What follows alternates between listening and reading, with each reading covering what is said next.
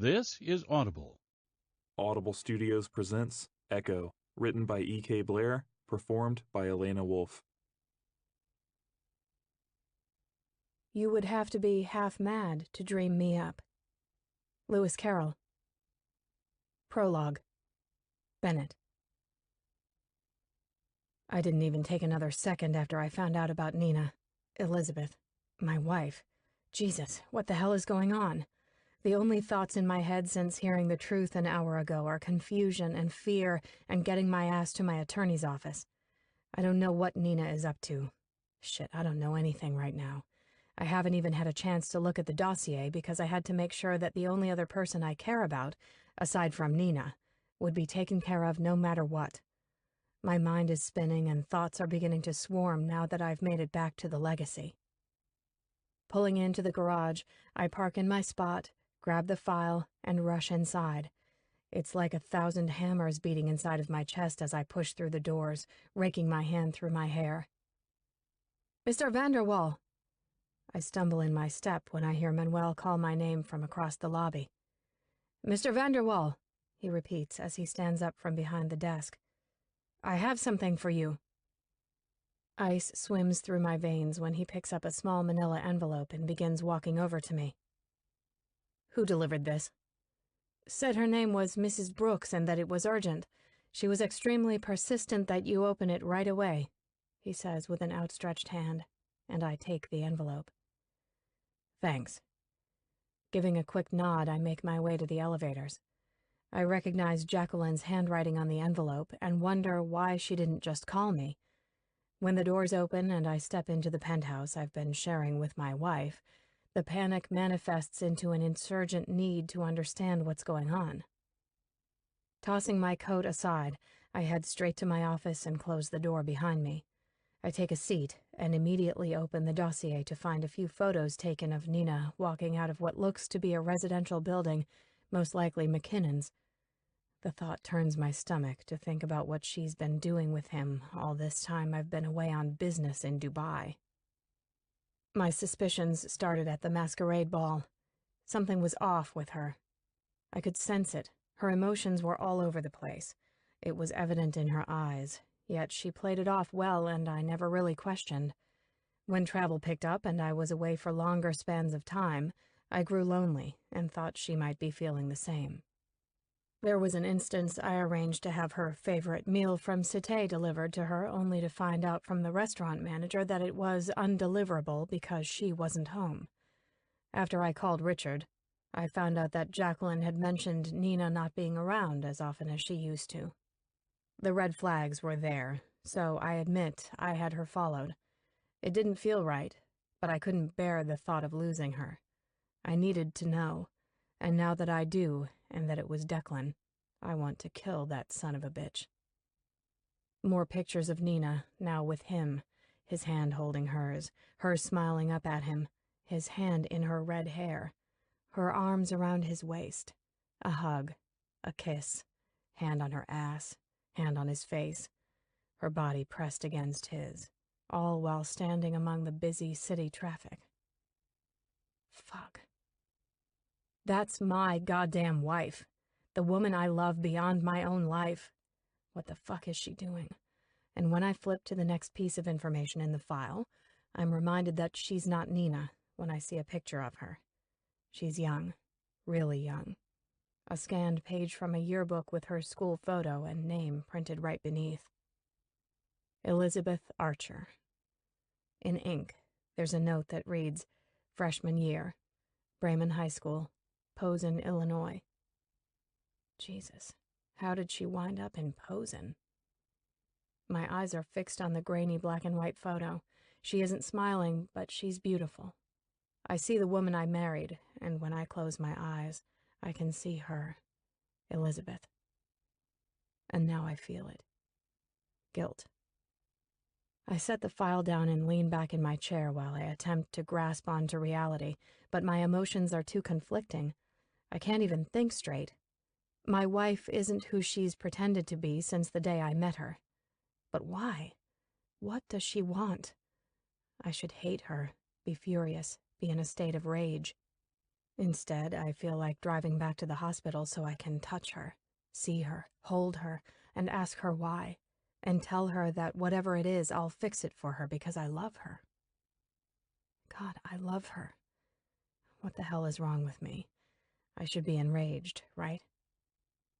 I take a moment and close my eyes when I feel the pulsing of a headache beginning to form. Loosening my tie, I open my eyes, and they land on the manila envelope. With curiosity, I open it up to find a flash drive, along with a note that reads, Bennett, I don't want to say too much, but after overhearing a very strange phone call Richard was having the other night, I've been worried.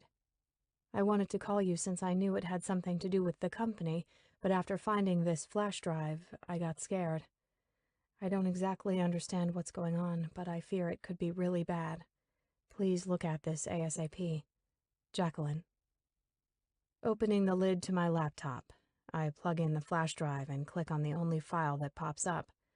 It appears to be the company's financial spreadsheet, but the numbers are way off the normal spectrum. I scroll through the information, and when I hit the bottom, I see the account name, and panic ignites. Oh my God. My eyes widen as I lean in closer to the screen because I can't believe what I'm seeing. My stomach lurches when I notice faint noises on the other side of the door. Before I even have a second to think, the door flies open, smashing into the wall.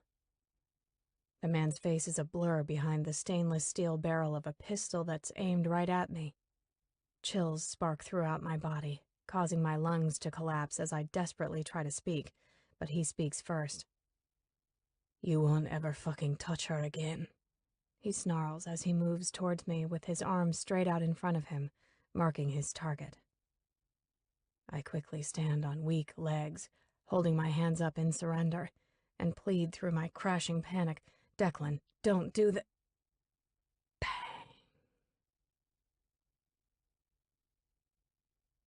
Chapter 1. Bang. Crimson soaks through the white cotton, spreading its death through the fibers of his shirt as he stands there wide-eyed. My body goes numb as I watch him slowly stumble backwards. The weight of the pistol becomes too much for my delicate fingers to hold, and the gun slips out of my hand, falling to the floor with a thump at the same time Pike does. I'm frozen as I stand here, looking down at my brother. His body begins to spasm, his eyes never blinking, and the gurgling sounds in his throat turn violent as he starts choking on his own blood. I don't move to help him. Instead, as if I'm watching a horror movie, I become a voyeur. This isn't real. This is a dream. It isn't real. The terror in his eyes is chilling as they glaze over, dilate, and stare into negative space. His body stills, paralyzed to the ground, and then silence takes over. It's in this moment that I begin to feel the warmth of blood flowing through my veins, and I move. Inching slowly towards Pike, my trembling body kneels next to him, but I'm too scared to touch him. Is this real? Simply observing, I note a tinge of blue blooming on his lips. I sit, the world unmoving. My mind drifts to a faraway place where nothing exists. It's pure and empty and free from emotion. I settle in this solitary space, breathing in white noise, when suddenly the body next to me convulses. A retching of coagulated blood splutters out of Pike's mouth as his stomach contracts in alarming pulses, and then instantly stops. My heart pounds in an unsteady rhythm as I watch Pike's body soften into the floor beneath him. And when there is no more life, I wake up, snapping out of my trance as reality barrels into me. Holy shit. Grabbing his arm, I panic, jerking him. Pike? Shaking his arm, I murmur in fear, Pike, wake up! Pike, come on!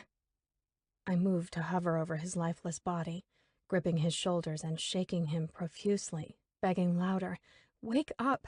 Wake up! This isn't funny! Tears burn my eyes and I choke on my own words. Wake up, Pike! I'm so sorry! Oh my God, I'm so sorry! Please, wake up! His eyes are still wide open, but there's no movement. They're frozen, locked in place and utterly black. What have I done? Pain stabs my lungs as I throw my head up to the heavens and release the most god-awful, severing cry, but there's no sound that comes out of me. The agony is too much, so I wail in a torturous breathlessness. My heart, splintering, ripping apart, takes on a new meaning of misery, creating an emotion that never existed before this very moment, but it's too much. I can't bear it, but I feel its birth inside of me. Looking back down, I no longer see the man I hated only moments ago. Instead, I see the boy who desperately loved me his whole life, and I crumple over, shifting his arms so that I'm able to nestle in the crook against his chest. He's still warm, and like I've done my whole life, I selfishly take comfort from him. I'm nothing but rot, using Pike, even in his death, in an attempt to soothe myself. I wrap myself around him and cry, breathing him into my soul. His shirt is a soggy combination of blood and sweat, yet I can still smell the ever-familiar fumes of his clove cigarettes as I close my eyes. "You're gonna be okay." His whispered voice startles me, and I pop up to look down at him. He's alive, blinking, and I see his lips moving when he speaks again. "Don't cry, Elizabeth. I'm still here." "Oh my God, Pike," I murmur in disbelief.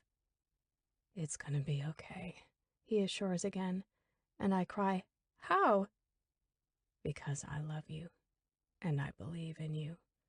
You're a fighter, a warrior." "I'm so sorry. I didn't mean to shoot you. God, I'm losing control, but I can't lose you." A hint of a smile appears on his lips. "You'll never lose me. You're my sister. I've never loved anyone as much as you. All I ever wanted in this world is for you to be happy. You're a survivor." "What do I do?" "Run." "What?" I question with a slight shake of my head, and when my eyes meet his again, cold, black orbs greet me. "Pike?" Pinching my eyes closed, I open them back up, but the vision remains. He's dead, and I'm losing it. His words sink in. He's right. I'm a fighter. He taught me how. So with that, I feel my spine straighten, and I take in a couple slow, calculated breaths. I lean down and capture his lips, taking my second kiss of death today. When I pull away, I drop my fingertips to his brows and gently run them down his face, closing his eyelids so that he can sleep peacefully. Wrapping both Pike and Declan safely in the steel cage around my heart, I swallow hard as I shift to stand. Today I lost the two pieces of my black, black heart, but now I have no other choice than to save myself. I move quickly around the trailer, stripping out of my bloody clothes and changing into a pair of Pike's sleep pants and an old t-shirt. I need the smell of him on me because I'm scared to be alone. Gathering my belongings, I make sure to grab the file Pike took from Declan's before I wipe my fingerprints from various surfaces. Looking back at Pike, who lies dead in a puddle of darkened blood, I release a silent goodbye and thank him for saving me by giving me every piece of him. My body fights hard against the boiling pain that's begging to erupt, and I shove the thoughts away that it should be me lying there, dead. At least then I would be with Declan. Declan. Fuck, I'm not strong enough to do this. My chest heaves and the cage weakens as I shut the door on my past and walk into the unknown future with Bennett's gun tucked into my bag. As I pull out of the trailer park and onto the main street, my cheeks are coated with tears. I'm lost. Alone. All I can do is go back to my phony life, because what other choice do I have? 3 men that are all linked to me, have been murdered. Bennett, Declan, and Pike. I try to get focused so I can create a plan on what to do when my gut twists in fear as I see Matt's car pass me by, going in the direction I just came from. Shit. I could turn around, catch him, explain what happened, but then I hear Pike's voice urging, "Don't stop driving." So I don't. Shadows of the city pass by as I make it back home and pull into the parking garage. Wiping down the gun and placing it back in Bennett's car, one bullet short, I rush into the quiet building and up to the penthouse, undetected. I take a quiet step across the threshold, and when the door slams behind me, I collapse to the floor. And this time, when I wail, my voice erupts in a fiery sob that burns in my soul. Vulgar cries, ripping through the cords of my throat as they expel into the hopeless air, echo off the walls and evaporate into silence. Tears mix with the dried blood of Pike and Declan, dripping from my chin, and fall lifelessly to the tile beneath me. When I see the swirled, translucent red, I let go of my voice and choke on my breath. I'm lost in the splatterings of my pain merged with all that's left of my loves. Who do I ache for more? And like the animal I am, with hands braced on the chilling floor, I lean forward on my knees and I lick the blood. My salt. Their metal. My heart's elixir. Peeling off Pike's clothes while I make my way to the bathroom, I stare at the blood that's dried on my body, and with no control, I begin to lick that too. Fingers, hands, arms, knees. I take it all, loving Declan and Pike, making a home for them in the depths of my body, deep inside. Everything's a haze. My only goal is to consume every last piece of vitality. And I cry. Eyes burning. Lungs aching. Hope disintegrating. I'm all powdered ash, so hold your breath before a drift of air picks me up and carries me away to nullity. Nina. Tension aches in my muscles as I stir awake. When I roll over and open my tear-stung eyes, I notice Clara, the housekeeper and cook, moving around the room. It's nearly noon. You've been sleeping all morning. She speaks in a gentle voice before pulling the drapes back. Light flashes, burning my eyes, and I jerk my head away, squinting against the sun's rays that pierce the room. Clara walks around the bed and takes a seat next to me, stroking her fingers through my tangled hair, and the touch awakens the swollen wound in my heart that only sleep can soothe. Tears leak out onto my pillow, and I close my tired eyes. You should eat, dear. It might help you feel better. I shake my head. Food can't heal this. I'm not sure anything can. I've lost everything. My baby, Declan, Pike, everything that mattered to me. And for what? Everyone is dead, and there's nothing gained, nothing but misery. The constricting around my heart makes each breath unbearable, and I desperately want to drift away. More than drift, I just want Declan to hold me, to anchor me by wrapping his warm arms around me, cocooning me into his chest, and filling my lungs with his scent, his life. The one man who showed me what it is to be loved, truly loved, in the purest form, is gone. Gone at the hands of my brother, my other love, my protector. Maybe a shower, Clara suggests, but I don't respond. I just keep my eyes closed. It isn't but a moment until I hear her sniff. When I peek my eyes open, I watch as she brushes the tears away from her cheeks. I shift my body against the tender bruising that remains from Pike's brutal beating a few days ago, the beating that killed my baby and led to the deaths of my husband, my lover, my brother, and my own soul. Clara looks over to me when I sit up and wince. I'm sorry. I don't mean to cry. I don't say anything as I watch her try to recompose her poise through the sorrow she feels. I feel it too, but for entirely different reasons. So I pull on my mask and continue my role, saying, It feels so lonely without him. I keep thinking he's just away on another trip and he'll be walking through the door any minute. She nods while her tears continue to fall and then looks to me. I'm worried about you. I am too. I'll be okay. Bennett wouldn't want you to be suffering like this. What she doesn't know, what nobody knows, is that I'm not suffering for Bennett. I'm not the harrowed widow mourning over her husband. No, I'm mourning over the man I was cheating on my husband with and my brother that no one knew anything about. My hidden life, my clandestine existence. How could I possibly not suffer, Clara? He was my husband, I choke out. How am I supposed to live without him when he was my reason for waking up every day? Because the world doesn't wait on us. It keeps moving and expects us to move right along with it. I'm not sure how to move right now. Well, Clara begins, resting her hand on my knee.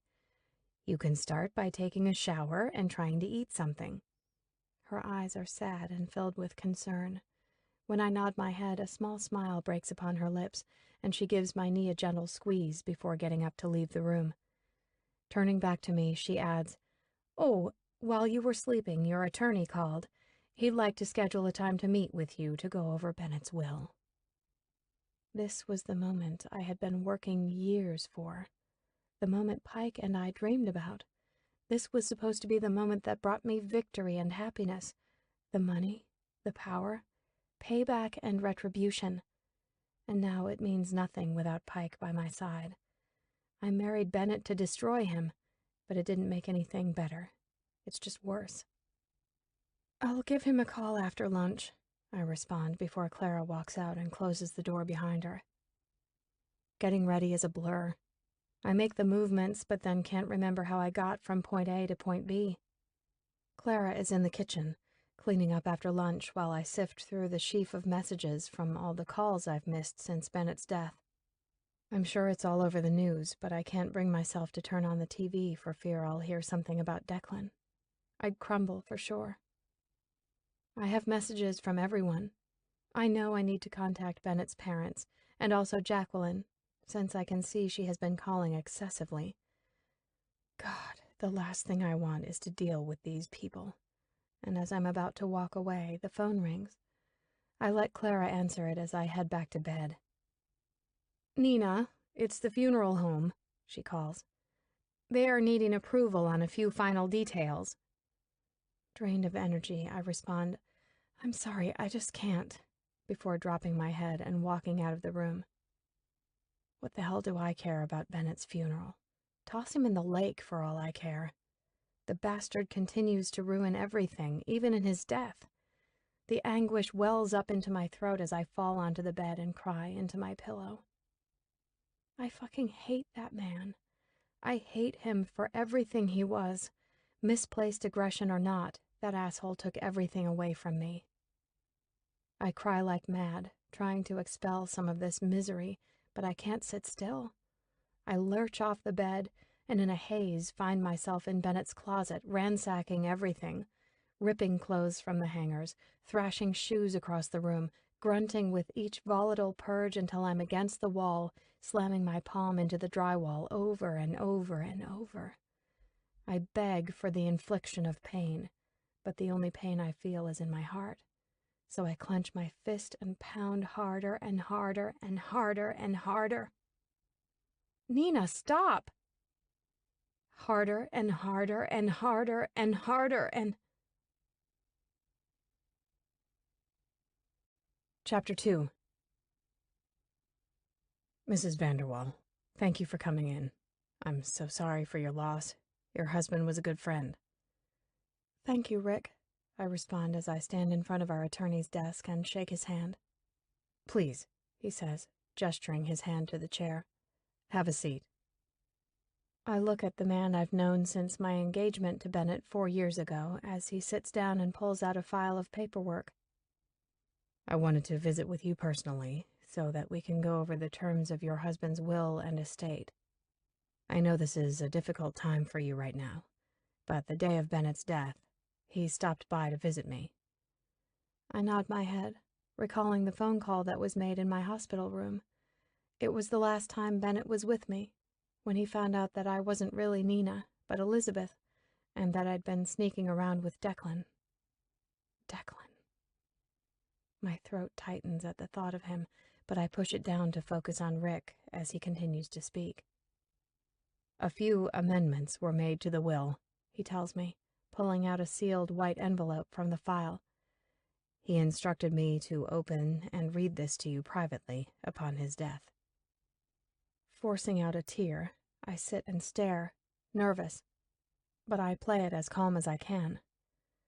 He must have known, he states blankly. I don't understand how any of this is happening. My voice quivers around the words, and Rick hands me a tissue. Have the police said anything to you? No, but they took almost everything from our home office. The last I heard is they think it's business-related. Money will make people do sick things, he says, and the chill that streams under my skin causes a sinister reaction inside of me. He has no clue how close to home his words are hitting right now as I sit and wait to hear my reward for this game of revenge I've played over the past few years.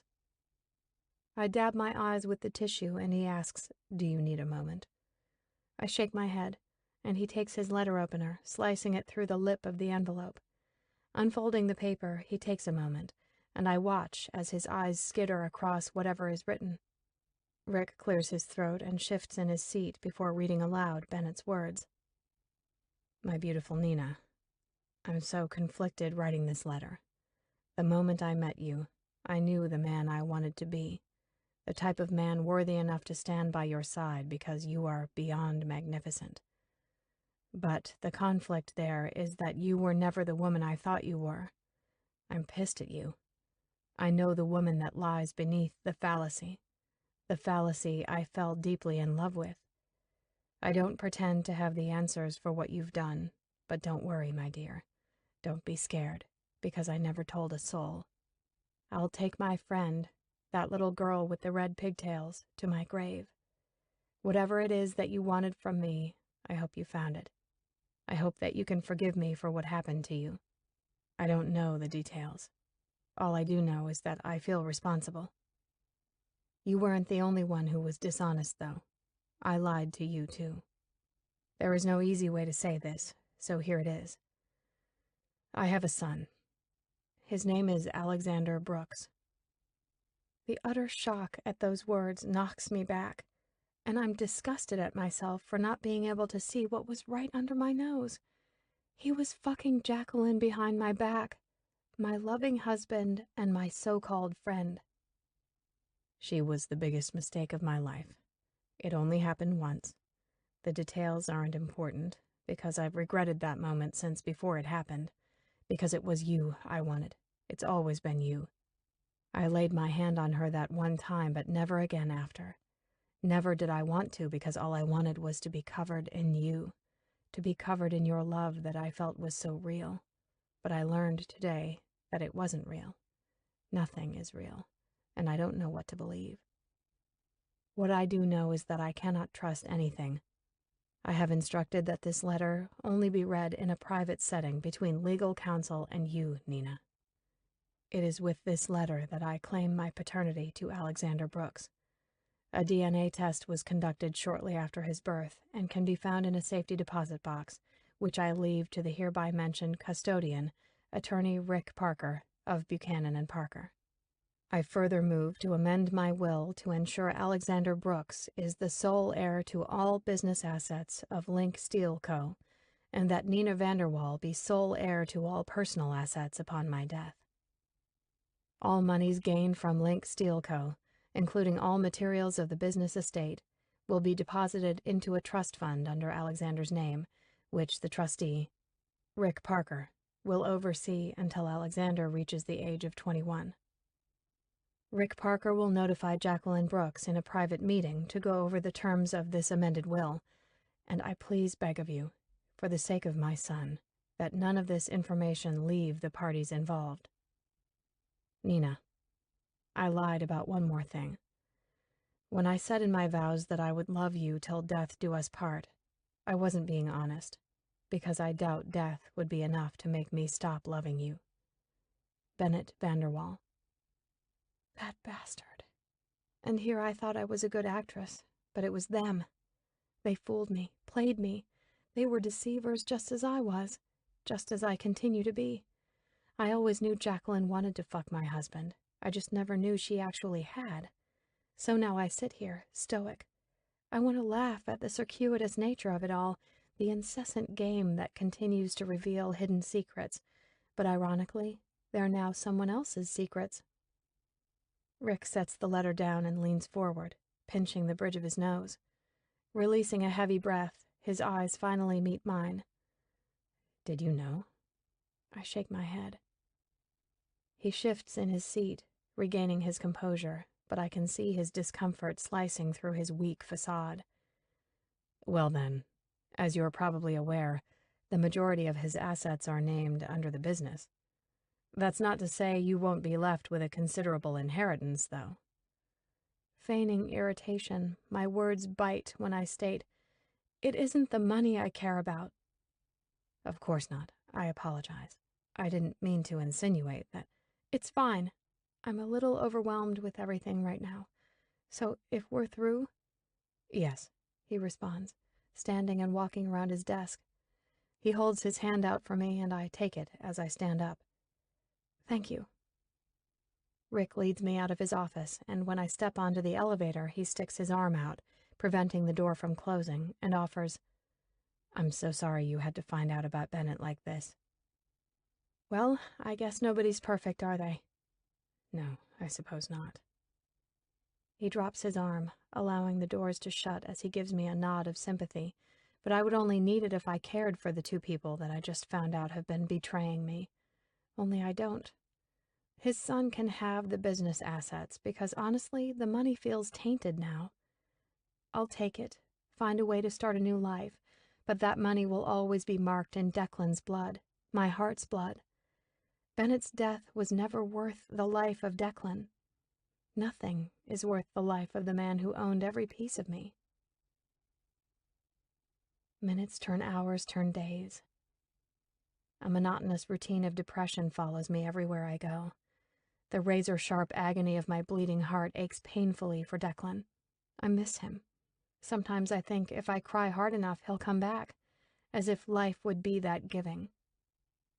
No. Life is a piece of shit. It gave me a taste, one taste of sweetness before ripping it away from me. The moment I decided to believe in hope, to believe in goodness, it was taken, only to remind me that I'm all alone in this world. But for once, I wanted to believe. I wanted to dig deep to find the good in me so that I could give it to him, however small of a piece it was. I don my ink, bathed in black, to mourn my loves, but it isn't their funerals I attend, it's his. I don't even have to pretend for family and friends because the depth of my heartache runs deep inside of me, only it runs for Declan and Pike, not Bennett, whose funeral I am preparing to leave for. I have stayed far away from any news on Declan and Pike. Their funerals have come and gone, I'm sure, but to show my face would be foolish. I can't link myself to them if I expect suspicion to remain off of me. After all, I'm the spider's silk that webs this whole game together. Smoothing the wax of deep red lipstick along my lips, I remember how warm they felt pressed against Declan. His sweetness burned into them. Sometimes I couldn't control my love for him, needing more. I'd bruise myself, driven by pure desire. I stand back, observing what's left behind.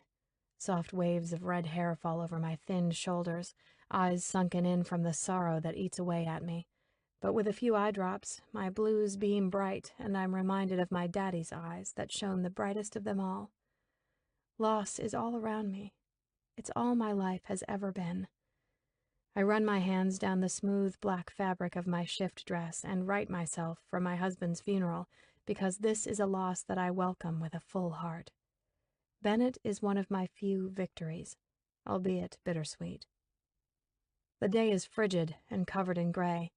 A light mist falls down on the cold earth as I drive across town to the cemetery where Bennett's parents own family plots. I go alone, the Black Widow.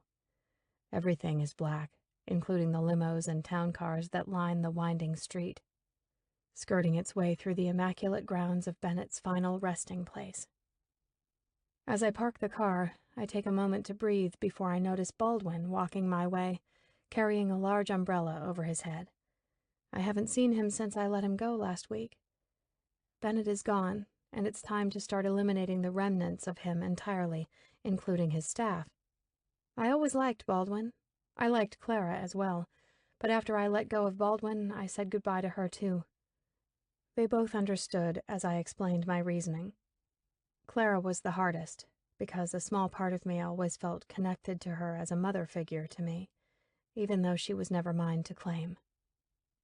Mrs. Vanderwall, Baldwin acknowledges when he opens my door and takes my hand to help me out of the car.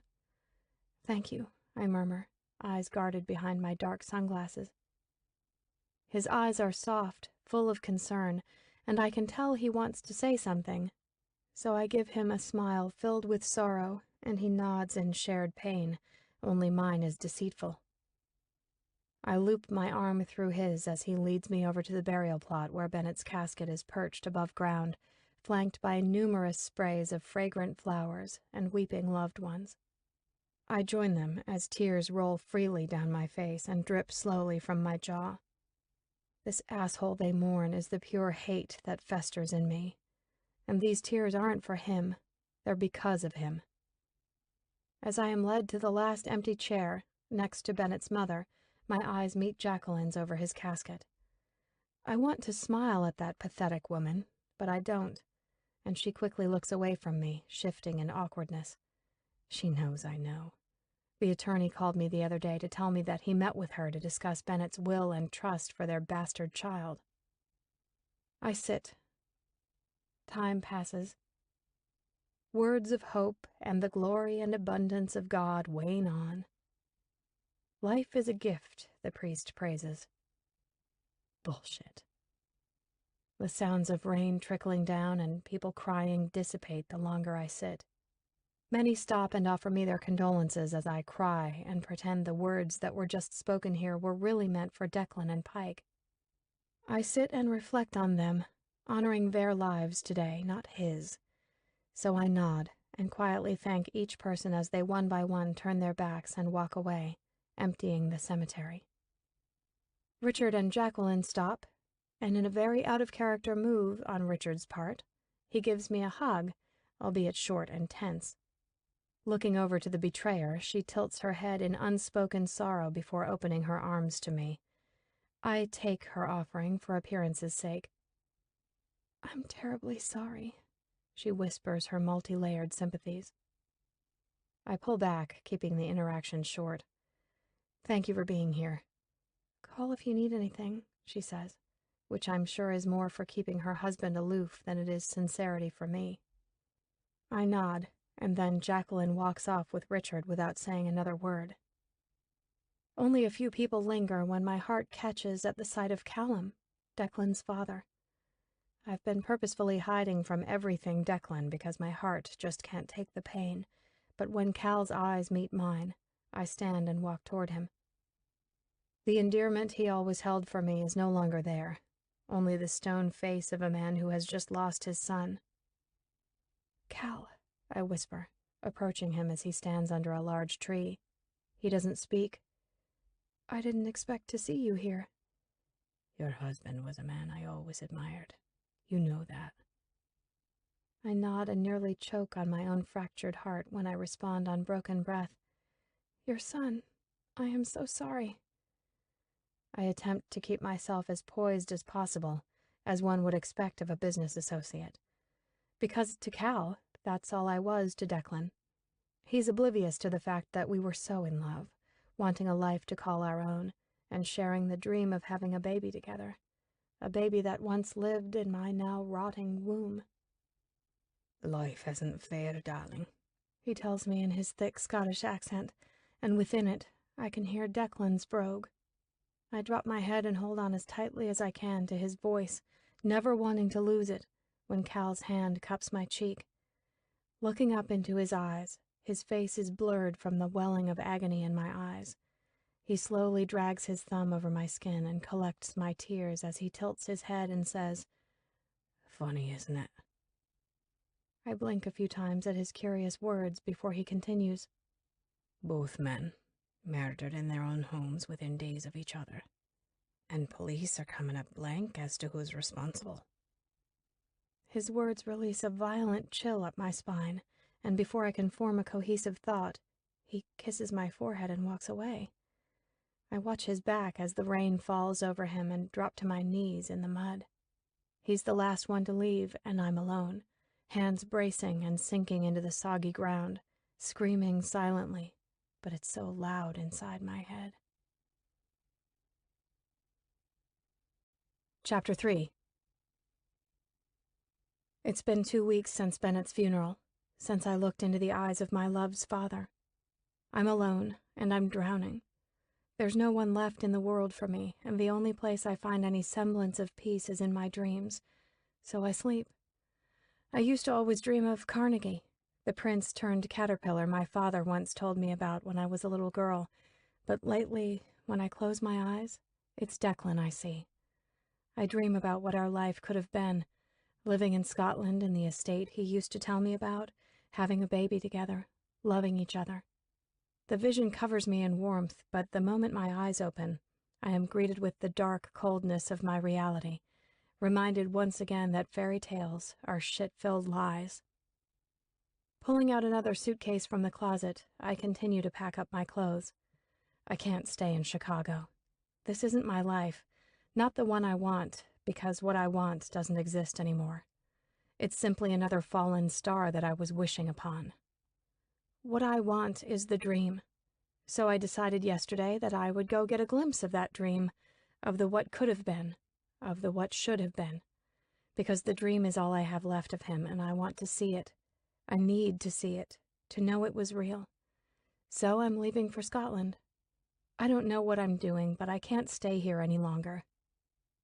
I continue to move about the penthouse until the phone rings. "Mrs. Vanderwall?" Manuel says when I answer. "Mrs. Jacqueline Brooks is here to see you. Shall I send her up?"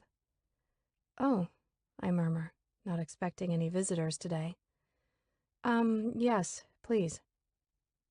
I hang up, wondering what it is she's wanting. We haven't really spoken since the paternity of her son was revealed, but what is there to even say? It's not like she was ever truly my friend, just someone I pretended to like for the satisfaction of Bennett.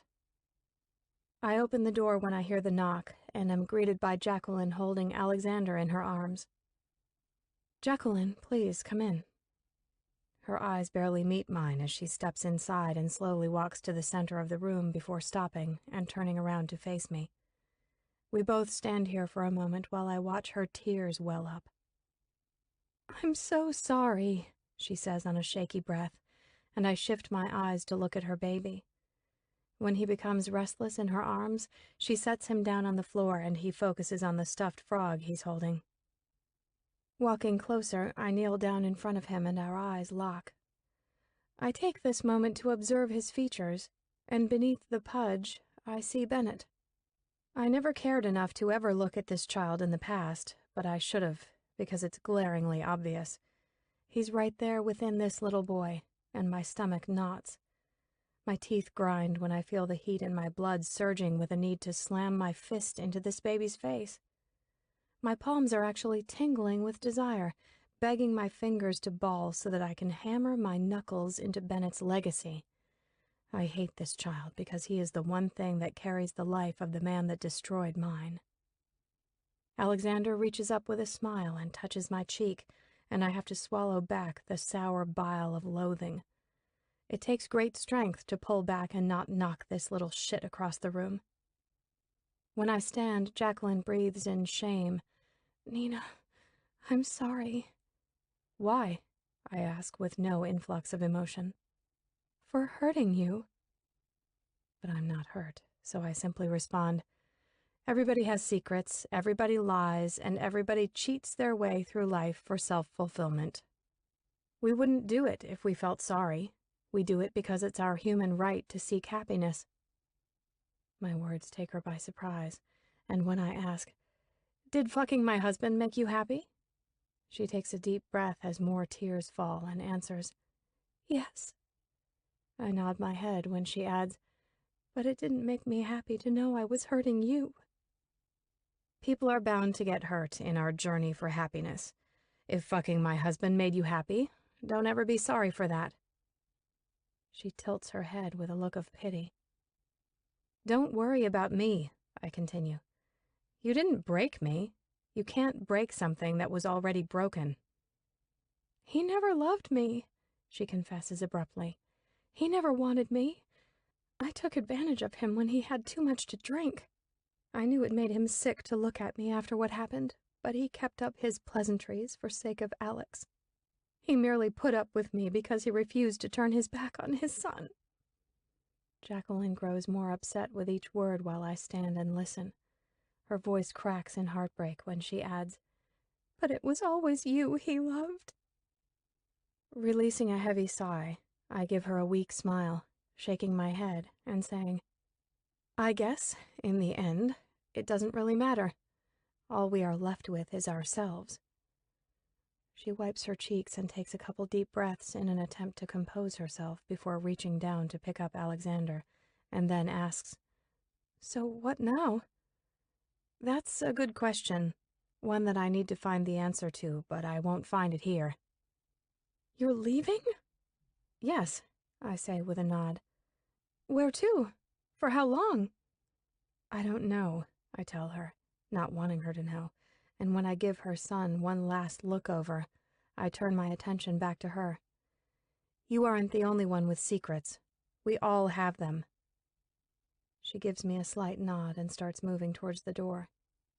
I follow and say goodbye to the woman who blindly found herself tangled in my game of lies, but she'll go back to her husband, Richard, who believes that baby is his, and continue to live her life while I get myself ready to go see what could have been mine, if only. I'm sorry, Elizabeth. My heart catches at the sound of his voice as I close the door, and when I turn to look over my shoulder, I see his face, and suddenly I'm soothed. He stands right by me, dark hair, sad eyes. Why? Pike hangs his head, shoving his hands into his pants pockets, and I can see the tension in his muscles under his ink-covered arms. I took that away from you, he says as he raises his eyes to me. Took what? What she has. What you deserved. Maybe you did me a favor, I respond. I would have been a shitty mom anyway. Shaking his head, he counters, No, you would have been a great mom. Pike takes in an uneven breath, and I can feel his regret with each word. I'm sorry I took that away from you. Truth is, I don't know what kind of mom I would have been, but I was willing to take the role with Declan by my side. I trusted him to keep me together, trusted that his love would be enough to make me better. But I'm not better, and without him, I'm nothing. Empty.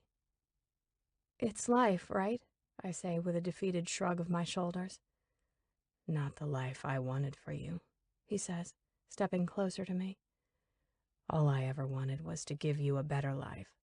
All I wanted was to rip that lock off that door when you were little and cut you free from that fucking closet.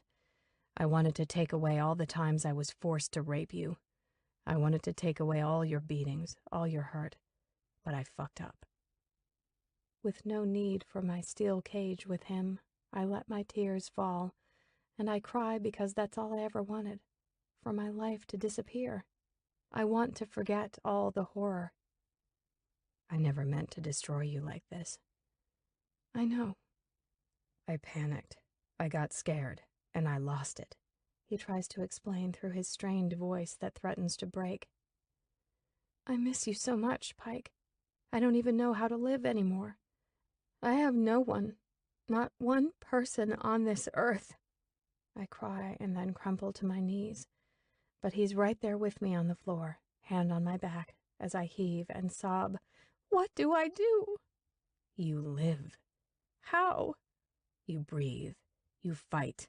You take everything that was meant to be yours in this life because you deserve all of it. I'm just so tired of fighting for nothing, I tell him. Taking my face in his hands, he wipes my tears, saying, You're not alone. I'm here. Do you feel me? Yes. It's not for nothing. Never stop fighting. I close my eyes and relax my cheek into his hand, taking in his touch and truly feeling him. With a deep breath, I inhale his words and search for comfort in them, search for any shred of strength, strength to breathe, to move, to open my eyes. And when I do, he's gone. Looking around the room, there's no trace of Pike, no movement, no smell, no sound. Sitting back on my heels, I observe the penthouse, the illusory world I've created, and I hear his faint whisper. This was your creation, and you were strong enough to master it. And he's right. I was strong. But that's when I had something to fight for. That fire in me is gone. Only ash and embers remain, echoes and shadows, darkness and death. Pike is right, though. I need to move. If I'm going to live, I need to remind myself that there is good in this life. Even if the good comes in minuscule drips, I have to believe the pain is worth those moments, because I've experienced it. It was real and alive, and I would go through this agony all over again, just to feel the love of Declan for one more second. I never thought the world could be that good, but it was. For that moment. It was so good. Picking myself up off the floor, I steady on my feet before grabbing my coat and keys. As much as I've been avoiding the reality of Declan's absence, I need to face it, to remember that it was real, and it's worth this pain. I pull my car out onto Michigan Avenue and start heading north. The city is alive and moving all around me. I ignore the excitement and smiles and keep straight to River North. Turning onto Superior, I slow down. Suddenly, I feel cold, and my clammy hands grip the steering wheel more tightly. There's a sick churning in the pit of my gut as I roll the car along the curb in front of Declan's building. Shutting the car off, I sit for a moment in the stillness.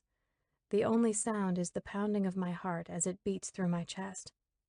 This used to be my solace, my little piece of heaven located at the top of this building. When I get out of the car, I look up and see the greenery on his rooftop courtyard, but I know that's the only life up there. His name is no longer on the intercom system in the lobby, only the number for the realtor that is listed to sell his penthouse. The coolness of the steel on my fingertip hollows me even more, and the masochist in me begs to push the button. So I do. I buzz his floor, knowing that this time his sweet voice won't be greeting me. Instead, it's my phone. Pulling my cell out, I look at the screen but don't recognize the number. As I take a few steps back toward my car, I answer, "Hello?" "Miss me?" It takes a moment to snap out of my thoughts of Declan to recognize the voice on the other end of the call, and a surge of panic flashes through my system. Quickly composing myself, I answer steadily, "What do you want, Matt?" "We need to talk." "About?" "Do I really need to say it?" he taunts, and I don't need a reminder to know that when I passed him in my car the day I shot and killed Pike, he was heading straight to his trailer. Words aren't needed. We both know what I did. "When?" "Tomorrow." "I can't," I tell him as I get back into my car and shut the door. "You have something better to do?" "As if my doings are any of your business, but yes, I'm leaving town, so if you'd like to talk, it would need to be done today," I bite in irritation. Matt has always been a source of friction for me.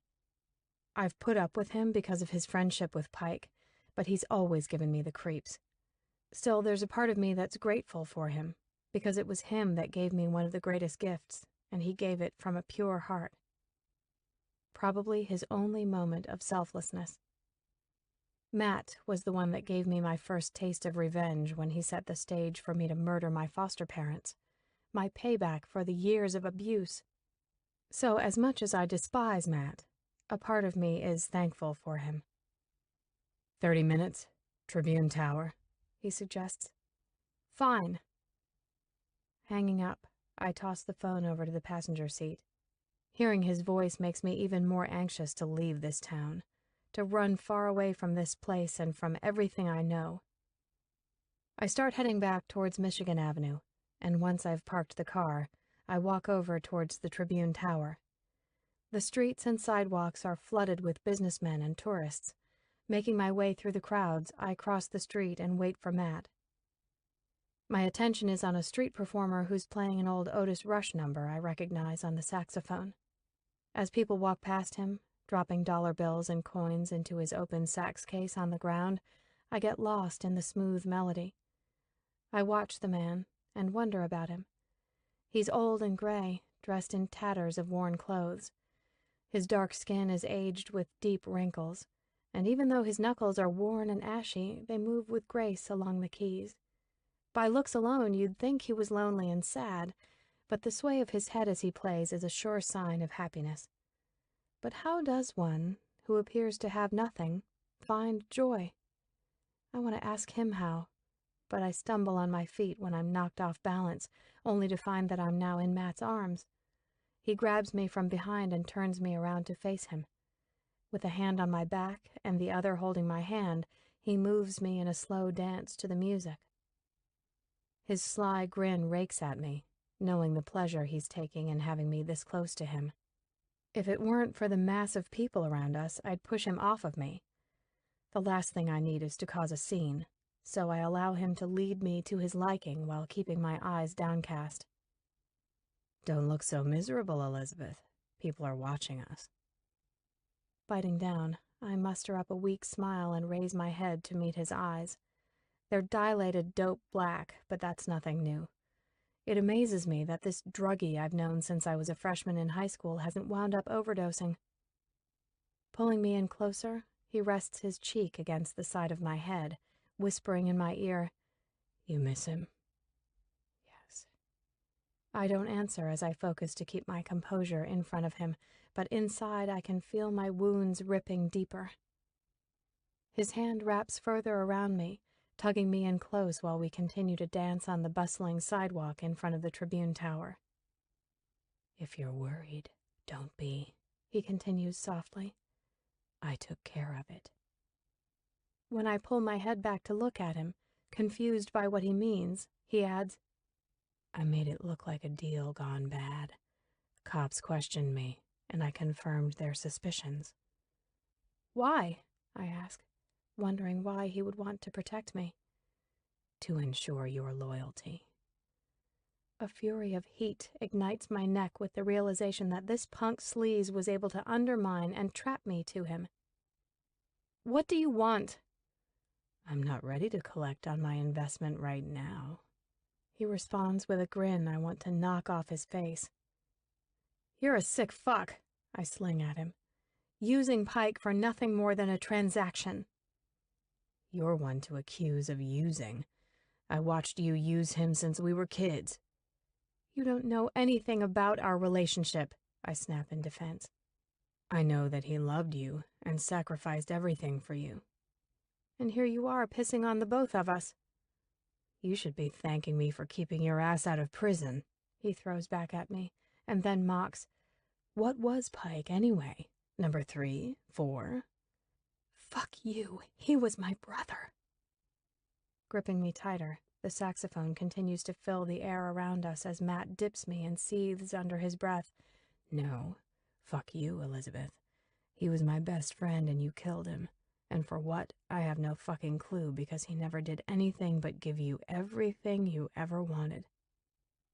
He then pulls me back up, and I feel like I'm about to explode in hate at this piece of shit who doesn't know a goddamn thing about the truth of me and my brother.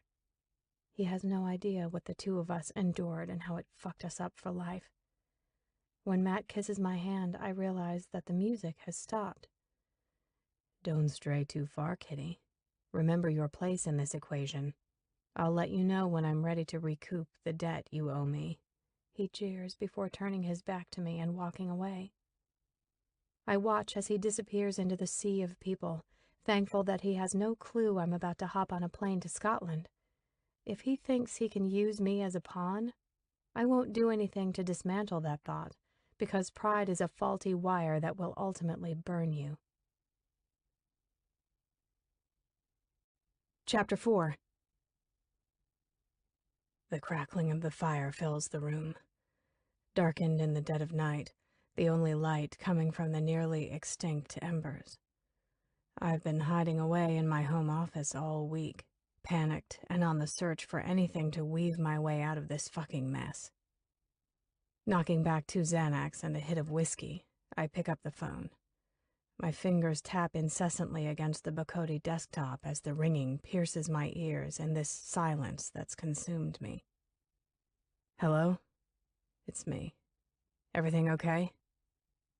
Rolling back in my chair, away from the desk, I pinch the bridge of my nose and bite against the oncoming headache. She's on her way to Scotland. How do you know? Because I'm still hacked into her accounts. I just thought you should know. Thanks, is all he says before hanging up on me. Chapter 5. I grip the ratty, red-headed doll more tightly while everyone sleeps around me, 40,000 feet above soil, as the giver of my doll lies 6 feet under. While I was packing, I found the gift Pike had given me on my 10th birthday, stuffed in a box in my closet. I remember him being embarrassed about the doll, having stolen it, but I loved it, and I loved him for being the one person who truly cared about me at a time when I was so alone. This doll was the only good memory of that birthday, because shortly after he gave it to me, I was forced to face the demon in the basement. The demon that would utterly destroy me and mold me into the monster I am today. "Would you like something to drink, dear?" the flight attendant asks softly. "No, thank you." With my mind racing, I can't settle down to sleep. I keep replaying these past few months in my head, over and over. I miss Pike, but it doesn't even compare to the ache of losing Declan.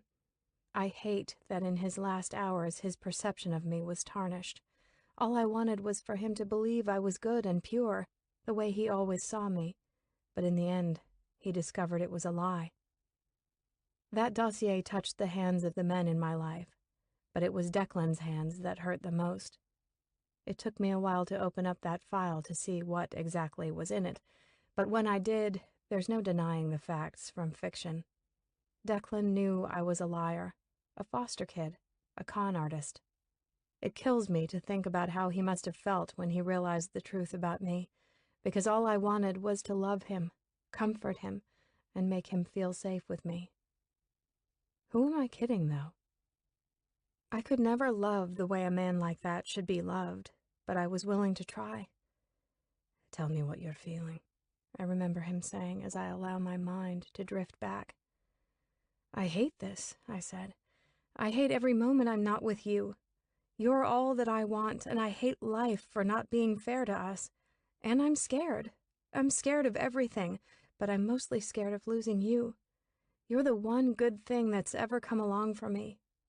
Somehow, in this fucked up world, you have a way of making all the ugly disappear." "You're not going to lose me." "Then why does it feel like it's slipping away?" "It's not. I promise you, it's not. You're just scared, but you have me now.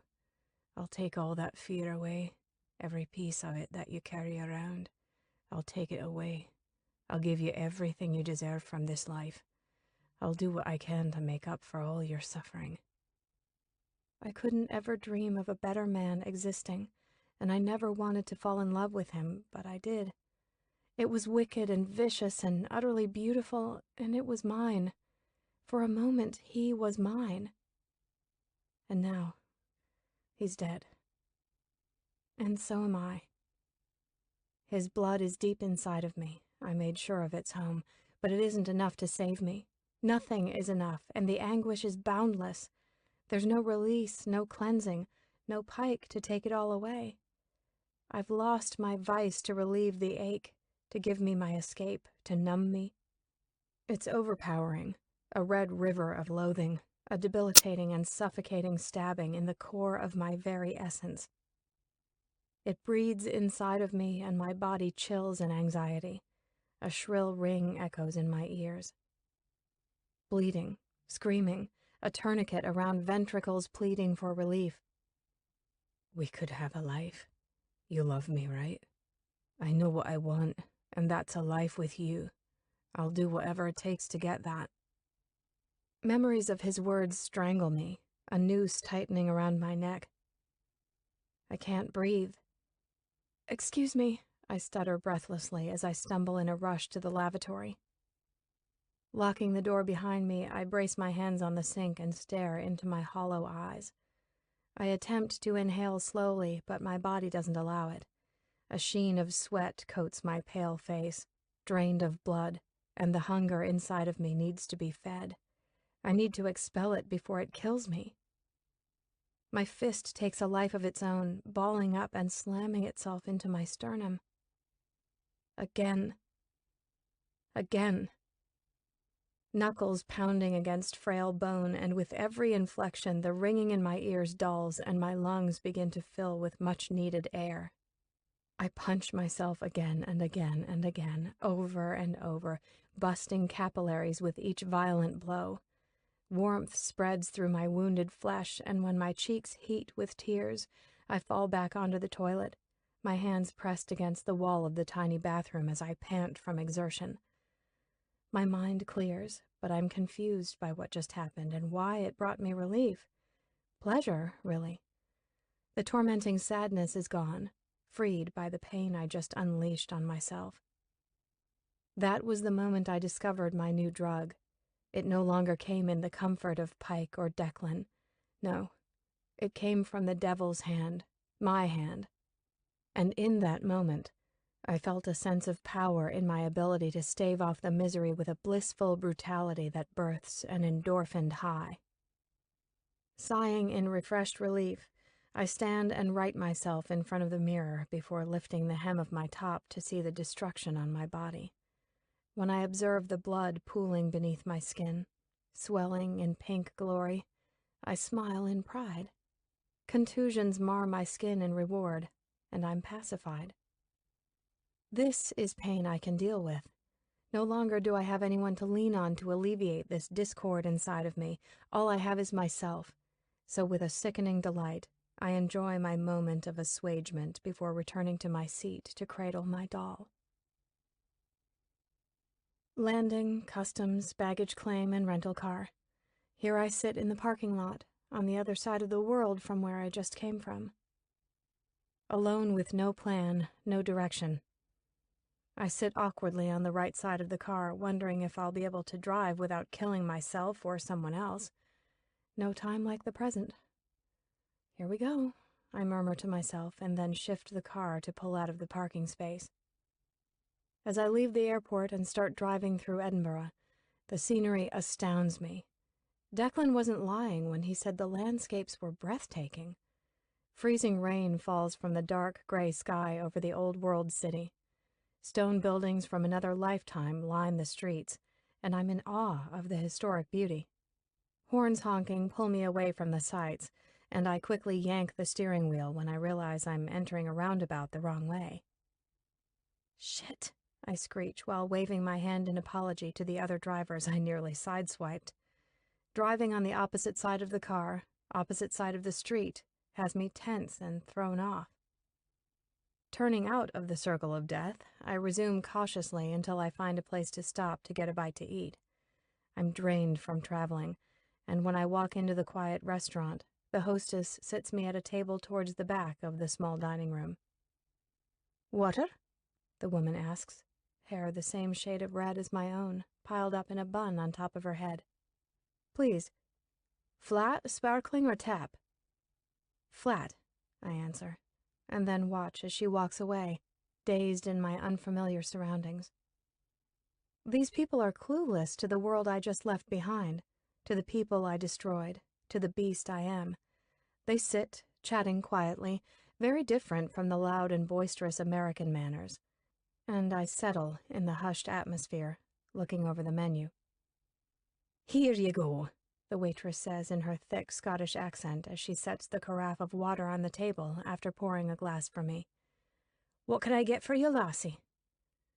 Unsure of the menu choices, I tell her something warm and savory. "You're American?" I smile and nod, and she then suggests, "Rumbled thumps." "What?" "Traditional Scottish dish. Will warm you up from the cold weather." It takes a few extra seconds to decipher her words through her accent. I never had difficulty understanding Declan, but this woman's native tongue is coded much heavier than what I'm used to hearing. "Thank you," I respond, handing her the menu, and after I take a long drink of water, I pull out my phone to attempt to get a game plan together. Once I gain access to the internet, I type in the name of the estate Declan told me about. I remember him telling me it was outside of Edinburgh, but I can't remember where exactly. All I know is I need to see the house. I need to know it's real. I need to see what could have been mine if only I'd run with him when he asked me to. Pulling up the search engine, I type in Brunswick Hill Estate, Edinburgh, Scotland. It takes only a few seconds for the property to pop up on several different realty websites. I click on the first link, and when a picture of the estate pops up, my stomach sinks. Sitting here, I don't breathe as I stare at the home Declan begged me to live in with him. I swipe the screen with my finger to view the other pictures. One by one, I see what was so close to being my life, my fairy tale. It's just as he described. A Victorian mansion set with immaculate grounds covered in lush greens, flowers, trees, and the grotto. I recall Declan telling me how much I would love the grotto that's built from clinker. Why didn't I run with him when he asked? Scrolling down the page, I note the realtor as being Knight Frank. After taking a few minutes to read the online brochure of the estate and looking through the rest of the photos, my food arrives. I take small bites of the potato dish, trying to find comfort in the richness, but my knotted stomach makes it difficult to enjoy. Beneath my skin, wounds slowly split. Setting the fork down, I start searching online for the public records on the house. It takes a little while, but I finally find what I've been trying so hard to hide from. But it's here in black and white, right under my fingertips.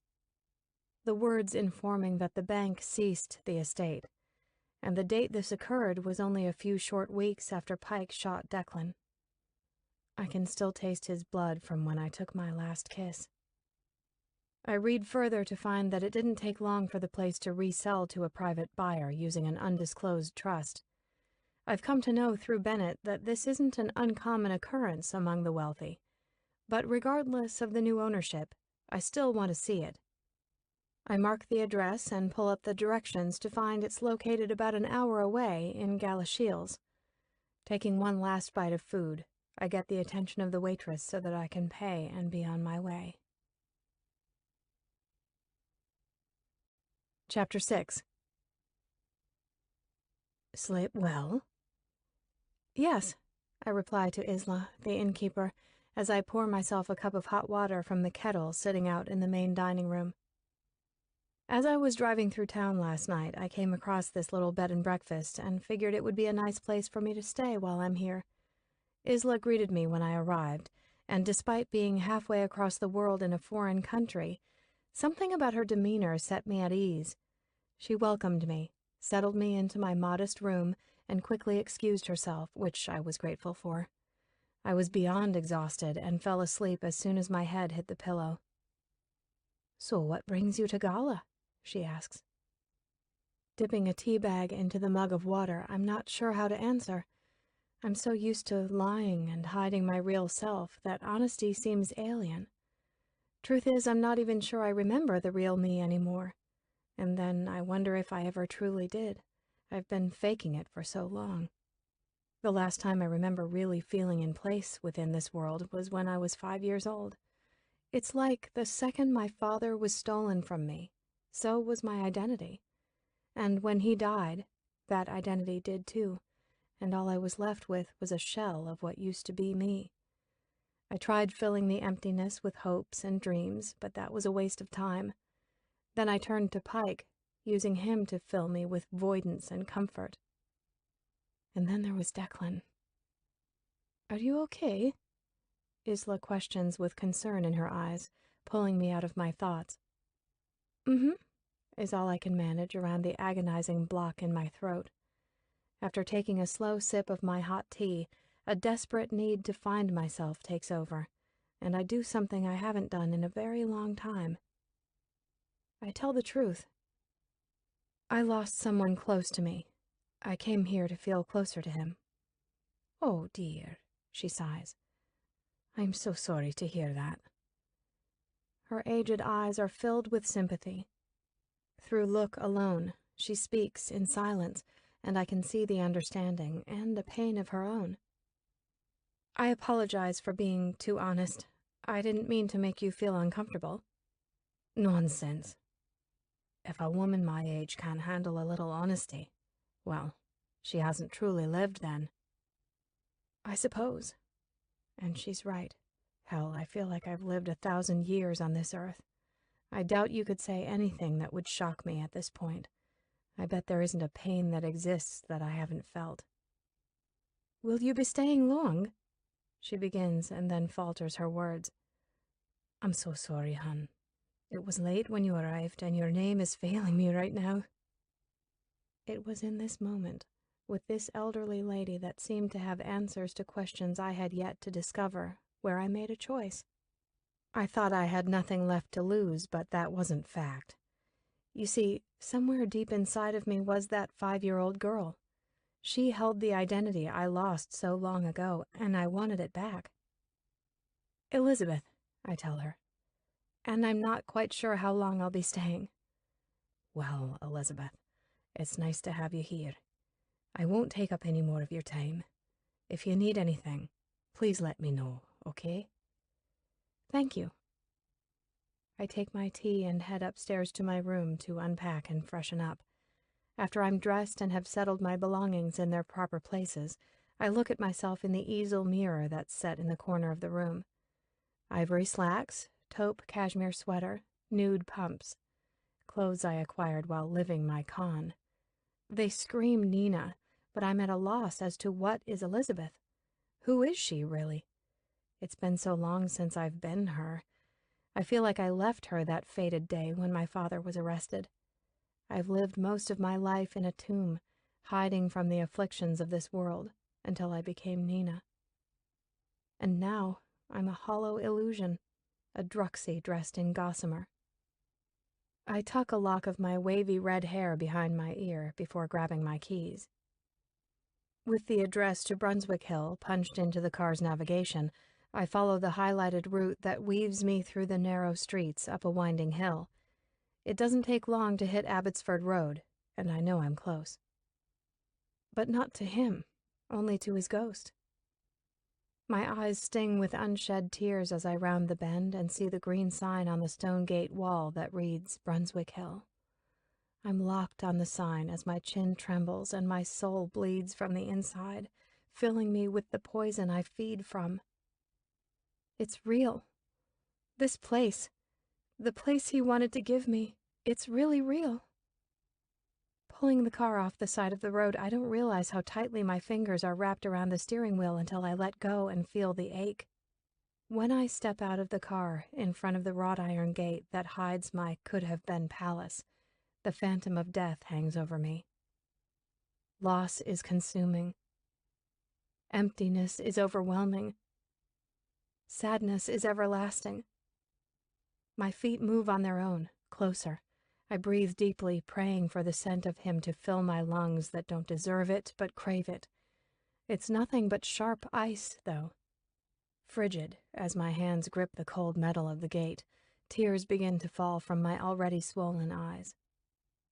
The fissures of my heart begin to rip and shred, burning, stinging, piercing agony erupting. My knuckles whiten as my grip strengthens, and the misery and regret explode in a vile rage. Jerking my hands, shaking the gates, I lose myself in a maniacal outburst.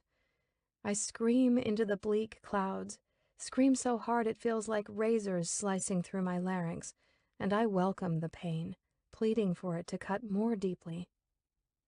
Slamming the gate back and forth, metal clanging, ice severing my flesh, I sob. I make it hurt coming out. Bitterly cold tears stain my face as my body takes on a life of its own. I want him back. How hard do I have to cry to get him back? Why did this happen to me? To him? To us? I just want him back. Come back! my voice shrilling in the air. Please, just come back. Thrashing around, drowning in wails, my body tires. My hands are frozen, continuing to cling to the bars of the gate as I fall to my knees. I feel my core chipping away while my body heaves. Desperate to catch my breath against my pounding heart, I close my eyes and lean against the wrought iron. Soon, my deep gasps turn into childlike, desolate whimpers. I just want someone to hold me, to touch me and tell me it's going to be okay, that I'm going to be okay. I want my brother, my daddy, my love. I'll take anyone just to get some relief. So I sit here on the cold concrete and cry, alone. Snow drifts down, weightlessly, falling over me as time passes. The whistling wind through the trees awakens me to the dropping temperatures, and I don't even know how long I've been sitting here when I look up and through the gates. Wiping my tear-stained face, I stammer to my feet and try to get a better look at the property, but it's hidden behind the trees.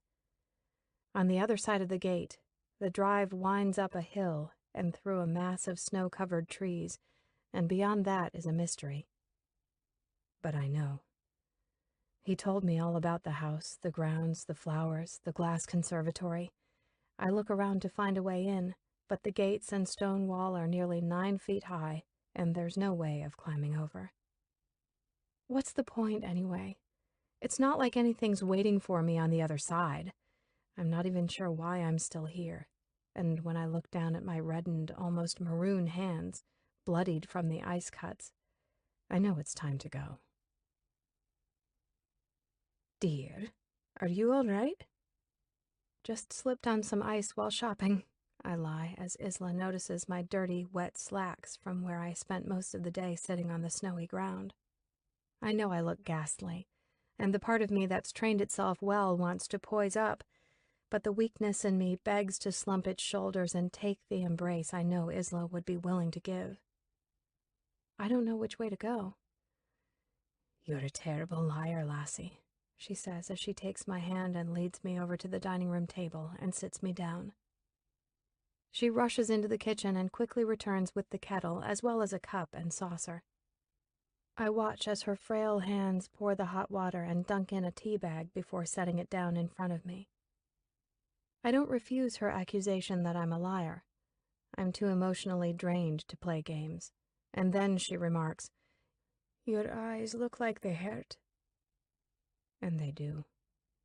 I've cried more in these past few weeks than I have in my whole life. Pike taught me how to shut off my emotions, act like a machine so that no one could hurt me. And he taught me well. But the strength it takes to turn it all off is beyond what I feel I'm capable of at the moment. My eyes are a constant shade of pink, and the salt from my tears has burned through the tender skin that surrounds them. Makeup only irritates it and stings, so I go easy with the powder in my feeble attempt to look as presentable as possible. But I have to wonder why I'm even concerned about how I present myself. I'm thousands of miles away from America. I'm no longer pretending or fighting because I've already lost. I don't want to be Nina anymore. I don't want the stupid life of Mrs. Vanderwall. It's over. There's nothing left of it because everyone is gone. Maybe, just maybe, I can stop fighting, stop the lies, stop fearing and hiding.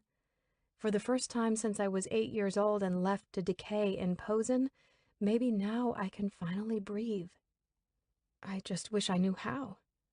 It's been almost 21 years of suffocating, and when I look over at Isla and see the years marked in the wrinkles of her face, I give her a little more truth. I went to the home he used to own. She reaches across the table and places her hand on my arm. You said you lost him. What happened? Did he leave you? Yes, I choke out, trying to hold back my tears. He died. Bless you, dear, I'm so sorry. Swallowing hard, we both sit for a while before she breaks the silence and tells me, I lost my husband 8 years ago. Nothing can compare to the pain of losing the man you give your spirit to. When you put everything you have, everything you are, into the one who promises to take care of you, you become transparent and utterly vulnerable to that person. And when he's taken away, so are you. And yet here you remain, left to continue living your life as if you have something to live for. Then why go on living? Well, she starts, looking over to the fireplace mantel where a menagerie of picture frames line the wooden structure. For me, it was for my family, my children. It took a while, but eventually I found the strength to pull myself together and live for them. I scan the array of family portraits and candid snapshots, and when I turn back to Isla, she smiles, asking, "Do you have children?" Her question hits me hard. I'm not sure how to answer because it wasn't that long ago that I did have a child, a baby, a tiny baby growing in my womb, and now that womb is empty. So I keep my answer simple. I don't have any family. It's only me. Your parents? Shaking my head, I repeat, just me. Instead of telling me how sorry she is about this fact, she does her best to encourage. You're so young. You have time in this life. For me, I was an old woman when my husband passed on. But you have youth on your side. You live for that. You're beautiful. You'll fall in love again, and you have time to create your own family. I don't think I'm strong enough to fall in love again. I'm also unworthy and undeserving of love after everything I've done. Maybe not now. It takes time for wounds to heal, but there will come a time when you'll be strong enough. I'm smart enough to know that not all wounds heal, but I nod and give a weak smile before standing up. I should get out of these wet clothes, I say, and excuse myself from the room. After a hot shower, I tend to the cuts on my hands and then wonder why I even bothered to do so as I pick up a bottle of sleeping pills from my toiletry bag. The pills lightly pad against each other as I roll the bottle in my hand. I keep wishing for some sort of relief, some comfort, but it's been here the whole time, right here in this bottle. What's the point of life when life has nothing but vile hate for you? My body is numb, a casket of waste. I feel nothing in this moment as I consider my escape. I don't want this life anymore. I never wanted it. I'm outside of my body, standing next to a pathetic woman whose bones now protrude through colorless skin because she refuses to take care of herself. I look at her, slowly deteriorating. She stops rolling the bottle of pills in her hand and stares into the translucent orange before popping the lid off. Do it, I encourage. Put yourself out of your misery. I know she hears me as she moves gracefully, pouring the pills in her hand and then lifts her head, staring across the room at nothing in particular. Just do it, Elizabeth. Everything you want is waiting for you. They're all waiting for you. And then she does it. Holding her hand to her mouth, she dumps the pills in and takes a long drink of water from the glass on the bedside table. I walk over to her when she lies back on the bed and run my fingers through her hair, soothing her the way a parent would a child. I meet her craving for tender affection. She looks peaceful in the stillness of the room, breathing in a soft, rhythmic pattern. I notice tears puddling in her blue eyes, but she doesn't cry, and I know she's ready. I just can't do it anymore, she whispers to herself, and then closes her eyes as she lets go of the fight. Sometimes, for some people, the fairy tale only exists in death. Chapter 7. When I opened my eyes and found myself in the same room I fell asleep in, I had to laugh at how pathetic I was. I couldn't even kill myself. Instead, I just gave myself one hell of a nap. And there I was, greeted by another day after a lousy, botched suicide attempt. Everything inside of me was paralyzed, yet my body still moved. Did you know it was possible to have feelings with no emotions? You can, and I'm proof of it. I performed the same actions of the previous day with detachment, and it wasn't long until I found myself back at Brunswick Hill. I spent hours there, sitting outside of the gates and crying for my lost love. And the next day, I returned. And the day after that. And the day after that. And even the day after that.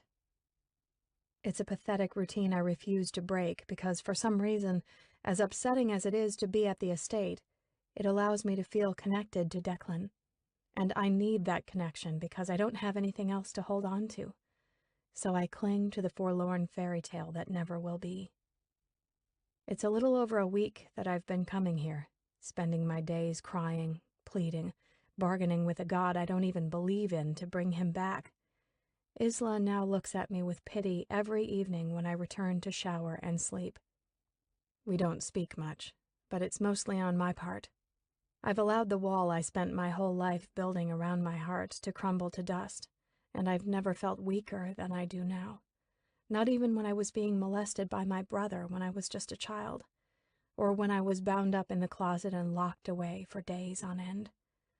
No, this is much worse. I drive in silence over to Abbotsford Road, and when I round the bend, I slow the car down as I see the new owners pulling up to the gate. They haven't been around since I've been coming here. Chills run through me as I drive past the gate and follow the winding road until my car is out of their sight. I'm hardly thinking as I follow my body's movements, quickly parking the car and hopping out. Walking back to the gate, I catch the taillights of the SUV as it enters the private drive, and I rush to the gates to slip through before they close completely. Curiosity gets to me, but it's more than that. It's a feeling of ownership, as if this place is mine, because once upon a time ago it was going to be mine, but time wasn't on my side back then. It still isn't. I step off the drive and into the snow that covers the ground beneath.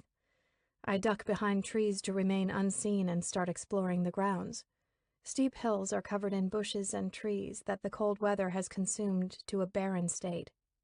If I close my eyes, I can picture the lush greens and colorful flowers that would come to life under the warm sun. The beauty is still visible, though.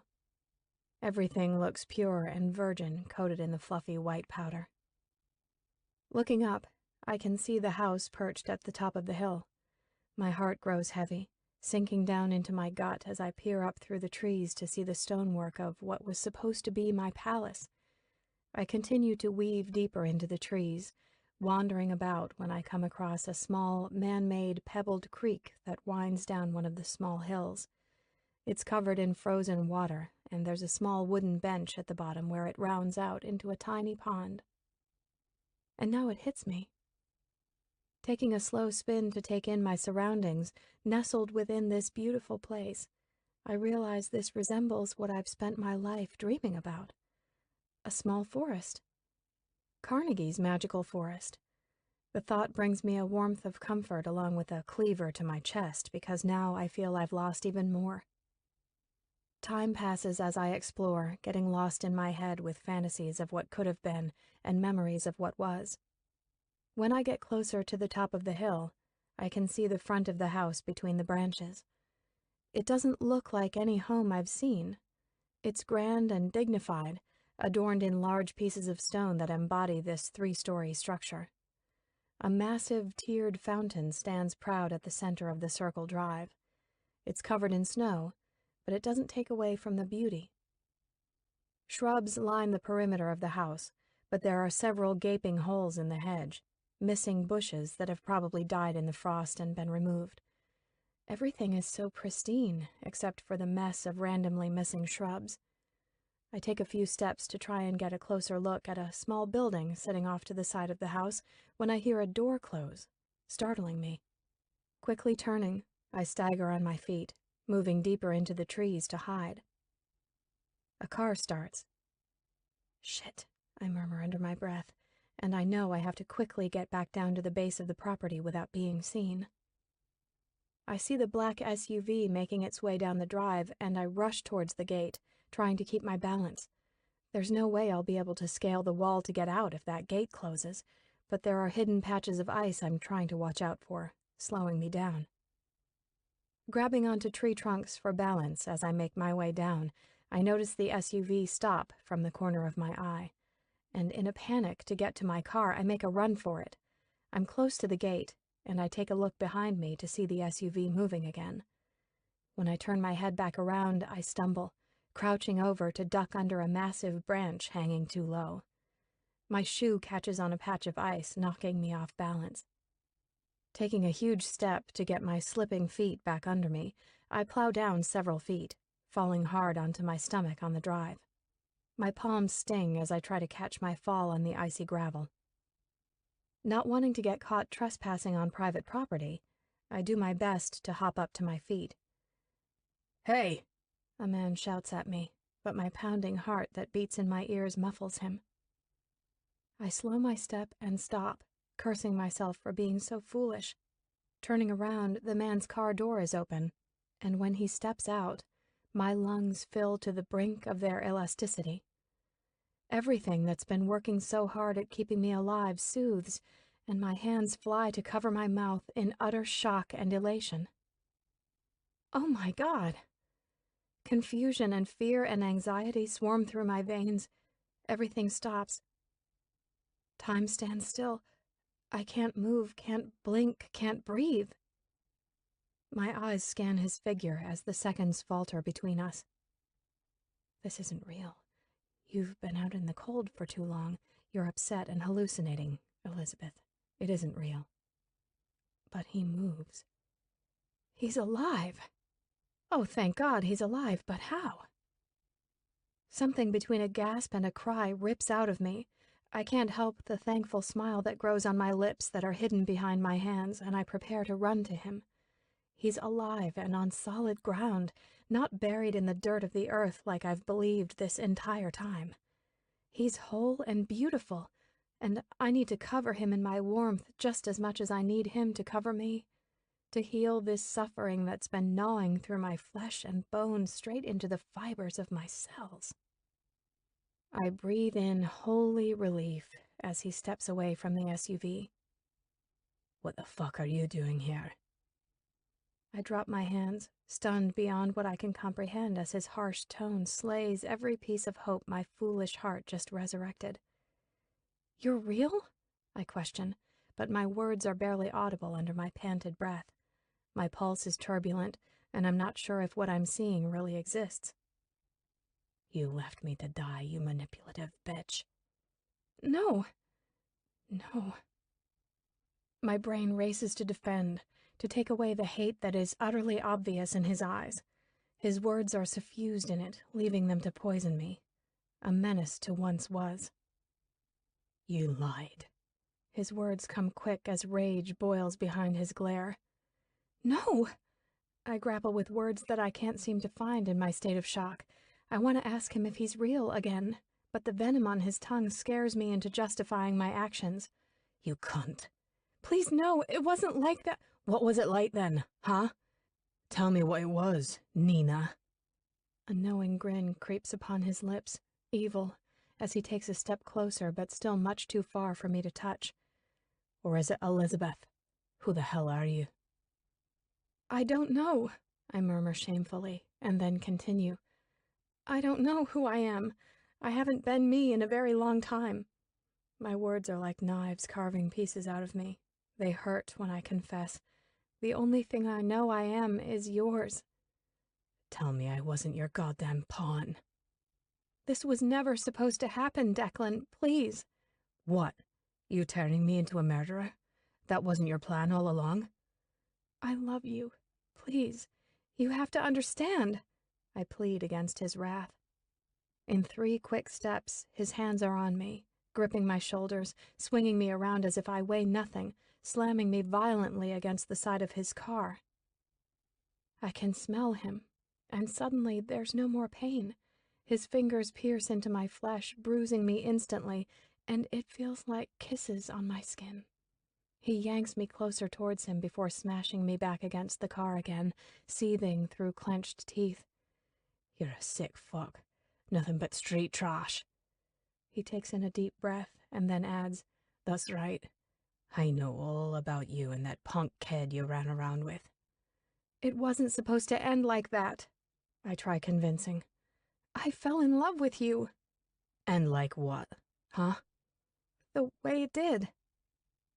His hands drop from my shoulders, and before I know it, he's got his hand wrapped around my neck, choking, pinning me against the SUV, and I savor the heat of him against me. I killed your husband, he snarls, beautiful breath bathing my face.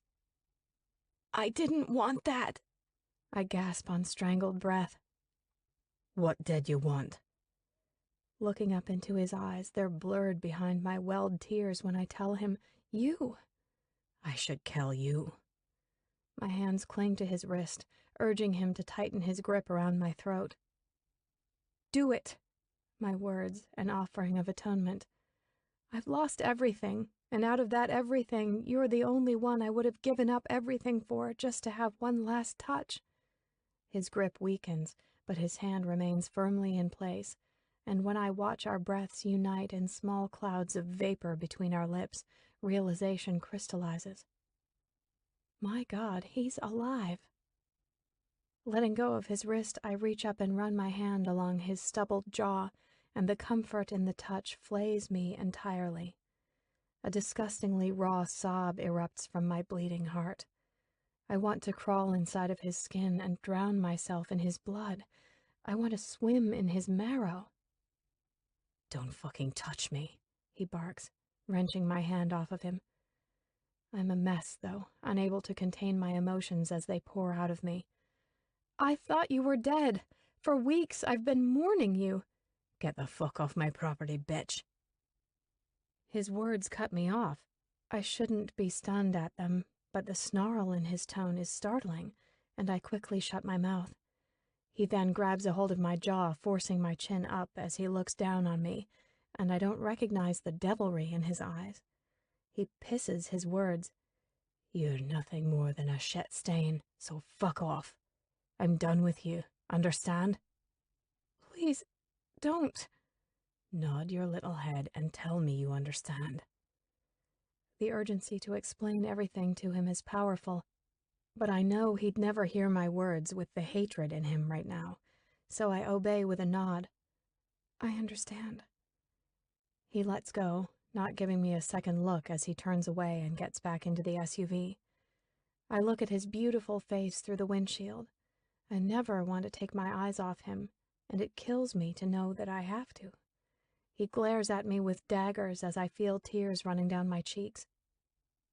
I'm so sorry, I say, even though I know he can't hear me, and then turn my back on my prince that I so selfishly molded into this monster. Walking away, I'm confused. There are a million feelings and reactions, and I have no clue which one to grab onto. I don't know how to begin to process the fact that I just saw my angel of death in the flesh. I felt his heat, smelled him, heard him. It was real. I see Pike all the time. I even talk to him, but there's never a smell, never a temperature to his touch. It's how I know the difference between hallucinations and reality, but this is real. He's alive, but at what cost? He doesn't resemble the Declan I knew. That man was firm, yes, but he had light in him that shone through his emerald eyes. But this Declan, he's hard and cold, and it's all my fault. I knew pushing him to kill Bennett would destroy him, change him, take away his pure spirit. He looks as worn as I do, his frame more slender, a lack of color in his skin.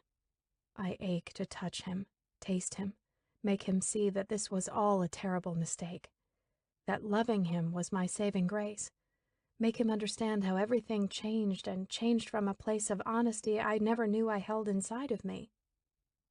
How am I supposed to live in the same world as him when he hates me so much? How do I right the wrongs of my past? How do I find a hope worth living for when my one hope would rather me dead than alive? Chapter 8. Torment is the deep well I bathe in daily. It covers me entirely as I sink beneath the surface, feeling its particles soak into the pores of my decrepit skin. Seeping through me, It consumes, wallows, and dwells so I can feel every ounce of its torturous abuse. Black is the color that stains my insides. Declan used to color me in vibrancy, but that's when he loved me for the lie he believed I was. I'm a sick woman. Deceit paints my rotten soul, and he now sees me for what I am. How could I destroy a man as wonderful as Declan? He was a good man, a loving man. His touch was firm yet tender. But now, after seeing him a couple days ago, he's so different, callous and filled with venom. Worst of all is knowing that I did that to him. I'm the culprit. I'm the cause. I touched him and turned him into a monster. But even as a monster, I want him. I'll take him in any form I can because I'm so thankful he's alive, that Pike didn't kill him. Glory and joy somehow illuminate this bleak heart of mine and rejoice in the flesh and blood of his existence. Where do I go now? What do I do when all I want is what I know he'll refuse? Another touch, kiss, smell, taste. But once I get it, I know I'll want more. It'll never satisfy, never be enough to feed the hunger I have for him. My soul is starved, and he's my sacrament. I want to skin him with my tongue, loving him with every lick. Alone is where I sit, though, here in this bed and breakfast, in this room I've been calling home since I arrived. Too scared to go back to Brunswick Hill for fear of what will greet me. Declan isn't a man one can push. He thrives on utter control, so keeping my distance is the only choice I have right now unless I want to throw him over the edge. And I don't. I want him to be able to see that not all of it was a lie, that I did love him, that it was real, that I didn't want to destroy him the way I wound up doing anyway. I need him to know that, to understand his heart was something I wanted to take care of. I still do. Hours pass as I sit, staring out the window at the snow-covered hills, wondering what my love is doing.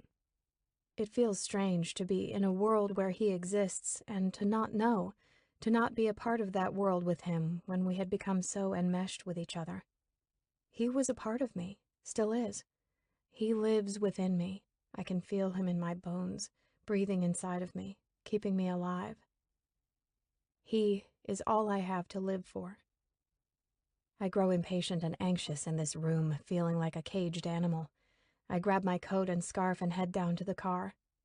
As I drive the slick streets, I wind up on Abbotsford Road without thinking. It's all I know in this town. It's all I crave.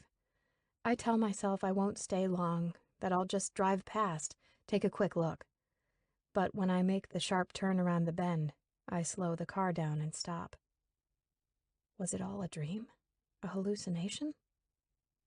Looking at the gate, I wonder if I was really on the other side.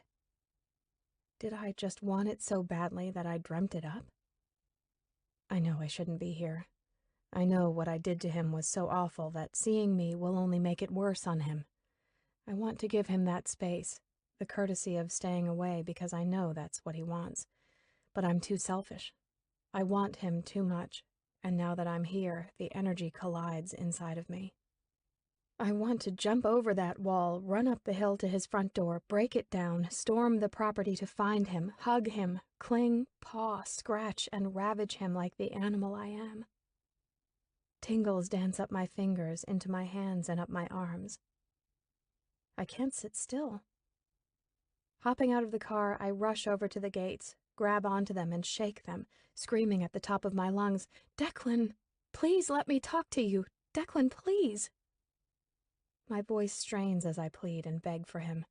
Tears begin to coat my cheeks as I call his name, because simply having it on my tongue and lips feels like a kiss from him. So I scream even louder, a protest of my love, and my voice shrills painfully as I call out, "Declan!" over and over and over again. I don't stop. I can't. I'm nothing without him. I'll die without him. He has to forgive me. He just has to. I can't live with him hating me as much as he does, so I fight these gates, screaming and crying and breaking, falling to my knees, absolutely crumbling. I'm weak as my voice slowly gives out, and I have to catch my breath around my pounding, severing heart. Dropping my head, I weep while the damp ground seeps through the fabric of my pants. I startle and jump up when the gate begins opening. I turn to see the black Mercedes SUV he was in the other day coming up the road. Desperate to talk to him, I run out in the middle of the street, blocking him. He slows and stops, and with my hands on the freezing hood of his car, emotions overwhelm as I beg, "Declan, please, please let me talk to you. I love you, Declan." My words fall out in a blubber of panicky cries as I look at him through the windshield. The car shifts under my hands when he puts it in park, and then opens his door. Menacing eyes greet me once again, but I'm frantic for his attention. "Declan, please, just let me talk to you." "I thought you understood that I didn't want you coming back here," he snarls in his thick accent, stepping in front of me. In quick movements, he grabs my arms in both his hands. Faster than what I can fight, Declan drags me over to my car while I cry, "Please stop. Just give me a few minutes to explain." "There isn't a goddamn thing you could possibly say to me." He then yanks me around so I'm facing away from him and slams my front side over against the car, knocking the wind out of me and pinning me down. With my arms bound in his hand behind my back, he presses the side of my face into the hood with his other, needling against the ice. His body hunches over mine and his breath heats my ear as he seethes, "In case I didn't make it clear, I fucking hate you." "You don't mean that," I whisper, pissing him off even more as he grabs a fistful of my hair and snaps my head back. My neck stretches, sparks of pain shooting through my tendons, and the chrick of my hair, popping out from the roots, ripping flesh along with it, sears my scalp in pricks of fire. I scream, but he doesn't let go. "You've got balls, darling. Coming here, knowing one phone call is all it would take for you to be arrested and extradited." "Why haven't you done it then?" I question through clenched teeth, and he yanks harder, ripping out more hair from my scalp. Gasping in agony, I push him. "Tell me why." "You think it's because I care for you? You're fucking delusional." "Then why?" "Because seeing your face makes me want to kill you. I thought you'd be smart and leave, never come back. Yet here you are," he says. "You won't hurt me." The sudden force of his hand shocks me, and I scream out in pure, white, heated pain. My hand flies to the back of my head, trembling as I touch the bare flesh. Tears fall, and when I turn to look at him, he's holding a chunk of my hair. I can feel the blood trickling down the back of my neck. He stares, no emotion, while my body pangs in agony, but I've dealt with pain and abuse my whole life. I've been beaten, whipped, tied up for days, and one thing I've learned, physical pain is much more tolerable than mental pain. Bruises fade, blood dries, scabs heal. Sucking in a deep breath, I bring my hand in front of me and it's covered in blood. "You won't hurt me," I repeat, and it's now that I see the torment in his eyes. There's no doubt he's furious, but there's a void, a hollowness that didn't used to be there. "You sucked the life right out of me. I don't give a shit about you anymore," he says, and then drops the lock of my hair on the ground. "I pray you put a bullet in your head." I let him go without saying anything as he turns to get back in his car. I bite my tongue, knowing I'll only make him feel worse if I continue to speak. I'll give him a reprieve, but I won't back down. I'll find a way to talk to him, to explain everything. I've manipulated my way around obstacles in the past. I can do it again. After I watch him drive past me, and the gates close behind him, I walk to the side of the road and scoop up a handful of snow. My body tenses in preparation for the pain, and my hand shakes as I reach back. Flinching, I slather the snow on my bloody scalp and hiss against the sting that singes my head. I scoop up another handful and pack it against my wound, and once my body stops quaking and numbs, I slip into my car and drive back. "What happened?" Isla questions urgently as I'm walking up the stairs. Excuse me? I respond when I turn around. Coming up the stairs, she looks worried. There's blood all over your back, lassie. Oh, what's going on? Are you hurting yourself? No, I quickly blurt out. Do you need to call someone? The police? No, I'm fine, I defend. It's fine. Her eyes narrow in annoyance as I avoid her questioning. It's not fine. Now you tell me what's going on or I'll call the police myself. No, police, please, I tell her, and decide to just lie. It was a clumsy accident. I slipped on some ice and hit my head as I fell. She gives me a suspicious look before nodding. You should get yourself checked out by a doctor. If it starts to bother me, I will. It looks much worse than it is, I try assuring her. Once I'm in my room, I head into the bathroom to check out the damage. The blood mats my hair, and the strands are dried to the wound. I peel some of the hair away, and it rips the forming scab, causing my head to bleed again. I know I could wet a towel and clean myself up, but I relish the pain. It distracts and takes away from my annihilated heart. The misery inside of me swells and grows, so I continue ripping the scab apart, pulling my hair, and focusing on that pain instead of my internal pain. I can't release it, but I can mask it, and so I do. When I feel the heat of blood seeping out, there's a release of euphoria that delights me. I savor this momentary distraction and enjoy the blood tickling my skin as it rolls down my neck. It's all I focus on as I sigh in relief and close my eyes. Chapter 9. Callum. Don't fuck around, inmate. 5 minutes. The guard I paid off barks as he shoves the disposable cell phone against my chest. I need the card. I already programmed the number in the phone, he tells me, and then hands me a small folded-up piece of scrap paper. The verification code. I nod, and he scowls in return. Make it quick. Punching in the numbers. I don't have to wait long for the call to go through. Hello, my longtime friend answers. The one I planted in my son's life to ensure I have all my bases covered. A man who presents himself as a loyal entity to Declan, but whose loyalties de facto lie with May. I don't have long, I say. How the hell are you calling me? I heard you were locked up. I was arrested before I could make contact with my associate after receiving the call about Nina's whereabouts.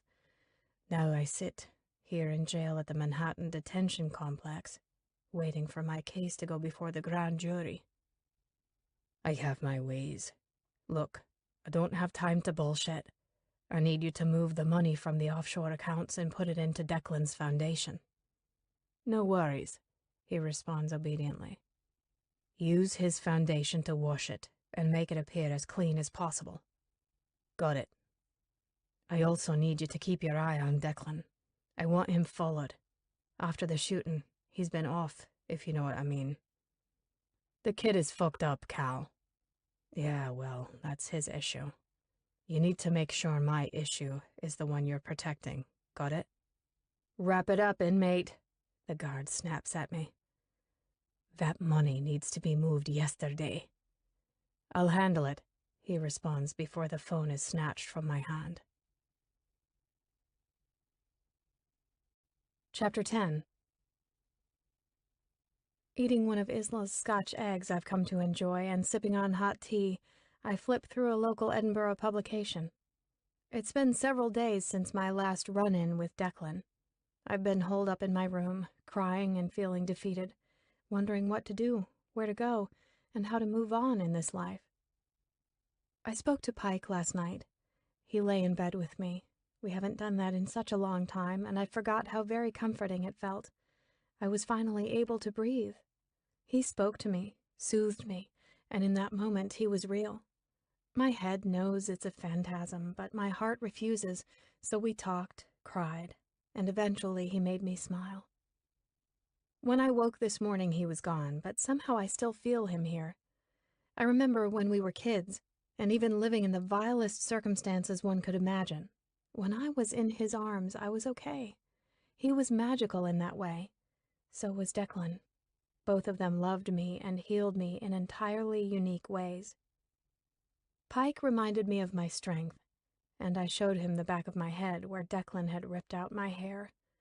I told him that I continue to pick at the scab and make myself bleed to feel better, proving to him that I'm weak, that I can't handle the pain anymore, so I create my own. A pain I can control and use to mask the true ache that runs deep inside of me. But he assured me that what I'm doing is a symbol of strength. The fact that I refuse to let my emotions control me and instead control them is a testament to my vitality. I decided to take his words and apply them to Declan. Instead of letting him control me and keep me away, I will take control to get what I want. I've done it before. I can do it now. Pike is right. I've been allowing myself to crumble and feel as if I'm nothing on my own, but he reminded me that I'm not, that I've always been strong. Reminded me that even though I no longer have him as my vice, I'm powerful enough to create another. "It's so nice to see you eating," Isla says as she walks out from the kitchen and into the dining room where I sit. "I've been a little under the weather," I excuse my lack of presence. She sets down a bowl of mixed berries and eyes the magazine I'm flipping through. "I found it on the coffee table," I offer. "I was thinking about getting out of town and going into the city for a day trip." "Have you spent any time in Edinburgh?" "No, I drove through when I arrived, stopped for a quick meal, and then came here." "It's a great town," she says, and continues to talk, but her voice fades into the distance when I turn the page. She's muted noise, and everything around me tunnels as I focus on the eyes looking up at me from within the grains of the paper. Dapper as always, in a vested, tailored suit, no tie, and top buttons unfastened. The very essence of Declan, unkempt in a classy way. His face a couple days unshaven, and I can remember the way the bristles felt against my lips when he kissed me. The way I would find comfort in running my hand along his jaw. Setting my fork down with ease, my pulse slows in admiration and shock. I hone in and examine every curve and line of his face. That used to be mine. No more, though. He loathes my very existence, wishes me dead, prays for it. But that filters out, and what remains is the lovingly harsh way his hands felt on my body.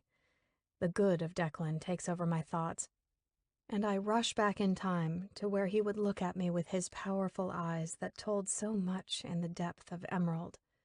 They would nearly illuminate and brighten when his emotions of adoration were on high, and dull out, blackening when desire and his need to claim and control would ignite. This man is built in impermeable layers, but I was the one he allowed to seep in. I guess the same could be said in reverse because I let him in as well. Isla's touch pulls me away from my love when she touches my arm. "Are you okay?" "I'm sorry," I say with a slight shake of my head. She nods to the photograph in the magazine. "No need to apologize. With looks like that, you can't help but become distracted." Laughing, I agree.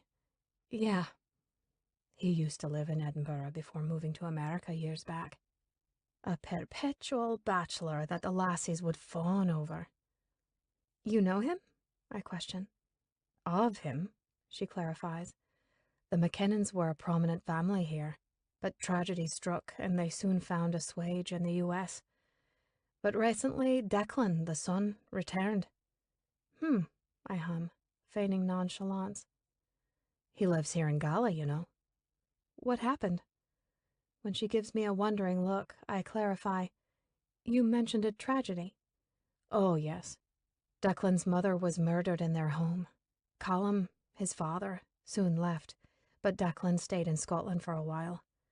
I think I read somewhere that when Declan finished his studies at university, he moved to the States and went into business with his father.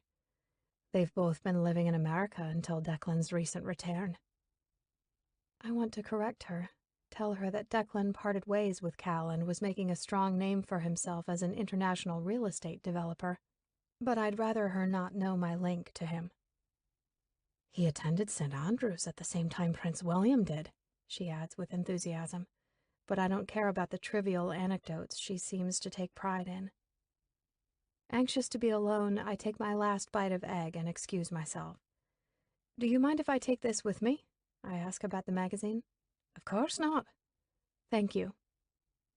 When I close the door to my room, I sit down at the small desk near the window and open the article with Declan's photo.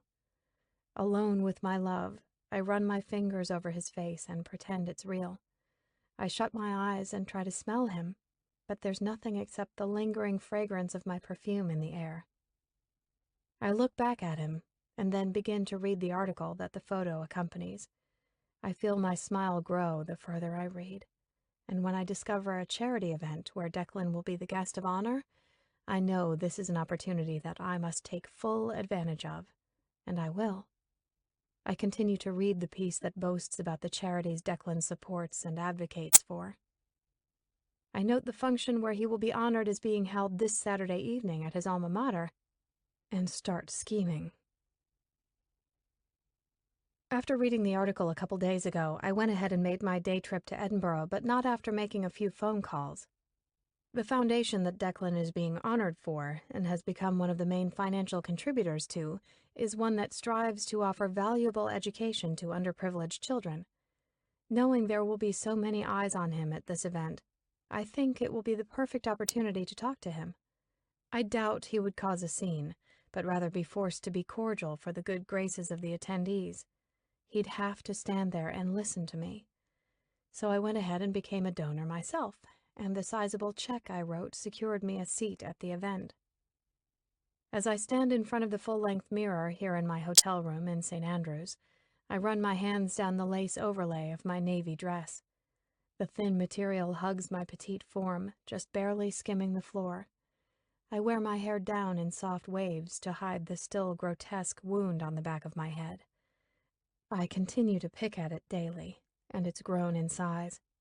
I don't want it to heal because it's the only physical thing I have to represent Declan. His gift to me, created by his own hands. He gave it to me, and I refuse to let it go. It serves a multitude of purposes. It's my vice, my pain reliever, my trophy, my reminder, my solace. My love, branded into my flesh, and I own it happily. When I'm satisfied with my appearance, I pick up my invitation and pashmina before heading down to the lobby. The car I called for is already waiting out front, and my heart beats in anticipation as the driver opens the door for me. I've granted myself permission to be vulnerable ever since I woke up in the hospital, exhausted from the emotions I finally allowed to erupt inside of me. But now it's time to focus. I know what I want, and I need to do whatever it takes to get Declan to talk to me, to hear my words, and to understand and believe in what we had. To know it wasn't a lie. Not all of it. To know I didn't want him to kill. I didn't want to use him or betray him, but that everything spun out of control so fast I couldn't stop what had already been set into motion. When we arrive and pass through the gate of St. Andrews University, I take a moment to admire the historic buildings, aged to refinement. The car jostles along the cobblestone road and slows in front of a building that's adorned with rustic, firelit lanterns and a red carpet lined with press photographers. It's foreign that I would attend an event alone and not know a single person, but I refuse to let insecurity taint me. The car stops, and I watch women dressed to the nines in their designer gowns and men in their kilts and fly plaids. I take a hard swallow, straighten my spine, and reach out for the hand of the usher who opens my door. "Miss," he greets with a nod. "Will you be joined by a companion?" "No." "May I escort you?" "That would be lovely," I accept graciously. I feign my right to belong and mingle among what appears to be the high society of the UK, wealth and prestige, but I'm good at what I do, veiling the disgust that molds me as the vile human I really am. Looping my arm through his, he introduces in his heavy brogue, "I'm Lachlan." I look up at his broad, clean-shaven face and smile at the 40-something-year-old man with dark hair distinguished by flakes of silver. Putting on the charm I perfected while married to Bennett, I remark with flirtation, "And where is your companion?" I'm without as well. Really? That surprises me. And why's that? Truthfully? I question, lifting a brow to create amusement, and when he smiles and nods, I'm blunt, telling him, "You're startlingly attractive. I find it hard to believe you're not here with a little tart attached to your arm." His chuckle is deep and rich when he responds, "Oh, but I do have a beautiful little, what did you call it, tart, stuck to my arm." I join in his laughter. "Elizabeth." "Elizabeth?" "My name, it's Elizabeth, and I assure you I'm no tart." Chapter 11. Lachlan and I are all smiles when he leads me into the magnificent ballroom, draped in luxury. The room is masculine, smelling of rich varnish and weathered books, dark mahogany walls, and the finest champagne being served off of polished antique silver trays. As a waiter passes me, I pluck a sparkling flute from her tray. "Quick on the bevy, eager?" Lachlan teases, and I answer with a simple, "Parched," before taking a sip. But I am eager, too eager, as I dart my eyes around the room in search of Declan, but all I see are unfamiliar faces. "Elizabeth," Lachlan starts, pulling my attention back to him. "What brings you here? I attend many of these events and I've never seen you before." "I'm from the U.S.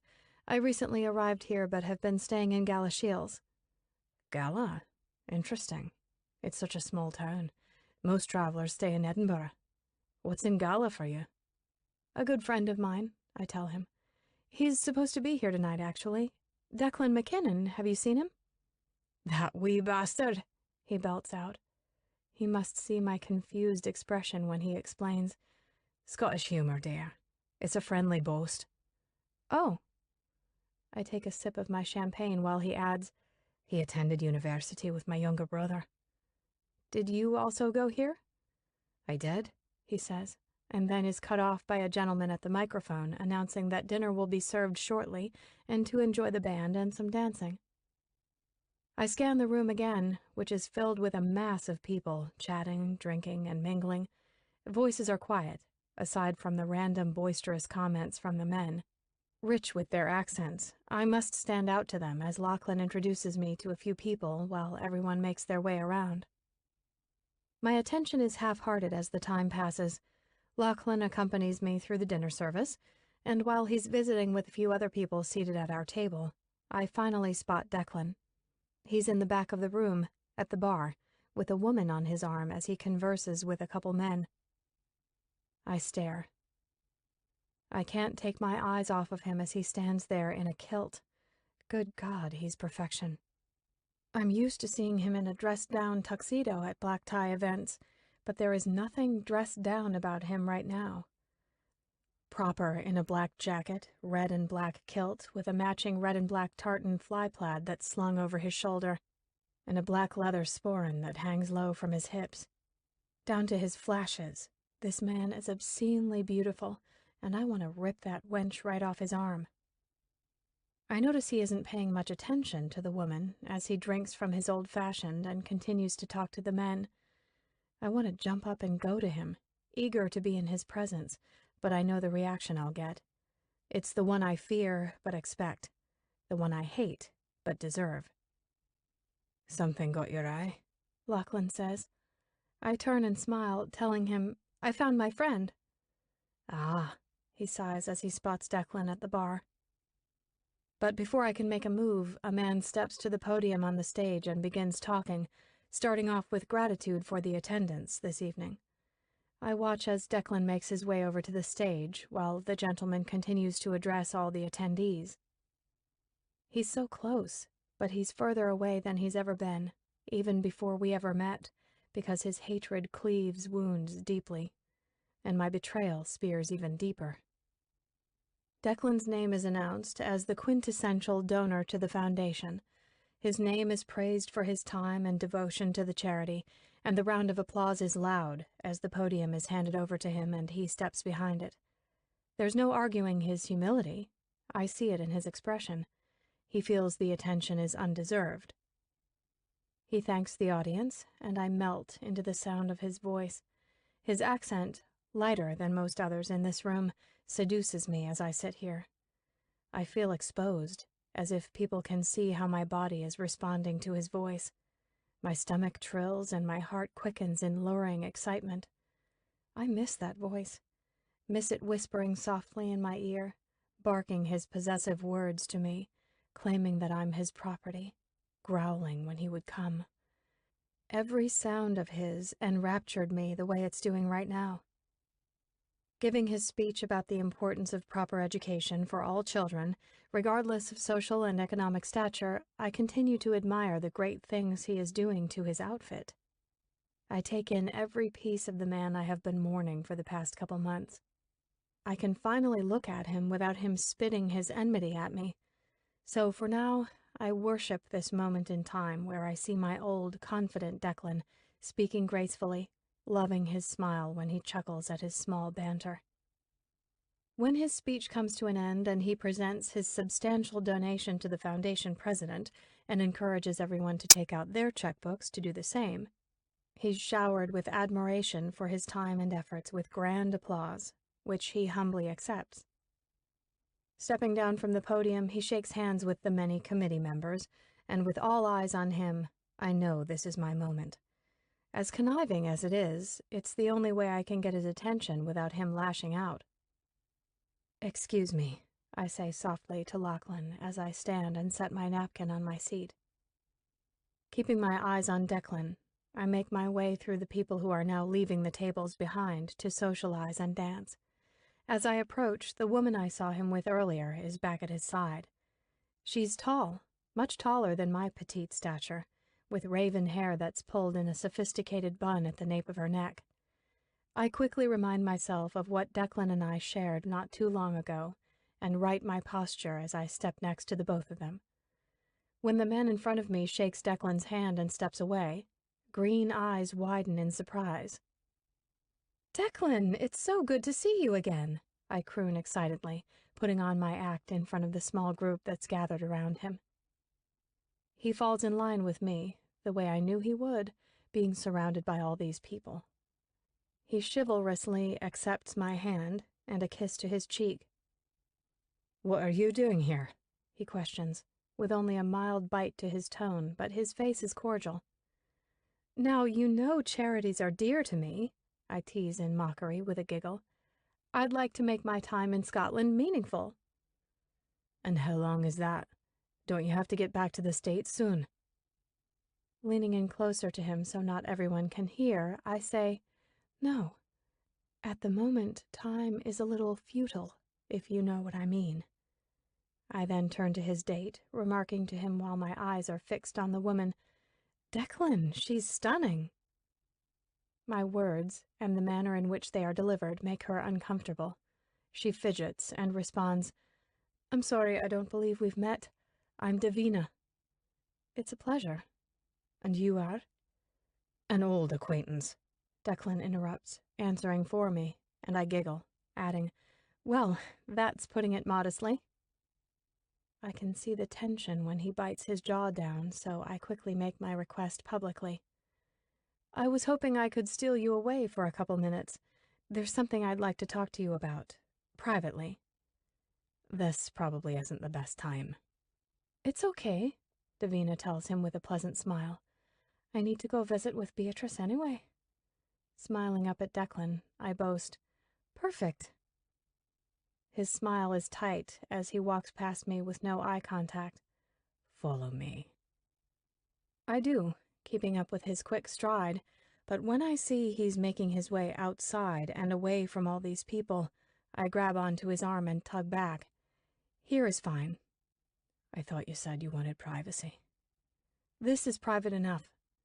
I need the crowd to ensure he keeps his emotions in check.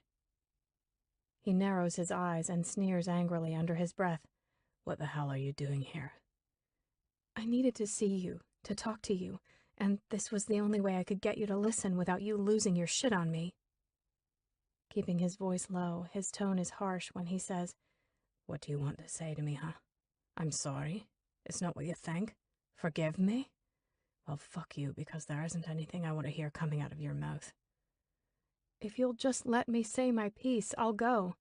If that's what you want, I'll leave, disappear from your life, and you'll never have to think of me again. Declan grabs my elbow and pulls me closer to him. His face is so close to mine, I can feel the heat of his blood pulsing through his veins. You think it's that easy? You think I can just shut you out and never think about you again? The woman who deceived me to the point that I... He pauses for a second to make sure no one is close enough to hear his next words. Took a man's life. I'll never be able to get rid of you because you're now the demon that lives inside me. Words slaughter deeply. The urge to drop to my knees and beg at his feet to forgive me surges through my body. I did this to him. It was me, and the weight of that responsibility is making it near impossible to stay above ground. It's sinking me down to a hell I'm terrified to face. Tell me what I can do, I plead, because I'd do anything for you, to take any piece of this away from you. It's done with. It happened and nothing will take that away. But you continuing to pop up, you're just twisting the knife you've put in my back. Let me attempt to take it out then. That was a lovely speech, an older lady compliments as she walks past us. Declan quickly thanks her and then turns back to me. You need to leave.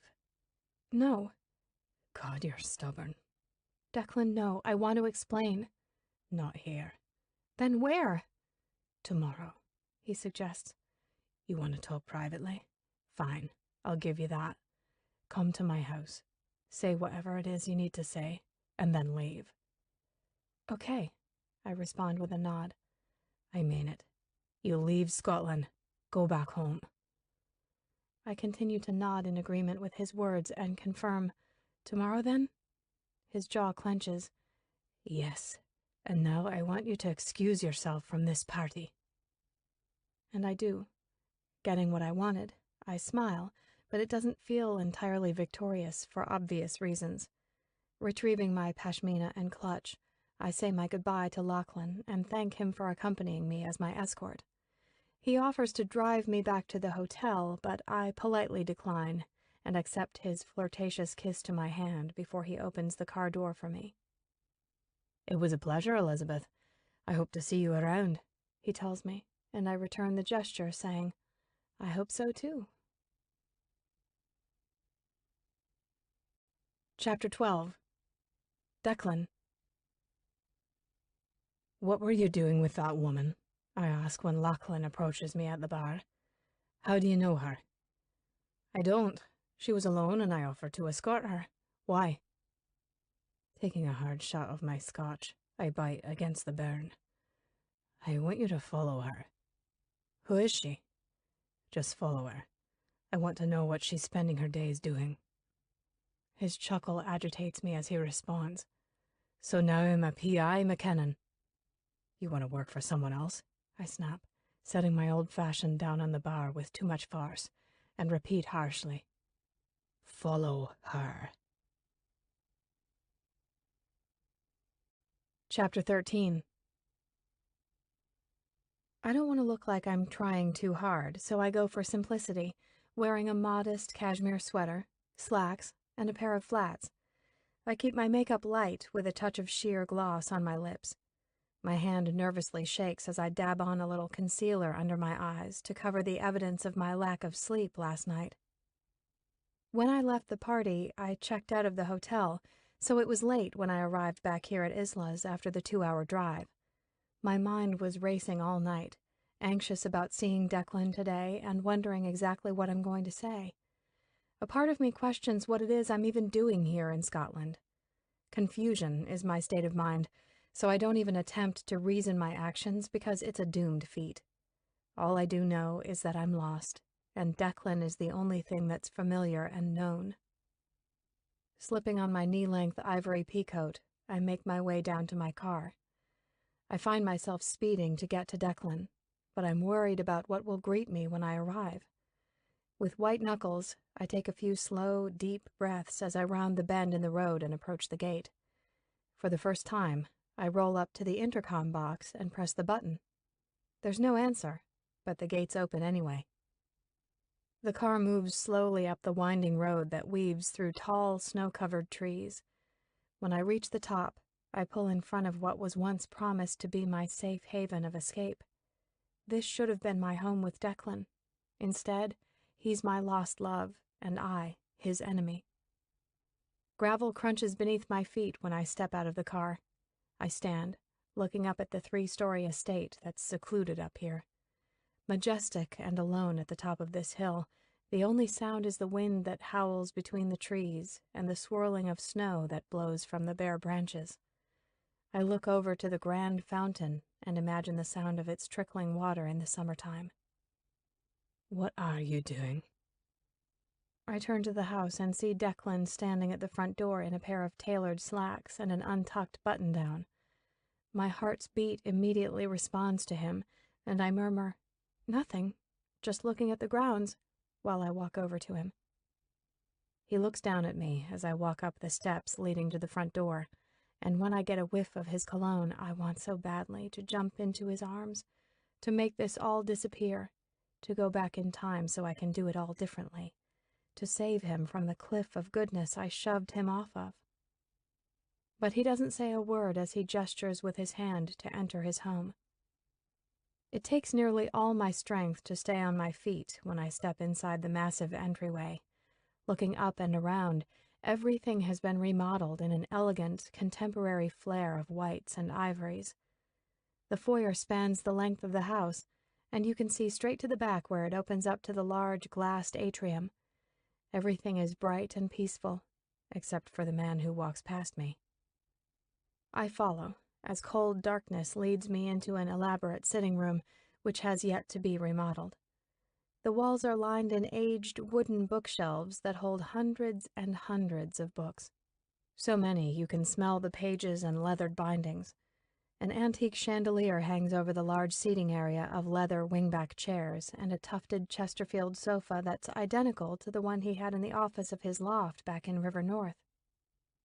Declan takes a seat in the center of the couch, offering no welcome when he speaks. "Say what you need to say." And suddenly, everything I thought about saying last night is gone. I have no words as I look at him. I walk closer, and instead of sitting on the couch with him or on one of the chairs, I sit on the wooden coffee table right in front of him, and when I do, he leans forward, resting his elbows on his knees. We don't speak for a while. We just look into each other's eyes, mine filled with pain and sorrow, his filled with chilling anger. Threatening tears prick and burn, but I fight to remain strong when truthfully I'm a shattered little girl, yearning to cling to the solace that's right in front of me and never let go. With a shallow breath, my eyes fall shut, pushing a couple tears down my cheek, and I whimper, "I'm so sorry." I can't bear to look at him in my insurmountable guilt for what I've done.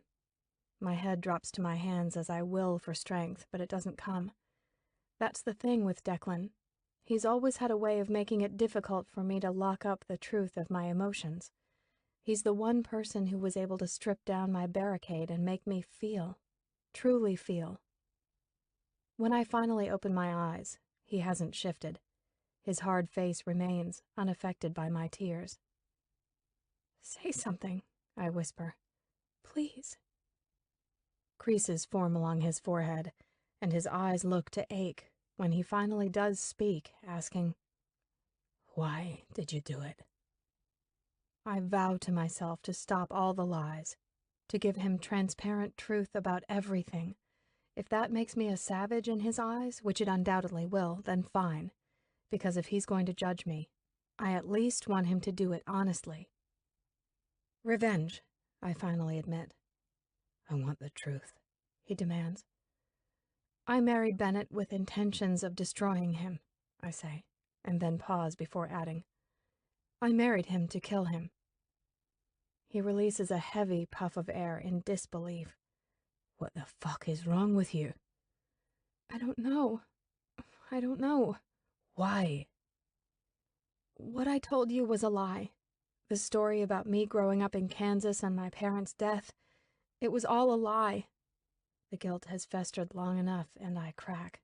My words bleed from the cobwebs of my soul, and I cry as the wounds shred apart. I don't know how to make it right, but I want to. I never thought I would fall in love with you the way I did. My words spill out through my constricted throat. Tell me why, he snarls. What did he do to you that you'd want him dead? He murdered me. I wanted payback. Declan's jaw grinds, and I go on, explaining. I was happy. When I was a little girl, I was happy. I lived with my father, and then one day... I choke on the agony of my words. One day he was taken from me, arrested. I was only 5 years old when it happened. It was all Bennett's fault. My dad was sent to prison, and I was sent to hell. I stop when I can't speak anymore and simply cry, choking in broken gasps of air while Declan just sits here, a stone of a man with eyes of disbelief, confusion, anger. It hurts to look at him, but I do it anyway. I never saw my father again, and when I was 12 years old, he died in prison, killed by another inmate. What did Bennett have to do with this? He interrupts. Because it's a long story, I exhaust. You owe me the truth. He thought I was being abused by my dad, but it wasn't the truth.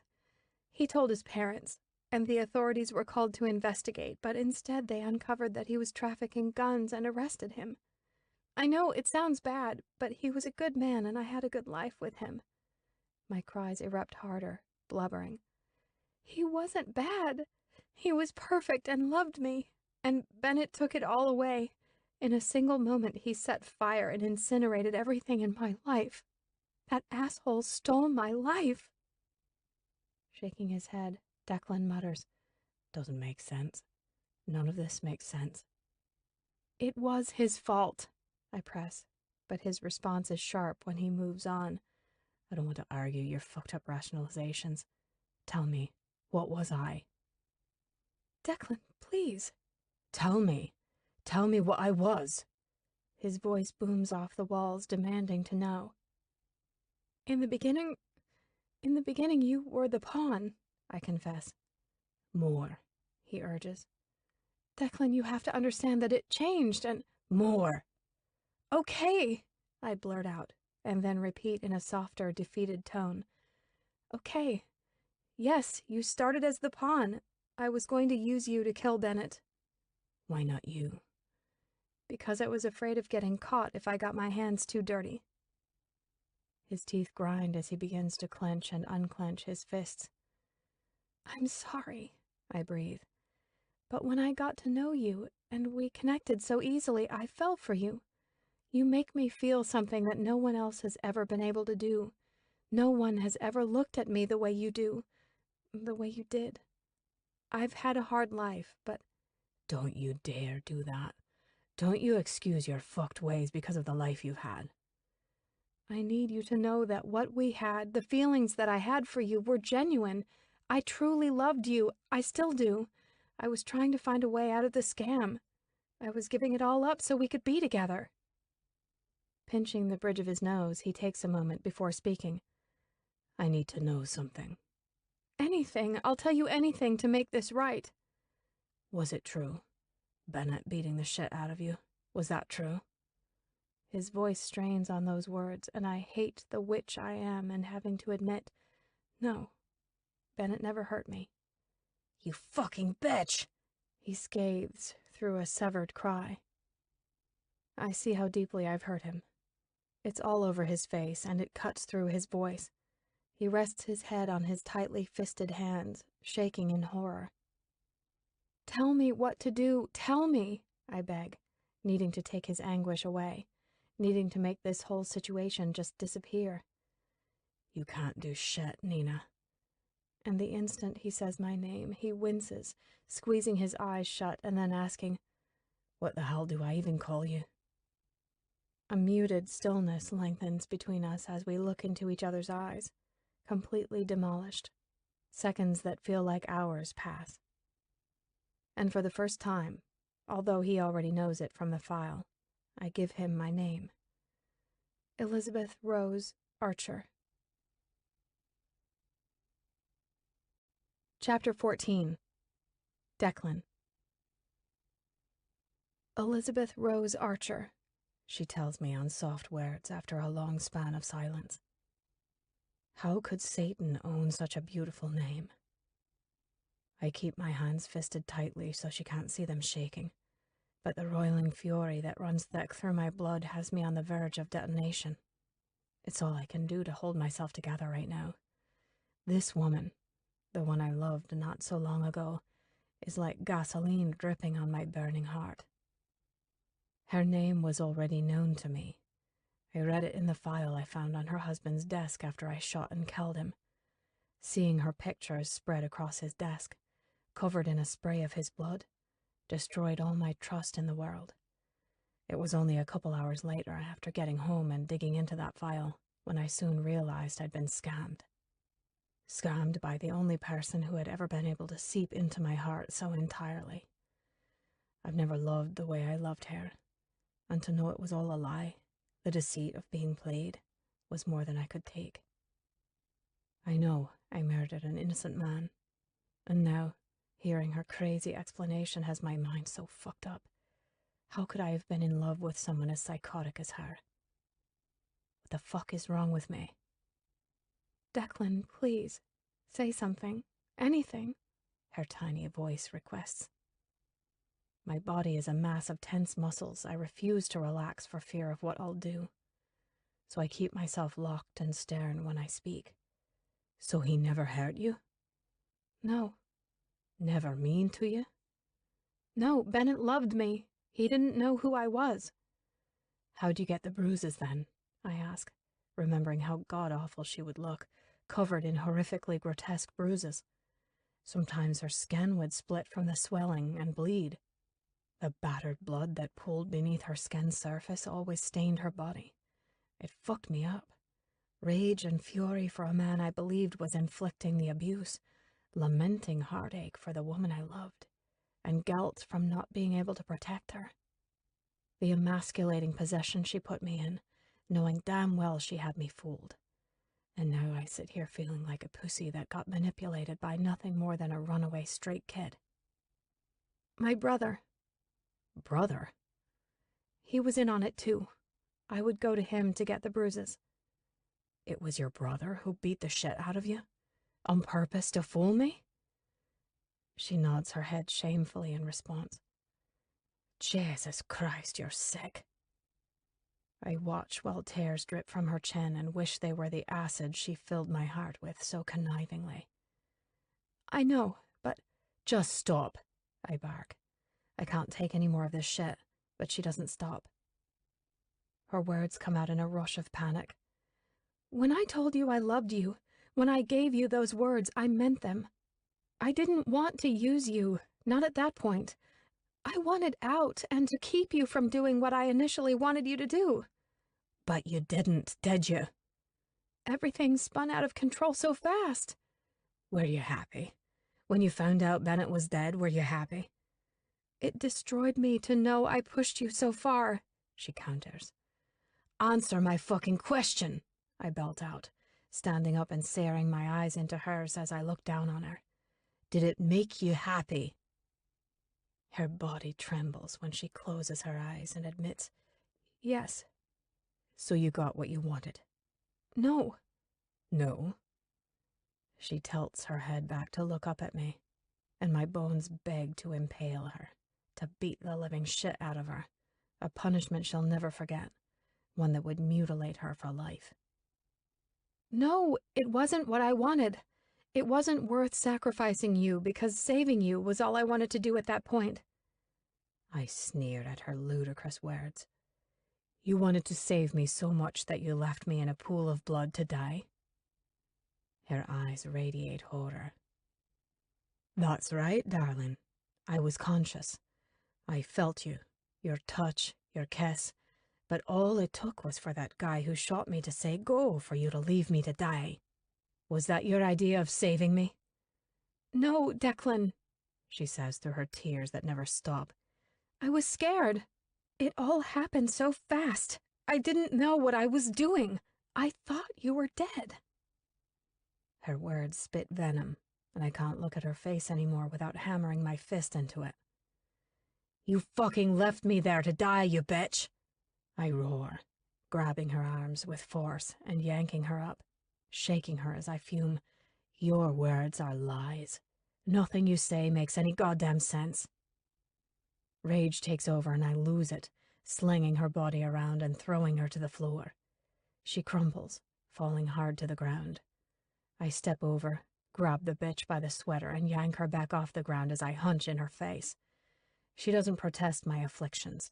She takes them willingly, the same way she has the past few times I've been rough with her, and I take advantage of her submission. Her hands clamp around my wrists as I rip her off the floor and shove her away from me. Get the fuck out! Please! Her voice pierces my ears so harshly I can feel the razor of it in my gut. The pain rings sharply in my head, and I boil over in red-hot revolt, clenching her frail neck in my hand, choking her. My body burns in a pyre of grief and fury as she clings to my arm, and her touch spurs me to plunge my fingers deeper into her flesh, clamping the trachea that lies beneath, cutting off her air supply. A hoarse gargle is the only sound she makes as her tear-filled eyes lock to mine. They shine bright from crying, and my tendons yearn to squeeze even tighter. There's so much colliding inside of me. I can feel it in my teeth, so I grit them to keep myself from biting and ripping the skin off her. I want to kill her. I want to punish her in the worst way possible, but when my arm begins to violently shake, her mouth and eyes instantly pop open wider, and I realize my hold. I can't kill her. She falls to my feet, gasping and coughing wretchedly as I rake my hands through my hair. What the hell is happening to me? The touch of her hands around my ankles gets my attention. Looking down on her, she's resting her cheek on top of one of my loafers. My breathing is heavy as emotions swarm, and it's in the moment she looks up at me, broken at my feet, that I give my final word. Leave. I kick her hands off my legs and walk out of the room, leaving her to show herself out, because if I have to look at her for one more second, I won't be able to forgive myself for what I might do. This woman has ruined me. I'm a fucking monster. Obliterated beyond my own recognition. And it was all for naught. Chapter 15. Makeup covers my marred neck as I give myself a once-over before heading out. My body is wounded in delicious bruises and scabs from the man my heart still yearns for. When I look at them, it's like he's still with me, his lingering touch I fiend for on my body. It took me a while to collect myself and leave his home the other day. Hopelessness consumed every inch of existence. It still does. I was weak, curled at his feet, sobbing on his perfectly polished shoes when he kicked me away and left me lying on the ground. My words did nothing but enrage him to the point he lost control. Declan never loses control. He thrives on it, needs it to function. But I could see the chaos swimming in his eyes as they bore down on me while he strangled me. I didn't panic because I'd gladly take a death upon the hands of true love. My ticket is booked to fly back to Chicago. I don't want to go, but I also don't want to continue hurting Declan. He's not the same man anymore because of me. His warmth has wasted away. No spark, no light, no love. Nothing waits for me back in Chicago, aside from a penthouse of hidden skeletons. I have no home. There's no one waiting for me anywhere. I figure I'll slip into town, pack up my belongings, and leave the state. No longer can I live there because I'm no longer Nina. It doesn't matter where I go, though, and that thought is utterly depleting. So I decide to attempt to escape my pitiful reality and drive into Edinburgh for the day to meander around. I drive in silence, taking in the landscape, and before I know it, I'm in the city. After parking the car, I wrap a scarf around my neck and pull my coat tighter around my body. I begin wandering around the grass market with the Edinburgh Castle towering above. The cobbled, winding streets are lined with a vast array of shops, from designer to vintage. I pick up a few things from various stores: soaps, perfumes, a pair of shoes, and an old necklace with a weathered lotus charm. I'm not sure why I bought the lotus necklace, knowing the sadness it'll undoubtedly bring when I look at it, but I just had to buy it regardless. I buy because I don't know what else to do. My gut is hollow, and I'm in a never-ending state of anxiety, so this is my attempt at distracting myself. It's not helping, though, so I find a pub to grab a drink, and when I walk into the Fiddler's Arms, I immediately make my way to the bar. The place is filled mostly with men, drinking lagers and whiskey.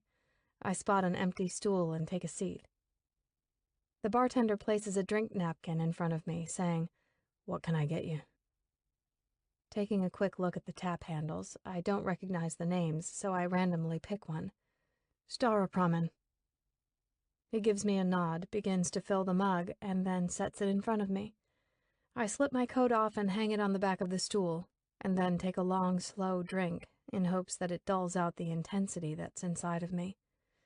I lean forward and close my eyes, focusing on the noise around me, wanting to get lost in it, and when I open my eyes, I spot familiar ones staring back at me from the opposite side of the bar.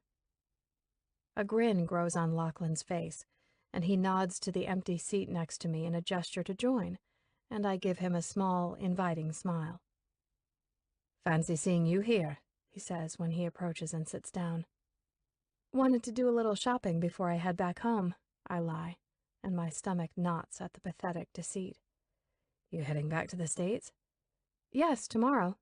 "Short trip," he remarks. "I suppose."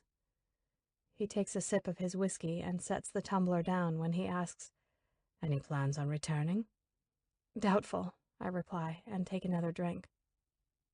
I turn to look at Lachlan watching me intently. He's a stately man in his trousers, button-down, and tailored sports coat. His hair is lightly gelled and styled to perfection with a dignified part. His eyes continue to linger on me with a soft expression. "Why are you looking at me like that?" I peacefully ask. He takes a moment and then responds, "You seem down." "Just worn out. I haven't been sleeping well." "You left abruptly the other evening after your run-in with Declan," he states. "Perhaps that has something to do with your lack of sleep." "Nosy," I accuse with a playful smile. "Just observant." "Is that all?" "You want more?" He lightly chuckles. "You flirting with me?" "You're what?" 20-some-odd years younger than me." I nod. "A man like me would be foolish not to flirt with a woman such as you." "Such as me? And what's that? What am I?" He takes another sip of whiskey and then leans in a little closer to me, answering, "Exquisite, my dear." His flirting isn't meaningful, but more of humorous banter, so I know he doesn't think it rude of me when I begin to laugh. We both take another sip through our smiles, and he breaks his mock flirtation when he says, "Seriously, though, is everything okay? It looked like you and Declan were having a much too dire conversation for a party." "Just hashing out some unsettled business, that's all. Do you always make it a habit to stick your nose where it doesn't belong?" I tease. "Always," he boasts, and we both laugh again. "Well, at least you're honest about it." "Can I ask you something?" I nod. "What brought you here to Scotland?" I look up at his face, and I don't see any ulterior motives in our exchange, other than a man who genuinely wants an honest conversation, so I answer, "Him." "Him?" "I came to see Declan. I hadn't spoken to him since he left Chicago, and I guess I just wanted to see him." "Lovers?" "Again, nosy." He smirks at my jab. "Does he have many of those?" I ask. "Would you feel jealous if I told you yes?" Straightening my neck, I state, "I don't get jealous." "You're a wicked woman, Elizabeth." "What makes you say that?" "In my experience, women who don't get jealous do so because they'd rather get even," he says, and then winks. "Is that what you think of me? That I'm a woman of revenge?" I question in jest, but secretly, I want to know how he truly perceives me. You know what my mom always told me? What's that? I laugh. She told me that while the rest of the species are descended from apes, redheads are descended from cats. So, I'm a cat? A minx, he notes. I shake my head, saying, You neglected to answer my question.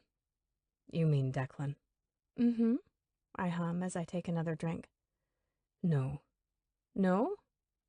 I've known Declan for a very long time. He will always have a woman on his arm at events, but it's all a show, strictly business. I've only known him to have a couple long-term relationships, but none he was too serious about. I think they were more of convenience than actual love. Declan's a well-guarded man.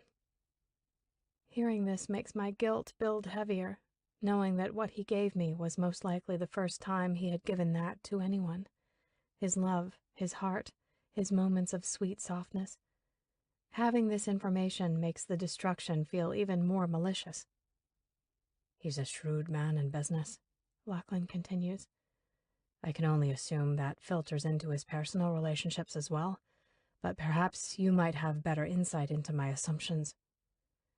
You want me to open up and divulge my personal knowledge of Declan? Did he hurt you? No, I state matter-of-factly, and when he gives me a sly look, I murmur in an honest moment, I hurt myself. I refuse to reveal that I also hurt him. I don't want to diminish anyone's perceptions of the powerful Andric man they all know him to be. So you were lovers? I hate that word. Why? Turning to face Lachlan, I lean to the side, resting my elbow on the bar top when I say, It's shallow. That word insinuates a base, sexual relationship rather than intimacy. Has anyone ever told you you're gray? You're wanting black and white? As if that even exists. There is no black and white, right or wrong, yes or no.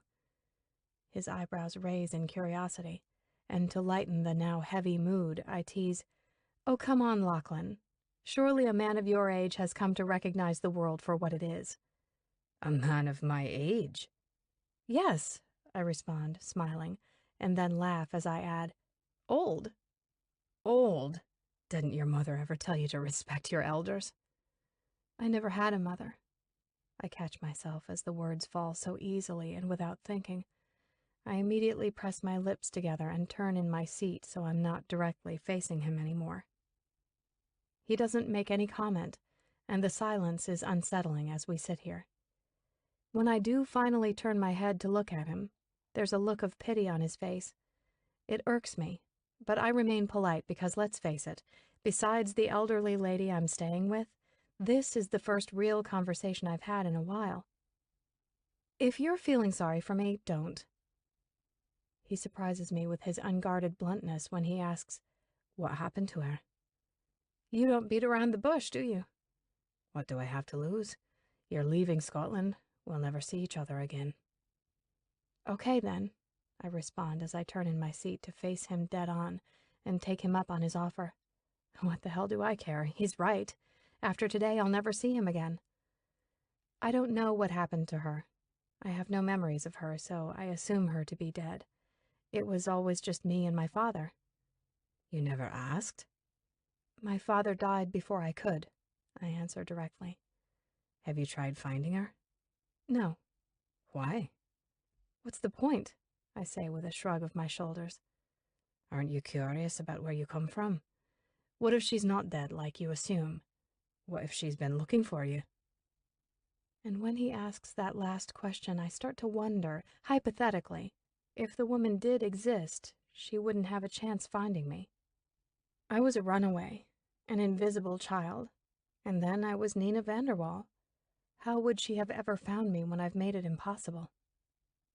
All I have of my mom is an old photo of her. For a while I used to think about her a lot, wondering what she was like, if she was anything like me.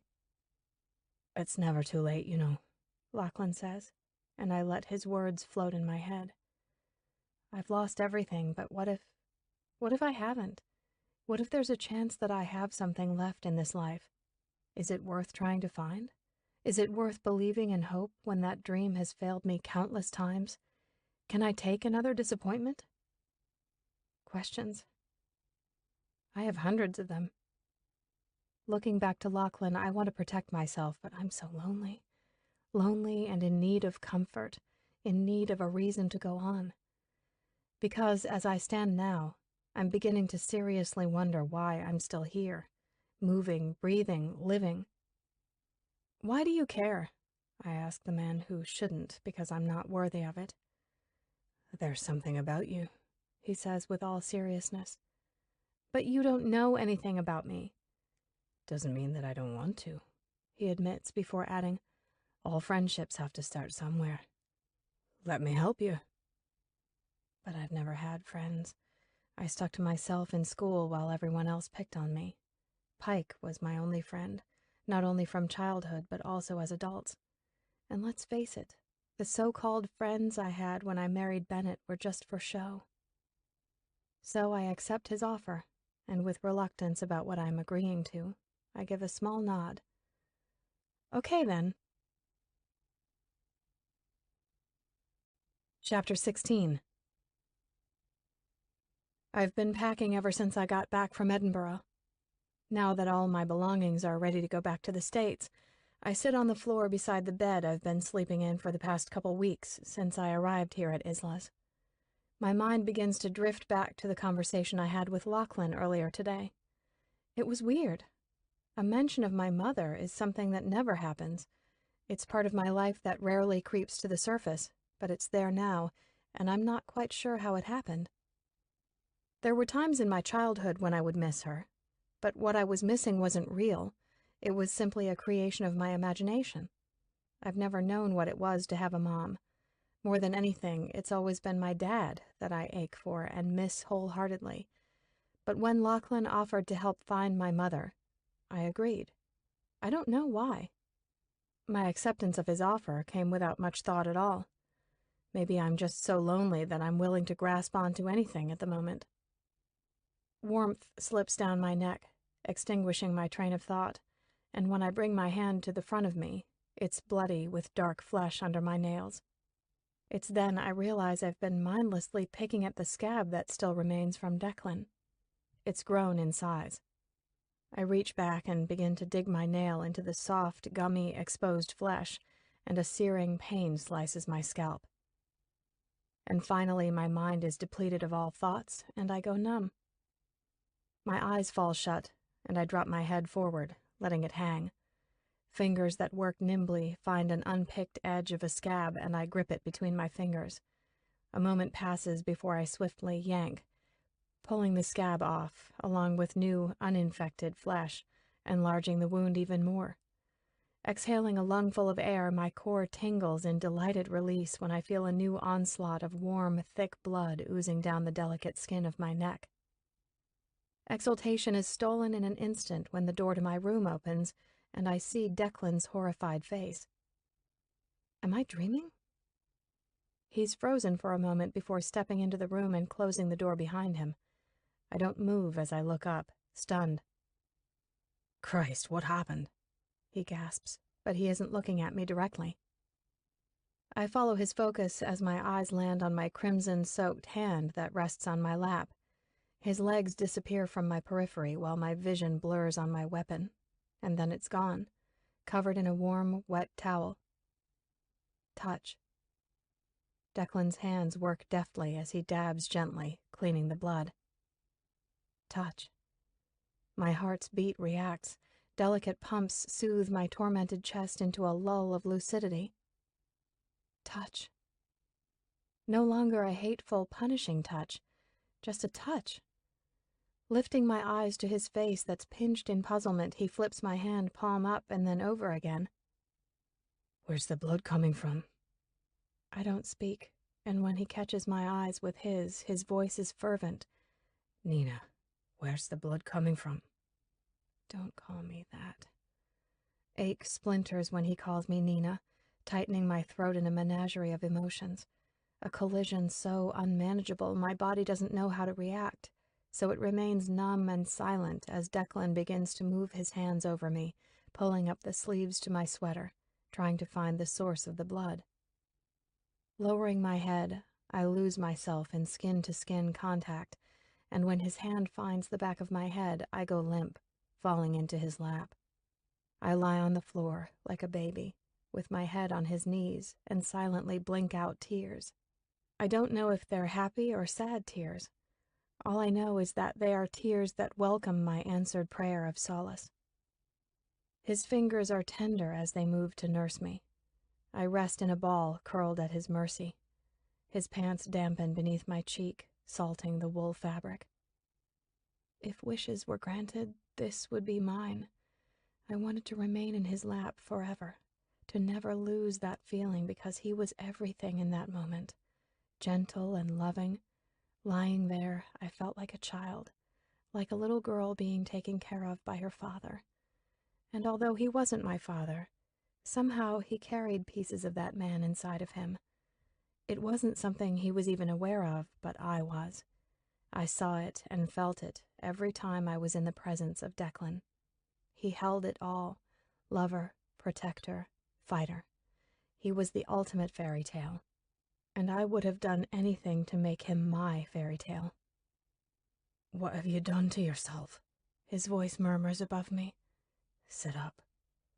He helps me from his lap, and we sit face to face when he instructs, "Lift your arms." And when I do, he slips the sweater off of me. Blood stains the back of the top, and he continues to clean me up before spotting my luggage and pulling out a clean shirt that he then puts on me. Letting go of a deep breath, he sits in front of me while I remain by the side of the bed. Some of my blood colors his knuckles as I watch him drag his hand back through his thick hair. I observe the details of his movements, the way his chest rises and falls with each deep breath he takes, the way a lock of his hair falls over his forehead in dishevelment, the lines of torment that crease his face, the dark lashes that outline and brighten his green eyes that are pinned to mine. With my trembling hand, I reach up and lightly touch his face with the tips of my fingers. He doesn't flinch or move when I do this, something I thought I'd never be able to do again. And then I mutter my first words on a hushed breath, drenched thick in heartbreak. "I thought you were dead." His throat flexes when he takes a hard swallow. "I know you did," he responds, voice strained. "Your father," I start, struggling to keep my words alive. "He told me—" "It was a lie." "Why?" "I didn't want you looking for me." Truths are blades, but I deserve every cut that comes my way. "Your head looks really bad," he notes.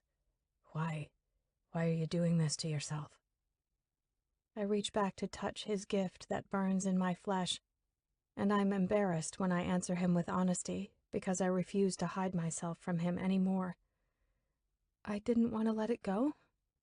"It's grotesque, Nina." "Please, don't call me that." He drops his head, saying, "I want to hurt you." "I know." "My hands itch with the need to rip you apart. I crave it," he confesses, and then shifts his eyes back to mine. They're dark and bitter, dilated in vehemence. "I deserve it." "You do," he agrees. Pulling my knees to my chest, I wrap my arms around them, hugging myself. "Why are you here?" "I needed to know something." His head drops again, and the utter agony in his voice when he continues wrecks me. "The baby." A broken whimper forces its way out of me. "Was it even mine?" The last thing I want to do is hurt Declan more than what I already have. I want to lie, tell him yes, tell him he was the only one I was sleeping with, convince him of my love. But I can't. I don't want to hurt him with the truth, but I also don't want to comfort him with lies. "I need to know," he urges. His eyes shine bright with tears I know threaten him, and I, cowardly, shake my head. He takes a push back, widening the gap between us, and leans his head against the dresser. "Why?" "I wanted it to be," I tell him, as I begin to cry from what was stolen from me. "So it was Bennett's baby?" "I don't know." Confusion strikes his face. What does that mean? God, I hate this. Hate that I keep deepening the wound. Tears soak my cheeks as I stall. What do you mean you don't know? He presses. Because... Say it. There was someone else.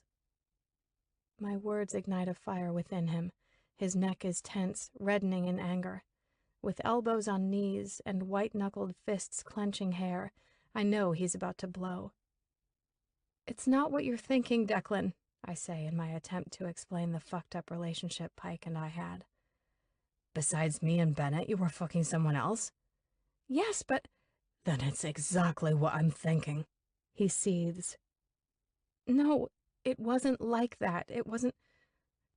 God, how the hell do I begin to explain this?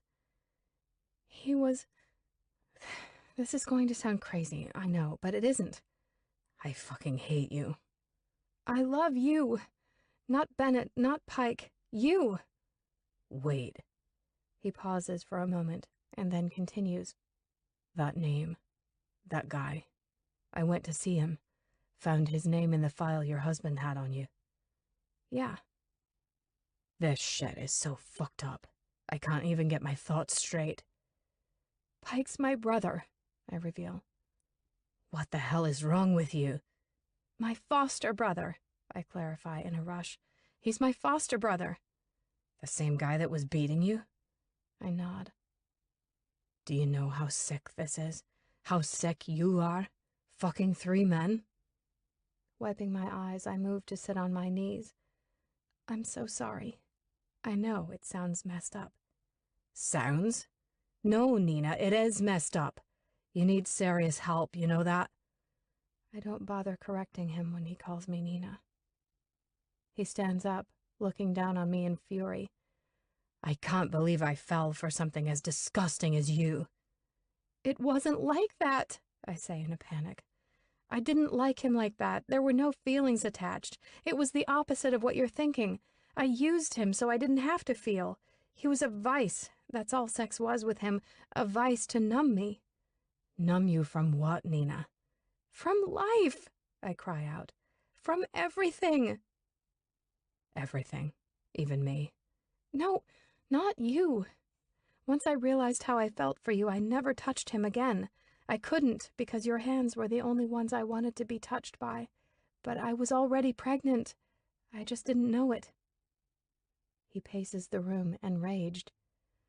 Declan, there's so much you don't know. So much I never told you because I couldn't. You could. You were just too selfish. Okay, yes, you're right. I was selfish. Selfish and scared. But you loved me, right?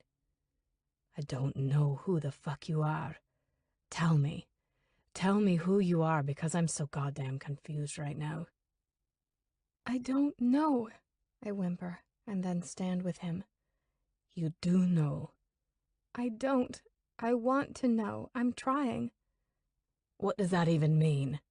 I don't know. Pacing a couple more times in determined strides, he finally gives up and walks to the door. I can't do this shit anymore. And then he walks out, not even bothering to close the door behind him. Sobs explode out of me, loud and vulgar. I don't expect him to understand or to even want to. I'm sick, I know that. I knew I'd never have him again, but it doesn't make the pain any less awful when he walks away from me. Elizabeth! Isla calls out in urgency as she rushes into my room. I instantly catch myself, swallowing back my sobs and wiping my face. I'm fine. I'm so sorry for the disruption, I say thickly as I weakly feign composure. Stop that, she scolds as she takes my hand and walks me over to sit on the bed. Are you okay, lassie? I'm fine, really. And with the pitying look on her face, I know she isn't the slightest bit convinced. What was that McKinnon boy doing here? You never mentioned knowing him when we were discussing him the other morning. I'm sorry, Isla, I state calmly now that my breathing is steadying. Sorry? I do know, Declan. I just didn't want anyone to know. Her thumb strokes the top of my hand, looking over me, and finally concludes, "It was him. He's the love you lost." She doesn't question, only states what she's figured out. I nod and apologize once more for pretending to not know who he was the other day. "I'm confused, though. I thought you told me he died?" And now I must lie, because I can't possibly tell her the truth. I guess it was easier to pretend him dead. The thought of living in a world where he existed without me was much too painful. With a tilt of her head, her brows tug in sorrow for me. "I'm sorry I lied to you." Shaking her head, she affirms, "Don't be. You're heartbroken. It's understandable." "But it's not excusable." "It is, dear." We sit for a while as she continues to hold my hands before adding, "He seemed quite angry." "He is. But if it's all right with you, I'd rather not discuss it." "Of course not," she responds. "Is there anything I can do? Anything I can get you?" "Thank you, but I'm fine." "Okay, then. Well, I'll leave you be. Good night." "Good night," I say as she walks out of the room and closes the door behind her. I remain on the bed, unmoving, and alone with my thoughts. Exhaustion presses down on me as I turn my head to the side and eye my luggage. Maybe I could stay a little longer. I know I shouldn't. I know I need to go and erase myself from Declan's life so he can move on and heal. It's a lost cause trying to explain all of this to him. But maybe it doesn't even matter, because in the end, he's right. I'm fucked up, and none of this makes any sense. Chapter 17. Declan. "What are you doing here?" I ask when I pull up beside Lachlan's car setting outside the gates to my house. Holding up a file, he calls out, "Property closing. I need you to sign." Christ, all I want is to be alone with a bottle of Aberfeldy, to try my best to relax and calm the nerves that Nina has so intensely provoked. Lachlan pulls in behind me and follows me up to the house. I'm on edge, still unable to even think about what just happened and the things she told me. If I allow myself to go to that place in my head right now, I'll completely lose my shit. So when I get out of the car, I exert control and compose myself. "You couldn't have emailed this to me," I complain as we walk inside. "They won't accept an electronic signature." Flipping on the lights, I head back to the library to go over the final contract on the property in London I've been contending to acquire. "You have any plans on selling this place?" Lachlan asks, and when I take a seat on the couch, he sits opposite me in one of the chairs. "Why?" "It's pretentious." "Fucking dauber," I breathe under my breath. "I heard that, you bastard." "Good." I've known Lachlan since our college days. He was working on his PhD while I was working on my master's at St. Andrews. We were both part of the Oxfam Society and worked on many campaigns together. We've remained linked because of his relationship with my father. When Lachlan was my age, he worked in wealth management at one of the top firms in London, where my dad keeps his investments. Lachlan was his advisor for many years before he opted for a less demanding position and started advising small companies independently. While I was still living in Chicago, I knew I'd soon be back here. Since I was already involved with purchasing the property in London, my father put in a call, and now Lachlan works solely for me. He handles my business finances and also a children's education foundation I've had for many years now.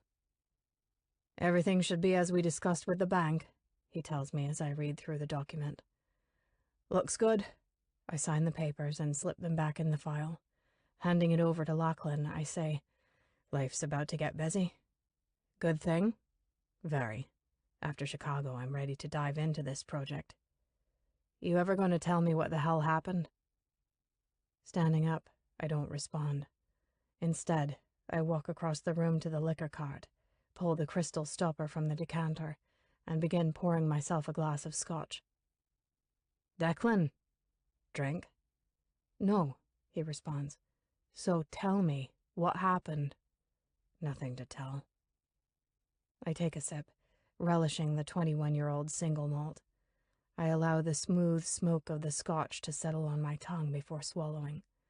I appreciate its offering as it makes its way down, heat spreading through my chest. She leaves tomorrow, you know. And your point? The boyish, smug look on his face grates me, along with the way he relaxes himself into the chair. She's stunning. Tossing back the glass of whiskey, my face pinching against the burn, I set the glass down, and the clank of crystal against glass reveals my frustration. Remind me again why I'm friends with you? Look, it's apparent there are hurt feelings between the two. I stop him mid-sentence, snapping.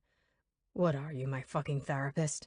Don't pretend to have insight into something you clearly know nothing about. I spent the afternoon with her. She's easy to read. I laugh as I walk back over to the couch. That woman is anything but easy to read. Trust me. Don't let her fool you. And what the hell are you doing talking to her? I told you to watch her, not befriend her. The mere idea of Lachlan spending time with her and not knowing what's being said or what their interactions are like rubs a raw spot in me. To not know, and the fact that it bothers me so much, it's infuriating. It's the way she was able to claw her way inside of me and burrow into the one vacant spot no one has ever been able to find makes me hate her even more. She's a cherub of martyrdom, and I, her willing victim. Willing because, as much as I want to, I can't let the red-headed sadist go. I doubt I'll ever be able to because of the mark she's left on me. I'm the unhealed remnant left in her destructive wake. She wants me to find her mother, he eventually tells me, cutting the silence. My eyes dart to his. What? I offered. Why the fuck is she giving parts of her truth to him that she hasn't given me? Isn't that fantastic? My cynical words come out loudly. Do me a favor. Try obeying my orders next time. Follow her and cut the friendly shit. No need to follow. Like I said, she leaves tomorrow, he informs as he pushes himself off from the chair. Standing in front of me, he shrugs on his coat and grabs the file. I'll deliver the documents. Leaning forward, I prop my elbows on my knees as I listen to his loafers echo down the foyer. I want to know when you find her mother, I holler. Will do, he calls back before the sound of the door closing grants me much-needed isolation. Slumping down into the couch, I rest my head and stare up at the ceiling, replaying the evening. Everything about it is a Gordian knot, and not just the words that were spoken, but the wound I gave her that she's successfully mutilated. I remember ripping the hair from her scalp and the pleasure it gave me to punish her. But her reaction was not what I expected. She didn't as much as yelp at what must have been blisteringly painful. She simply stood there as tears dripped down her face, but she wasn't crying, not like you would think. But tonight, when I walked in on her and saw the blood, my only reaction was to help her. Taking care of her and cleaning her up makes me sick now that I think about it, but in the moment all the turmoil faded. It was when she started to speak that it all came crashing back. It flooded the room, drowning me in its weight when she told me she didn't know if the baby was mine. That fucking baby. All I wanted was that baby. I never knew I wanted one so badly until she told me she was pregnant. Instantly, my soul split and begged to have a son or daughter fill me. I would close my eyes and dream about it. The news birthed a surge of overwhelming protectiveness inside of me, and I would have done anything for the two of them the moment she told me she lost the baby. And I did. It happened all too fast. Walking away from Nina as she fought the nurse's restraints, speeding through the traffic, grabbing my pistol from the car's console, the chill of the metal against my back as I tucked it in my pants, pulling into the Legacy's garage, back entrance, elevator, fury running thick through my veins. Doors open, I walk. Foyer, living room, hallway. door. Head and heart pound, ears ring, blood boils. One hand on gun, the other on door. Open, aim, bang. I can still smell the gunpowder, see the look of fear in Bennett's eyes, hear him gurgling and choking on his own blood. I killed a man, an innocent man, point blank. His last words, a plea for me not to do it, still haunt me. But I did it anyway, because I thought him to be the man Nina manipulated to me. I believed he killed my baby, and for that he would die. But it was a lie. I shake the visions from my head and walk over to pour myself another glass of scotch. It's my pathetic attempt to quiet the demons in me. The conundrum I battle with is the idea that Nina is the vile one, and that somehow I'm good. But I'm not. I'm a killer. She didn't pull that trigger. I did. I don't want to bathe in the same evil as she, but I do. It was her that screwed with my head, twisting truth with lies, creating me into this monster. But a monster I am, just as she and I allowed. Whether I intended to or not, I still allowed it. But it isn't just what I did. It's what she did, or didn't do, leaving me to die, not doing anything to help me. Yet tonight she vowed she loves me and wants to do everything to save me from the path she put me on. How could she say that when she left me with 2 bullets in my chest, bleeding out on the floor of my loft? Bullets fired by her brother. God, her brother. The brother she was fucking.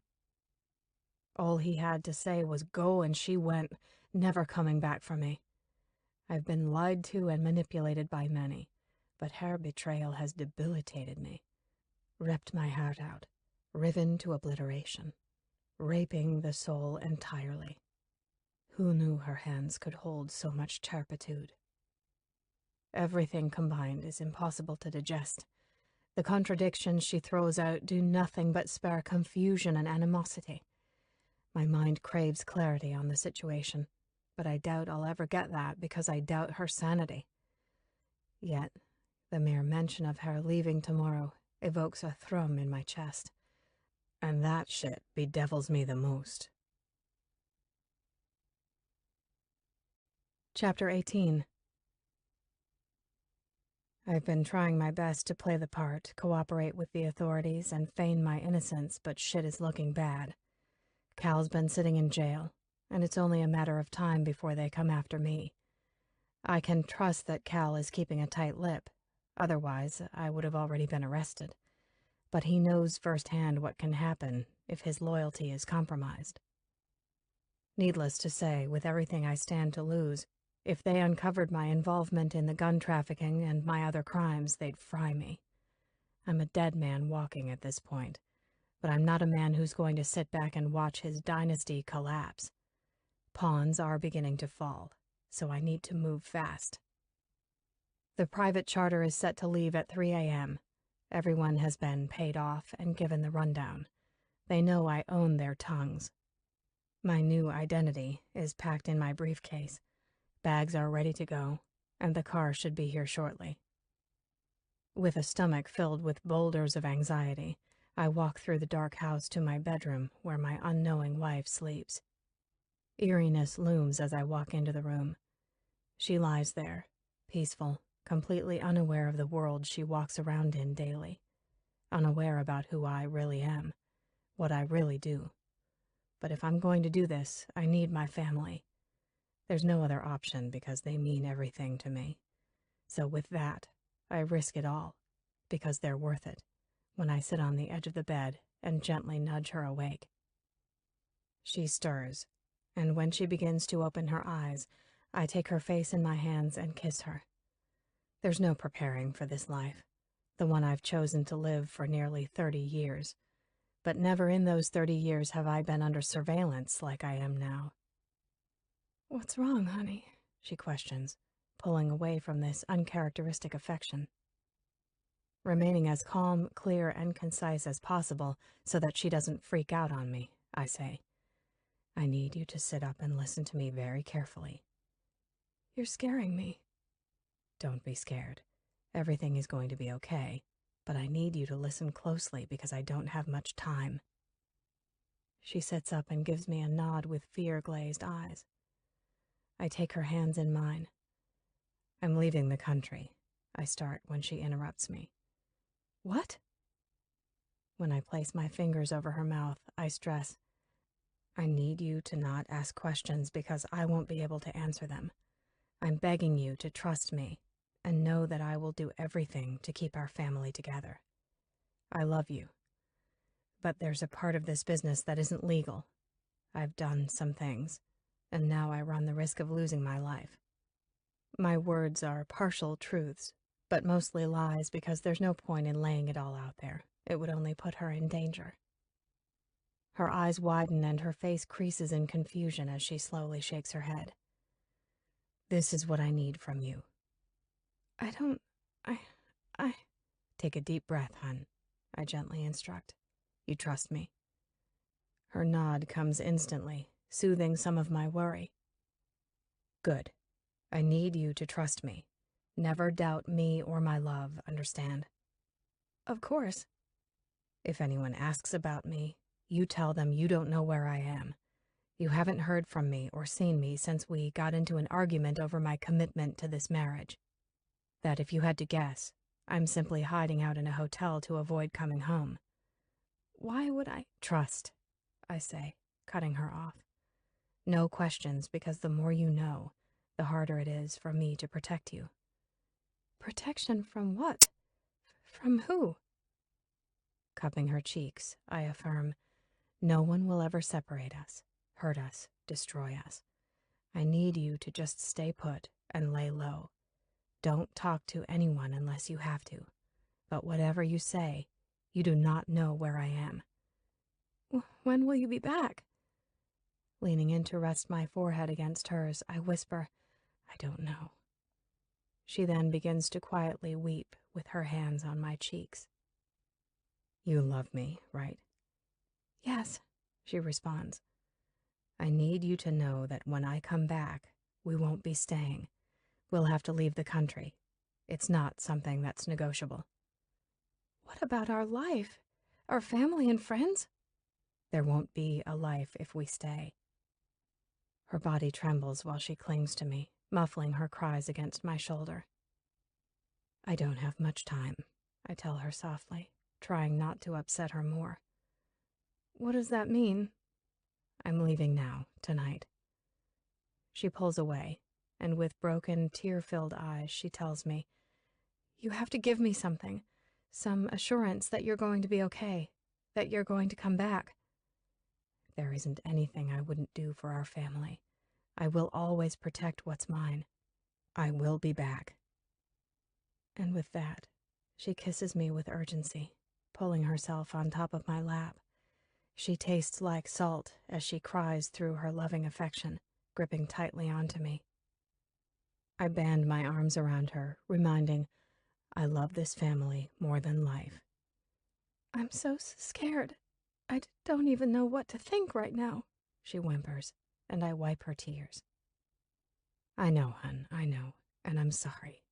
I never wanted to drag you into this, but I have to go. No, wait, she clips out. Maybe I can help you. If you just tell me whatever trouble you're in, maybe there's a way out. Something I can do to help. I promise you, I've calculated everything. Remember what I told you. We argued, and I left. We have one last kiss when I get the call on the untraceable cell I purchased, letting me know the car is here. And then I'm gone as the car makes its way to the charter that will take me to Scotland undetected and off the grid. Chapter 19.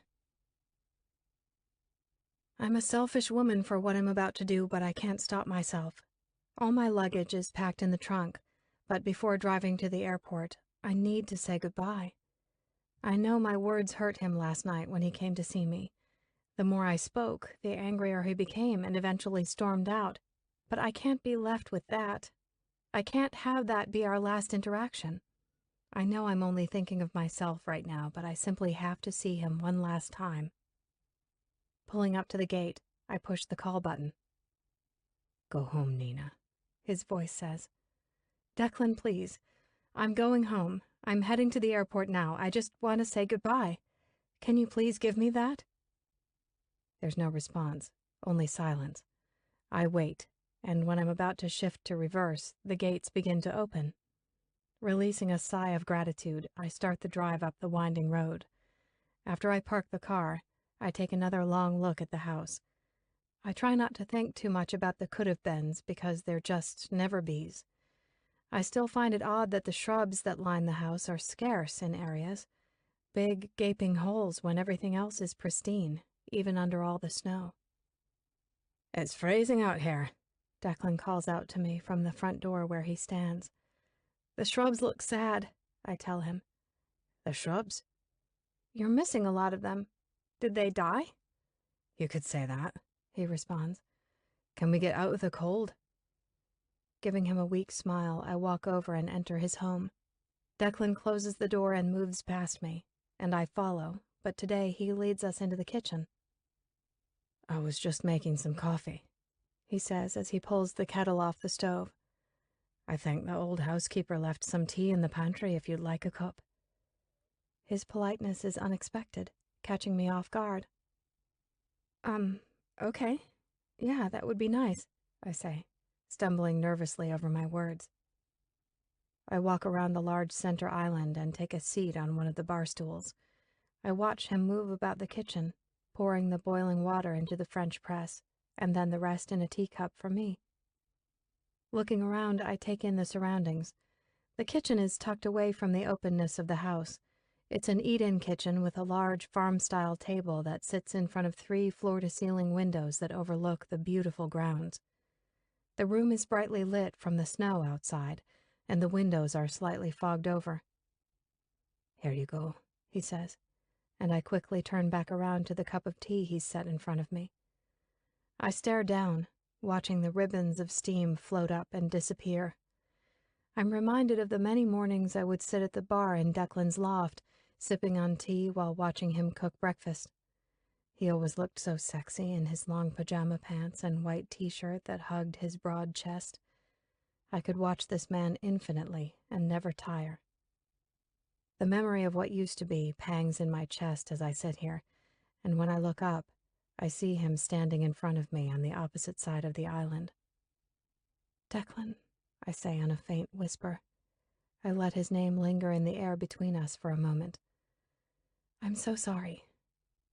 Setting his coffee down, he braces his hands on the granite countertop, letting his head drop. I give him silence, and let it grow as I keep my eyes pinned to the most amazing man I've ever known. His soul knows no boundaries of beauty. When he finally raises his head and looks at me, I tell him, if I could go back, I'd do it all differently. "You can't go back, Nina, and what's done is done." "I know," I admit with defeat. "I wish I could go back too, but you can't turn your back on the choices you willingly make, and in that moment, I chose you." "Do you regret that?" I ask on words that ache. Before he can answer, his cell phone rings, distracting him from me. "I have to take this," he says, and I nod as he steps out of the room to answer the call. I swallow hard past the emotion lodged in my throat. Leaving the tea, I go stand in front of the windows.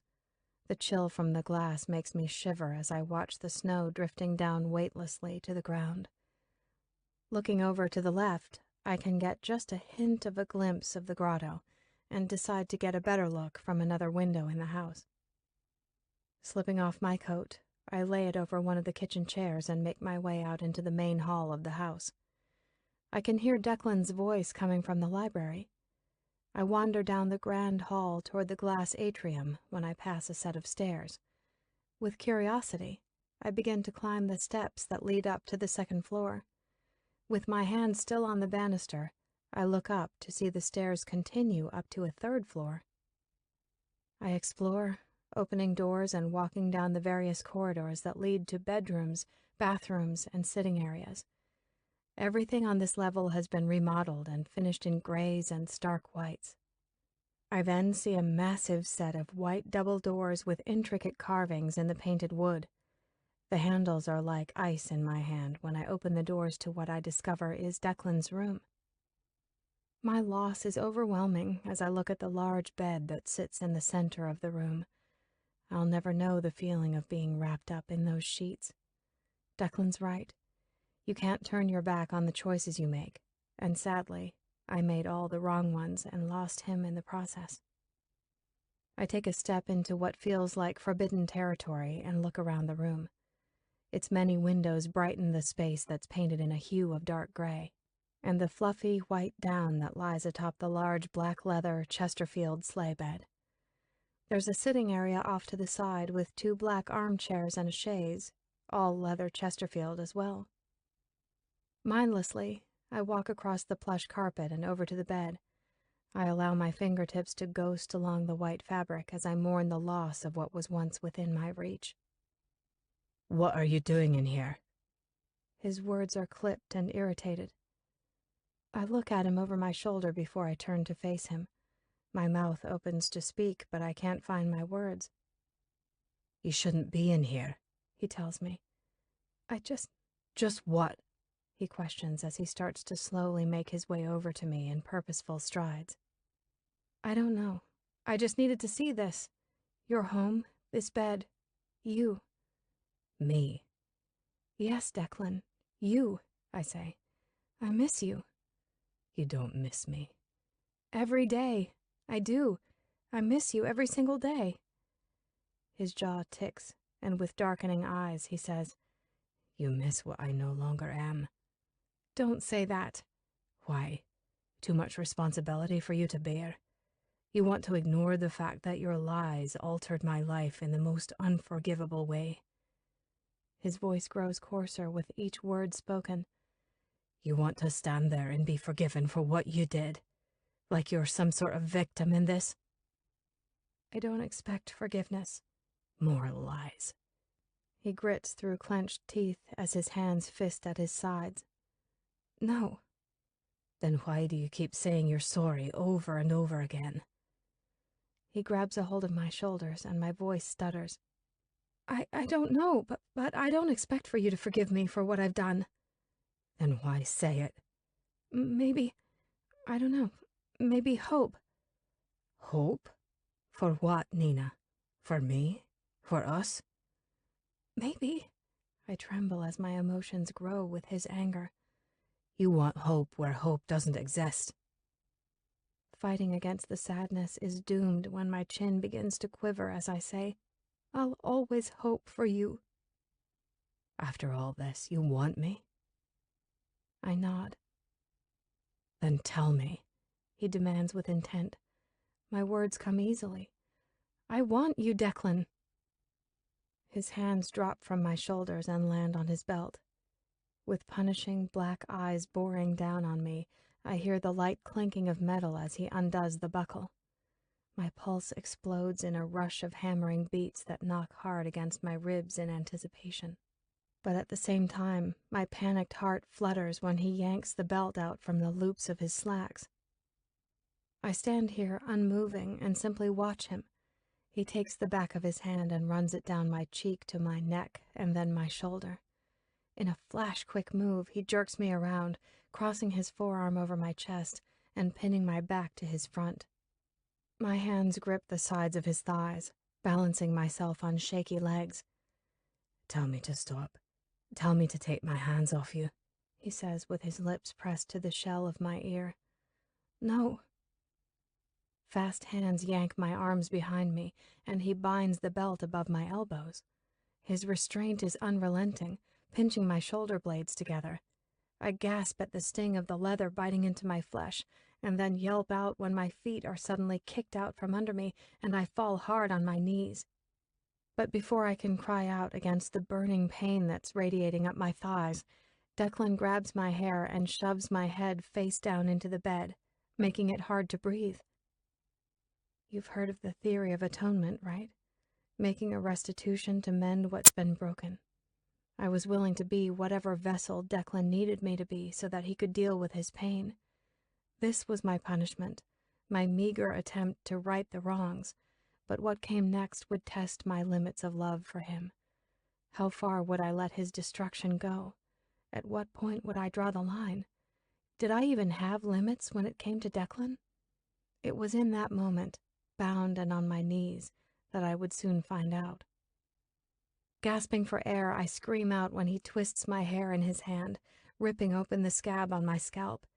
My body tenses as he violently grunts with each movement. He's so different from all the other times in the past. I sense it all around me, the putrid hate.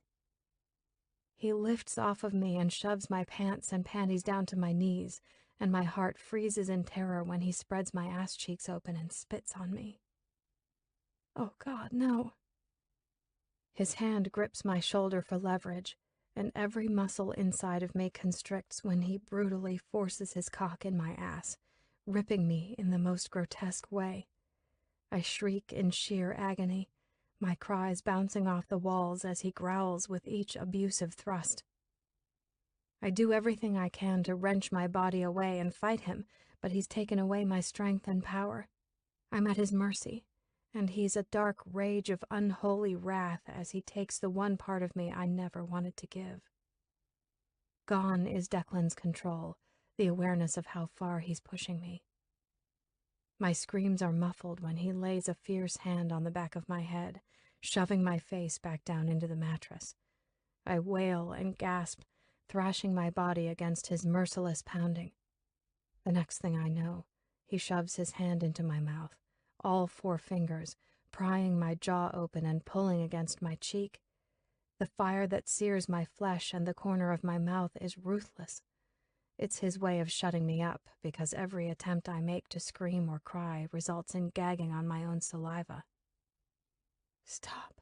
God, please, no. Stop. With my head turned to the side, drool running out of my mouth and down my cheek, I dart my eyes to look up at Declan, and what I see scares the shit out of me. He's completely depraved, a wild beast attacking me, and the pain multiplies as he shreds me. My body ricochets back and forth as he continues to pound into me. Each thrust is painful, unwanted, and takes me right back to the basement I spent so many years in being raped and molested. My mind can't even process what's happening as a blanket of darkness consumes me.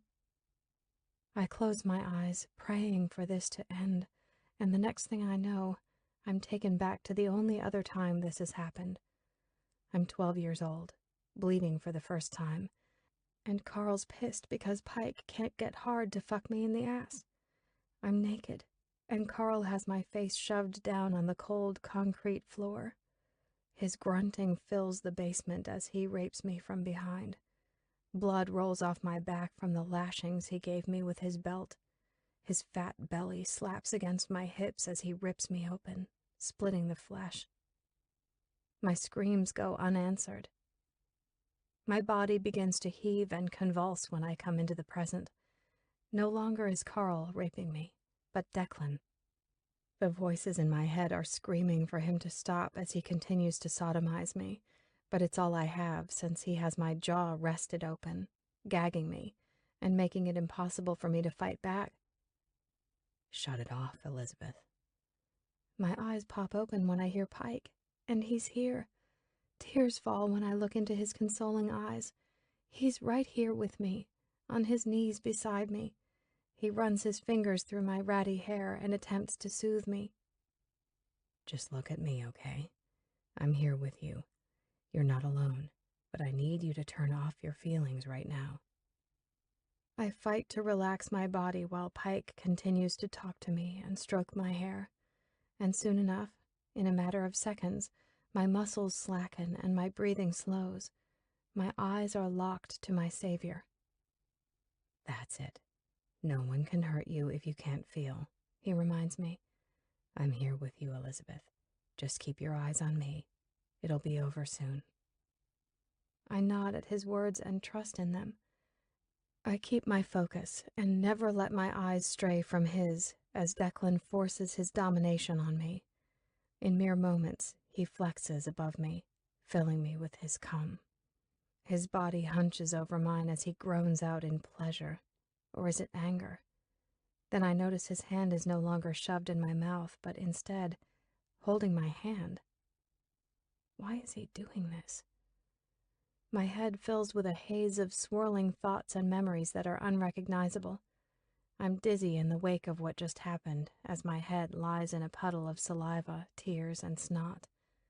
The mixture, the evidence of my fight, coats the side of my face and cakes in my hair. "You're okay," Pike assures me, and then he's gone. I don't even get a chance to grieve his loss when Declan pulls his cock out of my ass. I wince against the pain when he does this, but I'm frozen, bent over his bed, unable to move from the shock. I can feel the delicate tissues swell in a blistering heat of rawness. "Jesus Christ," I hear him pant from behind me, and he quickly releases his belt from my arms. I remain in place as I listen to his footsteps, followed by the click of the door closing, and it's then I finally take in a breath of air. My body slides off the bed and onto the floor where I lie with my pants and underwear still shoved down around my knees. Destroyed. Humiliated. And in a sick way, loved. Chapter 20. Chills rack my clammy body as I lie here on the floor of Declan's room. The room that was supposed to be ours, housing our bond and love for one another. It was never supposed to be this, but it is. My thoughts are scattered and confused. What just happened? My body trembles in the aftershocks of the trauma it just endured and the memories of my childhood. I fight the vomit that sours the back of my throat as my gut bubbles in disgust. But you want to know the most fucked up thought running through my head right now? Here it is. I still ache for him, for his love, his touch, his breath upon my skin. And then I think about him holding my hand. He held my hand. It's nothing new for him. He's always held my hand when we orgasmed. It's his one tender gesture that would remind me that no matter how rough he chose to be with me, that I could trust in his comfort to always be aware of me and take care of me. Does he still feel that way? Bracing my hands on the floor, I push myself up to sit, and my ass stings as I shift. Biting against the pain that shoots through me, I stumble up to my feet. I reach down and pull my pants up. Wobbly on my feet, I walk over to the ensuite bathroom, and when I flick on the light, I get a glimpse of my ashen face. I touch my reflection in the mirror. Somehow it feels safer than to touch my actual face. There's always a disconnect in one's reflection, and right now I need that distance. But the reflection I see is me at age 12. I look at me, at her, and my heart begins to pump harder, fiercer, sadder.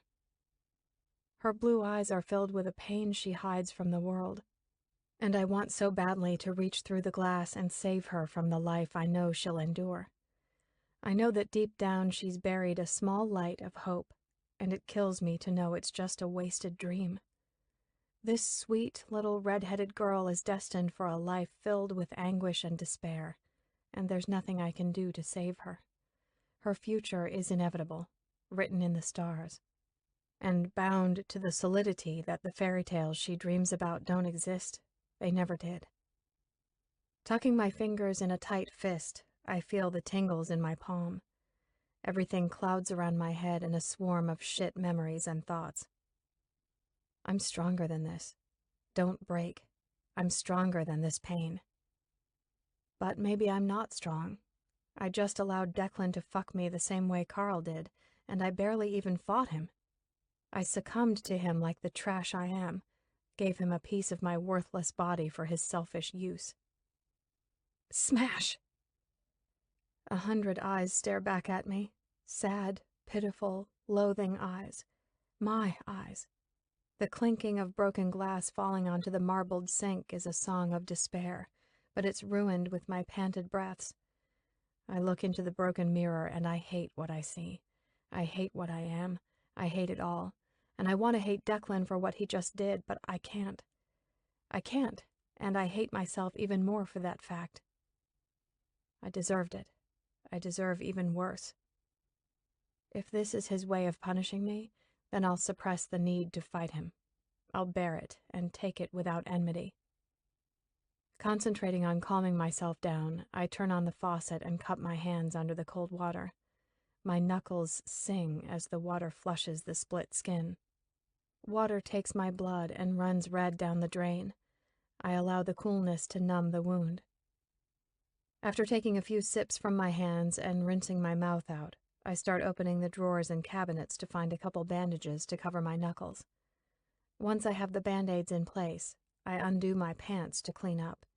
Flinching when I wipe myself, I look to see the toilet paper streaked in blood from his assault. I splash a little water on my face and finger comb my hair before I open the door and take slow steps through the bedroom. I'm timid and nervous about walking out of this room, about facing Declan, about what will happen next. Walking down the stairs, I don't see him, so I make my way to the kitchen where I left my coat and the keys to the car.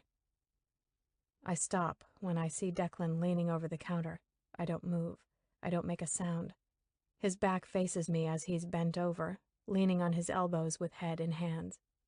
The rise and fall of his shoulders is noticeable as he stands there, slightly disheveled in his tailored slacks and untucked button-up. When he senses my presence, he shifts his head to look at me, and I notice his reddened eyes.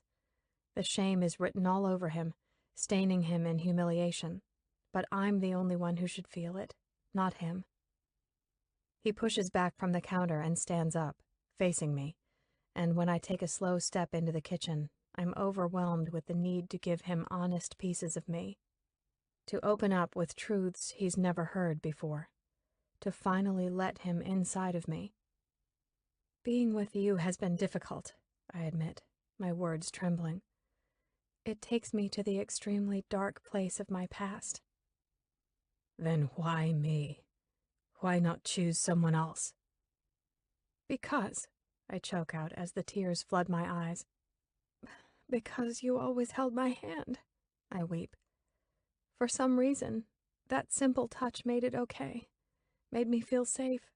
I've never had that touch before. He doesn't respond to my words as he looks at me with tormented eyes. So I stand here in front of him and tell him the truth as I continue to cry through the shame of who I really am. On my 10th birthday, my foster dad forced my brother to molest me while he watched and jerked off. Admitting my disgust for the first time in my life suddenly makes it all too real. Tears fall from my cheeks as I bear my disgrace in front of my love. I was only a kid. I didn't even know what sex was until I was lying underneath Pike on a filthy mattress in the basement. Christ, he breathes in horror at my words. After that day, I found myself in that basement nearly every day for years. I couldn't believe in heaven or God when I was being forced to do things people want to pretend don't exist. But what happened to me made me believe in evil, and that the devil is real and lives inside the savages of this world. Declan turns away from me, resting his hands back on the counter and dropping his head. His breath heavy as I add, my foster dad. He had a thing for belts as well. He got off on stripping me naked and whipping me until I bled. His fists ball tightly at my words. You used to frighten me when you'd use your belt on me. All I could think about were all the beatings I was forced to endure as a little girl. Stop. This is the truth, I sob. This is what I never wanted you to know about me. I'm ugly and nasty and dirty and— Stop, he shouts at me. I watch the muscles that rope his arms flex with tension. His eyes are pinched shut, and I startle when he slams his one fist into the solid granite with a guttural outburst. I'm paralyzed, scared to move, completely exposed and mortified. Never have I opened myself up like this. I never had to with Pike because he was there, a witness, a participant. With his eyes still closed, he says in acrimony, "Do you have any idea what it's like to love the person you hate?" Love? God, he can hate me all he wants if he still loves me. Opening his eyes, he takes a couple steps toward me. "Because I do hate you, more than anything on this earth. I hate you with every pump of blood my heart proffers. I want to punish you in the worst ways, make you suffer and hurt. But God help me, I love you." It's what I've been longing to hear, to know he loves me, but his words are filled with lachrymosity. Whatever may come of us, this love he has for me will always be tinged in venom. But even in the lies of before, it was corrupt, cursed from the very beginning, and I was the culprit. "But then," he starts, "you tell me these truths, the truths I wanted from the beginning that you hid from me, and I feel like a bastard for wanting to hurt you. But I still want it. I still want to make you suffer." "I deserve it," I murmur. "Why did you continue to do it?" "Do what?" He struggles for a moment when he clarifies. "Why did you continue to have sex with your brother as an adult?" Embarrassment heats my neck, and I feel so filthy having to expose this. Hanging my head in shame, I keep my eyes downcast as I answer. "At some point, when we were kids, we started sleeping together in private, in his bed. It wasn't forced, and in those moments, he'd make me feel okay." "Okay?" he questions in confusion, and when I hesitantly move my eyes to look up at him, I say, "I always felt gross and worthless, but something about Pike made me feel clean. He made me feel loved and safe. He was all I had in the world." I begin to choke on my words, telling him, "And he did love me. He always protected me." "He raped you?" Declan spits through gritted teeth. "No," I defend. "He didn't. He was being molested himself long before. Carl, our foster dad, he forced Pike to do that stuff to me." "He didn't have to do it. He made the choice." "He knew if it wasn't him that Carl would do it himself. I was safer with Pike." "But Carl, did he?" I nod. "Yes, it took a while, but eventually he did." And then I admit, "The first time was when I was 12. He raped me the same way you just did." Instantly, Declan has his arms around me, and I'm crying. He grips the back of my head and cradles me tightly against his chest. His hold is strong and hard, but warm. I band my arms around his waist, clinging to him. He's everywhere, all around me, encasing me in the safety of his touch. Home. When I begin to settle my emotions and calm myself, he whispers in my hair, "I'm sorry. I lost control on you." "It's okay." "No, it's not okay," he declares when he pulls away to look at me. "It is. I hurt you. I'm so sorry, Declan. You will never know how sorry I am for what I did to you. I deserve every punishment." "I don't want to be that man." "You're not. You're nothing like that man," I tell him. "There were times my mind went to that place with you, but you're not like that. I've always felt safe with you. I've always been certain that you'd never really hurt me." "But I do hurt you, and I like it, and I want more of it." "Then take it. I'll give it to you. I'll give you anything to make you feel better. If it's my pain and suffering you need, then have it. It's yours." His hands tighten on me as I speak, and with brows knit together and a locked jaw, he grunts in frustration when he releases me from his hold. Raking a hand through his hair, he growls, "What the fuck is wrong with you? You shouldn't want this. You shouldn't want me.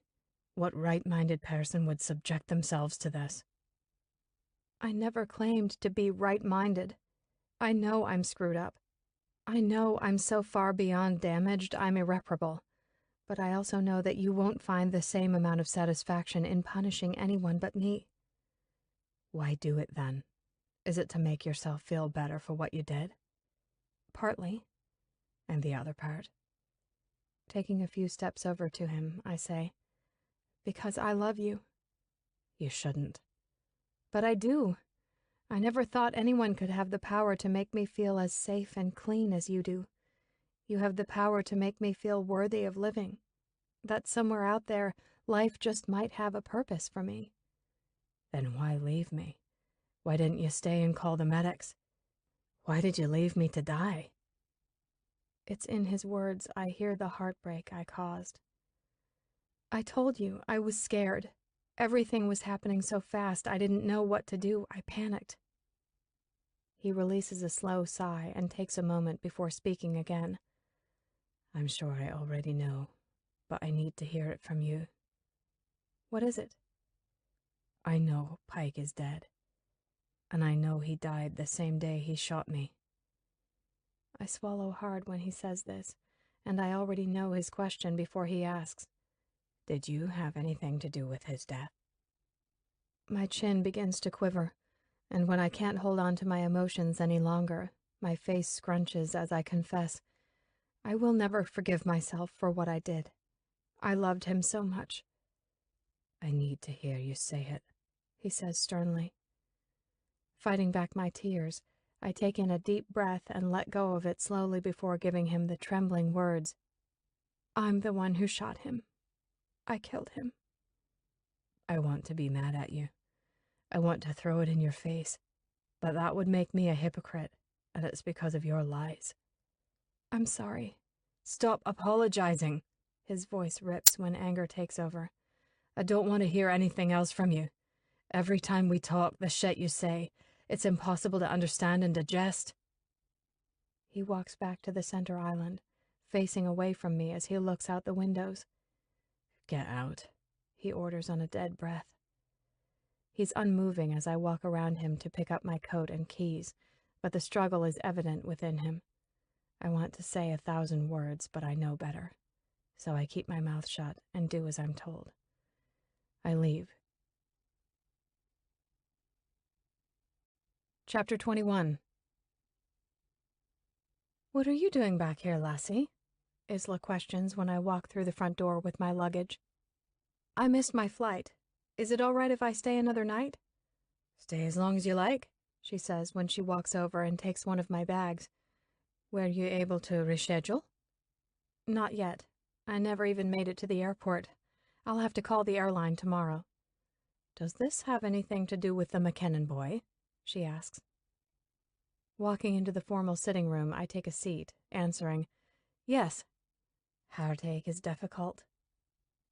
Looking over at her sitting across from me, I give a slight nod. The day has been draining, and I feel weak from what happened with Declan. With so many questions swarming in my head, I say, can I ask you something? As I lean back in the chair. Of course. Do you believe that people can change? She takes a moment and then gently shakes her head a couple times. No, dear. I reflect on her answer as defeat looms overhead. And then she elaborates. I believe we are who we are, and the essence of what we are built upon is unchangeable. But I believe we can change how we make choices. But just because we can change our behavior doesn't mean we've changed the core of who we are. It's like someone who's an alcoholic. They may rehab and make better choices, but I don't believe that inner voice and craving ever goes away. The change is solely in their choice to not drink, but they still desire it. So evil is always evil? Yes, and good is always good. But I trust in my faith that we are descendants of rectitude, that each of us, no matter how bad we may think ourselves to be, the core lining of us is threaded in holy fibers. It's in her words that I'm taken back to my home in Northbrook. The memories of my father and I play in clips of tea parties, nighttime songs, piggyback rides, bedtime stories, and fits of laughter. And Isla is right. There was a moment in time I was clothed in nothing but goodness. I was pure and free and honest, but I was just 5 years old when my light was snuffed out. The day my dad was taken from me was the day nothing would ever be the same. I lost more than just my light. I lost myself, lost it entirely. I allowed the world to decay me. But how is anyone supposed to be strong enough to fight back against something so monumental? I was just a little girl. The only person I had in my corner was Pike, but then again, he was just a boy himself. We clung to each other because we were each other's only hope. I thought I was making all the right choices, but as I look back in the wake of my life, it's filled with nothing but destruction. And now I'm the only one that remains. Well, almost. Declan is still here, but in a sense, he was destroyed as well. His heart still beats, but not like it used to. My choices, my decisions, they're poisonous. I used that poison for power, but it backfired. "Are you okay?" Isla's voice interjects. "I made bad choices," I say without thought. The words simply fall from my lips before I can stop them. "Welcome to life, my dear," she condoles. "I could write a novel with all the mistakes and ill choices I've made in my years. But I've come to realize that's what it's about. Sometimes we have to fall to know how to stand back up. Sometimes we have to hurt people to recognize our flaws and to see that we need to better ourselves." "Did you ever find that some of your choices were so bad they were unforgivable?" I ask as regret stirs in my veins. "Yes," she admits with her chin held high. "But even though I knew they were unforgivable, I was still forgiven." "Who was it that forgave?" She pauses, and when the corners of her mouth lift in a subtle smile, she answers, "My husband." "You hurt him?" "I hurt him terribly." "Why did he forgive you?" I ask. "It's called grace. When we love, and when that love comes from the purity of your heart, you give grace. You find compassion and forgive because we're all flawed. We all make mistakes, but love's devotion doesn't cast stones." I want to believe the love Declan once had for me did come from a pure place, that there's still hope for forgiveness, that there's still a shimmer inside of him that still wants me. Because for me, it's more than a shimmer. It's a raging fire of need and desire I have for him. But after what he did to me today, I don't see this working out. Isla's words are nice and flowery, but flowers eventually wilt and die no matter how much love you give in tending to their needs. "You look like you could use a distraction," she says before suggesting, "Why don't you settle back into your room, and when you're ready, how would you like to help me prepare dinner?" That actually sounds lovely, but unfortunately I can't cook. "Everyone can cook. All you need is someone to guide you." Smiling at her invitation, I accept her offer and agree, "Okay then, but I'm warning you now, I've been known to incinerate food beyond consumption." I laugh at the memory of the first time Declan tried teaching me to make champagne chicken and I charred the meal. But that laughter is tainted. It's bittersweet. My time with Declan back in Chicago held some of the best moments in my life, even though I was just an illusion of a better version of me. "If I could teach my daughter how to cook, I can surely teach you," she tells me as we stand. Picking up my bags, I look over and tease, "But is her cooking any good?" "She always made the best meals." "Made?" I question her use of the past tense. "She left this world many years ago." "How did she die?" I question. Knowing all too well the annoyance of the overused "I'm sorry" people give who clearly haven't suffered a death filled with "I'm sorries." "It was a senseless act of violence, but that's part of life, dear," she says, attempting to downsize the ache, but her loss is seen in the gloss of the unshed tears of her eyes. "I'll be in the kitchen," she says, and then walks out of the room. Death is imminent. I know this all too well, but no matter how much we lose, no matter how numb we become, we always feel the pinprick of the vacancy. The parts of our soul that our loved ones take with them when they leave this world are forever left unfilled. They're empty wounds that are always exposed and unable to heal. As I make my way up to my room, I settle my things in and decide to keep myself busy to block out the thoughts that keep filtering in. Memories of this morning's defilement, the vision of Declan when I looked at him, his villainous eyes, blackened in rage, keeps finding its way into my head. He was a riled beast, taking what he wanted, forcing his power on me. Shaking the visions away, I quickly rush out of the room to find Isla for the much-needed diversion. We spend the rest of the day in the kitchen, and I find myself enjoying my time with her. We cook, share a bottle of wine, and enjoy each other's company, and I'm thankful for the distraction she's able to provide me. But it's when I excuse myself for the evening and am lying in bed that it all immediately comes rushing back. Declan tying me up, spitting on my ass, smothering my face into the mattress, the pain of his intrusions, the sounds of his wild grunting. I shift in bed, heart pounding, and I feel the burn from his assault. And then it's Carl I see in the darkened room. I can smell the stench of his cigarettes.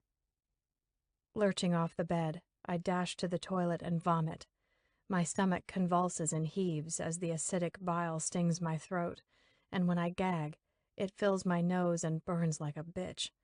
My eyes prick hard with tears, and another bout of puke forces its way out of my gut as my body constricts and hurls over the toilet. When there's nothing left for my body to expel, I tire and scoot my back against the wall. I wipe the sheen of sweat from my forehead and take in slow breaths. My hands are jittery, and my body is broken in a spell of cold sweats. Even if I wanted to shut myself down, I don't think I'd be able to. I don't think I'm strong enough to battle the skeletons I've spent my whole life hiding from. The skeletons that Declan awoke when he forced himself on me earlier today. Only one other person has made me feel that decrepit and filthy, and I burned him to his death. Never did I think Declan would haunt me the same way Carl used to. Warmth stirs me awake, and as I begin to move, I feel a weight on top of me. Opening my eyes, my body jumps when I see Declan holding himself above me. "Shh, baby, it's only me," he whispers. "What are you doing here?" His eyes pinch shut, and he lets go of a pained breath, saying, "I can't do it. I can't stay away from you." His words settle my heart, and I don't question him because I need him. Reaching up, I run my hand along his stubbled jaw, and when he drops his head, my body warms in peace as his lips press softly into mine. I cannot control the moan that comes out of me, and I wrap my arms tightly around his neck, holding him close. To have his taste back in my mouth soothes. The world lifts from my shoulders, and finally I can breathe, really breathe. I don't ever want this to end. I need this, need him. As our bodies begin to move and writhe together, he reaches back and pulls his shirt off. Lowering himself on top of me, he threads his fingers through my hair, saying, "Forgive me for what I did to you earlier. Please forgive me and let me fix it. Let me attempt to take it away." I place my hand over his bare chest, and I can feel his heart crashing inside of him. I want to calm that heart just as much as he wants to erase what happened in his room, so I nod my head. That's all it takes for him to start slowly undressing me. Slipping my clothes off, along with his, he covers us up under the sheet as our naked bodies rediscover one another. He allows my hands freedom to roam over his body, an un-Declan-like thing for him to grant me, but I take it. He runs his damp lips down my neck and along my collarbone before taking his tongue and dragging it over my pert nipple. Covering the tight bud with his lips, he sucks with the heat of his mouth, and my body bows in response to the touch. My hands fist his hair, and he moves to my other breast. His cock is raging hard against me, and his slow movements are making my pussy ache in wetness for him. "I need you, Declan," I pant in wanton heat. He pulls back and looks down at me with eyes molten in lust. His hand ghosts down my body, my stomach, and when he reaches my pussy, he sighs as my muscles tremble in anticipation of what I thought I'd never have again. Oh, God, I mewl when he delves his fingers into my wet folds. My hands press into his flesh, and I hang on as he begins to pump in and out of me. I'm on fire, needing more of him, so with a strong hand I wrap it around his wrist and hold his arm still. When I begin to rock my hips and fuck his fingers to my own liking, he growls, and the erotic sound spurs my hips to buck up and fuck him even more fiercely. "That's my baby," he encourages, and when my moans intensify as my body climbs, he pulls his fingers out of me and quickly pins my arms above my head.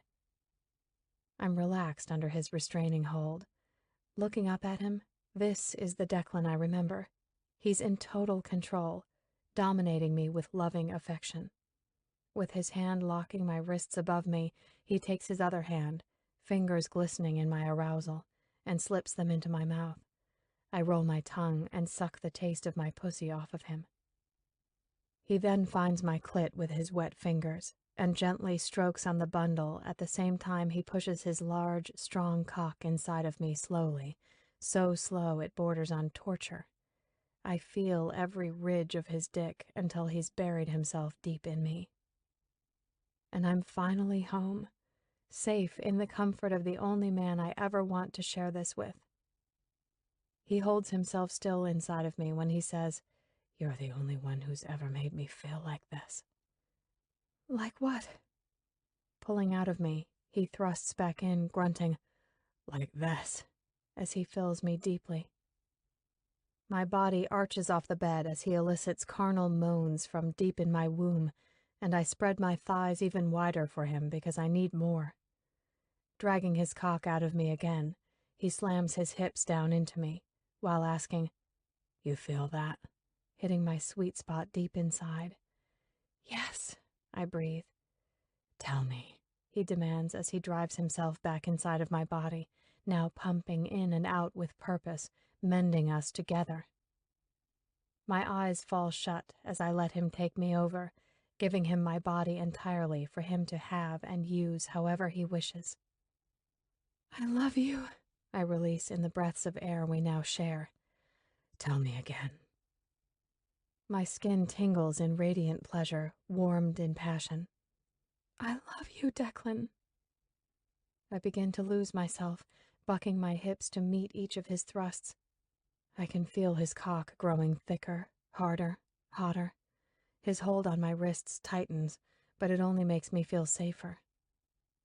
"Open your eyes," I hear him say, and the moment before I do, I smell it. Stale cigarettes and piss. My body locks up when my eyes open and it's Carl looking down at me, fucking me with his disgusting dick and breathing his putrid breath all over me.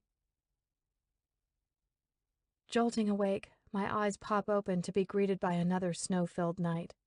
Another bad dream possesses my subconscious. This is the third nightmare I've woken from tonight. Gone are the nights of exploring with Carnegie, my caterpillar friend. He's been replaced by morphed scenes of Declan loving me and by dank basements, urine-stenched closets, and the visions of Carl jerking himself off as he watches me. I take my time to quiet my rapid beating heart before I lie back down. I focus on the snow that collects on the window. Some of it melts, turning into trickling rivers that slowly make their way down the glass. I burrow down into the blankets, trying to warm myself, and when I roll over from the moonlit snow, it takes a moment for my eyes to adjust. It's after I blink a few times that I see him, and I hold my breath, wondering if I'm imagining this. Imagining him.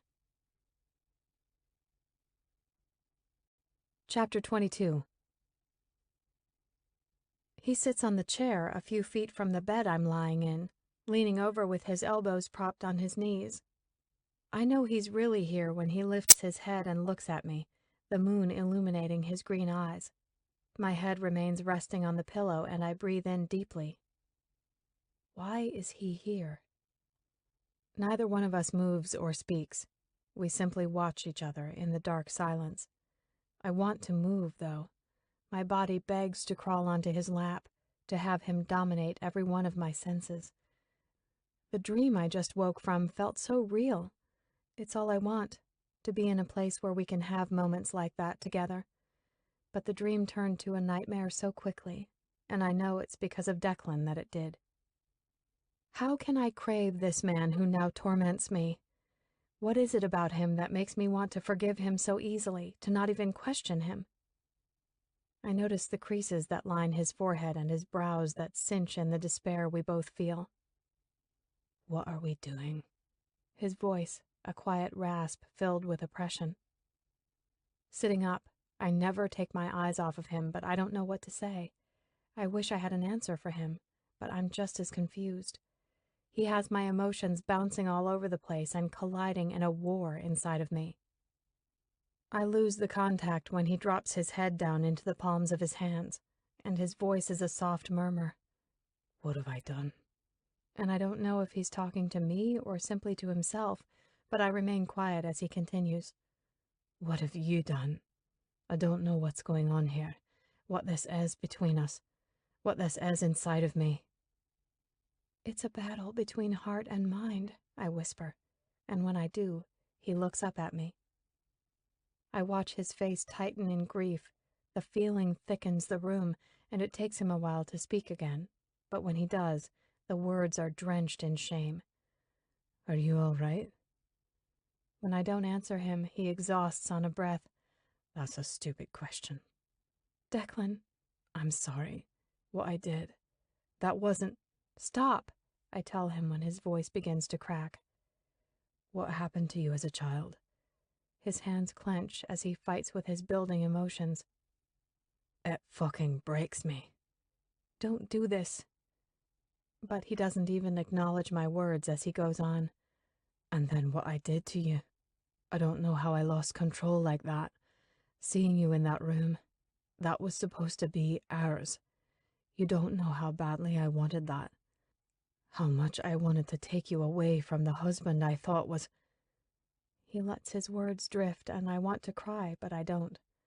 I know he doesn't want to see my tears, so I keep myself focused, but I'm dying on the inside. To sit here and listen to his words that are masking cries of his own is awful. This is a man of abundant discipline and authority, so to hear him so broken down, so weak, it destroys me. How do I get past a deceit of this magnitude? He eventually questions. I wish I knew. I wish I could go back, but I can't.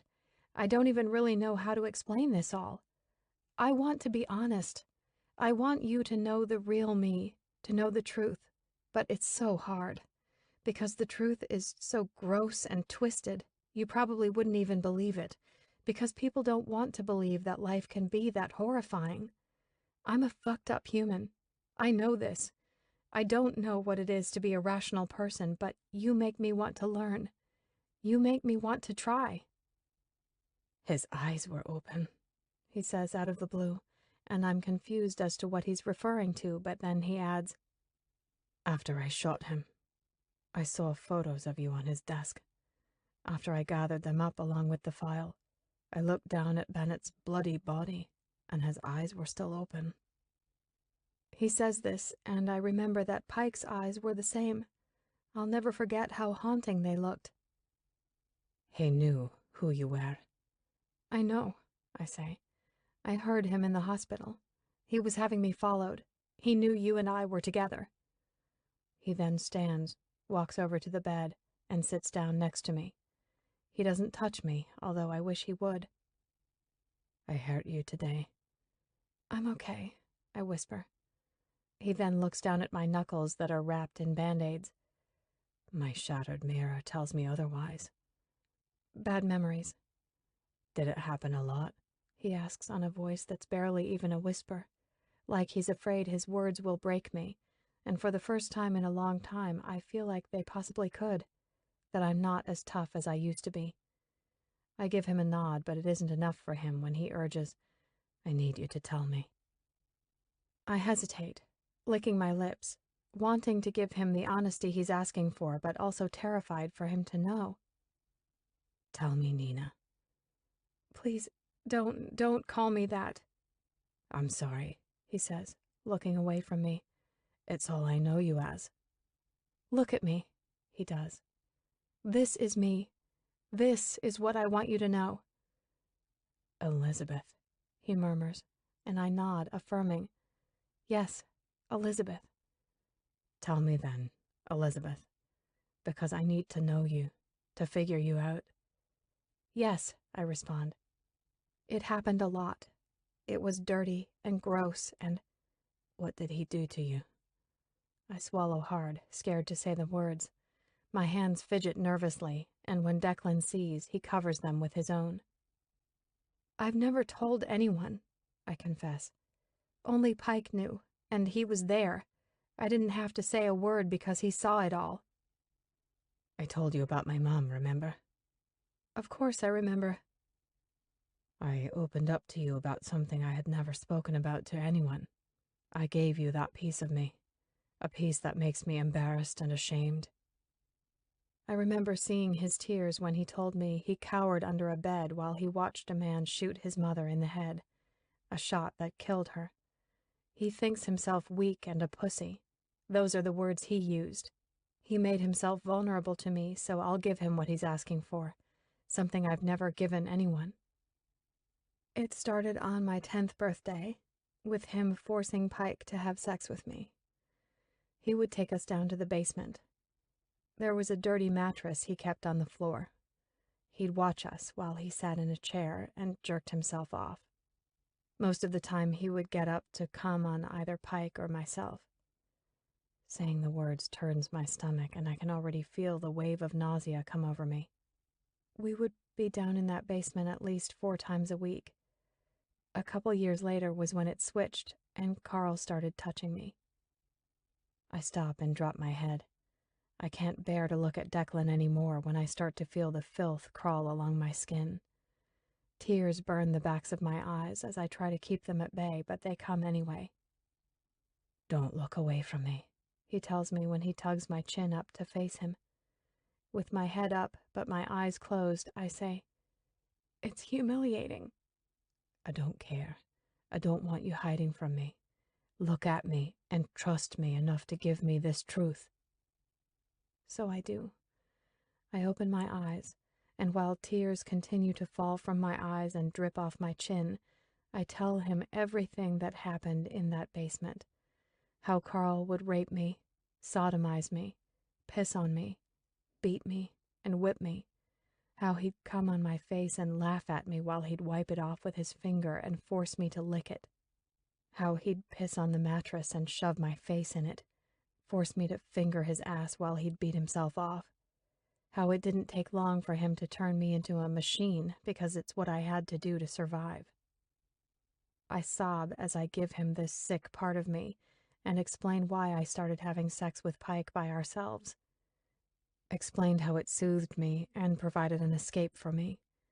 I rip myself open and let the rot fall onto Declan's lap as I reveal my twisted childhood to him. He listens, never interrupting, but encouraging me to go on. His eyes are wide in disbelief and pity, and I know he will never look at me the same way again. He now knows the reality of my pathetic existence, the worthlessness of my body, the one he used to look at in amazement and admiration. He'd call me perfect, beautiful, and flawless. But now he knows the truth. This body was never something he should have valued. Anyone would be foolish to value the pile of shit it is. It's simply a capsule, fancy wrapping paper, that conceals everything I'm made of. Sewage. Why didn't you ever say anything? Because I was scared if I did, I'd lose Pike. I feared going to another abusive home and being alone. Pike was all I had. I didn't want to be without him, I try to explain. He used you. Who? Pike? Yes. If he loved you like you claim he did, he would have pushed you to get help, to get you to a place that was safe. Shaking my head, I refute. It doesn't work like that. And he did love me. He gave his whole life to me. I was always safe with him. Declan bites down hard, causing his jaw to tick, and I tell him, "You won't ever change my opinion of Pike. I don't expect you to understand, but we were just kids. We did what we could to survive. Whether you believe it to be right or wrong, what's done is done, and looking back won't change anything. I wish I could take it away. You can't, I say weakly. Just like I can't take away the pain in your life. I want to. I want that power more than you know. Sitting in the darkness, making my confessions and opening myself up, I wonder why Declan remains unmoving by my side. My desire to crawl inside of his head, to know the thoughts he hides in there, is strong. His expression is hard to read as he looks at me. The hush in the room is unsettling, yet peaceful. I was starting to wonder if he would ever be able to be in the same room as me without punishing me. I should go, he eventually says. Okay. He stands up from the bed, and when he does, I lie down. I watch him turn back to me, and in a sweet gesture, he pulls the covers over my body and then braces his hands on the mattress, hovering over me. Stay. Why? I breathe. I don't know why. Just don't go back to the States just yet. He pushes off the bed and walks to the door. I'm sad when he leaves, lonely and empty. His scent looms in the air, and I take a deep breath to capture him in my soul. Lying here in the dark, I feel haunted by the demons I just released. And now he knows the fallacy of it all. As for me, I've just sliced through my deepest scar tissue and reopened the wounds of desecration. I battle with my heart to shut down, to turn into the machine that protects me from that which is destined to destroy me. Between the memories that just rebirthed inside of me and the loss of Declan's presence, the mass of emotions is too much for me to even think about right now. So I cloak myself in armor and delight in stupor. Chapter 23. Callum. I was offered a plea deal when my attorney came to see me yesterday. Since my part in all this was simply being a man of the books, a white-collared crook, they want me to rat out the bigger names to the operation. The thing is, I don't have many names. The men that do the runs are worth a lot more to the feds than I am, but I'm not privy to that side of the business. The one name I am privy to is the one I know they want the most. The king of the cartel. But to cross paths with him would be a death sentence. I've learned that lesson. So I played dumb, kept his name shrouded in my arsenal. If I narc, I'm a dead man. It's much safer for me in here, locked behind steel and iron. No one messes with me much. Money buys safety, and I've got an endless source and people on the outside that make sure the steady stream keeps flowing. What isn't available to me is being taken care of by Lachlan, who I'm now calling. The guard keeps watch outside of the laundry hall where I now work 4 days a week, earning a pitiful 11 cents an hour. "Cal," he greets when he finally answers. "How are you?" "How the hell do you think I am? Did you take care of the money?" "Yeah, all done. There was an event recently that was held for the charity, so it was easy to filter into the accounts." "And Declan?" I ask. "What about him, sir?" "Any suspicions from him?" "No, he's been distracted these days." "How so?" "A woman, Elizabeth Archer. She appeared in town recently. He's been having me follow her." I don't bother to ask why. Time isn't my friend at the moment, but I can only guess that boy will probably forever be fucked up when it comes to trust. He never told me anything about the shooting, who did it, or for what reason. But I know it all boils down to Nina Vanderwall. All he told me was to feign his death to her if ever we should cross paths, and that he wanted me to keep my distance from him. I agreed, and he disappeared back to Scotland to live in that estate he bought years back. I can't figure that kid out, or why he wants to wallow alone in practically the middle of nowhere. I've yet to have anyone make contact with him, and as far as I know, no one has. He's unaware that I'm sitting in jail for crimes he knows nothing about. Crimes I've been committing since he was a little boy. "She's staying in town close to him," Lachlan adds. "In Gala? At the Water Lily. What the fuck? Declan was there? I ask, wondering if he knows what was kept from him. It's where Elizabeth is staying. He was there the other day for a couple hours in the middle of the night and then returned home.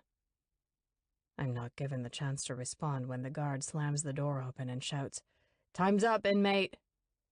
He snatches the phone from my hands and disconnects the call. What the hell happened to 5 minutes? I sling in hostility. Price influx, bitch. It's gonna cost you more next time.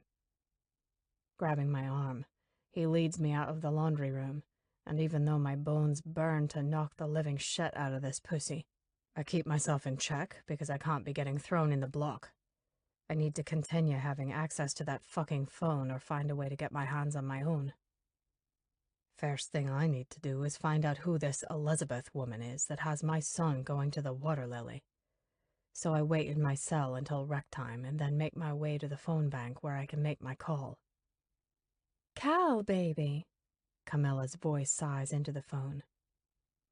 I thank God that the values of this woman are slightly shady to accommodate being involved with a man who's facing up to 25 years in a federal prison. How are you holding up, love? I ask. I miss you. Trying to take care of everything on my own is drowning me. I know. I'm sorry. I need to see you, though. I need you here this weekend. Of course. You know I never miss a visit. Is everything okay? Yes. I don't want you worrying about me, I tell her. It's just important that I see you. I urge my words because what I need her to do for me isn't something I can mention on these monitored calls because of the names involved. Callum, she softly scolds, you're in jail. How can I not worry about you? 90 seconds remain. Fuck. Bracing my hand against the cinder block wall, I bark, "Did you send the money into my account?" Yes, but you know how slow they are. I need you to call about it because I'm all out of time. I won't be able to call you until I get that money. I promise, Cal. 30 seconds remain. God, I hate this, she cries. I miss you so much. I miss you too. I'll see you in a couple days. I'll be there. I love you. Love you too. Walking into the quad, I take a seat in front of the TV that's playing an episode of Jeopardy! I look to my left and watch a couple of illiterates shout out their answers, and I find them to be more entertaining than the actual show. "Hey, puta." My body stiffens when the words slither across my ear, and the coolness of what I imagine to be a razor blade pierces the flesh of my back. "I'm talking to you, Essay," he says, sitting behind me with his face hovering by the side of mine as he talks quietly into my ear, so as to not arouse attention. "What do you want?" I keep my voice even and hard. "Your boss wanted me to relay a message for him." "My boss?" "That's right. He don't want you acting a jit. Saying things that don't need to be said. Mentioning names that don't need mentioning." He digs the blade into my skin, and I bite back against the sting as he sneers. "You don't need to be reminded about your vieja, no?" I snap my head to look him dead on, and he backs off, slipping the blade down his sock quickly. My blood boils, and the rage that brews inside takes an effort to keep under control. The guy smiles, dismissing his threats in exchange for a light chuckle, saying, "Whoa, mi amigo, relax." "Relax? You mention my vieja, and you expect me to relax? I don't need a reminder, and I'm not your amigo. Next time you talk to my boss, you remind him that loyalties lie thick, sometimes in a pool of blood." He gives a curt nod, taking in my words, and then I add, "You threaten me again, I'll turn you into a prag and stick a brinker on your ass." He laughs, stands, and before walking away, shakes his head, saying, "You surprised me, Blanco." And then, with a smile, adds, "I'll let the boss know we're good." You do that. I had to lift my bra, Cal. What? Why? Apparently, I look more suspicious than the garbage I was standing in line with, Camilla whispers under her breath, and then takes a scan of the room to make sure no one else heard her. It was utterly degrading. Sitting at the small table, across from the woman who's loved me for the past year, I'm pissed at the scum that got to see my doll's tits when I haven't had the privilege since they arrested me. She's mortified and angry and completely out of place. She always stands out like a sore thumb when she visits me, dressed in her designer clothes, but that's my Camilla. I miss you, love. The waiting is killing me. I know it isn't fair for me to say that when you're locked up in here, but I feel like I'm in a constant state of anxiety, she says. I haven't told her about the plea deal that was put on the table, because she'd have me do anything, throw whoever they wanted under the bus, just to get me back. The case will be taken to the grand jury soon enough. That's the first step. But in the meantime, I need you to do something for me, okay? Okay. First, any update on the Vanderwall murder? I ask, since you can't get the guards to turn the TV to any of the news stations. The whole company is under investigation, but for what the public isn't aware of yet. She releases a heavy sigh, leans forward, and grows emotional.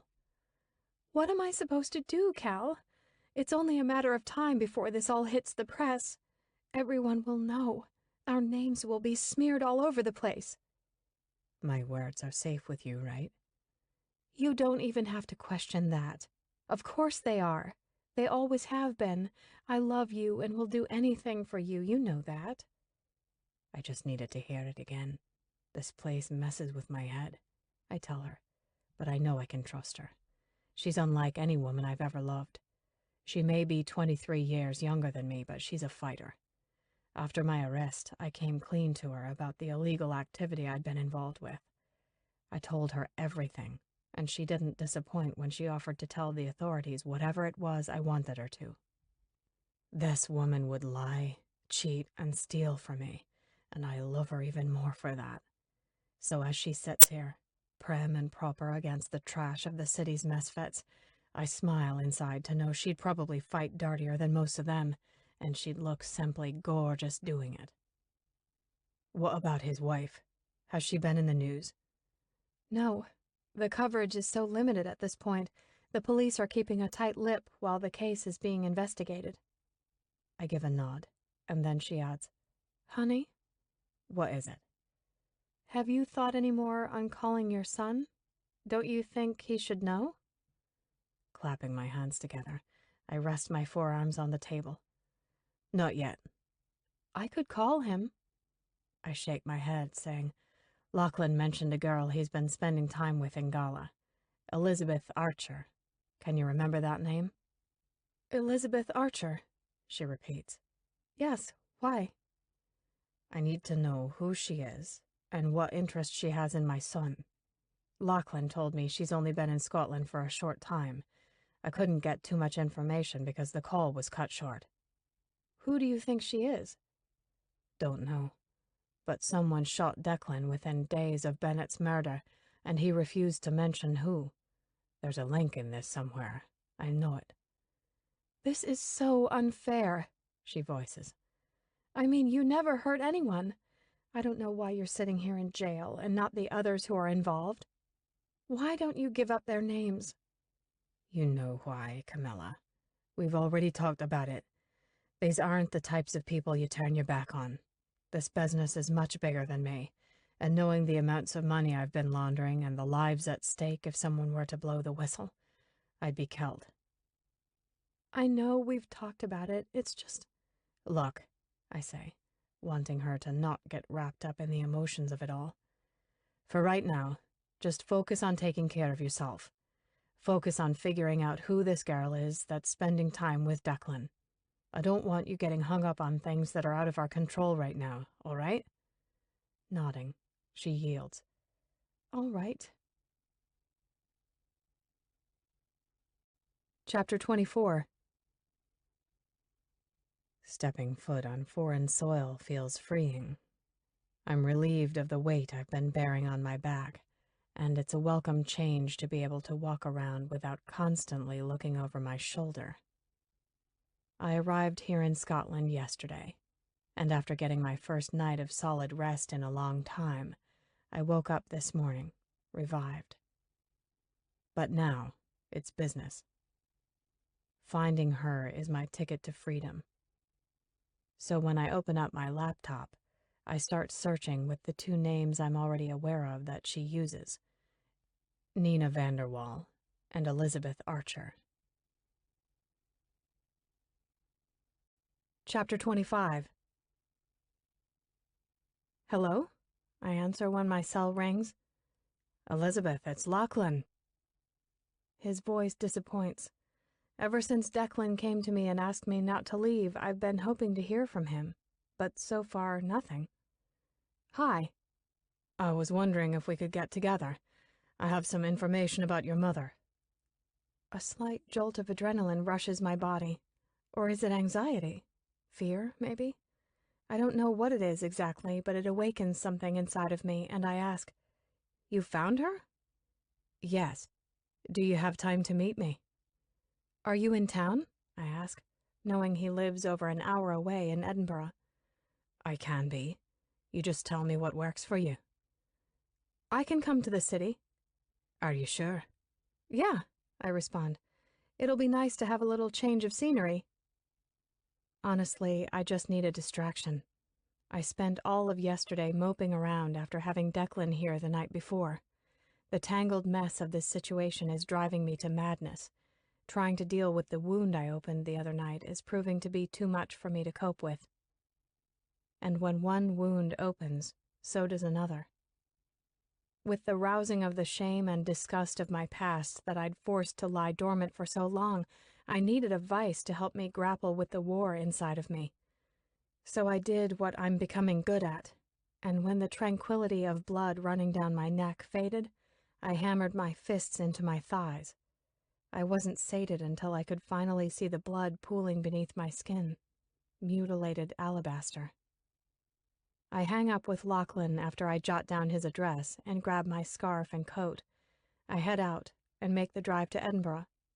When I make my turn onto Merchiston Gardens, I'm greeted with beautiful Victorian homes. Did you have any problems finding it? Lachlan asks when he opens the front door after I pull up to his house. I'm in a foreign country, I tease. I always have problems when I drive here. He laughs, and as I approach, he remarks with jest, Well, you appear unscathed, and the car still looks to be in one piece. Lucky car, I respond with a wink before stepping into the foyer. The walls are bathed in rich taupes, ivories, and wines with hardwood floors and large bay windows. The house is airy, with lots of natural lighting. Lovely home. Walking past me, I follow Lachlan through the house to a formal sitting area. Can I get you a drink? He offers. No, thank you. Slipping off my coat, I drape it over the couch and take a seat, with Lachlan sitting adjacent to me. Impressive. He laughs, saying, You're being generous. One could say I was slumming it when compared to the likes of your man's Brunswick hell. My man? Isn't he? Continuing the light banter, which tends to come easily between the two of us, I say, Well, for anyone who knows Declan, you're instantly aware that no one stakes claim on him. He operates on the contrary. Crossing my legs, I chuckle, adding, Total control freak. Try working for him. His words perplex, and I question, You work for him? And when he nods, I note, You failed to mention that. You failed to ask. Is there anything else I've failed to ask that I should be aware of? Oh, yes, he exaggerates in humor. But where's the fun in transparency? Man of mystery. He smiles, and I laugh. So tell me, Lachlan, what is it that you do for Declan? I manage his finances, among other things. And what about you? Me? What do you do for a profession? His question perturbs, and I deflect. I prefer to dabble instead of commit to a singular entity. Entrepreneur. Isn't that just a fancy word for unemployed? Which do you prefer? Honest and straightforward, I tell him. No reason to dress up the truth, because when people realize the crudité is just a veggie platter, they feel cheated, and the culprit looks like a fraud. He laughs, but little does he know I'm the crudité here. I'm a distorted hyperbole. At least that's what I have been. I'm trying to shed the guise because I need a solid ground of understanding to figure out who I am. What are the true fibers from which I'm woven? And then I remember why I'm here, and I wonder, am I ready for this? Do I really want to know? He told me he found her, the mother I've never known, and a multitude of questions begin to rain down. Did she ever love me? Did she love my dad? Why didn't she want me? Did she know my dad was in prison? Did she know I was in foster care? Why didn't she come for me? Why didn't she save me? How could she just dispose of me? Are you okay? Lachlan questions, his voice thick with concern. I flick my eyes up to him, realizing I let my mind drift and pull me away. Yes, I'm sorry. I shift, and leaving the humor behind, I say, I'm a little uneasy. How so? His voice mellows with the change in mood. Wondering if I want to open this door that's been closed my whole life. We don't have to do this, he tells me. If you've changed your mind or you want to wait, it's up to you. Seems weird, I remark. Sitting here with you, practically a stranger, and yet you know about my mother when she's nothing more than a question mark for me. She doesn't have to be a question mark, but if you're not ready. I thought I was. Now I'm not so sure. He stands up, walks over to the credenza, and picks up a manila envelope. My eyes follow him as he moves to me and sits by my side. Placing the envelope on my lap, he says, I don't believe there's a right or wrong choice here, but if you do find yourself wanting to open the door to the mystery, it's all in there. I run my hands along the paper that separates me from my mom, and my apprehension grows. It's the conundrum of whether this envelope holds hope or dejection. Will this lead me to answers or just create more questions? And do I even care? It's not like she means anything to me, right? And then I wonder why I never did care enough to learn about her. Maybe it's because Pike was enough for me to fill that void of family. I mean, he never could fill the void of my father. Nobody had the power to do that. But Pike did become my family. He was my protector and comfort, and I didn't feel like I needed anyone else because he was enough. But now he's gone. And so is Declan. Even though he keeps me around, he no longer belongs to me. But did he ever? These few weeks since everything came crashing down, my loneliness has grown to a point of neediness. And now a part of me feels like I need this, whatever it is that's inside of this envelope. Tell me, Lachlan, are your parents still alive? I ask in melancholy, confused about my feelings, wondering if there's anyone else here on this planet that can relate to me. Yes. Big or small family? Big? Close? I question. Yes. Sad warmth creeps along my cheeks, and I take a moment to push the feeling aside before speaking again. I never had that. He doesn't respond, but what is there to say? Would you like a distraction? He offers, and I sigh in exasperation. Please. His smile is friendly as it grows, and he takes my hand, guiding me to stand. Handing me my coat, he says, Let's get out of here. He then takes me to Café e Cucina, where we indulge ourselves with cappuccinos and quinaman, which Lachlan promises I'll enjoy, and the French pastry doesn't disappoint. We spend a leisurely few hours getting lost in conversation. He tells me stories about his time with Declan at St. Andrews, as well as a few funny tales from his own childhood in Scotland. I ask questions about the culture, as does he about life in the States. It surprises me to find out he's never been to the U.S. I tease him about eating beans for breakfast, and he teases me about the fact that getting a 32-ounce soda, or as he calls it, fizzy juice, is a commonality in the States.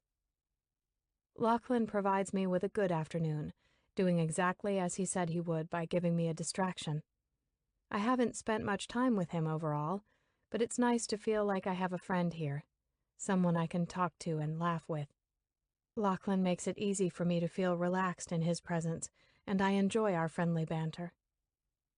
But now the joviality is gone as I sit here back in my room in Gala. Since I returned, I've been sitting here with this envelope, debating on whether or not I should just throw it away, trash it, burn it, or should I open it and read it.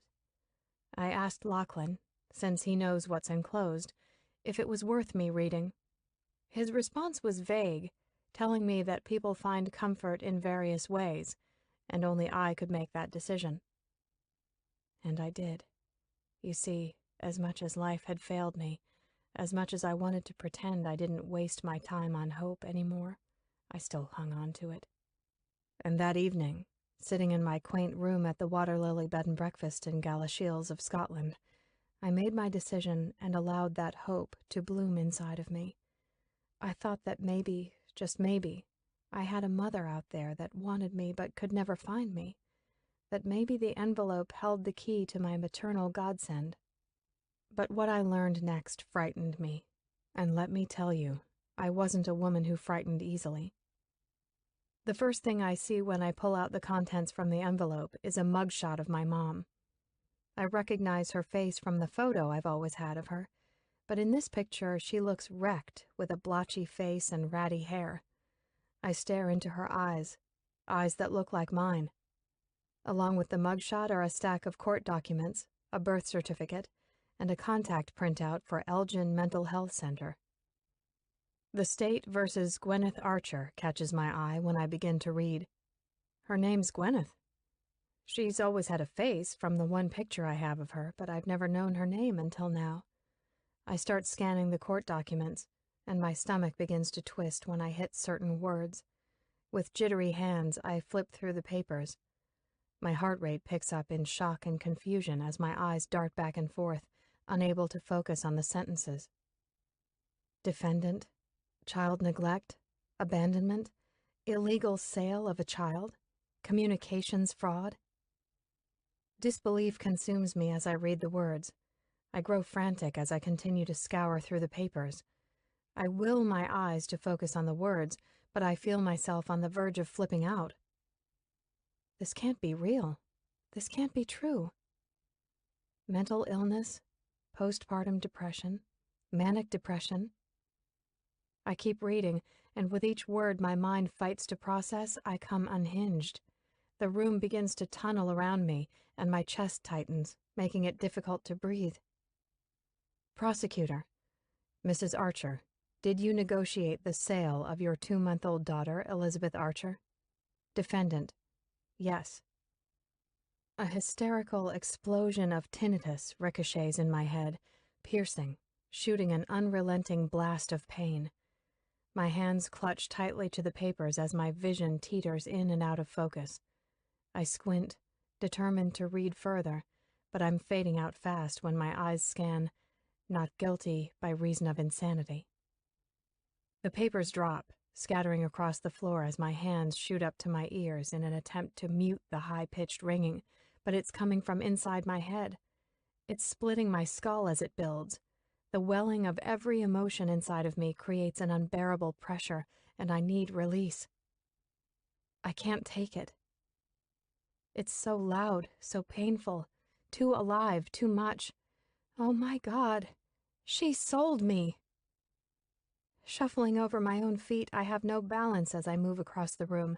I can't hear anything aside from the squealing in my ears. I stumble and catch myself from falling, gripping onto the closet door handle. Gasping for breath, my eyes blur, and I begin crying, sobbing, wailing, screaming. She never even wanted me. Standing in the doorway to the closet, I grab onto the doorframe and hold on as I drop my head. My vision diminishes in a wild haze, and it's too much to contain. I can't handle the overwhelming hysteria inside of me anymore. I can't do it. I'm going to rupture. I can't do it. I can't. Lifting my head, I dig my nails into the wood, splintering it with my forceful grip. In quick motions, I reel my head back, grit my teeth down, and use every ounce of force inside of me as I violently slam my head into the doorframe. Drawing back, I bear down and do it again, smashing my forehead into the solid wood. My vision bursts in pops of light. There's a pounding knock on the door, but it sounds miles away. Thick, warm blood runs down my forehead, over my eyes and nose and cheeks. My body gives out and slides down to the floor. The ringing dampens, and my body tingles in gratification as the blood oozes from my gashed head. I faintly hear the door handle to my room ricketing back and forth, and then there's banging. Open the door! I can't focus on the voice yelling outside my room as the ringing returns to my ears, and the words I just read run back through my mind. Leaning my head back, my eyes begin to burn with the mixture of my tears, blood, and makeup. The sounds that engulf are out of control and torturous. The banging grows louder, and I move my eyes to focus on the door. Open the fucking door! I don't even flinch when I hear the crashing and splitting of wood as the door is being kicked down because I'm too far gone. I'm lost inside myself, and nothing feels real anymore. Another kick, and I watch in a daze as Declan storms over to me. "Oh my God!" I hear a woman shriek, and I know it's Isla, but I keep my attention solely on Declan. "Jesus!" he panics when his hands come to my face, but it all feels like a dream. I can't even feel his touch. My body singes in radiant tingles, but somehow the flesh is utterly numb. "I need wet towels," he shouts, and the ringing inside me settles to a low, monotone hum. It's incessant. "Should I call a medic?" "No," he snaps at Isla before dabbing the wet towel to my face. I feel nothing, though. Is my heart even beating? I know it must be when I finally feel the pressure of touch, but it isn't from Declan. I roll my head to the side, and Pike is here with me. He takes my hand in his and holds it tightly. "You're here." "I'm always here." "Yeah, darling, I'm here. What happened?" I faintly hear Declan's voice, but it's almost an echo as I concentrate on Pike. "I miss you so much," I say as I begin to weep through a new slew of tears. "Talk to me." "I'm right here, Elizabeth. Don't cry." "She never wanted me," I choke out. Who? Who? "My mother. She sold me." Fuck her. You never needed her anyway. Shh, just breathe, okay? "I need someone, though. I'm so alone," I say to Pike. "You're not alone," he insists, and then nods his head towards Declan. I briefly look over, and his hands are still on me, pressing a towel firmly over the top of my head. When I look back to Pike, I admonish, "He doesn't want me. He only pities the pathetic waste he now knows I am." "Elizabeth, what are you talking about? He cares for you. Why else would he be here right now?" "How could he care about me after what I did?" Love is love. It doesn't just vanish. How can you be so sure about that? His hand squeezes mine, soothing the chills that now start to rack me, and leans over to whisper softly in my ear. "Because even though you shot and killed me, I still love you with every little piece of my heart. I still want to give you the world." "How can I be sure of what? What are you talking about?" Declan's distant voice questions me, thinking I'm talking to him. "Is she going to be okay?" "She's fine. Please go and give us some space, will you?" I barely hear Declan and Isla, but my eyes never leave my brother's as more tears fall. How can he still love me when I'm so unlovable? "I'm so sorry," I cry. "I want to take it back so bad, Pike, but I can't. I don't know how." "Darling, look at me. Who are you talking to? Tell me how, Pike. How do I go back and fix this? You can't. The finality of my choices, knowing they can't be undone, is a horrendous weight I carry with me now, a weight I doubt I can carry for much longer.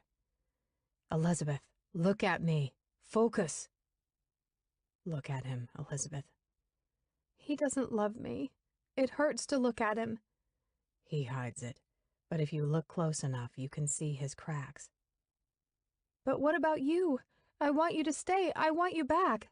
I plead like a small child begging for something that's impossible, but I beg anyway. You have me inside of you. I can't get any closer than that. God damn it, look at me.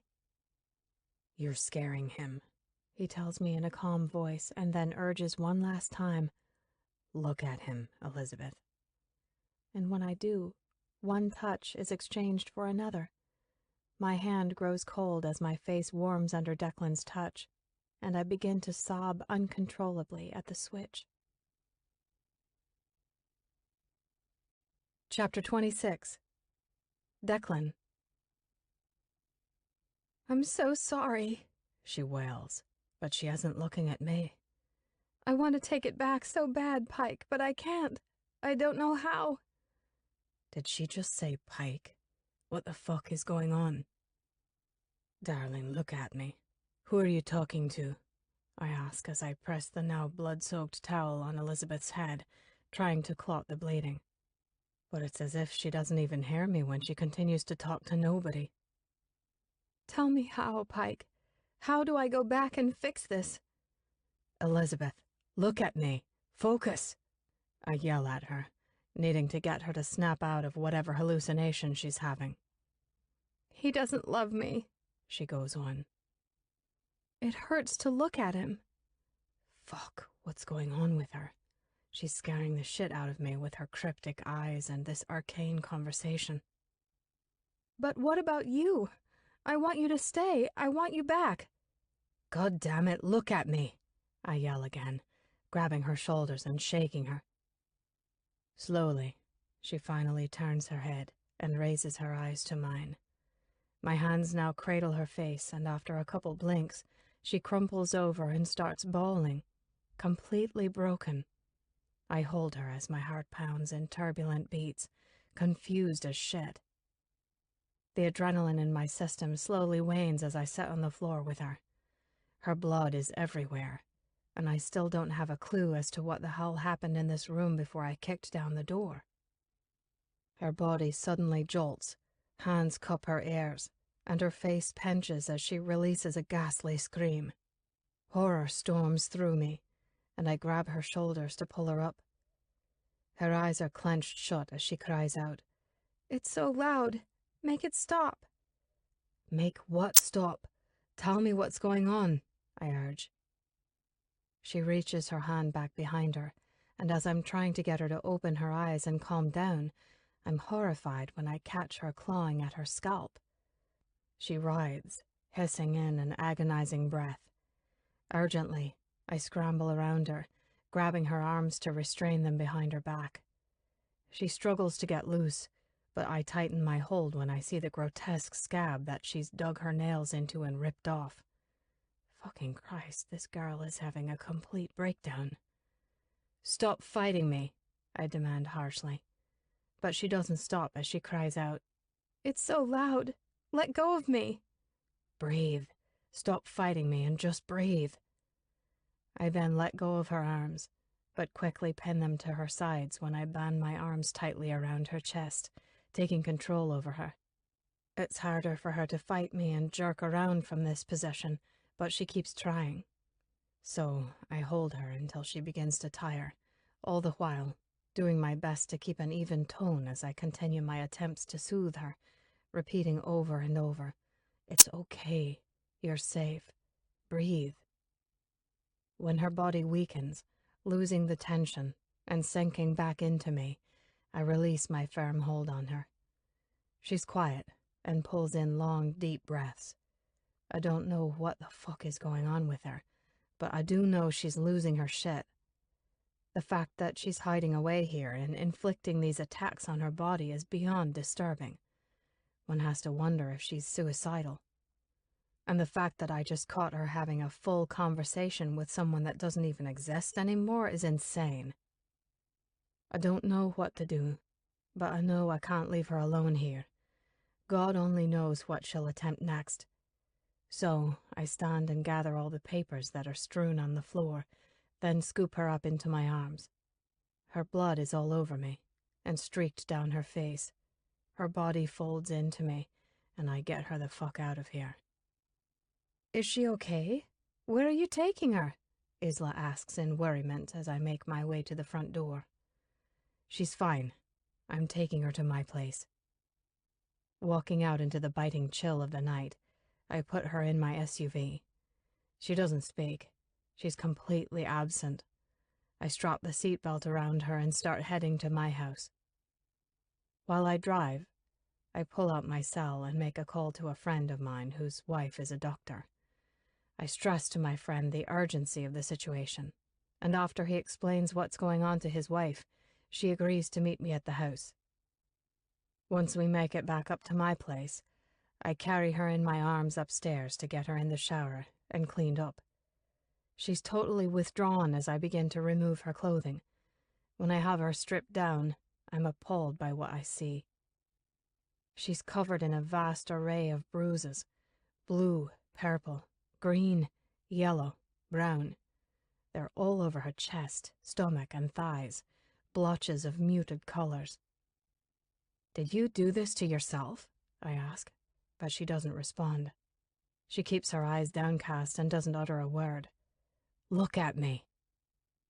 But she doesn't. I duck my head to try and catch her eyes, but I get nothing but desolation. Turning on the water, I strip my clothes off as well, and then help her into the shower. She stands, unmoving, as I wash her. The water turns red as it runs over our bodies, taking the blood down the drain. I keep myself moving to distract myself, but after we're both clean, everything slows. Standing under the hot water, I see a girl I've never seen before. She's severed and lost and weak. She's nothing like the woman I met in Chicago, Nina. And I began to wonder how different these two people truly are. Who is Elizabeth? Is she anything like Nina? Strong, snarky, funny, smart?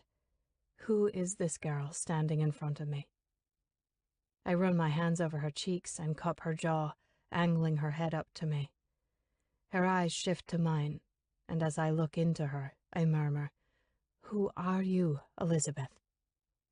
She blinks, no expression to her face, and after what feels like hours, she finally responds in chilled words, "I'm nobody." And as mad as I am at her, as much as I hate her, as much as I want to celebrate her downfall, I have the urge to convince her that she is someone. I want to remind her of all the reasons I fell in love with her, but who's to know if those reasons were just products of her deception?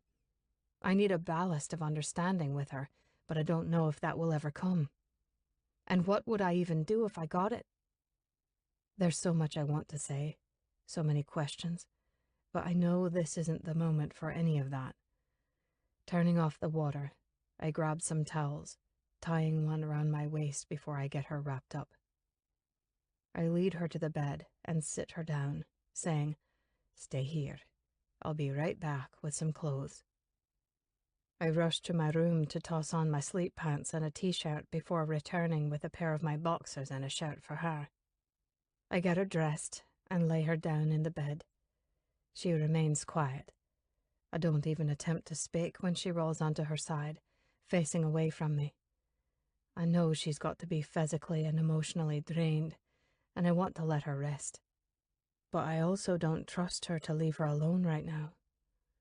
So while I wait for Kyla to arrive, I pick up the envelope that contains the papers I took from Elizabeth's room, and take a seat on one of the chairs in the corner of the room by the windows. I pull out the sheaf of documents and start riffling through them to get them in order before I start to read. The information contained in the court documents is unsettling, and I can't believe what I'm reading. I spend the next half hour reading her mother's testimony where she admits wanting to terminate the pregnancy when she learned about her, but her husband begged her to keep it for him, so she did.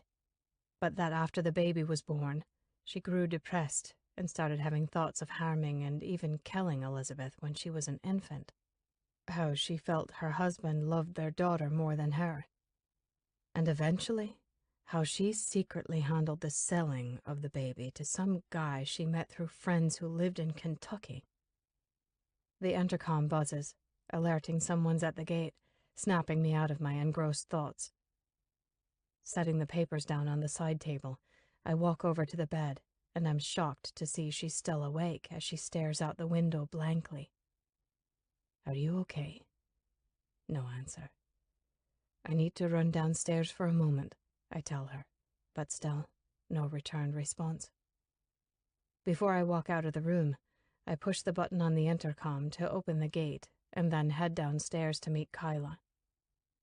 "Thank you for coming on such short notice," I tell her when she enters my home. "Alex stressed how important it was for you to keep this matter private." "Yes. The last thing I need is for some reporter to start digging around if it were to be mentioned I was at the hospital with a woman." Her smile is warm, and when she touches my arm, she says, "You and Alec have been friends for years, and although you and I don't know each other that well, I want you to know that you can trust me." "Thank you." "Before I check on the girl—" "Her name's Elizabeth," I interrupt, my stomach still knotted tightly from reading about her mother. "Before I examine Elizabeth, can you tell me what happened tonight?" I received a call from a friend, letting me know she would be learning something that would probably upset her. Her brows rise in confusion. The details aren't important, but needless to say, she didn't take the news well. After I ended the call with my friend, I rushed over to where she's been staying, wanting to check in on her, and when I arrived, she had locked herself in her room. She was screaming like a maniac and crying. I kicked the door down and she was covered in blood. She must have smashed her head against something. There was blood everywhere. She had calmed a little and began talking. I thought she was talking to me, so I was responding to her, but she wasn't looking at me. And then she mentioned someone else's name, I tell her, not wanting to reveal too much detail. She must have been hallucinating. And then it was like her whole body was in pain, and she started complaining about a ringing in her head. "Has she had an episode like this before?" "I'm assuming, but I don't know for sure. When I brought her back here, I put her in the shower, and her whole body is covered in bruises. It's like she's been beating herself. I know she has this wound on her head that she's been picking at." "Is she on any medications that you know of?" "No, I don't know." "It's okay," she assures, and then asks to see her. I lead her up the stairs and into the guest room where I left her. I follow her and stand off to the side while Kyla walks around the bed to talk to Elizabeth. "Hi there. I'm Dr. Alloway. Can you tell me your name?" I look on, waiting for some sort of movement, but there's no shift when I hear her weak voice answer, "Elizabeth." "Last name?" "Archer." Kyla sets her medical bag on the nightstand and begins asking Elizabeth a series of questions about the evening's events. Kyla helps adjust Elizabeth in bed and sits her up with a stack of pillows behind her back. They begin talking, and Elizabeth's voice sounds hollow as she explains about her mother, and I can tell by what she's saying that she doesn't know the extent of the facts like I do. She probably just read a few words and got herself so worked up she exploded. "Was there anyone else in the room with you and Declan?" she questions, knowing I had mentioned witnessing her talking to someone that wasn't there. I lean against the wall, silent, with my arms crossed over my chest when I catch her eyes glossing over with tears. She nods, and Kyla asks, "Who else was there?" "My brother," she answers weakly. "Can you tell me where your brother is now?" I'm not crazy, Elizabeth immediately defends. No one said you were, but I need you to be honest with me so that I can help you. You can't help me. Will you let me try? She offers. We don't have to talk about your brother right now if you don't want to, but would you let me take a look at your head? Kyla begins to treat the wounds on her forehead and also the one on the back of her head. She then moves to examine the bruises on her body, along with taking her vitals. While she does all this, she continues to talk to Elizabeth, and soon she reveals, sometimes when I'm really upset or stressed, I see my brother. He talks to me and calms me down. Once she is finished, she writes a prescription for a mood stabilizer, and as I walk her out, she tells me, I'd like to see her again, but I'd like her to also visit with a psychiatrist. Like I said, I don't know much about this case or the patient's family history, but my first thought is that she's most likely dealing with an untreated depressive episode with some congruent psychosis. What does that mean?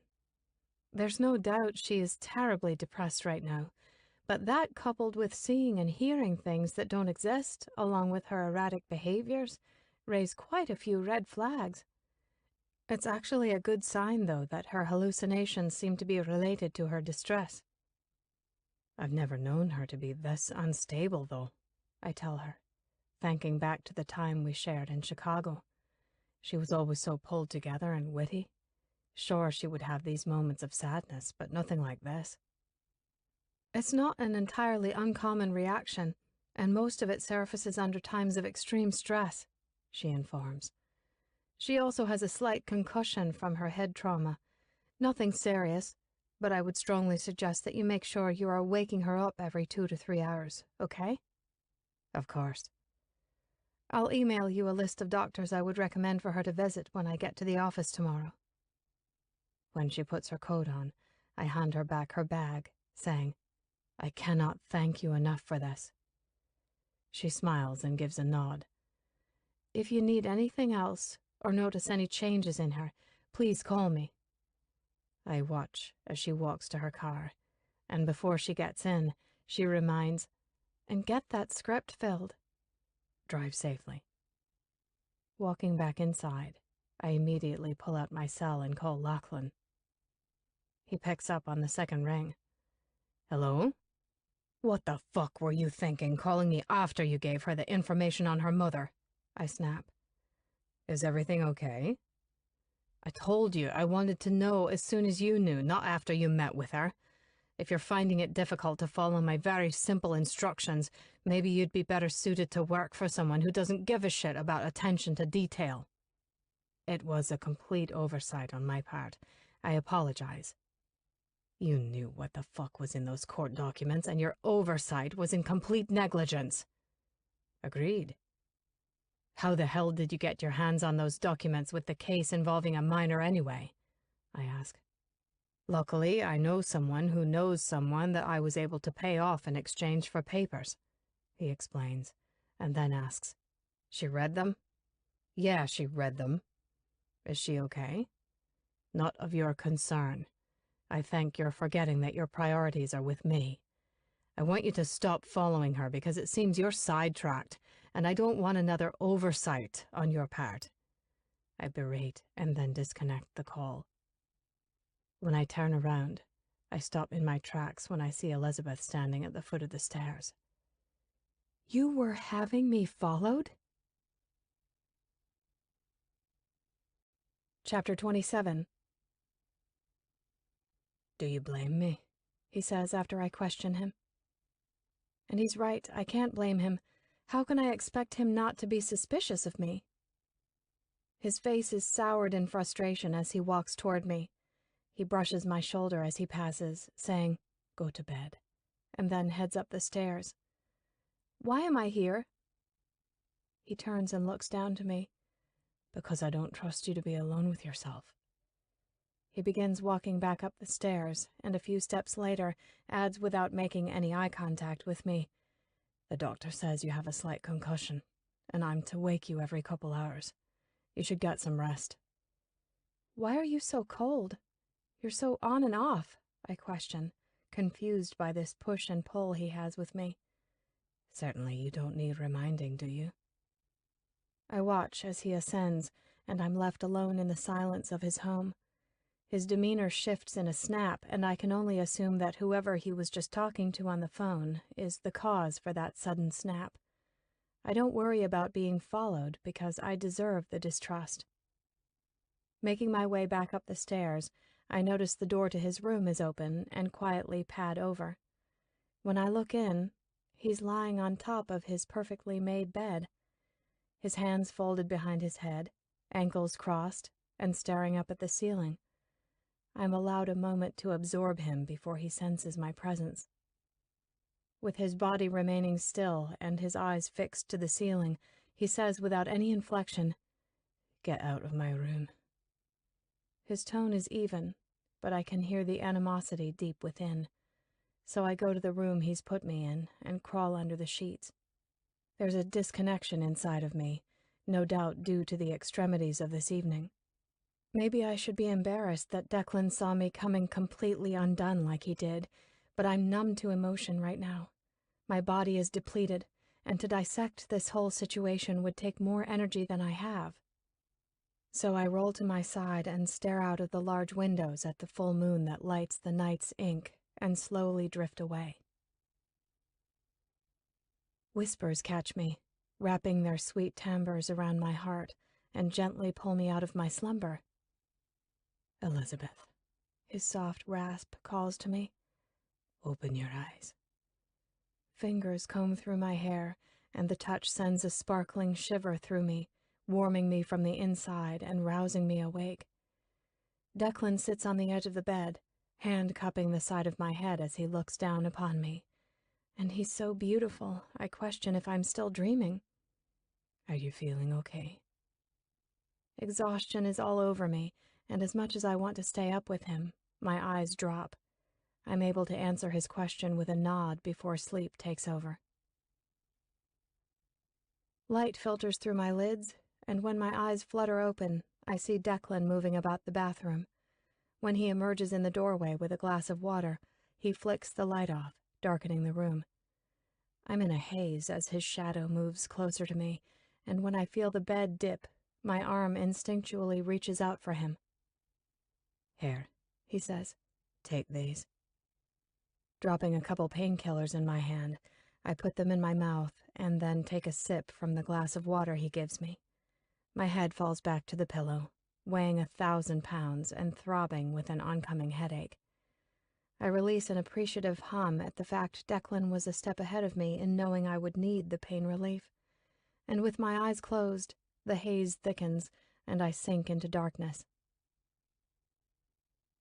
Gasping hard, I'm knocked out of a dead sleep as my body shoots up. Eyes flash open wide and I clutch my chest, panting loudly. My head is clouded with sleep as it strains to catch up to my alert body. Looking around my unfamiliar surroundings, I panic. Everything is disoriented. "Elizabeth." My attention flies to the doorway of the room where Declan is standing, and it's then my confusion dissipates into clarity. "Are you okay?" He questions as he walks over to me and sits down on the bed. "Yeah," I tremble. "What happened?" "I don't know. Bad dream, I guess." We sit, facing each other, and I notice he's no longer wearing his shirt, and the moment my eyes catch it, I choke on a strangled breath.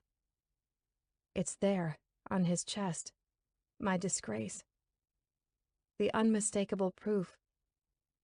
The reality of my fraudulence. My focus is locked on what remains from my twisted game. It mars his perfect body. 2 gunshot wounds branded on his left pec, tainting his chest in my scum. My pulse quickens, and when he looks down to see what has me so shaken, my heart reunites with the anguish from when I thought I'd lost him forever. My hand lifts, and he doesn't stop me when I reach out and brush my fingertips over the bullet wounds. The raised flesh that hides the deep scar tissue beneath splinters me to the core. I keep my eyes on his chest as he allows me this touch, and when my chin starts to quiver, I force my words out around the lump lodged in my throat, and the tears slip. "I thought you were dead." And in an unexpected move, a tender gesture I never thought I'd get again, he cups my face and licks my tears. My hands grip tightly to his wrists as he cradles my cheeks. Closing my eyes, I lean into his mouth as he swallows my salts. In an unrushed moment, his lick eclipses into a silken kiss that erupts a wondrous rekindling inside of my womb. Whether I believe his emotions to be real or not, I pretend that they are, because I want his love so badly. I want to believe his lips are genuine and they mean exactly what my heart yearns for them to mean. I calm as we now share the same breath. My hands still cling to his wrists because I need the support of his strength in this moment. Opening my lips with his, he sinks his tongue deep inside of my mouth, claiming and binding us together. His taste is home, familiar and delicious. My body begins to swim in bliss when he lays me down on my back and my legs fall open for him. He's incredibly hard, pressing himself against me. I whimper as his kisses become more intent. His lips begin to move fervently, rapturing my mouth, and I meld to him, allowing him to take. I'd give him my last breath if that's what he desired. He's my body's epitaph. His intensity grows and we're nothing but wild heartbeats, frantic breaths, bleeding lips, broken souls. We cling, grab, and claw our way to incomprehensible closeness. His mouth finds the curve of my neck, and I writhe in pleasure as he bites me, marking my flesh, breaking through the delicate tissue, bleeding me out for him to taste. He growls deeply, chest vibrating against mine. Reaching down, he grabs the hem of my shirt and pulls it up, but quickly stops.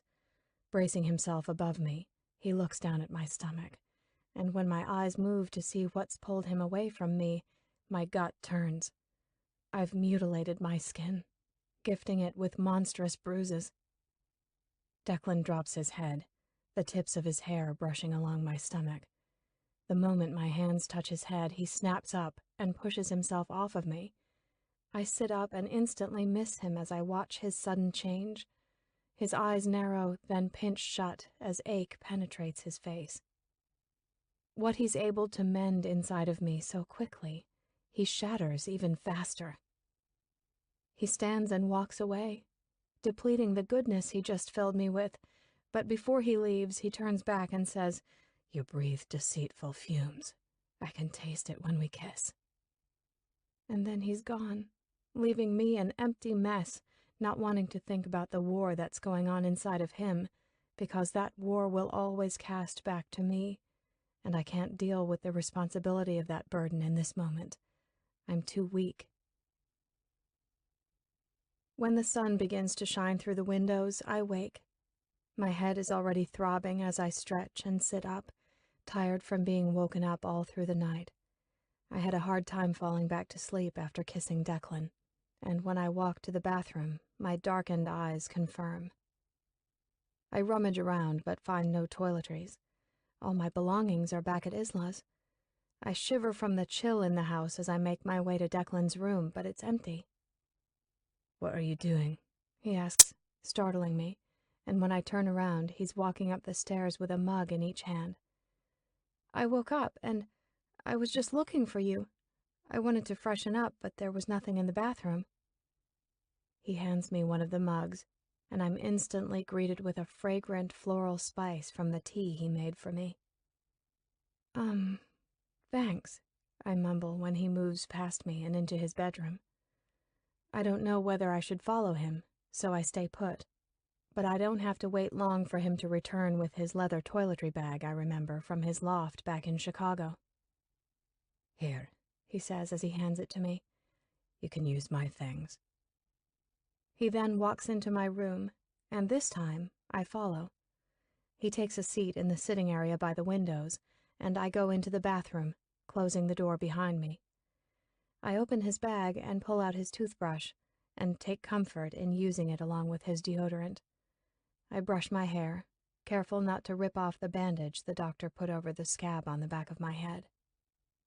When I walk out, he's made himself comfortable, looking pulled together in slacks and a crisp charcoal button-up. But I can see the exhaustion in his eyes as well. I walk over and slip back into bed, covering up in the warm blankets, sitting against the upholstered headboard. I take a sip from my cup of tea and look over to Declan, who's flipping through a stack of papers. "Are those—" He raises his head and says, "I wanted to know what upset you, so I took them from your room." "Did you— have you—" I fumble with my words as my anxiety picks up, remembering what I read. "I figured it would be best to talk about this and deal with it head on instead of it taking control over you." Shaking my head, I tell him, "I don't want to talk about it, Declan." "Why?" Putting the tea aside on the nightstand, I wilt down in the bed and give him my honest thoughts. "Because it hurts too much. Because talking won't change it. Because my life is already too screwed up for me to handle." He sets the papers down on the coffee table in front of him, leans forward, and says, "Ignoring it is only going to make it hurt worse. That's your problem, Elizabeth." Shaking his head at his near slip, he looks back to me and continues, "You hide everything, and when you do that, you give those things power over you." "I don't." "You don't think so?" "No," I respond, and he releases annoyance in a sigh, saying, "Then explain last night to me." "That wasn't—" "Have you looked at yourself lately?" he chides. "A woman who's in control wouldn't be smashing her head into a fucking wall." "You don't understand," I defend. "Then please, explain it to me. Make me understand why your body is covered in contusions." His glare is sharp, pinning his frustrations to me as I sit here awkwardly. Knowing how Declan saw me last night, knowing the things I've revealed to him, I feel denuded of my armor I'm used to hiding behind. I've laid myself bare to this man, but now I want to hide again. I want to throw the facade on and lash my crude words at him, push him out of the honesty I've been giving him. But he sees me wanting to avoid when he presses, "I want you to tell me why you're determined to destroy yourself. Tell me why." Shaking my head, I stutter. "I don't— You wouldn't understand. I can't—" "Why hide now? Why? Just talk to me. Tell me." But I doubt he would even understand if I told him. I barely understand it myself. As I continue to avoid answering, he stands up and walks over to me, sitting on the bed in front of me. His closeness, especially after kissing him last night, unsettles me, and I let my fear grow. With a rigid tone, heavy with his brogue, he says, "Help me figure you out. Tell me why you're hurting yourself." "I'm not—" I begin when I hear the tribulation in the cracks of his stern voice. I give in to his request because I know he deserves it. I owe him whatever it is that he wants. "I'm not hurting myself." "I don't understand." "It makes me feel better," I confess. "When I'm hurting, really hurting, I hit myself and it takes the hurt away." "You're wrong. You're just masking the pain. You're not getting rid of it." "But I don't know how to get rid of it." "You deal with it. You talk about it and face it and process it." His words are reminiscent of Carnegie's. He once told me something very similar when I spoke with him about Bennett. But the thing is, to face a pain like that takes a particular type of strength I don't possess. "But what about you?" I accuse. "You hide." "I do," he admits freely. "I miss my mom, and I hide from that whole fucked up situation. But it's not eating at me the way you allow things to eat at you. I'm not the one throwing punches at myself. You are." His words are caustic. They piss me off because they're true. He's right, and I hate that. I hate that I've become transparent to him, hate that I've allowed that. Gone is the camouflage. I left it behind for atonement, for repentance. "I don't know how to do this," I concede. He gives an understanding nod. I know. I just want you to talk, that's all. About my mom? It's a good place to start. What's to say? I mean, I'm scared to know too much, I tell him, struggling to not break down. Too much? Did you not read through everything? No, I was so upset that I just couldn't read it. I couldn't focus. He insists that I need to know, so I sit and listen to him tell me the documented facts of how and why she sold me to some guy she barely knew, and the fabricated story she told my father and the police that I was kidnapped when she left me in my car seat unattended while she went inside a gas station to pay. He speaks in detail as I sit here like a stone, forcing my feelings away. I keep my breathing as even as I can as I concentrate on restoring my steel cage while he continues to tell me about her mental instability. She had extreme postpartum depression and was later diagnosed with manic depression and deemed insane by the courts, which is why she was sentenced to a state mental hospital instead of prison. Say something. I keep my eyes downcast, afraid if I look at him, I won't be able to hold myself together as well as I'm doing right now. Is she still there? No. She was released after serving 12 years. What? I blurt out in disbelief, finally looking up to Declan. But I was still a kid. Why didn't she come for me? She relinquished her parental rights. My thoughts begin to collide in my head, and when I turn my face away, he catches me. Don't do that. Don't avoid. Why am I so unlovable? Look at me, he demands, and when I do, his face is blurred through my unshed tears. Your mom was sick. What the fuck are you doing? I scream in disbelief. Why are you defending her? I'm not defending. I'm being rational. You can't rationalize what she did, I throw at him. She sold me. What if the police had never found me, but she didn't care what happened to me as long as she got what she wanted? You don't think it's worth making sense out of? To find any semblance of understanding? Are you kidding me? No. What she did was wrong. People like her don't deserve understanding. You mean people like you? He throws at me. What? How is what she did any different than what you did? His assumption that I'm anything like the woman who sold me pisses me off, and I snap. What the hell is that supposed to mean? I'm talking about you. Why did you marry Bennett? Why did you make me fall for you? Why did you lie? It's not the same, I state, refusing to believe I'm of the same vile nature as my mother. Because you wanted something to make you feel better. Because you were only thinking of yourself and you didn't care what happened to the people who came in your path or that you destroyed, he answers for me in growing rage. His words shut me up. I don't want to acknowledge the parallels, but it's there, unmistakably. He just threw it in my face. She knew better, I poorly argue. So did you, he affirms. I can't forgive her for what she did. No one is saying you have to. I just want you to face the facts and deal with it. I don't care how you deal with it as long as you do something with the information instead of hiding from it, he says. And yes, what she did was awful, and it makes no sense. But neither do your actions. And neither do your actions, Declan, I condemn, and he knows exactly what my words imply. No, you're right.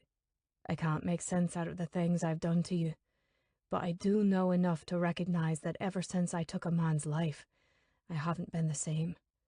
I carry an appalling amount of animosity inside of me that I don't know how to deal with. So we're all just screwed up? To some degree, yes, he responds. I don't want to downplay what your mother did. That's not what I'm trying to do. I just want you to face the facts and do something with it. And I see his point, because it doesn't even take me a second thought to know I don't want to resemble that woman in the slightest. I don't want that hostility living and breeding inside of me anymore. I want to let go of the resentment. I want to let go of the blame. I want to let go of the constant fiending for payback. But sometimes we don't get what we want, and even though I want to be without it, a part of me will probably always want to hang on to it. Chapter 28. I aim my foot to land on the small patch of snow, just to hear it crunch under my rain boot. The sound brings me a tiny piece of joy as I walk the grounds. The snow started to melt away yesterday when the sun finally peeked out from behind the heavy blanket of gray clouds. But today is another dank day, cold and damp. Declan still has me here at his house. He took me back to the Water Lily to pack some of my belongings, but I'm still paying for the room because he told me this arrangement was simply temporary until I was well rested and feeling better. This is my second day here, and I've hardly seen Declan. He spends most of his time up on the third floor where his office is. When the sun came out yesterday, he suggested that I soak up the vitamin D, so I decided to enjoy the grotto. I spent hours inside the clinker structure. He has a small round table with 2 chairs set in the center under the glass ceiling.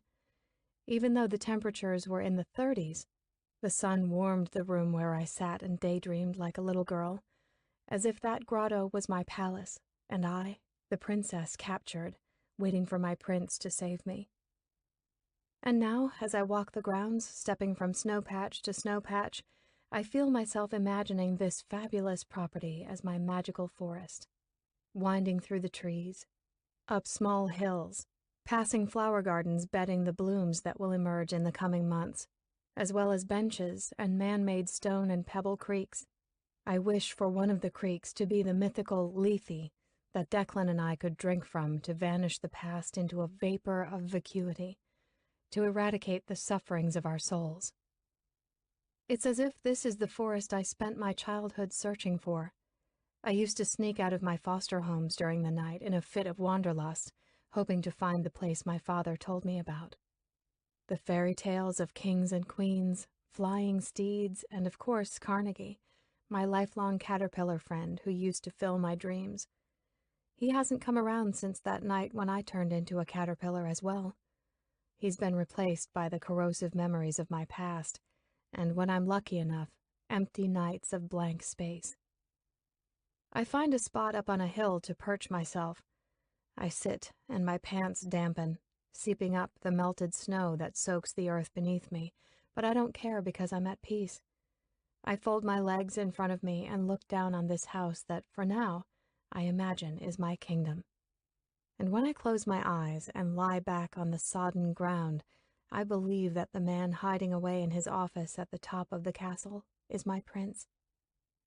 I breathe in the essence of the innocent childlike dream, and I'm 5 years old all over again. Dressed in my princess gown, I see my father holding the bouquet of pink daisies, his face still a crystal-perfect image in my mind. Although 23 years have passed, I'm still a little girl, and he's still my handsome daddy who can fix anything with his hugs and kisses. "You're so beautiful," his voice whispers through the wind, and my eyes flash open when I sit up. My heart flutters at the realness of his voice, and then I hear it again. "Where have you been, sweetheart?" "Daddy?" My voice rings high in optimism through the breeze blowing through the trees above. "It's me." Looking around, I see no sign of anyone. I know this isn't real, but I don't care. I let whatever chemical my brain is spilling take me away, and I give in to the illusion. "I miss you," I tell the wind that carries wishes coming true. "I miss you too, more than you'll ever know," he says, and I smile at the way his voice warms my chest. "What are you doing out here in the cold?" "Escaping." "Escaping what?" "Everything," I say. "Being out here and exploring transports me back to a place of happiness, where evil doesn't exist and innocence isn't lost." "But what about down there?" I look down to the house as he continues. "Why can't you find that inside those walls?" "Because inside those walls lies the truth. And the truth is, evil does exist, and innocence is just a fable. Life is whatever you want it to be, sweetheart. I don't believe that, I tell him. I don't believe we are stronger than the forces of this world. Maybe not, but I'd like to think of my little girl as someone who would fight for her fairy tale. I've fought my whole life, Daddy. I'm ready to throw in the towel and give up. Who are you talking to? Turning my head, I see Declan standing off in the distance. I'm not crazy, I instantly defend. He begins walking towards me. I didn't say you were. But if I did what my soul is screaming for me to do, he would. Because right now, the emptiness that refills what my father just warmed makes me want to cry out at the top of my lungs for him to come back. It roils inside of me, panging on the strings of my heart, but I mask it for fear of completely breaking down. Declan sits next to me, and I deflect, teasing. You just might destroy those slacks sitting in the slushy dirt with me. He looks at me, and his expression is hard to read, but it's almost despondent.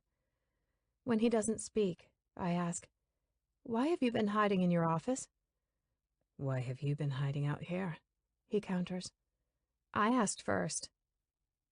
Taking a deep breath, he admits, Honestly, it makes me nervous to be around you. Why? He pulls his knees up and rests his arms over them as he explains. Because I don't know you. I feel like I know the character you played. I know Nina. She made me comfortable. But you, I don't know you, and that makes me nervous. But before I can speak, he says, Now it's your turn to answer. Who were you talking to? Casting my eyes away from him, I reveal, my dad, and wait for his response. But what he says next surprises me. What did he have to say? Shifting my attention back to Declan, he looks sincere in wanting to know. So I give it to him. He told me I need to be stronger. Will you tell me about him? He asks, and then smirks, adding, The truth, this time. What I used to tell you about him, the way he comforted me, the way you two resemble each other, it was all true, Declan. The lie was the Kansas story. Truth is, we lived in Northbrook. He was a great dad. I never had to question his love for me because he gave it endlessly. Thoughts from the past pile up, and I smile when I tell him. The reason my favorite flower is the pink daisy is because that's what he would always buy me. My chest tugs when the memories fall from my eyes and roll down my cheeks. We used to have these tea parties. I'd dress up and he'd join me, pretending to eat the little plastic pastries. I wipe my tears, saying, I never asked about my mom. I never really thought about her because my dad was more than enough. I never felt like I was missing anything. You mentioned he went to prison, he says, and I nod. Yeah, I respond, and sniff before explaining. He was arrested for gun trafficking. I was 5 when the cops arrested him in front of me.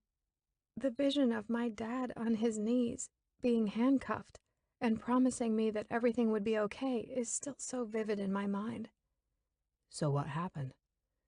Shrugging my shoulders, I resign. That was it. I never saw him again. I went into foster care and had the shittiest of caseworkers out there.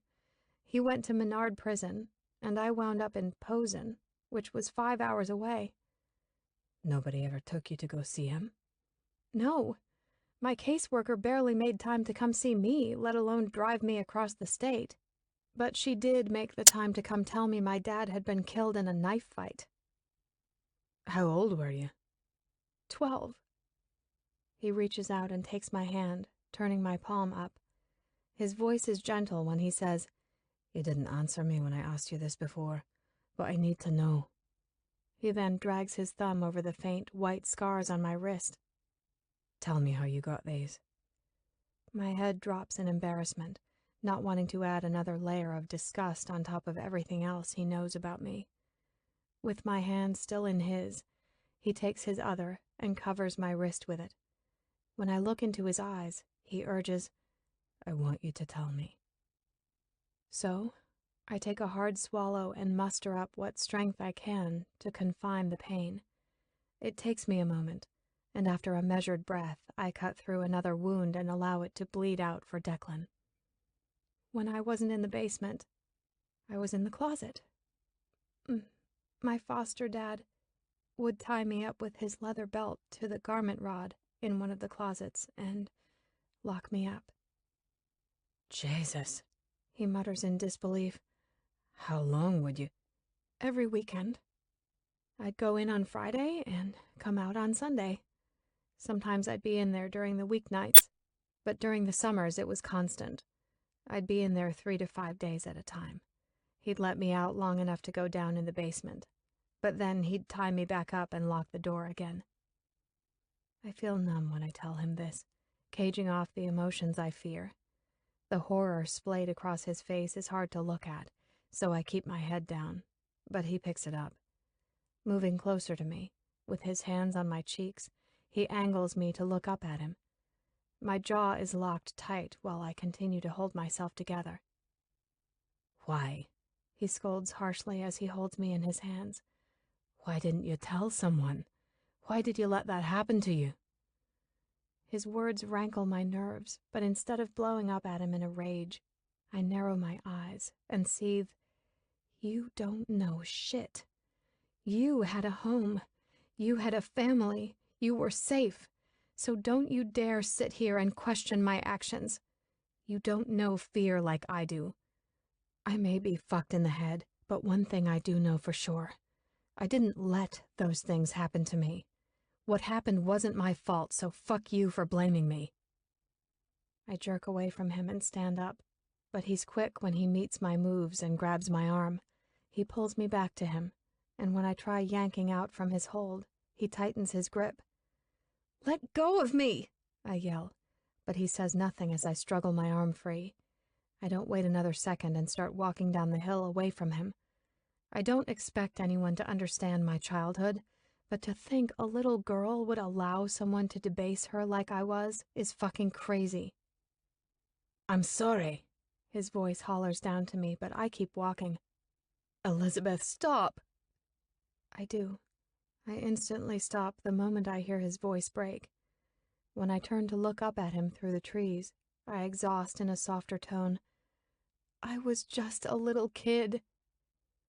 With hurried steps, he makes his way down, and when he's standing before me, he says, I'm sorry. My words came out wrong. I'm just angry. He grabs onto me. I'm so fucking angry when you tell me these things. I feel helpless. Why? Because I want to take it away from you. Because somewhere inside my hate for you, a part of me still cares. Staring up at him, I know better than to leech on to the goodness and hope of what he just said, so I ask, which one is it? Do you care more than you hate? I watch the tension strain through his eyes, and a moment passes before he answers, No. His honesty burns and sinks down inside of me.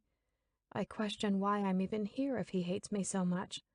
I feel like a game to him, but I don't even know what he's gaining from playing with me like this. Shrugging out of his hold, I take a couple steps back from him before demanding, Take me back to Isla's. No. It wasn't a question, Declan. I'm leaving. I tell him, and then turn my back and rush back toward the house, fuming mad. I move quickly, doing my best to avoid ice patches, when I hear his heavy footsteps behind me. Looking over my shoulder, he's moving fast, but I'm too angry to face him right now, so I pick up my pace and start running from him. Elizabeth, stop! He shouts from behind me, but I don't, and with each of my strides, my armor cracks. His words just reminded me how alone I am in this world. Foolish of me to think maybe he wanted me here for the sake of wanting to be near me.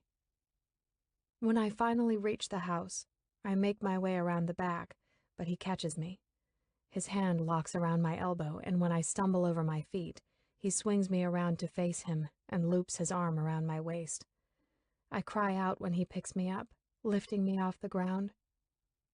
In a flash, he has my back pressed against the side of the house, his body pinning me to the stone. With him flush against me, both of us panting heavily, I don't fight him as emotions overflow between us. He doesn't speak, and neither do I, and before I know it, without thinking, my arms wrap around his neck. Our eyes are locked, never straying. He rests his forehead against mine, and my heart beats uncontrollably when he moves his hands to my pants. With our heads pressed together, staring into each other's eyes, revealing the unfamiliar emotions we're both experiencing, his cold fingers press against my stomach as he unzips my pants. He shoves them down, and I fumble, kicking off my shoe and working my one leg out of them as he unhooks his slacks. The foggy vapors from our heavy breaths swim between our mouths, and suddenly, his hands wrap behind my knees, lifting me up. I lock my ankles around him, and the instant I feel the heat of his cock against me, a couple tears escape and fall down my cheeks. He grips himself in his hand and presses into my folds, wetting his dick as he runs his burning tip through the slick warmth of my pussy. My arms cling tightly around him when he barely pushes the head of himself inside, teasing me, tugging at my opening. Clenching my thighs around him, a few more tears fall when he finally pushes himself inside of me. I moan in carnal heat when he buries himself in my body. My heart leaps at the connection that soothes all the friction away. I'm finally pacified and free. I revel in knowing he has the antidote to clean the rot in me.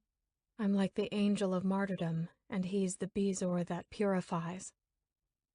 "Tell me you're not leaving," he says on a heavy voice that edges on violence, and I yield to him, saying, "I won't leave," because I'd do just about anything for him in this moment to keep his touch. And with my words, he takes my mouth in a savage kiss as he begins fucking me with powerful, deep strokes. His eyes blacken in primal lust as he takes me, driving me back against the wall with each of his urgent thrusts. The sounds of my moans mixed with his heady pants fill the air around us. His body grows rigid when he moves his hand to my throat, wrapping his fingers around my neck in a light choke. He releases a husky growl, and I can feel his cock strengthen and throb inside of me. "Touch yourself," he orders, and I obey. Licking my fingers first, I drag them down to my swollen clit and begin rolling them in soft circles. My eyes swim out of focus as our bodies reunite consensually for the first time in months. His grip constricts around my throat, depleting the amount of air I'm able to take in, but I don't panic as my body finds comfort in the familiarity of his tender force during sex. "Put it inside of you so you can feel me," he instructs, and I reach down a little further, my neck pushing against his hand as I slip my finger alongside his cock, sinking it in my pussy at the same time he slams inside of me. I pump my finger in rhythm with him, touching us in this way, feeling the warmth of our mended bodies, slick in arousal. It's too much. "Oh, God," I mewl loudly as I feel my walls pulse around my finger and his cock. "Don't ever walk away from me again," he scolds. "Never." "You wanna come?" "Yes." I strain around the cords of my throat that he continues to hold hostage. And in his feat of control over me, he orders, "Ask permission." "Please." My body rises in a fiery storm amidst the nearly freezing temperature. "Ask." "Please," I repeat in a breathless whimper. "I need it." "Don't do it. Don't defy me," he warns. And when I reach the brink, I clamp my thighs to his hips with as much strength as I can to slow him down. Holding on to my breath, I fight with everything in me to ward off the orgasm that's about to erupt. "That's it." He delights in his power over me. But I can't hold on. Looking in his eyes, I give in. "Can I come? Please, I need it." "You want it?" he taunts. "Yes." "Fuck yourself faster," he instructs, and I do. I lose all control and begin fingering myself against his cock that swells inside of me, spurring my explosion. I come. Hard and wild. Every muscle in my body tightens in spasms of euphoria, bucking my hips into Declan, greedy to keep the pleasure going. And then I feel his release. He soaks my finger that's still inside of me, fucking myself while he fills me up. I don't stop moving as his cum seeps out of me, running down my hand.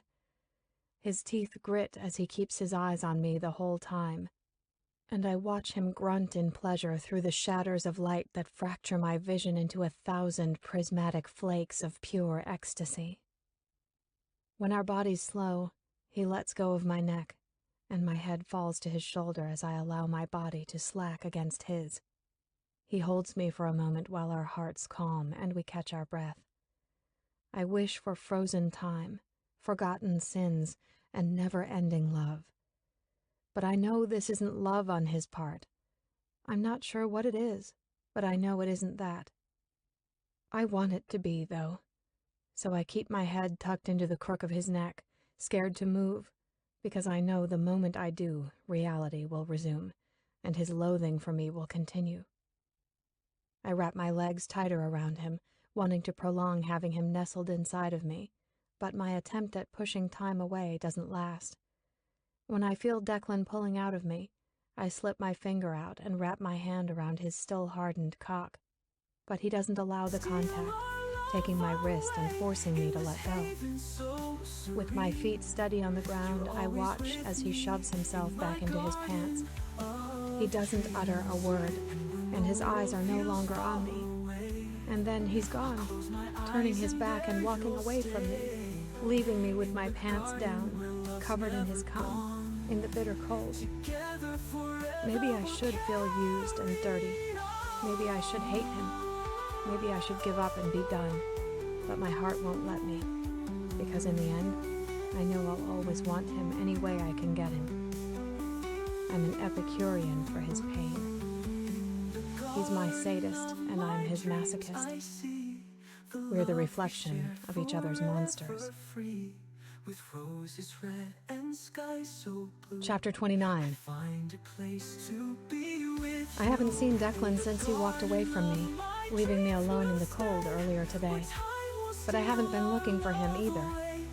I've spent most of the day roaming around the house, taking in the history, the artwork, and exploring the books in the library. And now, as I lie on the chaise here in the atrium at the back of the house, I gaze up at the black velvet sky peppered with stars through the glass structure. With civilization sparse and the lack of clouds, you can see every star in the sky. Thousands of them, glittering in the obsidian of night, each holding wishes from foolish people and hopeful children. And I can't help myself when I throw my own up to a few of them tonight. The house is dark, the only noise coming from the wind as it whistles through the bare trees. And with Declan's constant push and pull with me, he reminds me of the wind. It blows, wrapping itself around me, but as soon as I feel it, it's gone. It's uncatchable, unstoppable, uncontrollable. And as much as I want Declan, all I'm really doing is chasing the wind. I turn my head to the shadow of Declan who stands in the open doorway.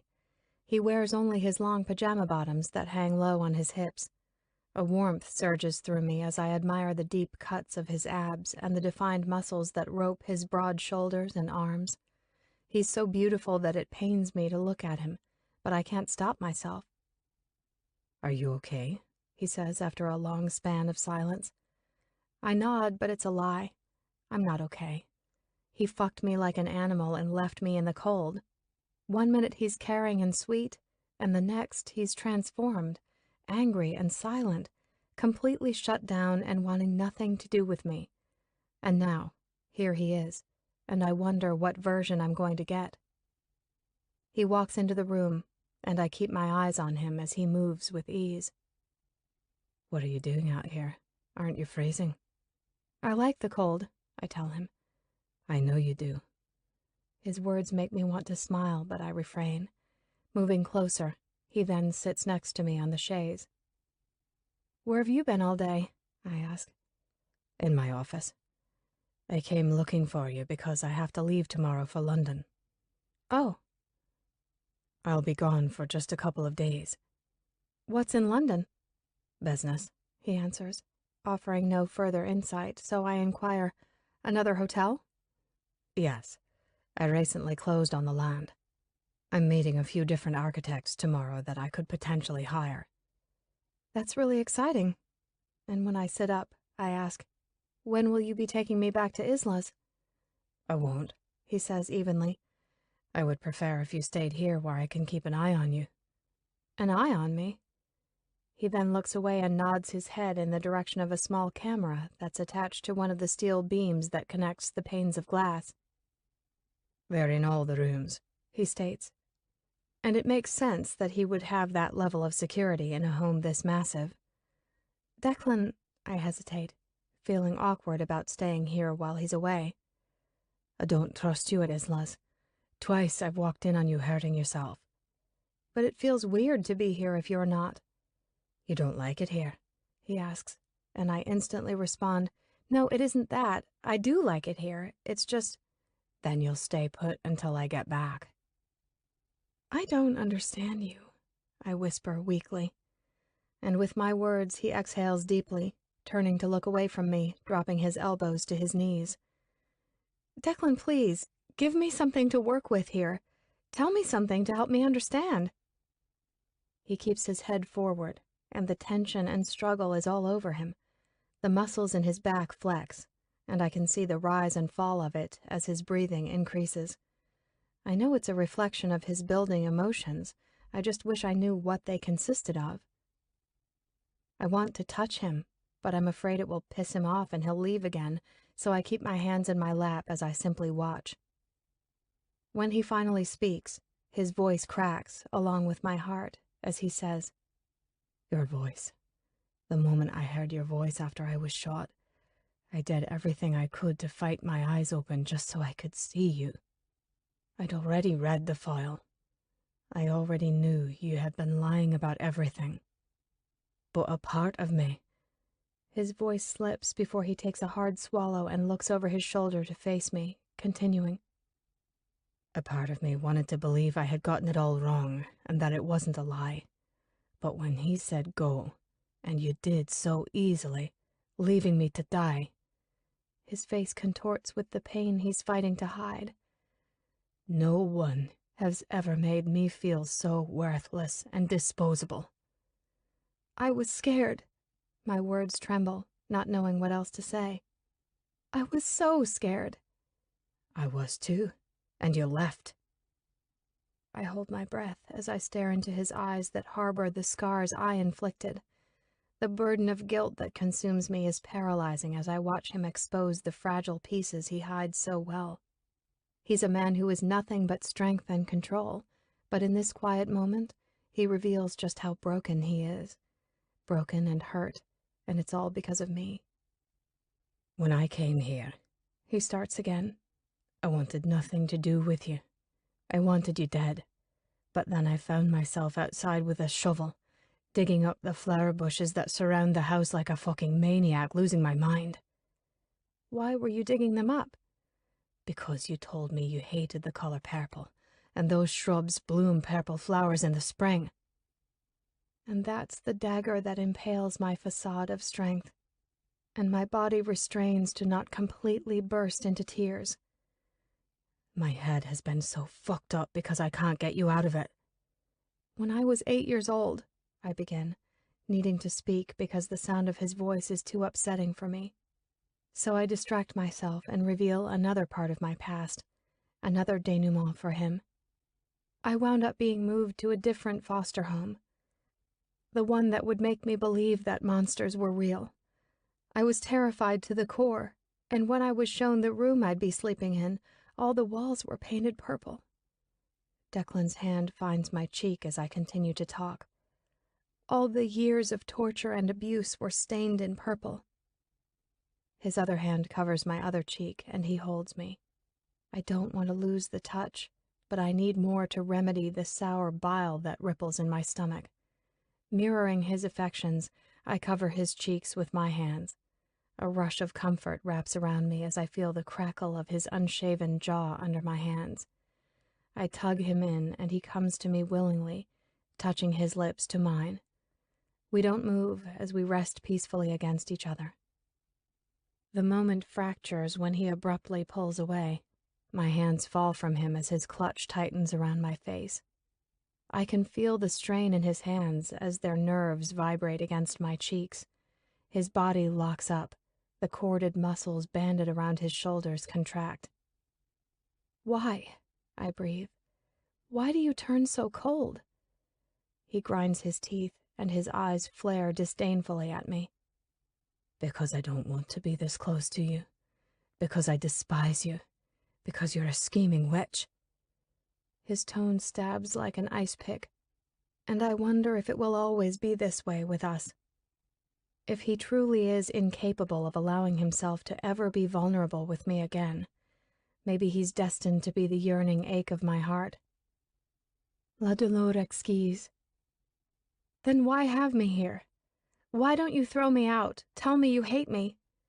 "I do hate you," he sears. "So why touch me? Kiss me? Fuck me?"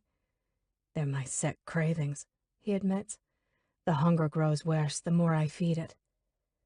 And the scheming witch he just accused me of being comes to life, because with him, I want to be selfish. I want him to be mine and no one else's. I know I'm narcissistic when I tilt my head to the side, presenting him with the soft skin of my neck, but I don't care when I invite him to take, saying, "Then feast." "You don't want me this way." "I want you in every way." His growl is low, deep within his chest, but far from the heart that beats in deadly ways. He's a degenerate of love, but I want him regardless. He stands and demands, "Strip, and when I return, I want you on your knees. Face down on the floor and ass up." And he just made me feel like I'm a child and taking orders from Carl. I watch as he walks out of the room, and I begin to question if it was a lie. If I really do want him in any way I can get him. Because right now, I want to barrel my fist into his dick for ordering me to expose myself in a humiliating position on this freezing concrete floor. As much as I want to spit my acrid words at him, I know the derelict I am. So I do as commanded. I strip. And when I walk to the center of the room, I kneel down. With my knees parted, I lower my bare chest onto the ice-cold floor, whimpering against the scathing chill that bites the tender flesh of my nipples. Stretching my arms in front of me, resting my cheek on the floor, I spread my knees wider, lift my ass in the air, and close my eyes while my heart beats wildly. Presenting myself in degradation, I wait. And I wait. And I wait. Time passes. I'm not sure how long I've been in this position when the muscles in my legs begin to burn and cramp. My body grows colder with each minute lost with no sign of Declan. Shivers overtake, and when I can't hold on to this position any longer, I let my body fall to the side. Lying here naked and mortified, I finally blink out the tears as I pull my knees into my chest and quietly weep. Was this his plan? Was this a punishment? To shame me, knowing he wasn't going to come back for me? My body turns numb after a while, making it difficult to move my muscles when I attempt to pick myself up off the ground. Slowly, I pull my clothes back on while I vacillate between loneliness, resentment, sadness, and anger. All of it swarms through me, taking my energy, and depleting me to the point where I just want to disappear.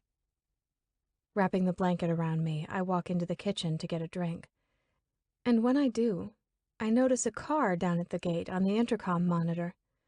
The windows are darkly tinted, so that when I move closer to the black and white screen on the wall, I can't make out the person who's driving.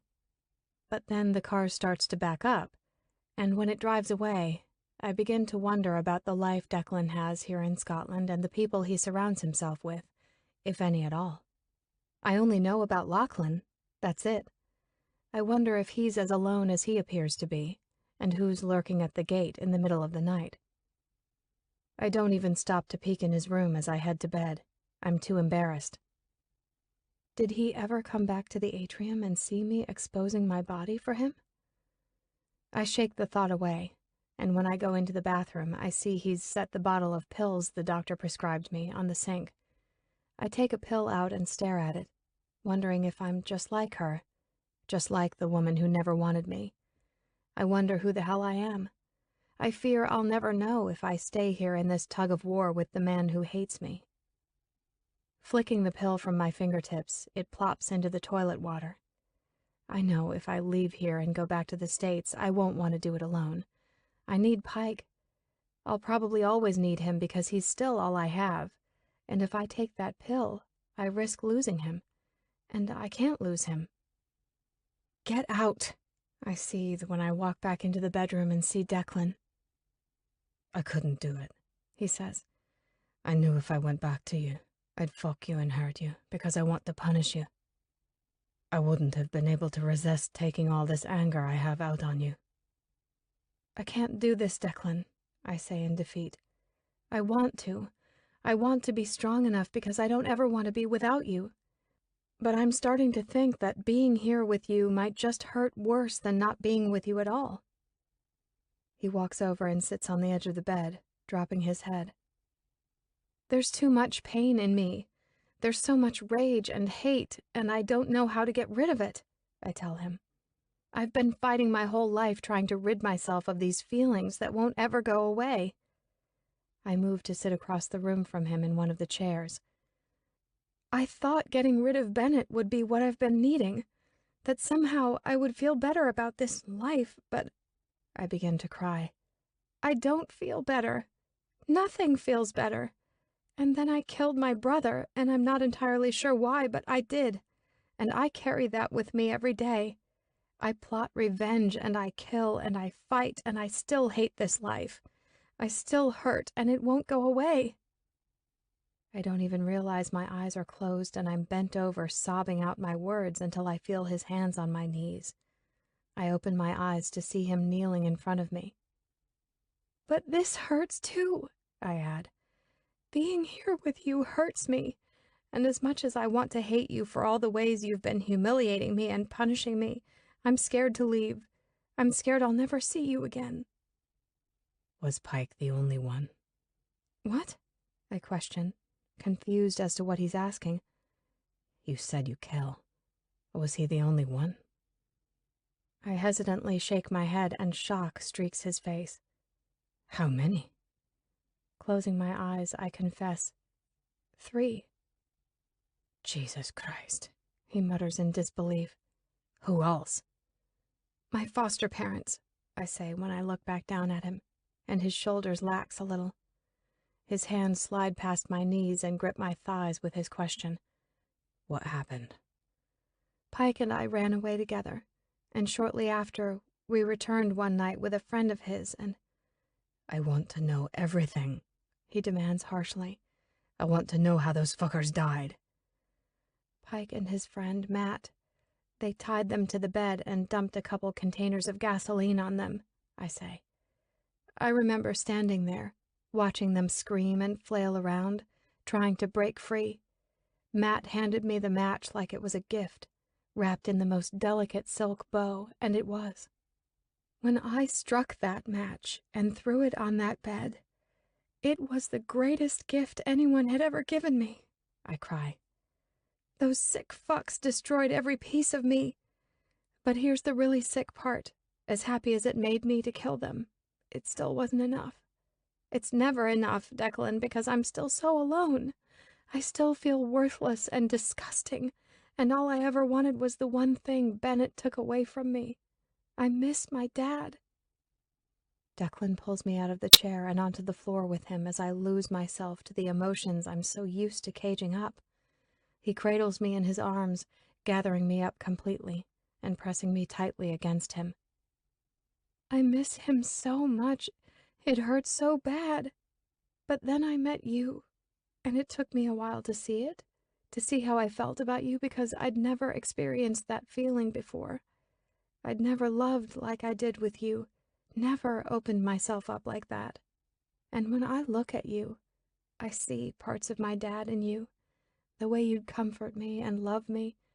No one has ever given me that. What about Pike? He was my brother. It was different. With you, I finally felt like I had a home, but I knew I had destroyed our love from the beginning. I knew we never had a chance. But that didn't stop you. I was selfish. I knew that no amount of time with you would suffice to make it easier for me to walk away. His eyes only take a second to scorn. The flip is instant, like it always is with him, and I know what set him off when he spews, "But you did walk away." I don't know what else to say, so I plead for penance in the absence of words. And as we sit, his touch on me fades as his animosity breeds. It stirs in the reticence between us, and I know our expiration date is near. The awareness that we have this death sentence over us makes me want to do two things, but I don't know which one to choose. Do I run away, or do I stay and watch us die a painful death? Chapter 30. I've been driving around the countryside trying to find the house the old lady at the water lily told me about. I was able to track Nina down once I found out she was going by Elizabeth Archer again. Made my life a little easier, and when I found out where she was staying, I was grateful when the owner was forthcoming about where I could find her. She never doubted me when I lied and told her I was Elizabeth's uncle and had been trying to get in contact with her. I had to laugh to myself because when Bennett had me follow her not so long ago, she was the easiest little thing to trace. And now, exactly as I thought, she's with the same bastard she was with back in Chicago. But now I've wasted the light of day because this fucking town isn't very considerate with street signs. I round yet another bend in the road with no houses in sight. I slow down, peering out the window, when my headlights catch a small plaque on a stone wall, and it's then I see Gates. Slowing more, the sign reads what I was told it would: Brunswick Hill. Checkmate, I mutter under my breath as I kill the headlights and pull up to the gate. Stepping out of the car, I look up the steep hill but can't see anything in the dark. No lights, nothing. Fuck. Getting back behind the wheel, I decide to just call it a night. I know that beyond this gate, they are more than likely here. For now, I'm tired as shit, but at least I have my stakeout position. And knowing there's a manhunt back in Illinois, my next steps need to be quick and deadly. Chapter 31. I can still feel the vibrations that ricocheted through my bones with each gunshot. The two that Pike fired into Declan's chest, and the single blast from the gun I held that took my brother from me. The sound is something I'll never forget. A bang so loud it knocks your shoulders back, deafening and startling. And when the mark is hit, the ice your heartless heart pumps fills your veins, and you know you'll never be the same again. Forever changed. Forever a monster. Each bullet leaves a soot stain on your soul that you can't get rid of, and you never forget the taste of burnt gunpowder on the back of your tongue. Each life you take brands you for eternity. I hoped it wouldn't. I hoped the after effects would wither away as the echoes did. But if there's one thing I've learned in this life, it's the realization that echoes live forever. I may no longer hear the screaming demons of my past, but they do indeed continue to scream. It's a reminder that you're never truly free. I don't know where I'm going or what I'm doing, but I don't think this is the place for me. I've been lost in my head all morning. Declan left at sunrise for the airport. When he did, I needed to find comfort and realized I left my doll behind. I called Isla to tell her I would be stopping by to collect the remainder of my belongings. Since he took the SUV, I take his Mercedes Roadster to Isla's. As I pull up to the charming house that I've stayed at since my arrival 2 weeks ago, I know that as much as it hurts, there's nothing here for me in Scotland. I never knew what it was I was looking for when I came here. The last thing I thought I would find was Declan alive, but I did. And maybe that's gift enough, to know he'll go on and that his life wasn't sacrificed because of my deceit. The key is under the ceramic planter, right where Isla said she would leave it. I walk in, And even though I've only been at Declan's for a couple of days, it feels much longer. But then again, each day with him is filled with insurmountable emotions and conversations. It's taken a toll on me, having to face my past and confess the truths I've hidden for so long. The hardest is having to see the pain Declan battles inside of himself. Pain that was birthed because of me. I own it. He endures it. I head upstairs, and after finding my doll, I begin to pack my things and focus on keeping the dread at bay. I wish I had direction. I wish I knew what I'm doing and where I'm going. It's a heavy emotion to carry, to know how alone I really am, but I fight to keep myself numb to all the questions there are no answers for. I move faster the more my thoughts wander. Flashbacks of what's occurred in this room begin to gnaw, and when I walk over to the bed and grab my phone that I had left behind, I freeze. Below the window, parked in the street, is the same car I saw on Declan's gate monitor last night. Or at least I think it is. So many of the cars here are the same, so I can't be certain, but something in my gut sparks the paranoia. The car is directly under my view, so all I see is the roof. Hopping off the bed, I rush downstairs, lock the front door, and make my way through the house to see if I can get a better view. Passing the windows, I find myself walking into a room I've never been in before. Isla's room. Pushing the door open, the room is dark with the heavy drapes shut. Barely parting the curtains with my fingers, I peek out, but the car's gone. The street out front is now vacant, aside from my car. I open the drapes further to get a better look, and sure enough, the car is gone. Shaking my head, I release a pathetic sigh. You're losing your mind, Elizabeth. I take in a calming breath, retiring my batty thoughts that have no basis. I turn my back to the window and close my eyes as I laugh at myself. When I open them back up, I take in Isla's room. Scanning around, I walk over to her nightstand to look at the book resting on top. I'm running my fingers along the cover of Madame Bovary when I notice a collection of photos on the mantel above the fireplace. I move slowly along, looking at each picture. Oh my God. Picking up the tarnished silver frame, I hold it close as I look in disbelief. I wonder if this is the foolish paranoia that remains from the car outside, or if this is exactly what my eyes believe it to be. How did she get this? Why does she have a picture of him? He's younger than what I've ever seen him, a little boy, but the eyes are irrefutable. There's no mistaking what I know so well. It's him. But why? The doorbell rings, startling me, and I drop the frame, cracking the glass as it lands on the wooden floor. Shit. Scrambling, I pick up the small frame and tuck it in the back of my pants as I run to see who's at the front door. Before I make it, there's a loud knocking. Elizabeth, you in there? Lachlan? Looking out the window, I see it's him. What are you doing here? I question when I open the door. Declan asked that I check in on you, and when no one answered my gate call at his home, I came here. He's been gone only a few hours. What trouble could I possibly have gotten myself into in such a short period of time? I tease. But the cool metal frame in my pants is evidence I smirk at. What's so funny?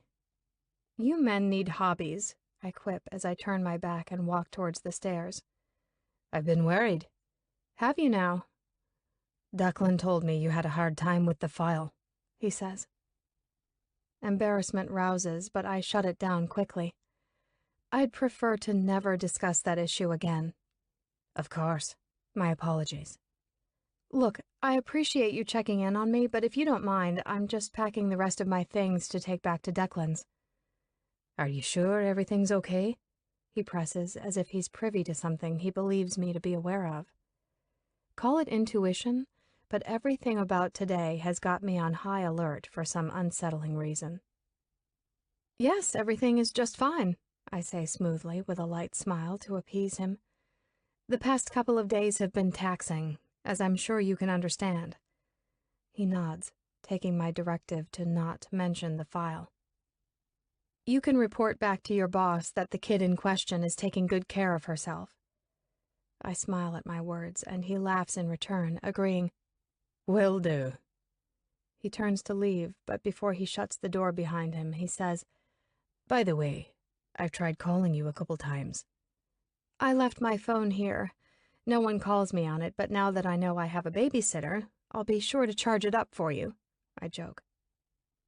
He shakes his head at me with a smile and then leaves. I go to the door and lock it behind him before returning to my room. Tossing the rest of my things in my suitcase, I take the photo out of the frame and shove it in my bag. I don't know why she has this picture, but I want it for myself. When my luggage is loaded into the car, I head back to Brunswick Hill after returning the key to the planter. A part of me wants to call Declan to ask why he sent Lachlan to check in on me. He says he hates me, but then I see these hints of the man I knew back in Chicago. The man who was furious if I was more than a minute late. The man who controlled and dominated to ease his worry. But I won't call him because I never know what it is about me that's going to trigger him to push me away. "What the hell?" I murmur under my breath when I round the bend in the road and see the same car that was at Isla's now sitting outside of Declan's gate. Slowing the Mercedes, I stop and wait since the other car is blocking my way. My curiosity is piqued, wondering if Declan is still having me followed, and if so, why they are being so blatant about it. Growing impatient, I honk my horn, and when I do, the driver's door opens. I watch a shiny black loafer step out onto the street, and 1,000 penetrating emotions shoot off inside of me. What the fuck is he doing here? Nerves rack me as I fist the steering wheel tightly in my hands. I watch him approach my car, and for a split second, I consider running him over. But the truth is, I have no idea why he's even here. So without wasting another second, I fall back into the character I know so well and hide myself in Nina's mask. Righting my spine, I forget all about Elizabeth and open the door. "How quickly you move on," he taunts as I stand before him. "Nice to see you too, Richard." "I doubt you mean that, but thanks anyway." "What are you doing here in Scotland?" "I could ask you the same, but I think it's pretty clear." His words irk me as always, and I bite my response. "Cut the shit, Richard. Tell me why you flew halfway around the world." His face flattens in a no-nonsense expression when he states, "We need to talk." "About what?" "Your husband." As far as I know, Richard knows nothing about the lies and deception. He only knows me as Nina, Bennett's wife and now widow. He's been Bennett's business partner from the very beginning, and the two of them were close.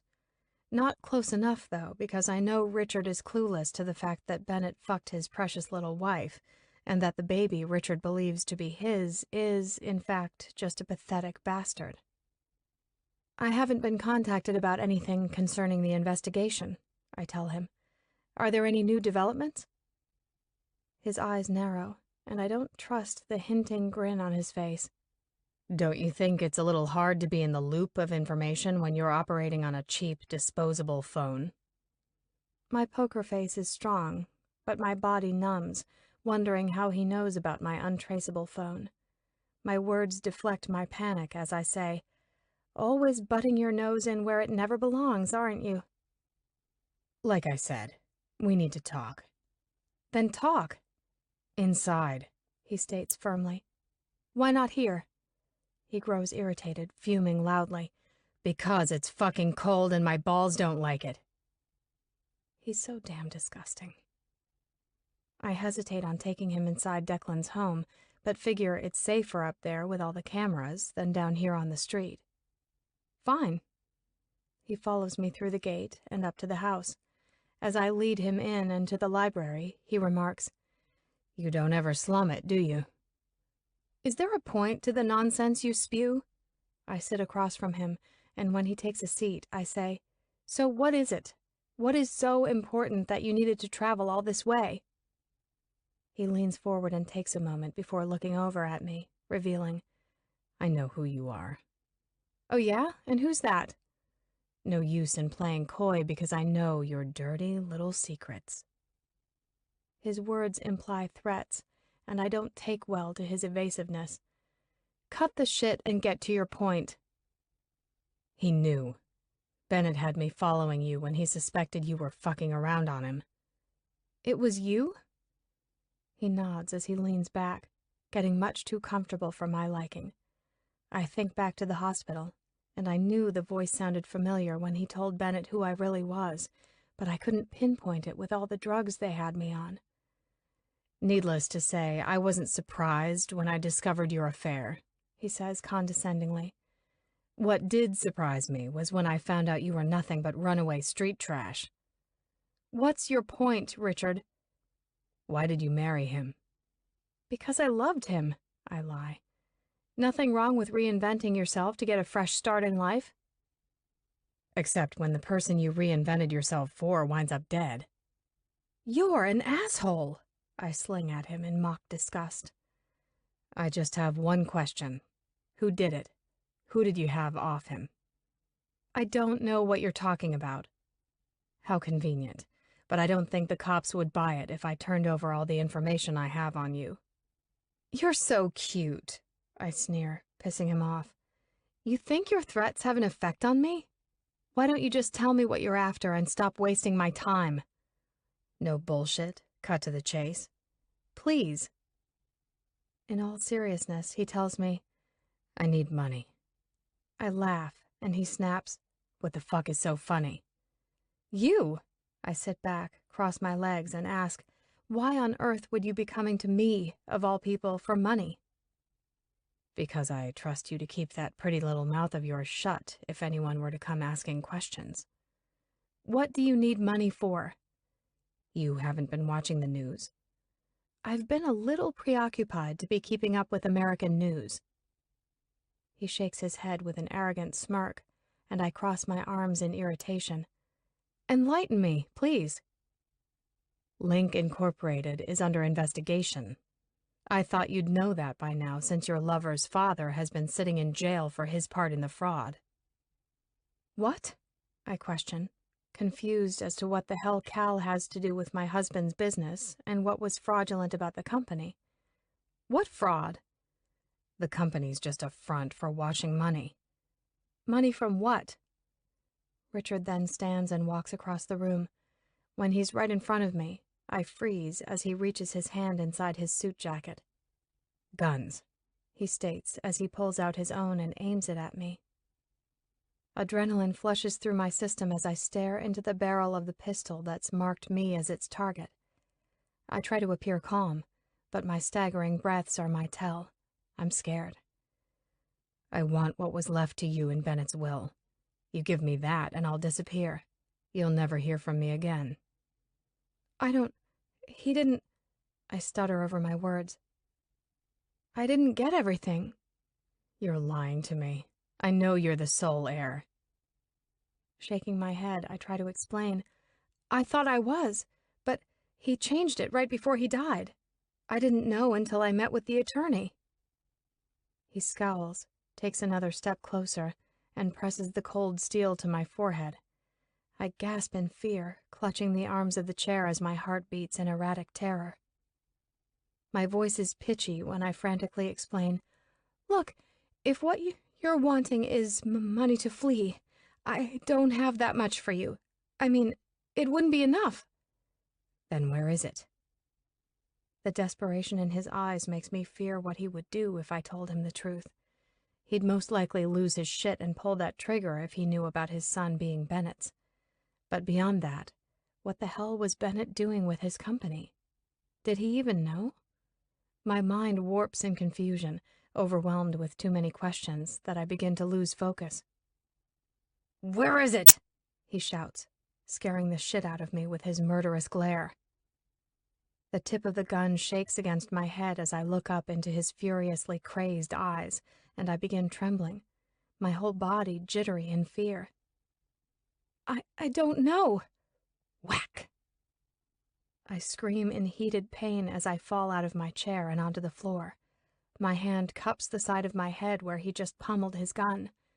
the blunt force sparking a fire of light in my vision as I fight against the sharp agony that pierces through my skull. He stands over me, pointing the gun at my face, and I wail, "Okay, okay!" I throw my hands up in surrender. "Stop fucking around with me." "I'm not." "Where is it?" "It's in a trust," I reveal. "He put it in a trust I don't have access to." Richard kneels down to one knee, hovering over me, gritting between clenched teeth. "Whose trust?" With nerves crashing, I tell him, "A trust for his son." "You lying cunt." "Fuck you! It's the truth!" I lash out when my anger grows at his degrading words. My emotions get away from me as my head spins in waves of turbulence. As I stare up at this man I've loathed for years, I see the wretchedness and desperation in his eyes, and I feel a little deranged as I begin to laugh at him. "What the fuck are you laughing at?" "He played us both," I say as my laughter intensifies. "What are you talking about?" "Bennett," I tell him. "He doesn't have a son. I've known Bennett since he was a kid. I know everything about him, so I don't know what the fuck you're talking about." "No?" I question in mockery. "Tell me something then," I start, and pleasure blooms inside of me to be the one to deliver the truth to him. I smile and continue. "How deeply have you looked into Alexander's eyes?" I watch as his face contorts and add, "Because if you look deep enough, you'll see Bennett staring back at you." And when realization splays across his face, he takes a step back in shock. I know Richard adores his son, probably more than he does his wife. So to be the one to stab this dagger of truth through his heart delights me. I move to stand, and when I do, the giggle that slips from my lips is maniacal as I gloat. "That's right, Richard. Your precious little wife fucked my husband and they had a baby together." "You're full of shit." "Bennett left everything to him. But if you think you can get the money, you're wrong. You see, Bennett was smart enough to not assign Jacqueline as the executor. He assigned his attorney." His nostrils flare, and I lose myself in utter delirium as I continue to laugh at every fucked up part of this crazy story. The room spins around me, a blurry realm of colors and shadows, as my hearing tunnels in the reverberations of my own laughter. "Fuck you!" His voice cuts through, but only for a moment before he swings his arm around. It all happens in a flash of slow motion, but too quick for me to stop, as he drives the gun with a force that parallels his anger into my head, knocking me off my feet. My head clips the corner of an end table before smashing against the floor. Light flashes behind my eyelids. Sparks. Diamond dust. Clouds. Blackness. Chapter 32. I scream from my throat behind the tape over my mouth. My heart crashes so hard it beats in my head. Sheer panic punctures every organ inside of me, flooding my body in pure fear as I thrash around in the darkness. I jerk and kick, but my wrists are bound behind my back and my ankles are tied together in duct tape. I force my voice as loud as I can as it scratches through my strained cords. I know no one can hear me, but I don't care. Twisting my hands is useless against the tape that's secured in a tight restraint. Frustration boils over, prickling in tingles along my palms, and I lose control. I release another worthless, muffled scream, squinting my eyes in an attempt to amplify the sound as I flail my body around like a maniac in the trunk of the car I've woken to.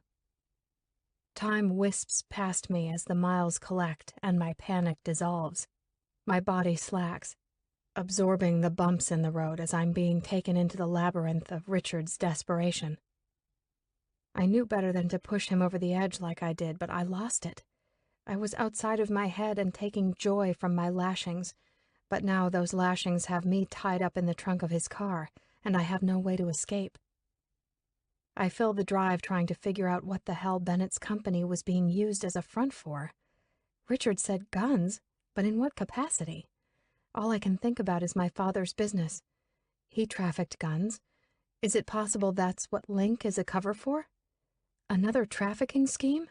Surely not. But if so, is it in any way linked to my dad? My thoughts aren't logical. I mean, maybe it's coincidental. Fuck, what's going on? Did Bennett know? I find it so hard to believe that he did. He was such a straight-edge guy, built out of strong values and always following the rules. It was sickening to watch, but that was the core of Bennett. And how the hell was Cal involved? Maybe Bennett did know. After all, Bennett and Cal worked in a few business deals together through the years. Does Declan know about his dad? God, he seemed like such an honest guy as well, but maybe he knew. Irritation swarms the more I think and question, but what's the use? I'm not going to dissect this on my own. My body alerts as I feel the car slow and then come to a stop. My pulse quickens when I hear the door slam shut. Are we in a public place? Are people around? Do I risk making noise? Taking in slow, quiet breaths, I focus on what's going on outside, but I hear nothing. Every muscle in my body is tensed up as I wait, but nothing happens. Time continues to pass, and eventually I feel myself drifting to sleep. I struggle to stay awake as my eyes fall shut. I don't know how long I've been out when I feel the car halt to a sudden stop. I wonder how far we've traveled. I hear the door shut, and it's only seconds until the trunk pops open. Light burns my eyes, and I flinch away as Richard's hands grab onto me, yanking me out of the car. I don't even think to take in my surroundings, simply fighting against his hold, jerking my body around. With his hands on my arms, he slams me against a solid rock wall. He knocks the wind out of me, and I gasp desperately through my nose while my throat strangles against my depleted lungs. Hunched over, I panic and choke when he grabs my hair and pulls my head up. Hairs rip from my scalp as a steel blade meets my cheek. My eyes widen in horror as my breath finally catches. Whimpering, I close my eyes as he presses the blade into my soft flesh. My cry is muffled by the tape that still covers my mouth when I feel the pop of my skin as he slices me open. He then presses the flat of the blade to the tape that covers my lips, saying, "If you think I have limits, you're wrong." Bending down, he uses the knife to cut the duct tape around my ankles, but leaves my wrists bound. The blood from my cheek drips from my jaw, landing on my top. "Walk," he commands, grabbing my arm and leading me down an alleyway. I look around, quickly attempting to figure out where we are, but it's too dark, and the alley is too narrow. He leads me down a flight of steps to an underground area, and I remember Lachlan telling me about the vaults under the city. He told me some of them now serve as clubs or restaurants, some for ghost tours, but others simply remain empty. And there's no doubt that's where he's taking me as he moves me through a stone tunnel, damp with water, and into a fairly large room. Taking in my surroundings, I can tell this used to be used for a business of sorts. There's electricity, built-in counters along one of the walls, a desk, and a couple of chairs. I watch as Richard walks over to the desk and lays his gun down. When he returns to me, he rips off the tape covering my mouth, and my eyes prick with tears against the sting. "Sit down," he tells me, and I obey. "What do you think you're doing?" I ask. "You're all I've got. I need you to help me disappear." "From what?" "If the cops find me, I'll spend the rest of my years in prison." And he's right. Richard is in his late 50s. I don't know the crimes he's committed, but the fact that he's just kidnapped me tells me he's in deep shit. "But I told you I don't have what you're looking for," I tell him. "You may not, but someone who loves you does." "Who?" "Declan McKinnon." I shake my head, saying, "You're wrong. He doesn't love me. He hates me." "Yet you're living with him? I think you're lying to me." "I'm not. You have to believe me. He doesn't love me. He keeps me there to punish me. Punish you for what? He questions, but I bite my tongue, not sure how much to say. I won't incriminate Declan, but do I incriminate myself? If I do, I run the risk of going to jail myself. So I give him what he already knows from following me back in Chicago and say, for the fact that I wouldn't leave Bennett for him. I tell the lie, but I hate it because Declan is worth so much more than anyone else on this planet. Richard chuckles in irritation. I don't know exactly what you were doing with Bennett, but I'm smart enough to know, Elizabeth Archer, that you didn't love him. So what was it about for you? What were you after, money? I don't respond to him as he stares down at me. After a moment, he grabs a chair, pulling it in front of me, and takes a seat. He leans in towards me, and my head throbs in beats of aching heat from where he pistol-whipped me. His eyes bore into me as a sly smirk creeps across his lips. His voice is low when he asks, "Or does it all have something to do with your father?" My body pricks in chills at the mention of my dad. I tense around my hollowed chest and wonder why he would even mention my father. What does he know? I don't say a word out of utter terror that I've gotten myself mixed up with the wrong people when I started this fucked up game. I've always been in control when it came to my charade in Bennett's life, but now all that control is gone and in the hands of this bastard, and that has me scared beyond belief. I pretend to be strong, but the reality of this situation has all confidence lost. I've been kidnapped and I don't have the first clue how to get myself out of this. I don't know what you want from me, I finally say, my voice coming out weakly. What I told you about Declan was the truth. He hates me. He won't care if you hurt me. Then you need to find a way to make him care, he sneers before backhanding me so hard I fall out of the chair and onto the floor. My vision fades for a moment when my head hits the concrete, and my urge to attack fumes inside, but I'm bound and useless. There isn't anything I wouldn't do for my family, he tells me and then steps away.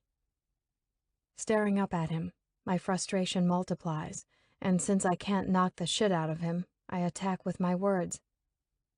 Even with Bennett's dick inside your wife? Would you have done anything for her in that moment? Your lies are humorous. I don't acknowledge his denial as I continue antagonizing him, spitting my words. Did you enjoy fucking her when my husband's cum was still inside her filthy pussy? He stomps back over to me, and I laugh just to piss him off even more. He grabs my hair and immediately shuts me up when he balls his fist and punches the side of my face. Everything turns bright white, and my mouth fills with blood from where my teeth puncture the inside of my cheek. Writhing in agony, I groan in exploding pain from my head. My skull thumps hard, and I can't open my eyes because it hurts too much. And the next thing I know, he covers my mouth again with tape. The pain in my head increases as time passes. I've got my body pressed against the wall as I continue to lie here, and I wish he would just knock me unconscious to put me out of my misery. When Richard walks out of the room and into the corridor, I make an attempt to break the tape as I twist my wrists, but it's not budging. I roll off my side and onto my stomach before I start grazing the side of my face along the floor. When I start to feel the corner of the tape pull away from my mouth, I press my face down harder, rolling it to try and catch more of the tape to pull it off. Once I feel the tape peel off the corner of my lips, I use my tongue to push it off. And when I can move my mouth and speak, I wait for Richard to return. I can hear him talking to someone on the phone, but I can't make out what's being said. After a while, he returns, and I keep my voice as free from hostility as I can when I say, "It's true." His eyes meet mine, and I add, "They did a DNA test that Bennett kept in his safety deposit box. Bennett left him everything. I couldn't believe it when I found out, but it's true." Tit for tat, he says, confusing me. What does that mean? He then pulls his chair around to me and sits as I lie here, staring up at him. You hurt me, I hurt you. my brows pinched together, not understanding his riddled words. He continues, I've got nothing to lose, and unless I get my money, you're not walking out of here alive. And from what I remember of your father, he wasn't much of a fighter. So I have a feeling your days are numbered as his were. Fuck you, I snarl at him for speaking shit about my dad. You don't know what you're talking about. He laughs at me, revealing, I know more than you think, little girl. You see, I knew your father. My chest palpitates anxiously when he says this, and 1,000 questions flood. Steve and I go way back. I don't want to believe Richard had anything to do with my dad, or that my dad had anything to do with him. But if he were still alive, he'd be right around Richard's age, so there's possibility in what he claims. But how? When Bennett had me following you, I started digging into your past. When all the pieces came together, I couldn't believe the Archer girl had been right in front of my face for years. I should have known you'd turn to pulling cons. At first, I thought I was your target, when I was convinced you knew who I was. But when I started thinking back, I realized you didn't. I knew then it was Bennett you were after, but I still don't know why. Why would I be after you? I question in terror, wondering who this guy really is. Maybe you blamed me for what happened. Tell me how you knew my dad. There's a lot I can teach you, you know.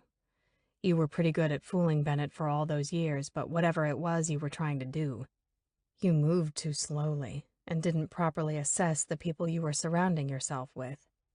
Tell me, I demand as I struggle to keep my tears back, because just talking about my dad has me falling apart. He's my weakness, my softest part, and now I fear Richard has something to do with me losing him. Tell me! Call Declan. What? I don't have his number. Then we wait, he says. I know he's in London and will be returning tomorrow. You'll call his landline then. Tell me how you know my father, Richard. You want to hurt me? Is that what you want? Then just tell me, because anything you have to say about him will surely be a dagger. That's too easy. Richard then leaves me to be as he moves to the other side of the room and sits. I struggle to get comfortable with my hands still taped together. I lie on the cold concrete and rest my cut cheek to the ground to help soothe the ache that pulses through the gash. My head weighs heavy in an excruciating headache, and I close my eyes to drown out the cheap fluorescent lighting, but the buzzing from the bulbs keeps me agitated. Hours pass as I drift in and out, and when the fog from all the high-strung emotions begins to clear, I'm finally able to focus. I run through everything Richard has told me, trying to figure out what the fuck is going on, when I remember his claim. Guns. Chapter 33. Declan. My meetings have been long, sitting around and listening to several architectural firms make their presentations and going over the bids for the job. This will be another boutique hotel that will cater to wealth, and above all, privacy. Lotus was my first solo venture, and it has proven to be a success in the few months it's been open. We maintain an exclusive clientele, which the city of Chicago was in desperate need of. It's full service in every luxury accommodation, selective on who's approved to book a room, and the London property will be the same. I ring the house as I head back to the hotel for some much-needed sleep. It's late, and I'm at my end. It feels strange to have Elizabeth in my home, as if she's more than just a house guest. She has me on mental overload. There are times I see her, and I want to smash her face against a wall because my anger is too much to contain. And then there are times I look at her, and I wish it could be like before with us. In those moments, I want to touch her and inhale her soft scent. I want to feel her, lick her, taste her, fuck her. I want it all, but my heart refuses to get too close to her. She's the devil's angel. The moment I start crossing lines, I shut down. It's not even something I consciously realize I'm doing. It just happens. One moment I want my tongue tasting her sweet mouth, and the next I want to rip more of her hair out. Fucking her outside against my house yesterday was a twisted delight I selfishly indulged in. When I saw her from my office window, sitting on the ground, I saw someone so broken that I doubted her malice. In that moment, I let my guard down and got tangled up in the moment, and nothing can deny the solace that consumed me when I sunk my cock inside of her sweet pussy. Having her snug around me, Jesus, no woman has ever felt as good as her. But her warmth and comfort are merely an illusion. She's a magician's ruse that I stupidly fall for repeatedly. She's evil and duplicitous, and yet a part of me wants her, a very disturbed part of me. Because no one in their right mind would want anything to do with the widow who injects her poison with self-serving motivations. For some reason, in knowing what a con she is, I don't want her to leave. A part of me feels sorry for her. I pity her. I've never seen a person at a lower point than she is at right now. This has to be her rock bottom because I'd hate to see what would happen if she got any lower. Her body is branded in self-inflicted abuse. She craves the moment that she can hurt herself. I know Elizabeth is a sick woman who needs help, and the dark part of my soul wants to be the one to offer it. It's screwed up because I also want to punish her. When I told her to strip down last night, my plan was to humiliate her by having her perched on the ground as I had instructed. I left her to grab some rope because I had every intention of punishing her. I was walking around the house with a hard-on just thinking about it. My mind was consumed with visions of her tied up while I slapped her pussy and tits until they welted up red, picturing my cock shoved down her throat, gagging her, just so I could see tears fall down her rosy cheeks. Even now that I know about all that she endured as a little girl at the hands of her foster dad, I still want to debase her like that. It's wrong, I know it, which is why I didn't return to her. I couldn't allow myself the pleasure that would just solidify the savage I fear I am, the savage she groomed me to be. But I hurt her anyway, and when I went to her room and saw the mortified look on her face, I hated myself in that moment. There's no answer when I call, so I hang up and dial my home again. Nothing. She's probably outside. I pull up the security app on my phone to log into my home system. Once it's connected, I tap on each camera to view the rooms in the house. From the kitchen to the library, atrium, bedrooms, dining room, office, roof. Nothing.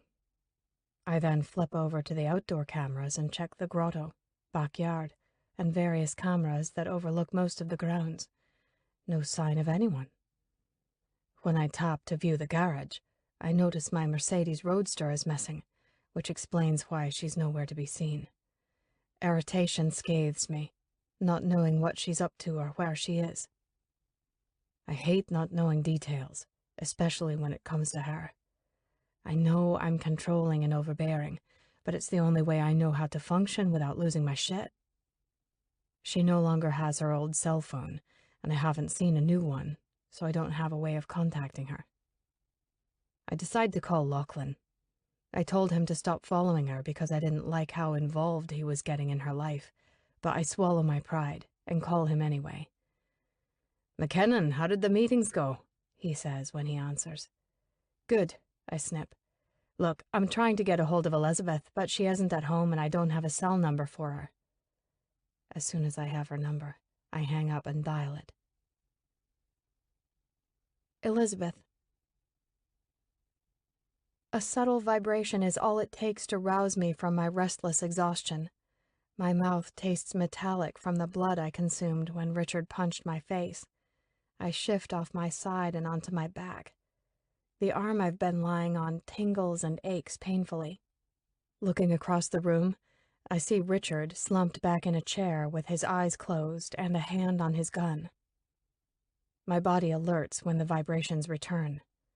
My thoughts are hard to grab onto with the multiple strikes to my head and the emotional roller coaster I've been on since Richard appeared in front of Declan's home.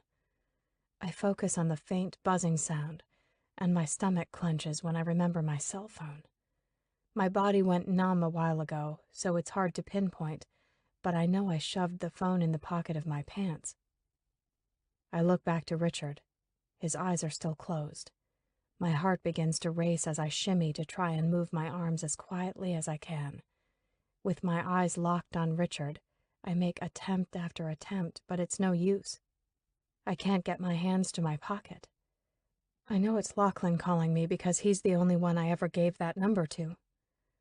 "Richard," I call out to wake him up when I get an idea. "Richard." "What the hell do you want?" he says on a groggy voice when he opens his eyes. "I have to go to the bathroom." "Hold it," he snaps and closes his eyes again. "I can't, but I have no issues peeing myself if you don't have any issues smelling it," I lash back. He breathes out in frustration and walks over to me, grabbing my arm and picking me up off the floor. Walking me down one of the corridors, we stop in front of a door. "Hurry," he demands, and I look at him, reminding, "My wrists." With a long, distrusting glare, he then says, "Turn around," and I do. He takes his knife out, and when he slices through the tape, finally releasing my hands, the phone begins to vibrate, and fear crashes inside of me, locking my body up. When I turn to look at Richard, I can tell he hears the phone by the look on his face.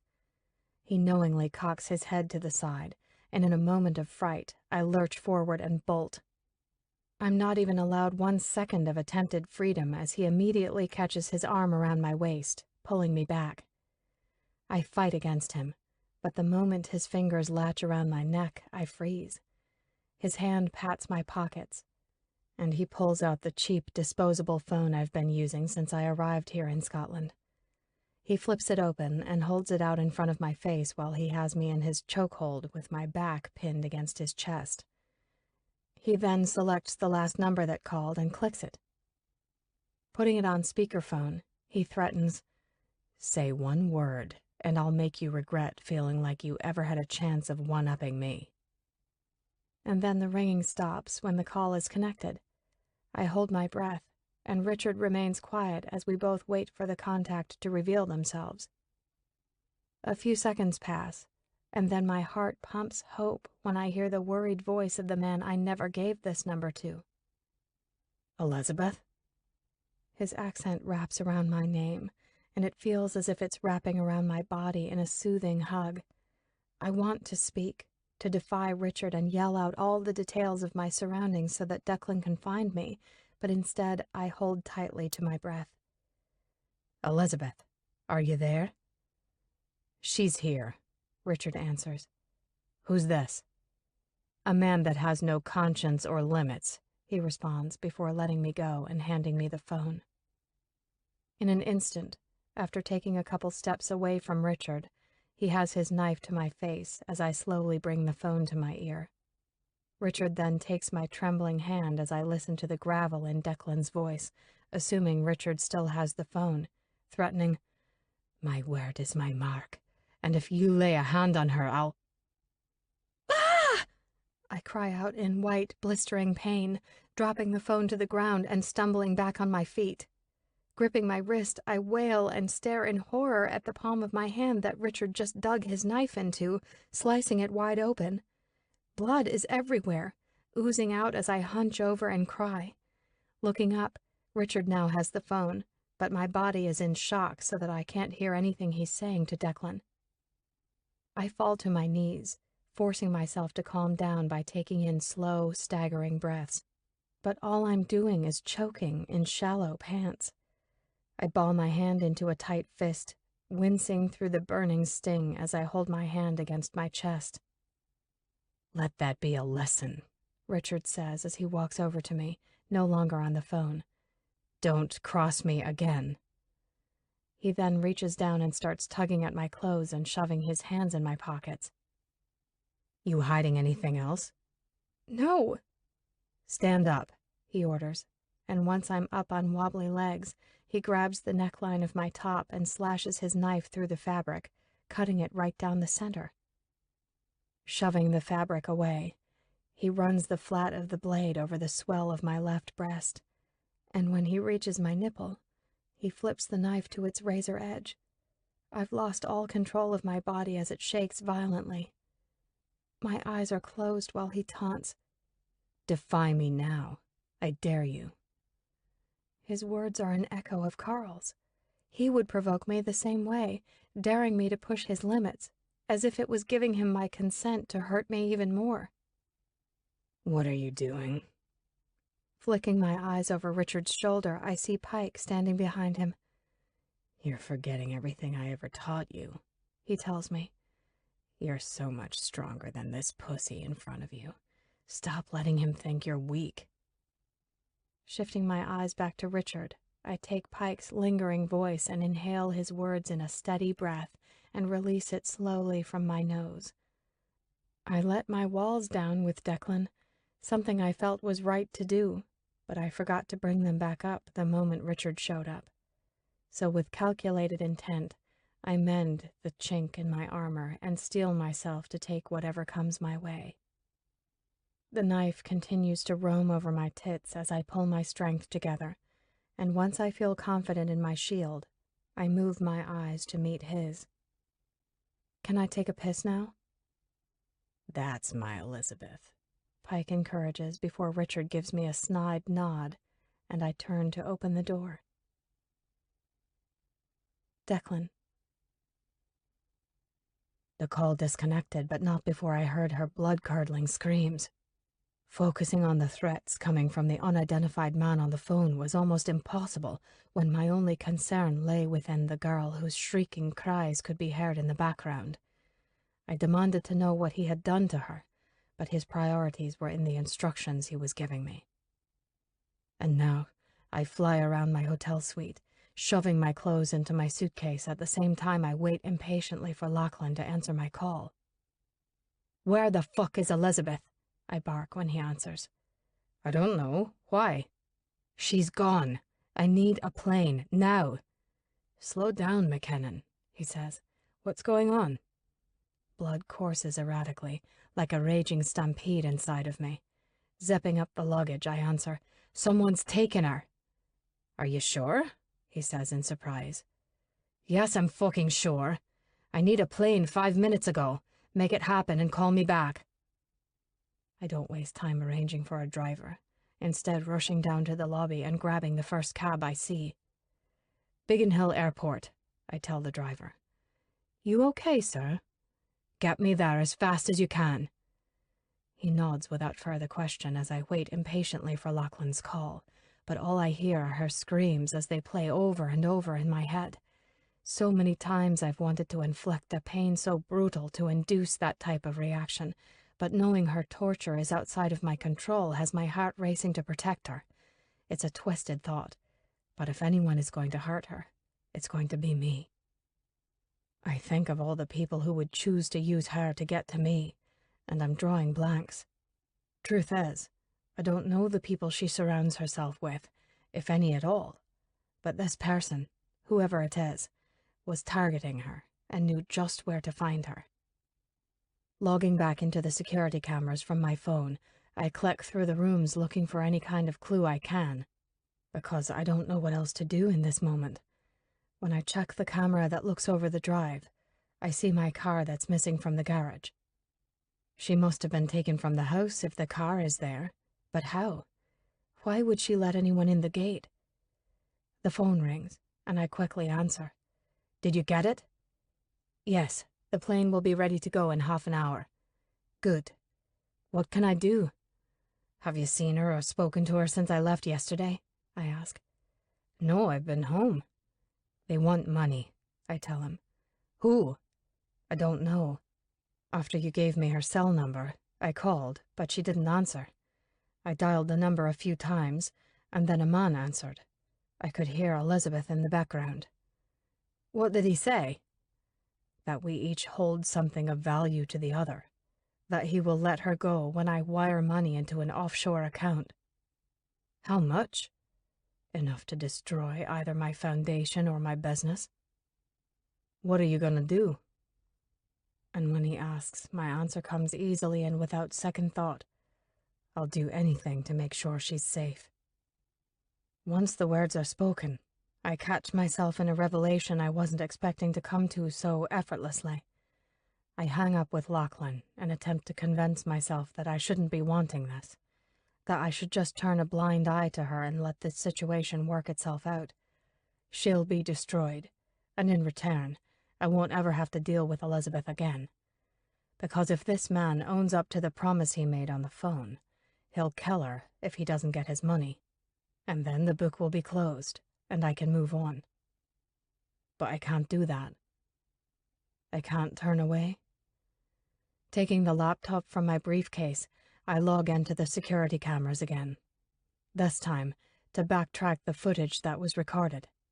I load the camera that monitors the gate to get a timestamp on when any cars arrived. It takes a while, but soon, 2 cars approach, my roadster being one of them. I watch closely and switch cameras when they pull up to the front of the house.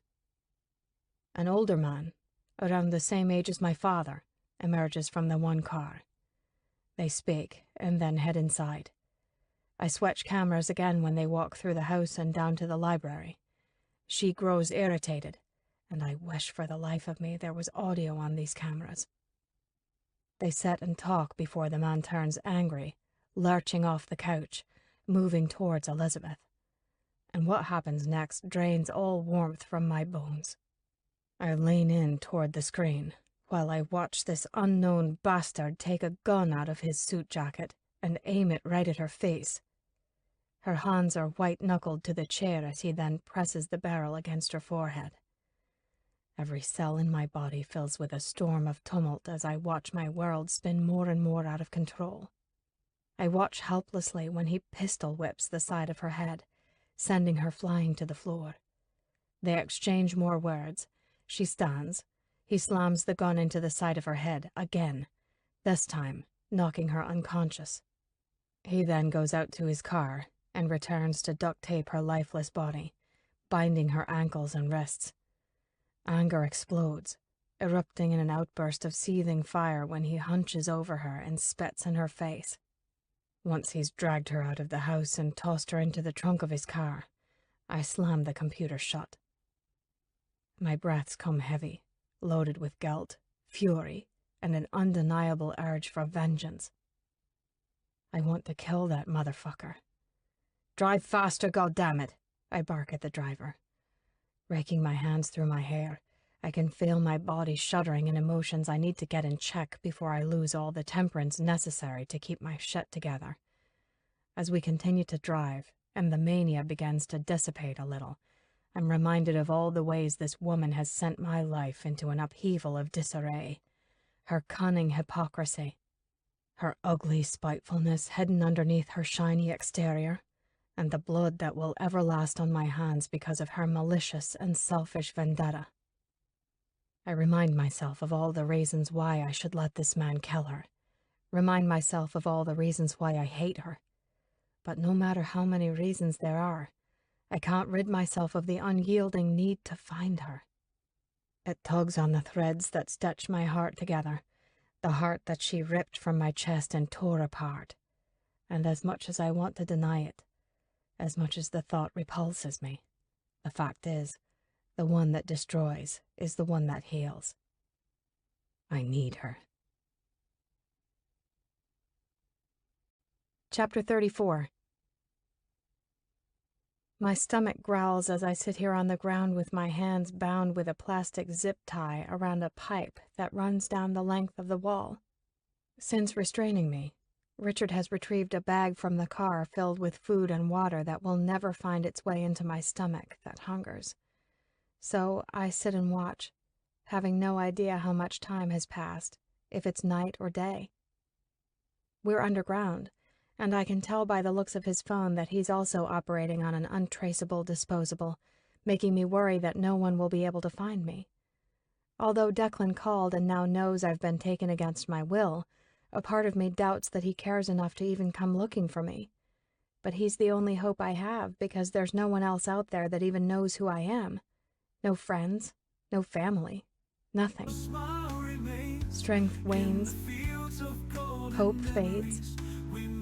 The tired fight inside of me vanishes. Slowly, I open my fisted hand and wince from the sting of oxygen hitting the gash in my palm. Flesh covered in crusted blood. Blood dead. Proof that nothing survives forever. Old news to me, but yet I've always chosen to go on. Why? What's the point? Win one battle only to be faced with another? But when will it end? Will it ever stop? Cellophane crumpling draws my attention to Richard's hand that holds a wadded chip bag. He stares at me as he throws it my way, but it doesn't reach me as it falls to the ground. I look at the garbage and can't help but compare myself.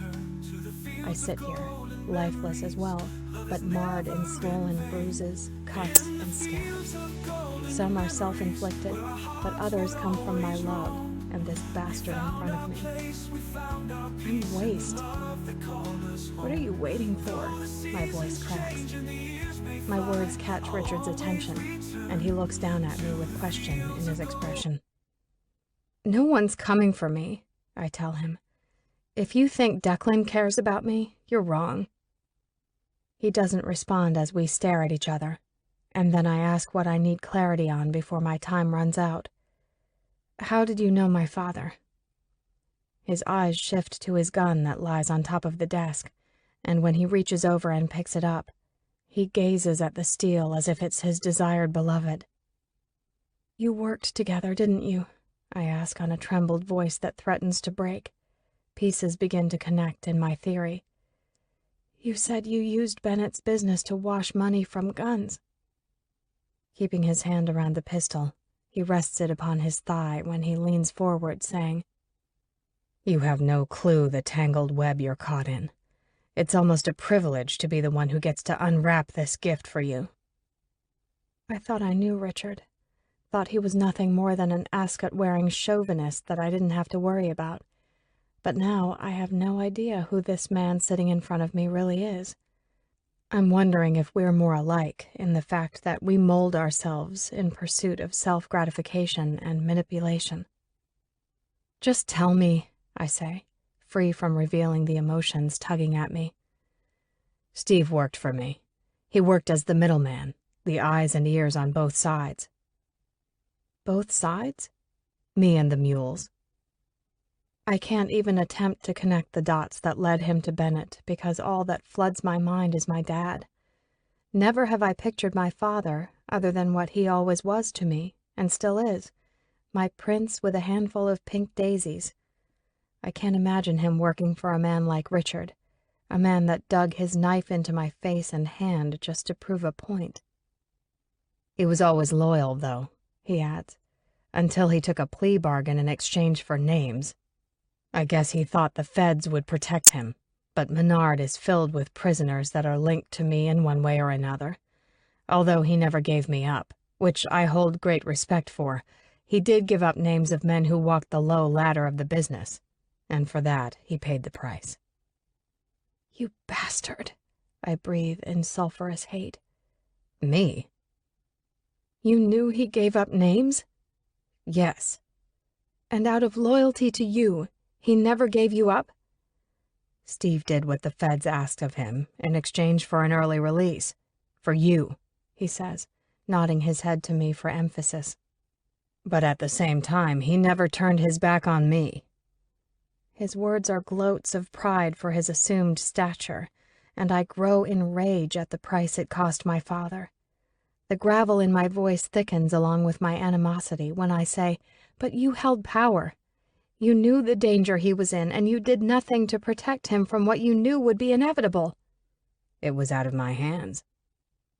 Blood boils, fists clench, and I begin to tug my wrists against the zip ties as I seethe. But you're the boss! You hold all the power, and you did nothing! And then it starts clicking. The pieces now begin snapping together. Twisting my hands even more, the edges of plastic dig into the tender flesh of my wrists, cutting the tissue and releasing the blood my wounded heart pumps. You wanted him dead, I state in my revelation. You were scared, weren't you? You knew he gave up names, and you feared it was only a matter of time before he sold you out too, right? His head tilts, and his condescending gesture acknowledging my theory as truth sets me off. "You fucker!" my screaming voice scratching my throat. "It was you! You put the hit out on him, didn't you, you motherfucker?" His only response is a slow upturn to his lips as he sits there. I've always put all the blame on Bennett, and even though I hate Bennett for being the catalyst for all this shit, it was Richard who had the say in my father's life, and he took it to save himself. "You're a fucking coward!" I spit out as I feel the bursts and pops of veins and ventricles, heartbreak over and over and over. My daddy risked his life in giving up names just to get to me. Blood rolls down my arms like teardrops as my skin rips open as I fight against the zip ties. When my frustration snaps, I release a defeated scream and slump over. My bones tremble, and when I hear Richard chuckling, I turn to him in disgust. "Does this get you off?" He stands and walks to me. "Seeing the Queen of Chicago society fall apart before my eyes? Yes," he responds, and then kneels down in front of me, touching his finger to my face and running it along the cut on my cheek and then down my neck. His touch is vile, rousing my stomach in putrid disgust, and I just can't take it. "Tell me something," he starts. "When you found out that Bennett cheated on you, did you wish you'd known before he died so you could have gotten even with him?" He then takes the knife out of his pocket and pops the blade up. My eyes follow his hand as he moves the blade to the zip tie and holds it against the plastic that's now covered in my blood. "Did you?" he questions again. "No." I didn't give a shit about Bennett cheating because I never felt anything for him other than pure hate. Suddenly, with quick movements, Richard cuts through the restraint and frees my hands. He then moves the blade between my breasts. My top hangs open from where he cut the fabric earlier. I hear the lace snap apart when he presses the blade against the fabric, and I know his intentions. Focus is key, and knowing the process all too well, I protect myself and shut down. He now knows the truth about his wife and son. I could overhear him when he was down the corridor and on the phone right after he bound me to the pipe. I knew he was talking to Jacqueline. He questioned her, and I could tell from the words he spoke that she admitted the truth to him. He didn't raise his voice or become irate. It was the opposite. He remained collected, but looking into his eyes right now as he cuts through my bra, I see the fire of betrayal burning, and I brace myself for what I know is coming my way. Retaliation. Richard doesn't know how strong I am when it comes to sex. After all, I made it through 4 years of fucking the enemy, and I did it so well that he was none the wiser of my deep-seated hatred for him. My body is used up and polluted. It always was and always will be. Even Declan desecrated it when he raped me. So when Richard pushes the fabric aside to expose my tits, I feel nothing. The cold, dank air hardens my nipples, and when this happens, he smiles and gloats. Eager, huh? Fucking idiot. When he stands up, I notice his erection pressing against his slacks.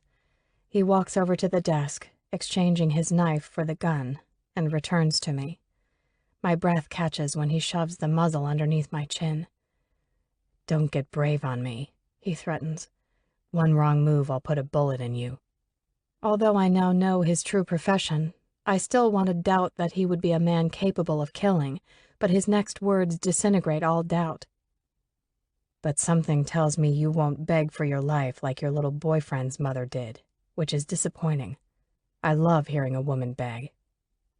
My eyes widen in shocked disbelief. "You?" I question, horrified. "Sometimes in life you have to teach people lessons, and when Callum thought he could screw me over, I made sure he learned I wasn't someone to be fucked with." He's right. I've gotten myself tangled in the most fucked up cryptogram imaginable. "What does Cal have to do with any of this?" He shushes me, running his gun down my belly and shoving it into my pants, the coolness of the metal seeping through the lace of my panties. His grin is scathing when he unzips my pants to earn more room to slip the barrel between my legs. He slides it back and forth along my pussy, all the while smiling. But I'm detached. My mind is in the past with Declan on the afternoon when he opened up to me about his mom being shot in the head. The pain he hides so well surfaced in his eyes, and just like me, the moment he lost his parent, he was forever maimed with a wound that would never heal. I would do anything for him, and to know that Richard was the one who pulled the trigger that forever fucked up Declan's faith in security and comfort fuels my affinity for revenge. Richard catches my attention, taking me away from my memories when he begins tugging my bottoms down my legs. "My wife acted like a cunt," he says, "but she's not here for me to release my anger on, and neither is Bennett. All I have is you." With my panties gone with my pants, he forces my legs wide open and presses the muzzle of the gun over my clit. My body locks up in horrid fear. I close my eyes, bracing myself for whatever is to come next. And after he makes me wait, I gasp when he forces the barrel of the loaded pistol inside of my pussy. Keeping my eyes pinched shut, I press my lips together and force myself out of this moment while he fucks me with his gun. I remove my emotions and escape, giving him my body that's proven to be nothing but a piece of garbage. He glides the pistol in and out of me while I dig my fingers into the concrete beneath. Richard lets out a pleasurable groan as he starts fondling my breast in his one hand. I swallow down the puke that burns the back of my throat.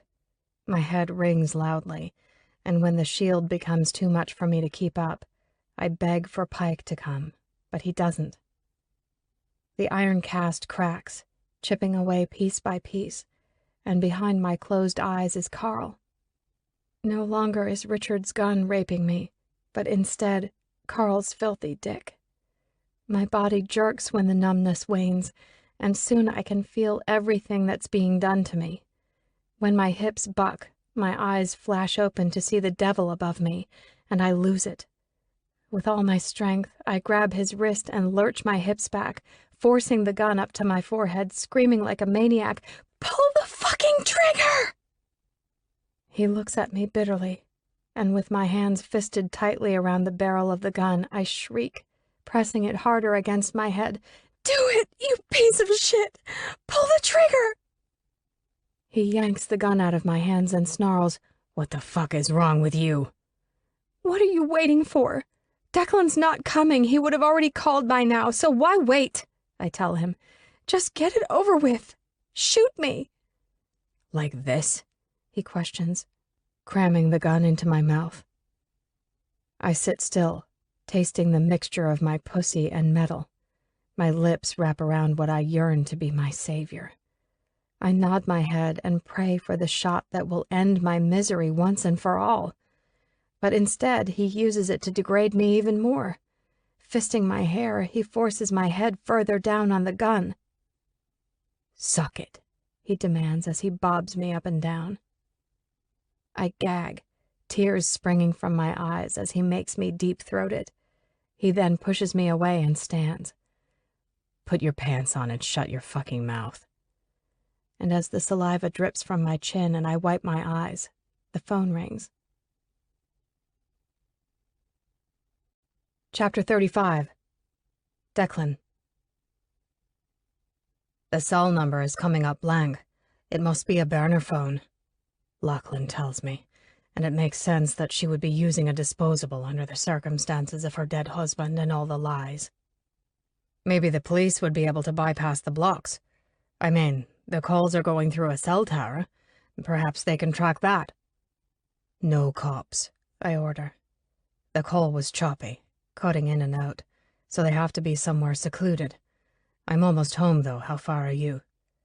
"Half an hour." I hang up, and when I arrive at the house, I take my time heading up the drive, looking around for any clues.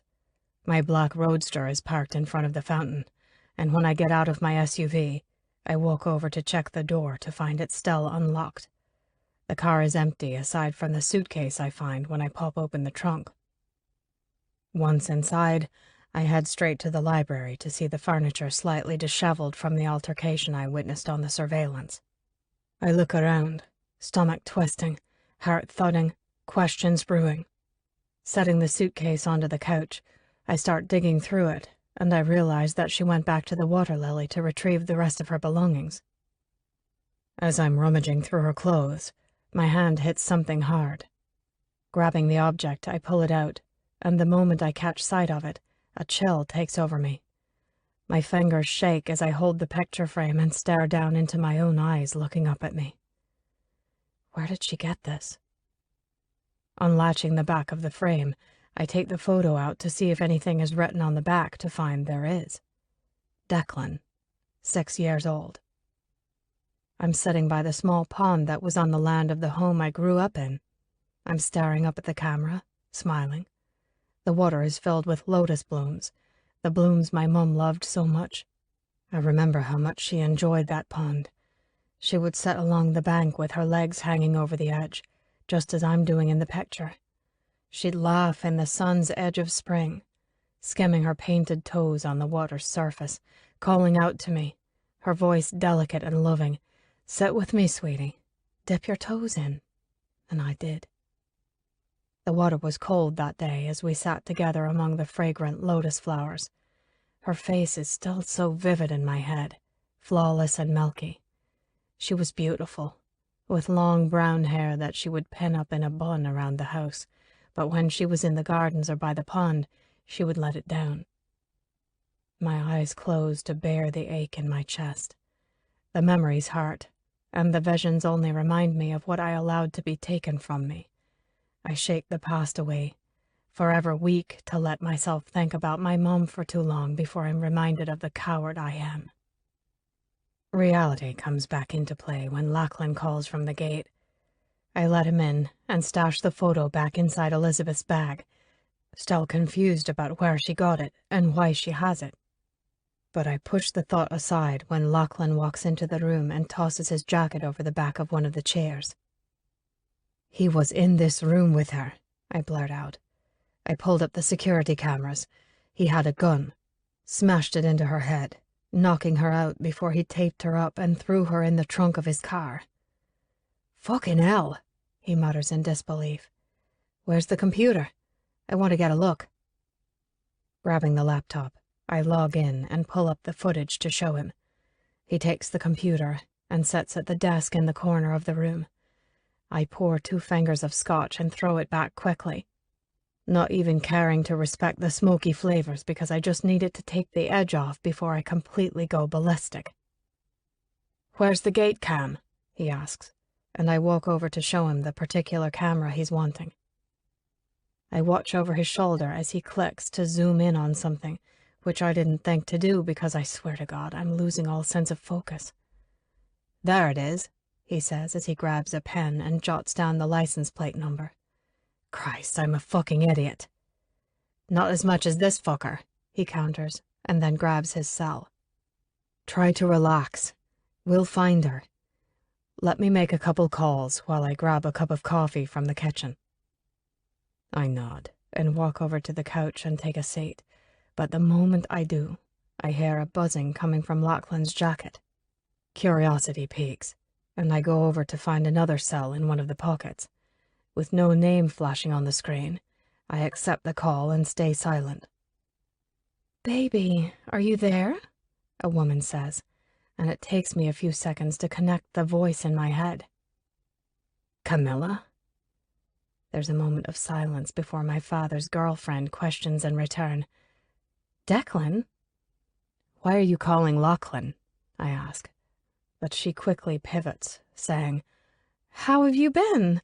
Your father and I haven't heard from you since you—" "How do you know Lachlan?" I question, cutting her off mid-sentence.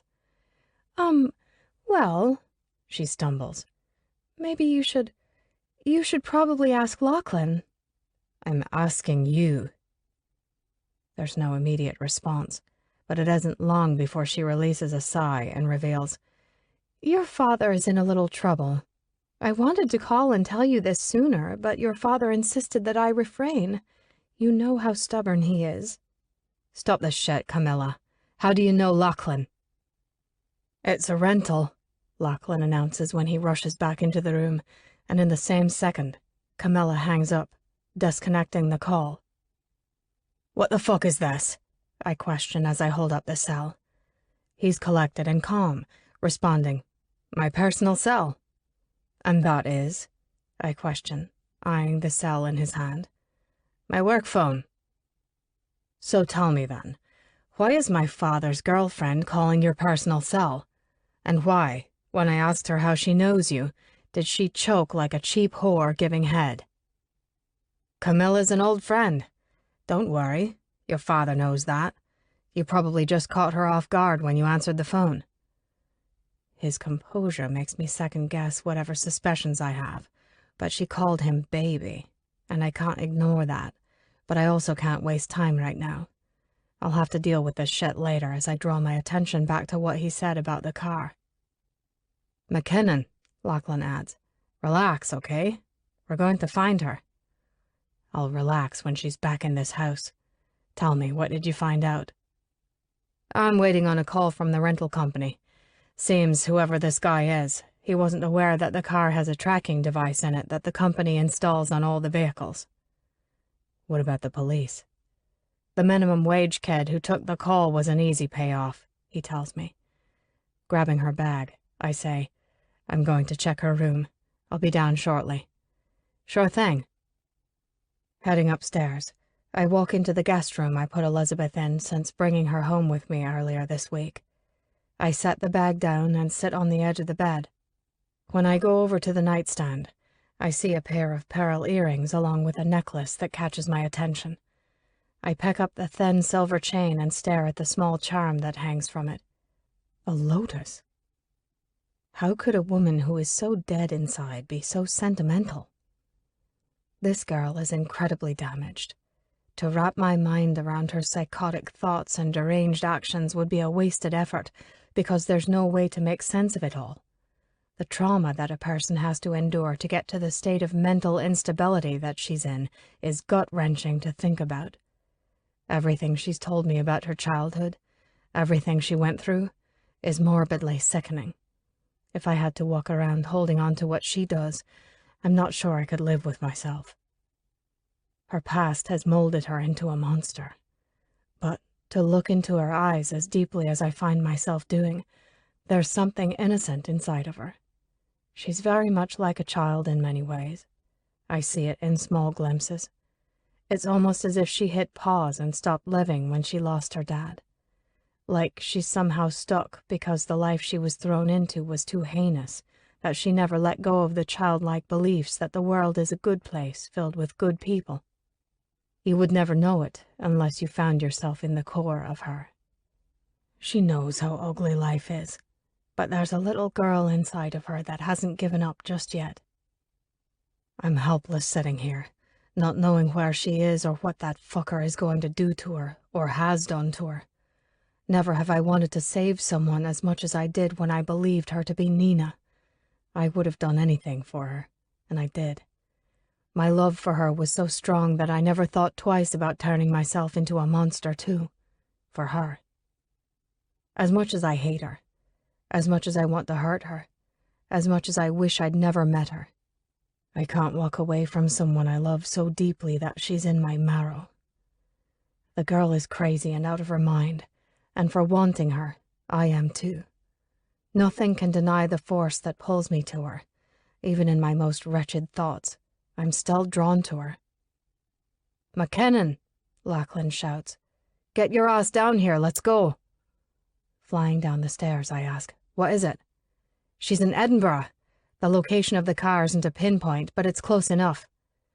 1 second, I tell him, before rushing up to my bedroom to grab my gun. Energy powers through me like lightning as I move quickly through the house, and when I make it outside and jump into Lachlan's SUV, my heart races out of control. Talk to me. Where is she? He hands me the phone with the map open, and suddenly, my surge of optimism that we might know where she is morphs into dread. There's no way. It's too populated, I say. It's all we have to work off of. That's where the car is. That may be where the car is, but there's no way that's where he's got her, I tell him as I look at a map of downtown Edinburgh. Who are you calling? He asks when I pull out my phone. Her. He's got her phone. After one ring, the call connects, but there's nothing but silence. Tell me where you are. My demand is met with a sinister laugh from this dick fuck, before he responds, Now why would I tell you that? I have the money you asked for, I lie. Very good, but I don't want to touch it. I'll give you the account information you're to wire the money into. Once I get verification the money has been transferred, I'll text you the location of wherever I decide to drop the bitch off. I want to talk to her first. I don't know if she's in the mood to talk right now. I don't give a fuck, I shout. Put her on the phone or the deal is off. I can take or leave the bitch, so it's up to you. My words, fallacies. Silence spans before he responds. I don't think so. You see, I don't give a shit what you feel for the girl. I mean, I'm not gonna lie. I wanted to use her as leverage, but she isn't the only leverage I have on you. And what's that?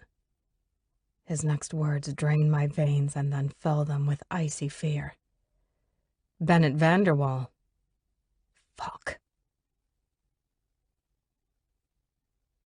Chapter 36. What did he say? I asked timidly, after hearing Richard tell Declan that if he couldn't use me as leverage, that he would use Bennett. Looks like you were telling me the truth. What do you mean? Seems Declan doesn't give a shit about you. I knew it. I knew that if forced for an answer, that I would never be it. And now I sit here, half naked, beaten, and raped, as the last of my heart incinerates into ash. Go ahead and take a breath now, because I'm finally ready to be blown into nothingness. I now know my lies truly destroyed what I never wanted them to. I knew Declan was conflicted. I felt it in his push and pull, but I hoped there was a piece of him that still wanted me regardless of all my sins. So I close my eyes, and green meets blue as Declan looks at me the way he did back in Chicago. He will never look at me with adoration as he once did. I ruined it for both of us.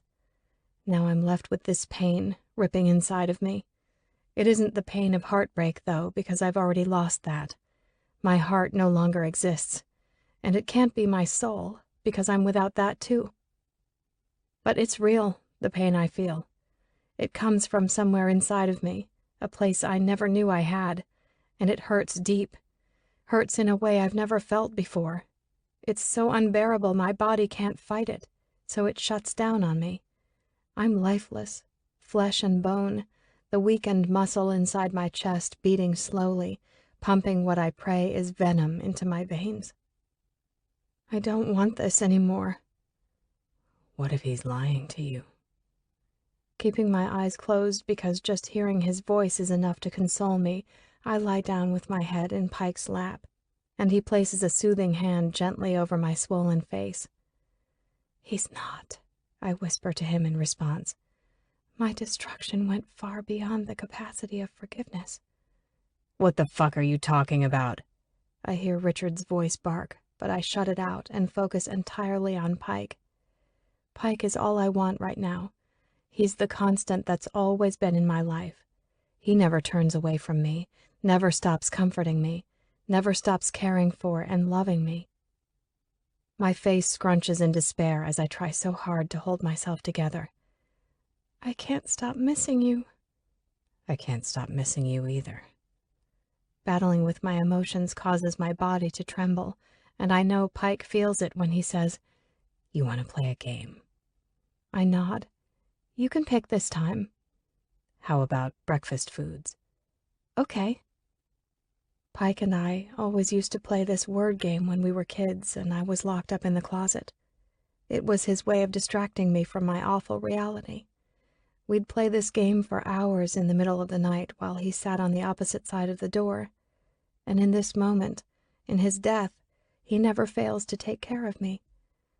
Pancake, I say, playing my first word. English muffin. Nutri-Grain bar. Rice Krispies. We continue to play our words while he runs his fingers through my hair, careful to not hurt the tender scab that still remains on the back of my head. I never open my eyes, and eventually, before declaring a winner, I drift to sleep. Cold metal prodding my face wakes me up. My tired eyes come into focus as I jerk my head away from Richard's gun. I look at him, his face pale and his hair messy, as if he's been anxiously running his hands through it. He's jittery, kneeling beside me, and I have no clue if something happened while I was asleep to cause his shift in demeanor. "Have I given you the impression that I'm one to be toyed with?" he says with a tight jaw, pissed. I shake my head, and he snaps, "Then where the fuck is he?" "I don't know." "I will put a bullet in your head the same way I did the McKinnon woman. I swear to God I will." "I won't fight you," I tell him calmly. "You want to kill me? Then kill me." He grabs my tattered shirt and shakes me, losing control while he screams in aggravation, "What the fuck is wrong with you?" "If you wanted me to fight, you picked the wrong girl. There's nothing for me to fight for." He shakes his head, confounded, and then clues in, saying, "So you don't give a shit what happens to you? I could do whatever I wanted with you, and you'd let me?" "You can't possibly hurt me. I'm already dead," I tell him, the sound of my own voice creeping me out with its eerie tone. "But first," I add, "fill in the blanks." "What do you want to know?" "Cal, what does he have to do with the guns?" "He was my washer," he tells me freely, taking a deep breath and sitting next to me with his back against the wall.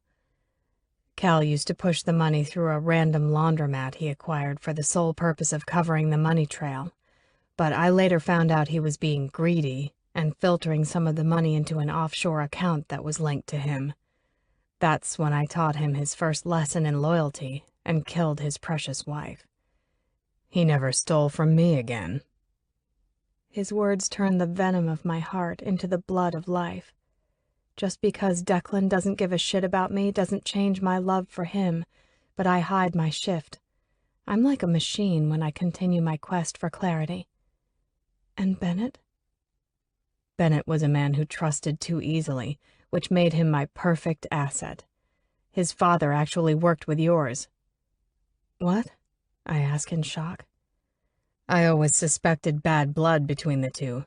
Then it became apparent when he put the authorities on Steve.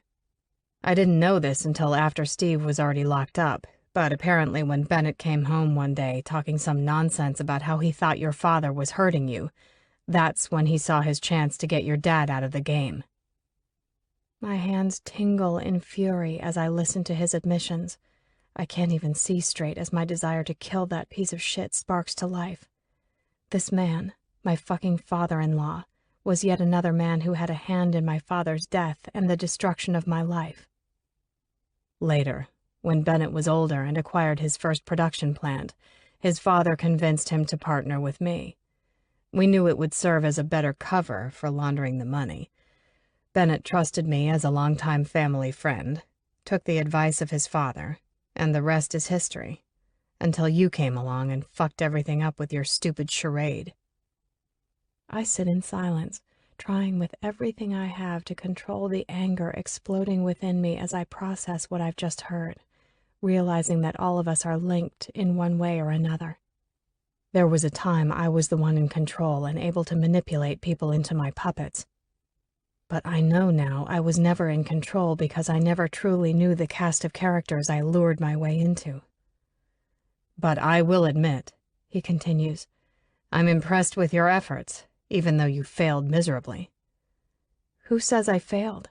You're stuck down here with me too. You're not free." "I will be."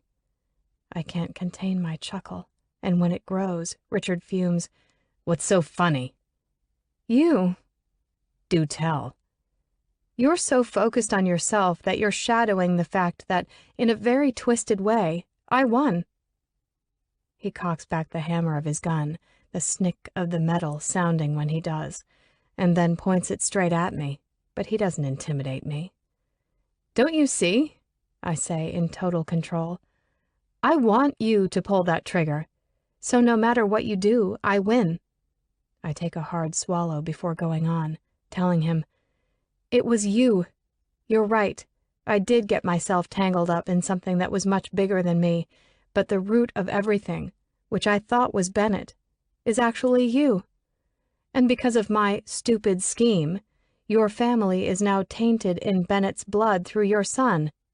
Your whole cartel is falling apart, and your freedom depends on the money of a man who'd rather see me dead than alive." His eyes narrow in a murderous glare, but I don't stop, adding, "And if you think you have him fooled by threatening to know about his involvement with Bennett's murder, you're wrong. If anyone is to be pegged for that crime, it's you, the leader of one of the largest international gun trafficking rings, using Bennett as your cover." Richard pulls the gun away from my face, but doesn't disengage the hammer. "You've got it all figured out, don't you?" he taunts. "You think you have me played, telling me you want to die to take the pleasure away from me. You say I can't hurt you, but I think you're lying." "Kill me or don't kill me, I don't care." "I think you do." I then wrap my hands around the barrel and place it back on my forehead, stating firmly, "I don't." Agitation streaks in the lines of his face now that I've taken his bargaining chip away from him. He gains nothing from killing me, not even joy, because he knows I won't beg for my life. Richard drags the gun down my face, along the bridge of my nose, over my lips, and then slips it into my mouth. I knew my sanctuary would be in death, and I was ready to be released into the oasis I'd been longing for. But even though I was ready, it didn't mask the fear of having a loaded gun with the hammer cocked inside my mouth. One slip and that chambered bullet would fire. I can still taste the steel of his pistol on my tongue if I think about it hard enough. Can still feel the way my heart ricocheted off my ribs. I had been close to death before, but it was always in my control. Not this time. This time I was on Richard's watch. He would say when. He would be my executioner. I remembered hearing the voices. My ballasts, Daddy, Pike, and even Carnegie. They were there with me while I rested on death's lips, waiting for its kiss. Their words of courage to guide me from evil sang in my head like a melody of deliverance, but it wouldn't be enough, and I was about to find out why. Richard uses the gun to guide me down on my back while he pushes it into my mouth. With his free hand, he rips the buttons to my pants open, demanding, "Take them off. You're not going to rob me from feeling gratified." Idiot. He's stupid to think that he can degrade me for his pleasure by fucking me. I do as he instructs, kicking off my pants while he fumbles with his own. I don't offer any fight when he shoves his pants down just far enough to pull out his dick. Nudging my legs open, he sits on his knees while holding himself in his hand and slapping it against my pussy a few times. "Hands under your ass," he tells me, and I lift my hips to place them beneath me. "Time to even the score." This man's pride is fucked up. To be concerned about getting even with his wife in this moment? My body slacks when he slams inside of me. I refuse to give him the satisfaction of tensing up. I keep my eyes focused on the pistol in my mouth as the metal rattles against my teeth while he violently pounds into me. He braces all his weight on his one bent elbow, grunting with each thrust. My tits hang out of my ripped clothes, jiggling while he fucks me with barbaric force. This is my life. This is all it's ever been. Light turns dark as my eyes close, silently begging for him to release me to my paradise. From across the room, I hear my cell ring, and my heart jolts alive. He's calling. My eyes pop open when the thought flashes quickly that maybe Richard was lying about Declan. My body jerks the moment the phone goes off, startling Richard in that exact moment, and everything happens in a lightning-fast haze when he falters, losing his balance. The instant the gun slips from my mouth, Pike shouts urgently, "Elizabeth, fight!" And without thinking how or why, I automatically react. Willing my strength, I drive my elbow into his arm, knocking the gun out of his grip. Adrenaline pumps through my system when the gun goes off, firing a bullet into the concrete wall as it skitters across the ground.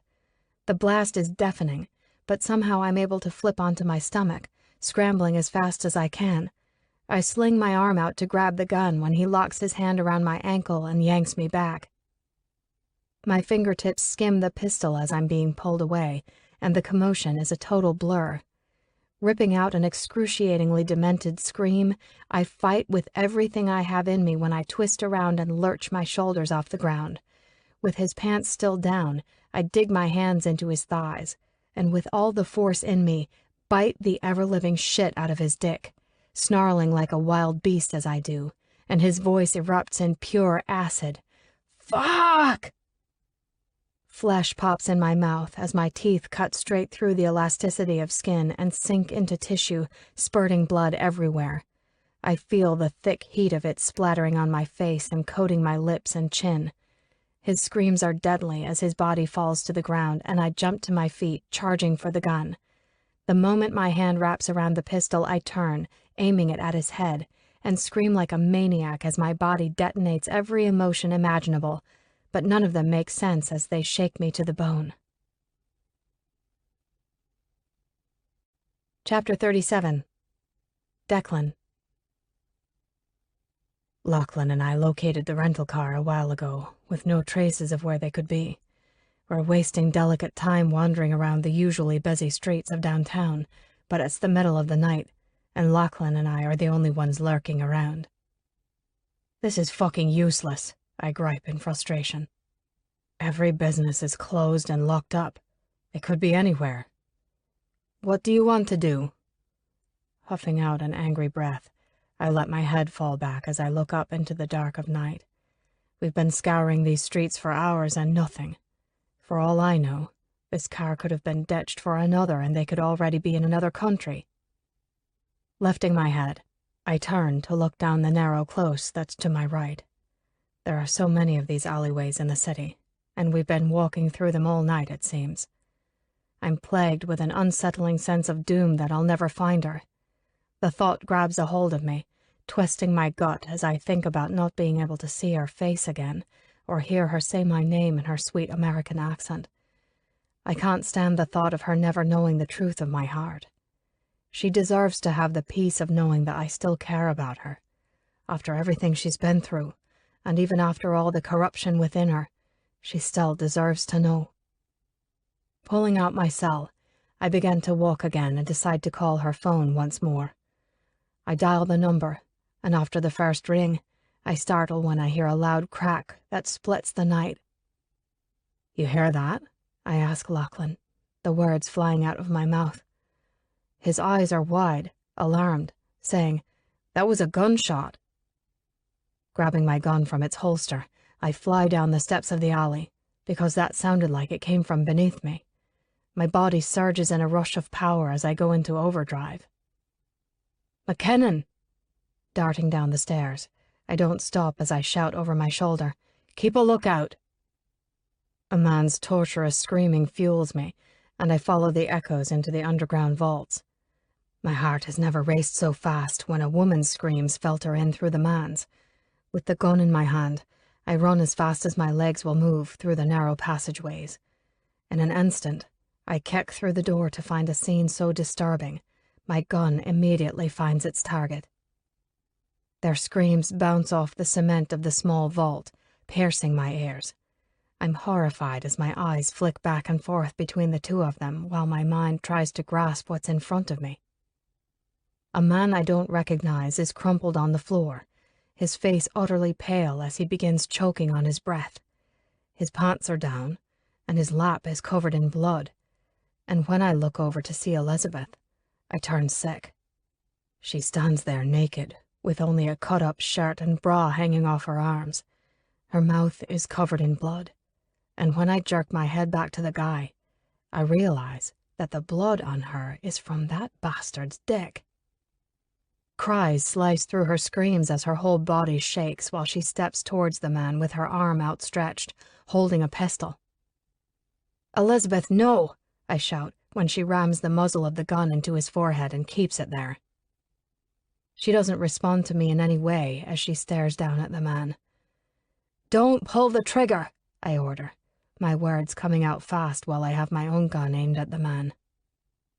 Her screams are replaced by staggering breaths hissing through her teeth, and I know that any second she's going to murder him. "Elizabeth, look at me," I urge. "Don't kill him." "Why?" she seethes. "Because you already know it's not going to make you feel better." "You motherfucker!" she screams hysterically at him like a crazed animal. I take a couple steps closer to her, but she snaps. "Stay away from me." "Please," I beg. "No more killing." "If not for me, then I'll do it for you," she says cryptically. "Consider this a gift." "What are you talking about?" She cocks the hammer back before finally looking over at me and says, "He's the one that killed your mother." Looking over to him, I pull back the slide on my gun to chamber a round. The metallic click is all I hear in this moment.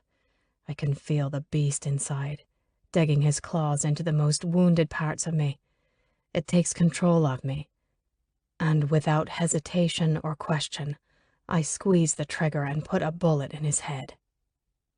I can't look away from him as blood sprays and chunks of his head fling across the room. His body tips over, still as death takes him instantly, dark blood draining from his mouth. Elizabeth continues to aim her gun at him, trembling in shock with wide eyes, and I move cautiously over to her. Not taking a moment to process what I just did, my concern goes straight to the distraught girl in front of me. When I reach out, she snaps, "Don't touch me!" and I immediately recant. "Let me have the gun." "No!" "He's dead," I tell her, but she doesn't respond as she keeps her gun pointed at him. "Look at me." "No!" Her body is battered beyond belief as I scan over her. Added to her self-inflicted bruises is a nasty wound on her cheek covered in crusted blood, swollen contusions on her face, and a black eye. She's not only covered in her own blood, but also the blood from the man who lies dead at her feet. Her breathing is rigid as I watch her, and eventually she drops her arms and allows me to take the gun from her hand before falling to her knees. I release the hammer and set the gun down along with my own. As I start unbuttoning my shirt, I kneel down next to her and drape it over her back to cover her up. She keeps her chin tucked down, and I notice her slashed wrists covered in blood when I take her hand in mine. "It's going to be okay." She remains silent as I sit with her. I want to do so much, but all I can manage is to simply observe. Her once beautiful red hair is dirty, matted in blood. She's a fraction of herself, and I find it painful to look at, but I look anyway. And as sick as it sounds, I've never felt more bonded to her than I do now. Both of us exposed for the evil we are, killers with mangled souls. No longer can I blame her for my sins, because I just murdered of my own free will without her persuasion or seduction. She may have birthed this malignity inside of me, but I'm the one who now embraces it. "He killed your mom," she says again, and I can barely hear her faint voice when she adds, "He's the reason my dad is dead, too." "Who is he?" I ask in utter confusion to this situation. "Richard Brooks. He was Bennett's business partner," she answers, and then goes on to explain how our fathers worked for him and the hit he put out on her dad. I sit and listen to everything she tells me, the whole time keeping her eyes downcast, almost cowering as if she's afraid of me. But it's when she says, "Cal is in jail," that her eyes finally lift to mine. "Did Bennett know?" "No. He thought he was running an honest business. Richard and Cal used him." Every muscle in my body is tensed up because I know at any minute I'm liable to break completely. As I ask questions to piece the puzzle together, my heart and mind remain with my mum. The fucker's blood that killed her at point blank pools under my loafers, and I have to swallow down the bile that threatens. I have to get out of here.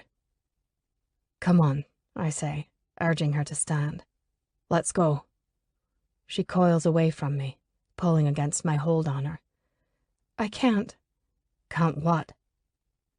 She looks up at me, tears filling her eyes, blood smeared across her face, and says, I can't keep pretending that we...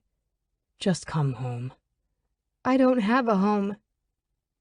Looking past the ugliness, deep into her eyes, and to the depths of what's hidden beneath, my heart beats a beat I've never felt before. It comforts all the fears and doubts I have about her, and assures me that she's where I belong. I know life hasn't been good to you, and I know you've lost a lot, but you haven't lost everything, I tell her. I still want what I told you back in Chicago. I want to give you a home you can feel safe in. I want us to have a chance to make that happen. But you hate me. You're right, I confirm. I do hate you, but I love you, and that's not going away. Do you forgive me? No, I answer, shaking my head. Are you done punishing me? No. She drops her head, and I immediately cup her cheeks, angling her back to me when I explain. I don't know if I'm ever going to get over this, if I'm ever going to get to the point where I don't want to punish you for what you've done. But I need you to understand something. I need you to know that even though you may feel pain, I will never hurt you. I will do everything to give you what was taken from you. I'm going to make you feel safe. I promise you that. No one will ever lay a hand on you again. She never allows the tears to fall as I watch her struggle against her emotions, and I know it's a defense mechanism she uses to protect herself from pain, but she needs to feel it. Stop fighting yourself, I tell her as I hold her in my hands. I want to see you cry. Don't hide from me anymore. I'm not a person you should love. Neither am I, but you do, don't you? Nodding her head, she lets go and weeps. So much. And I love you, I say, and then gather her in my arms. I hold on to her, listening to her broken breaths before making my selfish request. Cry, Elizabeth. I want to hear you cry and know that it's for me. She tucks her head into the crook of my neck, and when I feel the wetness of her warm tears dripping onto my skin, I'm satisfied. She's quiet in her sadness, and her release comforts me. I like knowing that she can hand it over to me, and I'm the one getting to soothe her. I know she's right in the fact that she shouldn't be loved. Neither of us deserves it, but I can't help myself when it comes to her. I've never been able to curb my addiction to her, even when I thought she was a married woman. I wanted her regardless, and I want her still. McKinnon, Lachlan's voice hollers out. In here, I shout as I keep a tight hold on Elizabeth. When he eventually finds his way to us, his voice is disjointed as he takes in the scene before him, uttering, Holy fuck. Tell me I can trust you, I say to him, and without a second of hesitation he responds loyally, You can trust me. Call the police. My arms remain locked around Elizabeth's trembling body while she continues to silently weep, hiding her head against my chest. Without having to even ask, Lachlan hands me her pants before turning around to make the call. It doesn't take long for the authorities to arrive. Elizabeth plays her part as Nina, explaining her husband's murder and the crimes that Richard was conducting through Bennett's company. We twist the story, informing them that Richard murdered Bennett after he'd discovered the money laundering. It takes a while to give our statements that clear me of any involvement in the murder I committed. The medics offer to take Elizabeth to the hospital, but she refuses, fervent that nobody touches her. Before we go, the detective advises us that we may be called in for additional questioning. He hands us his card with his contact information, and we leave. Arriving at the SUV, we climb into the back seat, and I pull her onto my lap, cradling her back in my arms. Everything's going to be okay, I try assuring her, confident that we both just got away with our crimes. She draws back from me, and I can tell she wants to speak, but she doesn't. She simply stares at me, and I'm able to look beyond the blood, dirt, bruises, cuts, and tears to see what I fell in love with when I first saw her in my hotel back in the States. I'll never forget how beautiful she looked at the grand opening of Lotus, standing across the room in a long midnight blue gown. She was confident, snarky, and so sure of herself, and in this very moment, I vow to give all those qualities back to her. Running my hand around the back of her neck and up into her hair, my fingers graze over the scab that remains from when I pulled her hair out. I stop, and she turns her head in shame away from me. "Look at me."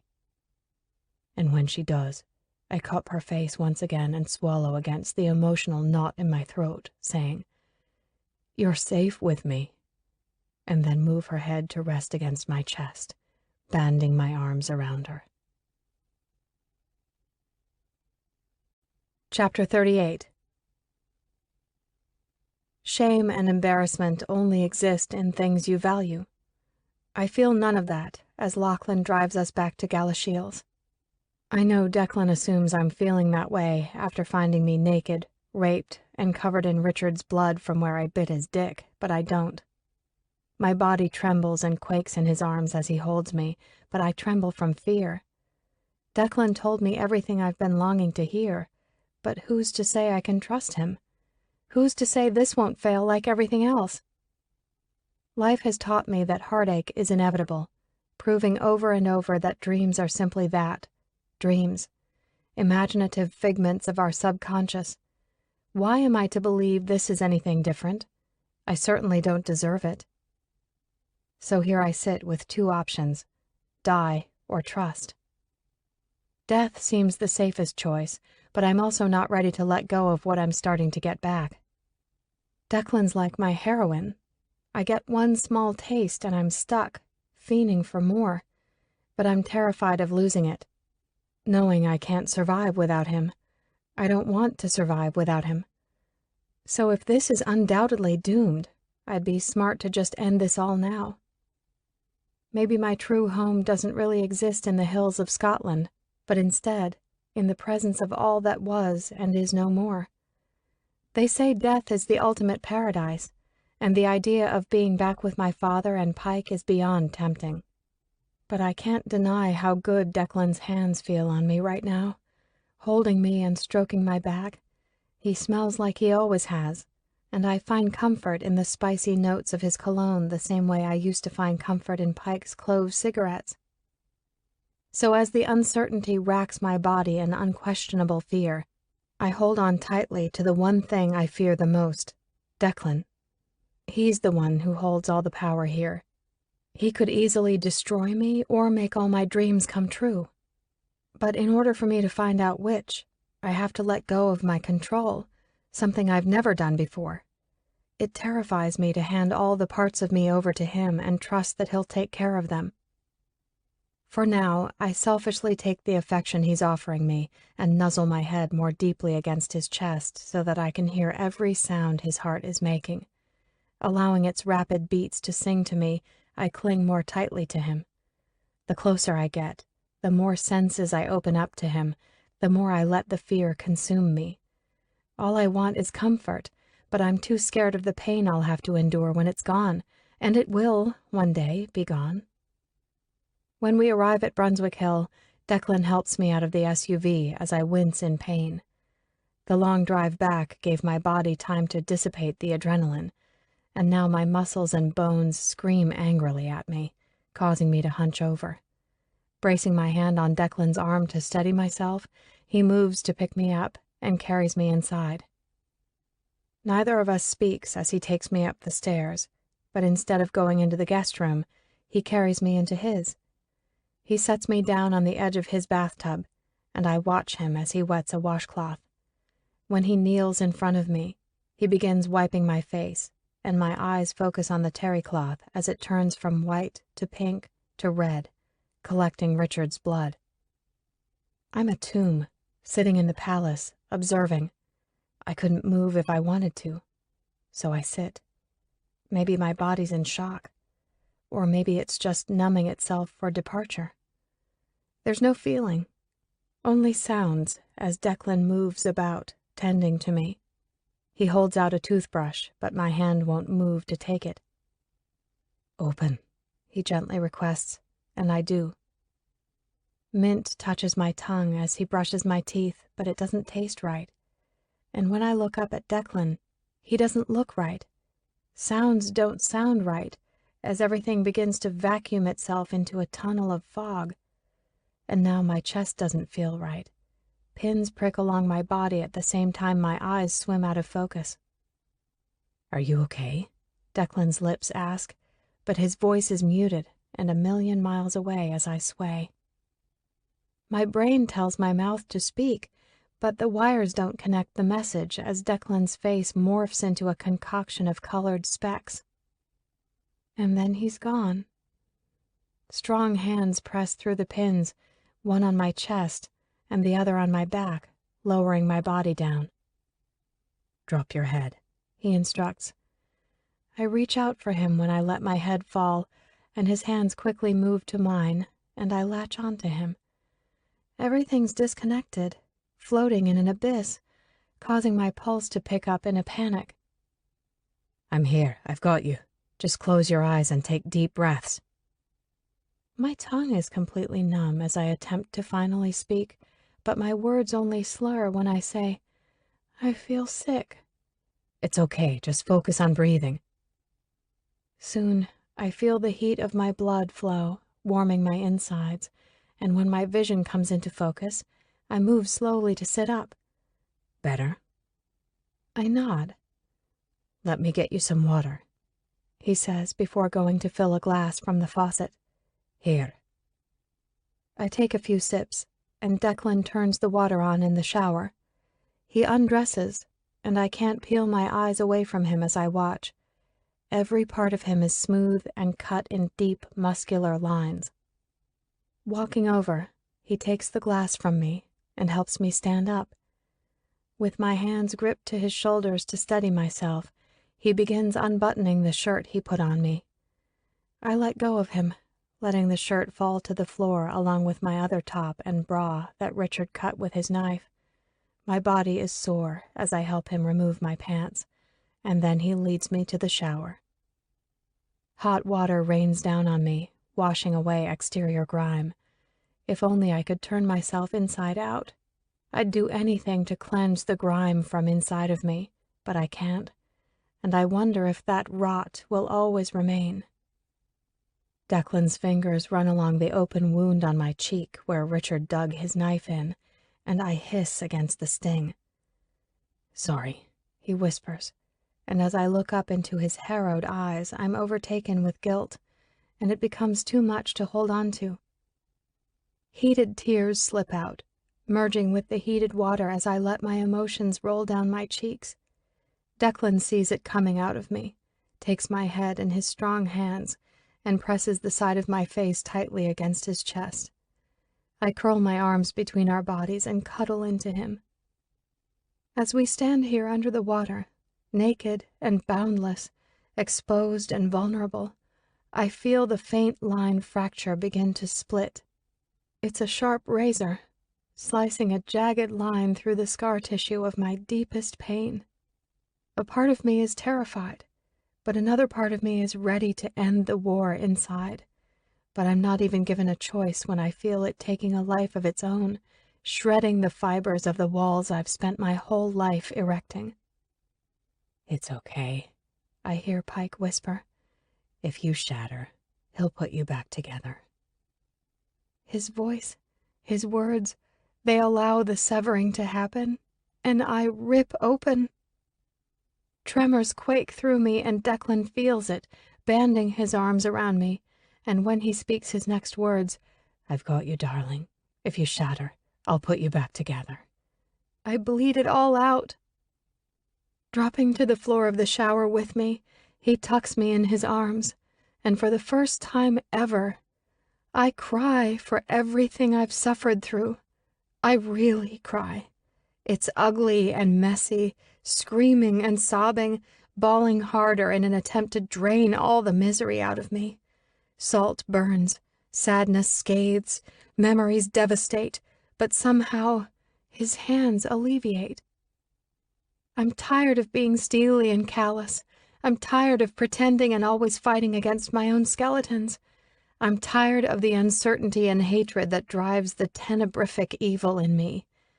My wish is that his arms hold the magic to intenerate my heart, to make me good, to make me worthy, to make me lovable. But I doubt any man's arms are that powerful, and that doubt adds more fuel to my fear of Declan. So I cry for fear as well. Because I'm scared. I'm so scared. It's always been there, though. The unease, the worriment, it's lain dormant inside of me since I was 5 years old, coming to life every now and then, but Pike taught me how to quickly silence it in order to survive. The dormancy is gone now. It's a live wire of unfiltered anguish that pours out of me and into the arms of my prince on earth, while my other prince exists only in the nirvana I've yet to become a part of. Warm breath feathers over my ear with a tender, "I'm so sorry." "It's me," I blurt out through the unwavering tears, lifting my head to look into his eyes that own responsibility for things he was never responsible for. "I'm the cause of everything, not you." "You were just a kid. You didn't deserve what happened to you." With his words, I reach out to his chest and run my fingers along the 2 bullet wounds that mark my deceit and give him my words. "And you didn't deserve this." His hand covers mine, pressing my palm against his scars, saying, "I did, because without it, I would have never found the truth in you." "But my truth is so ugly." "Like I said before, the truest part of a person is always the ugliest. But I'm ugly too, so you're not alone." As the water cascades over us, I feel weighted down in guilt for what I've put this man through. Because none of it mattered when all I truly cared about was simply him. "Tell me how to make you forgive me. I know I'm not worthy of your forgiveness, but I want it." "I wish I knew, but I don't," he tells me. "We're broken people, Elizabeth. You can't expect me to not have my issues, because I have thousands of them. But just because I hold a hate for you doesn't take away from the love I have for you." His words might not make sense to most people, but for me they do. I just have to choose whether or not to risk handing myself over to him. "Come here," he says as he stands to help me up. I take a seat on the built-in slate bench and allow him to wash me as I sit here, drained to depletion. Closing my eyes, I relax into his touch while he washes my hair and cleans my body. But it's when he opens my legs and curses under his breath that I open my eyes and tense up. "What?" I ask, looking down at him as he stares in horror between my thighs. Shifting his eyes up to mine, his jaw grinds before demanding, "Tell me exactly what happened." I look down to see the nasty collection of bruises. "He raped you?" I nod. "What else?"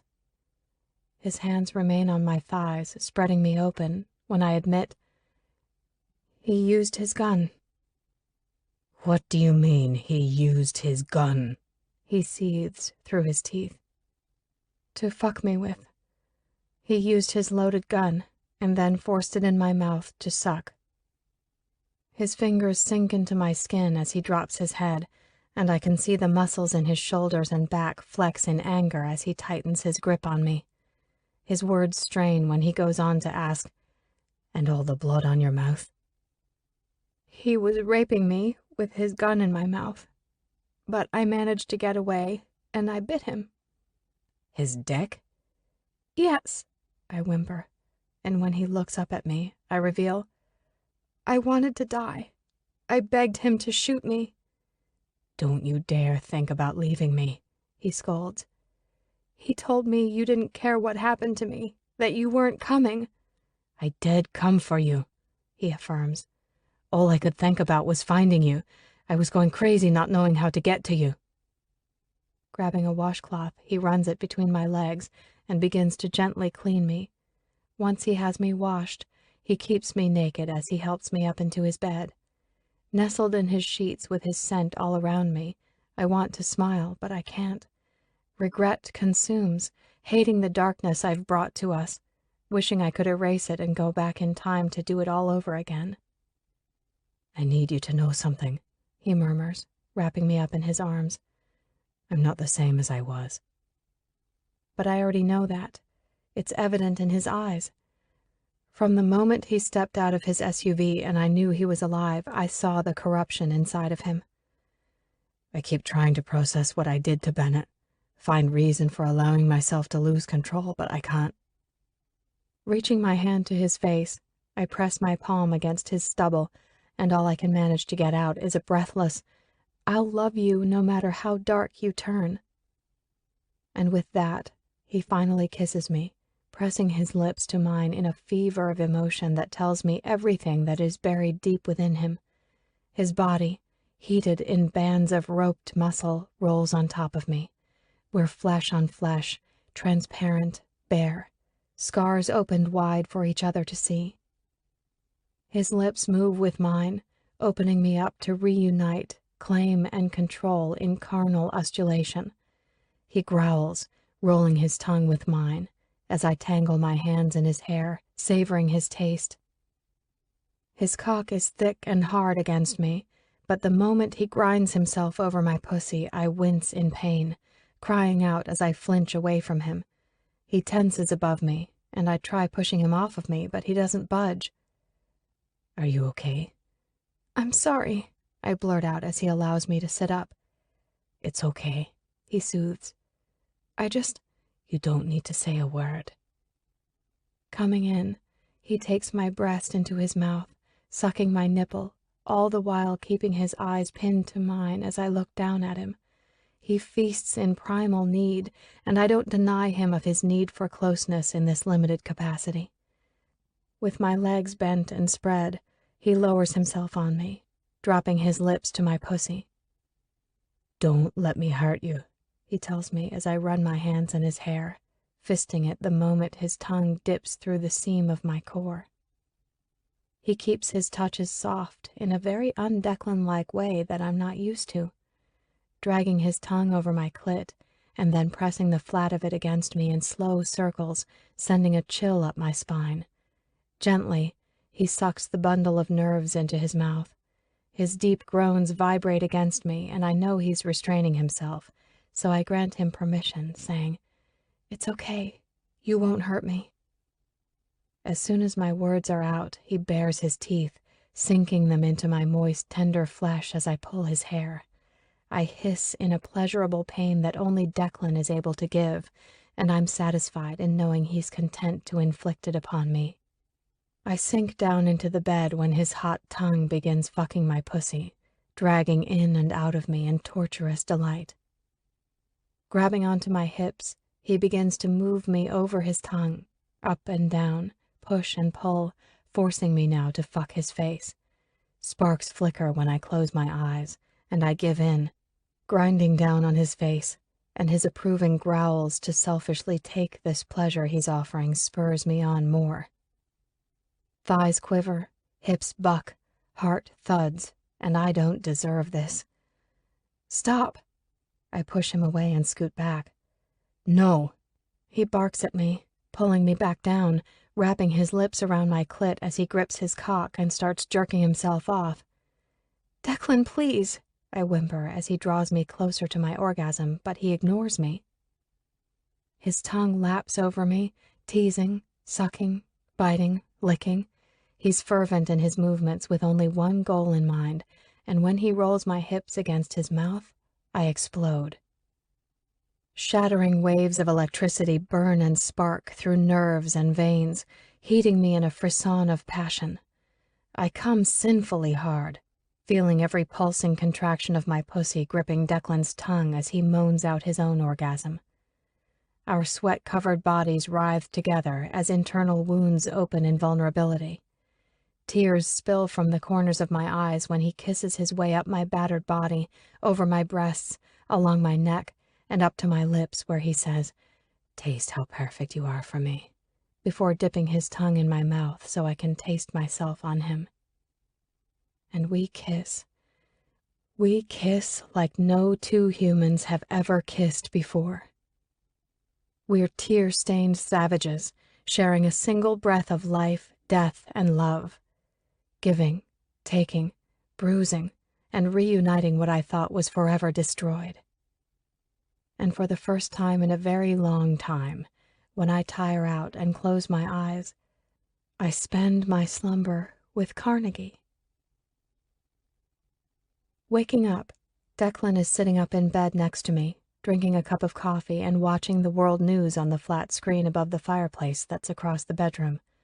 As the rain falls outside, pelting against the windows, I lie still, allowing my body to wake up slowly as I watch a breaking news segment. When I stretch out, Declan notices I'm awake, saying, "Morning, darling," and opens his arms up for me to curl into. "What time is it?" I ask in a groggy voice. "After 1. We slept all day." Turning my attention back to the television, I listen to the report on an American aircraft that crashed after there was a malfunction with the landing gear. I melt into Declan's hold as I watch the reporter give an update as the passengers are deplaning in the background. He announces everyone's survival and that only a few were injured and are being taken to the hospital. But it's when the camera pans over the passengers that my heart stalls and I immediately sit up. "What is it?" Declan asks, but I can't speak. And then the segment is over. "Can you rewind this?" "What's going on?"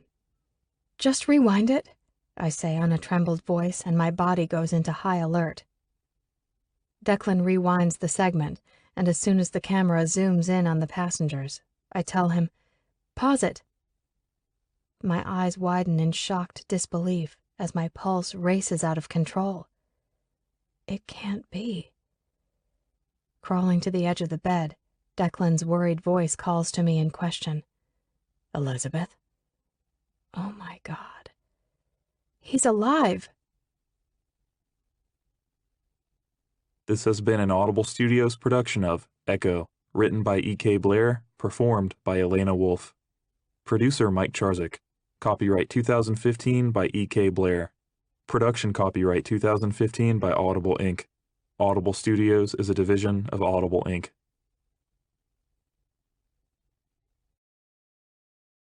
Audible hopes you have enjoyed this program.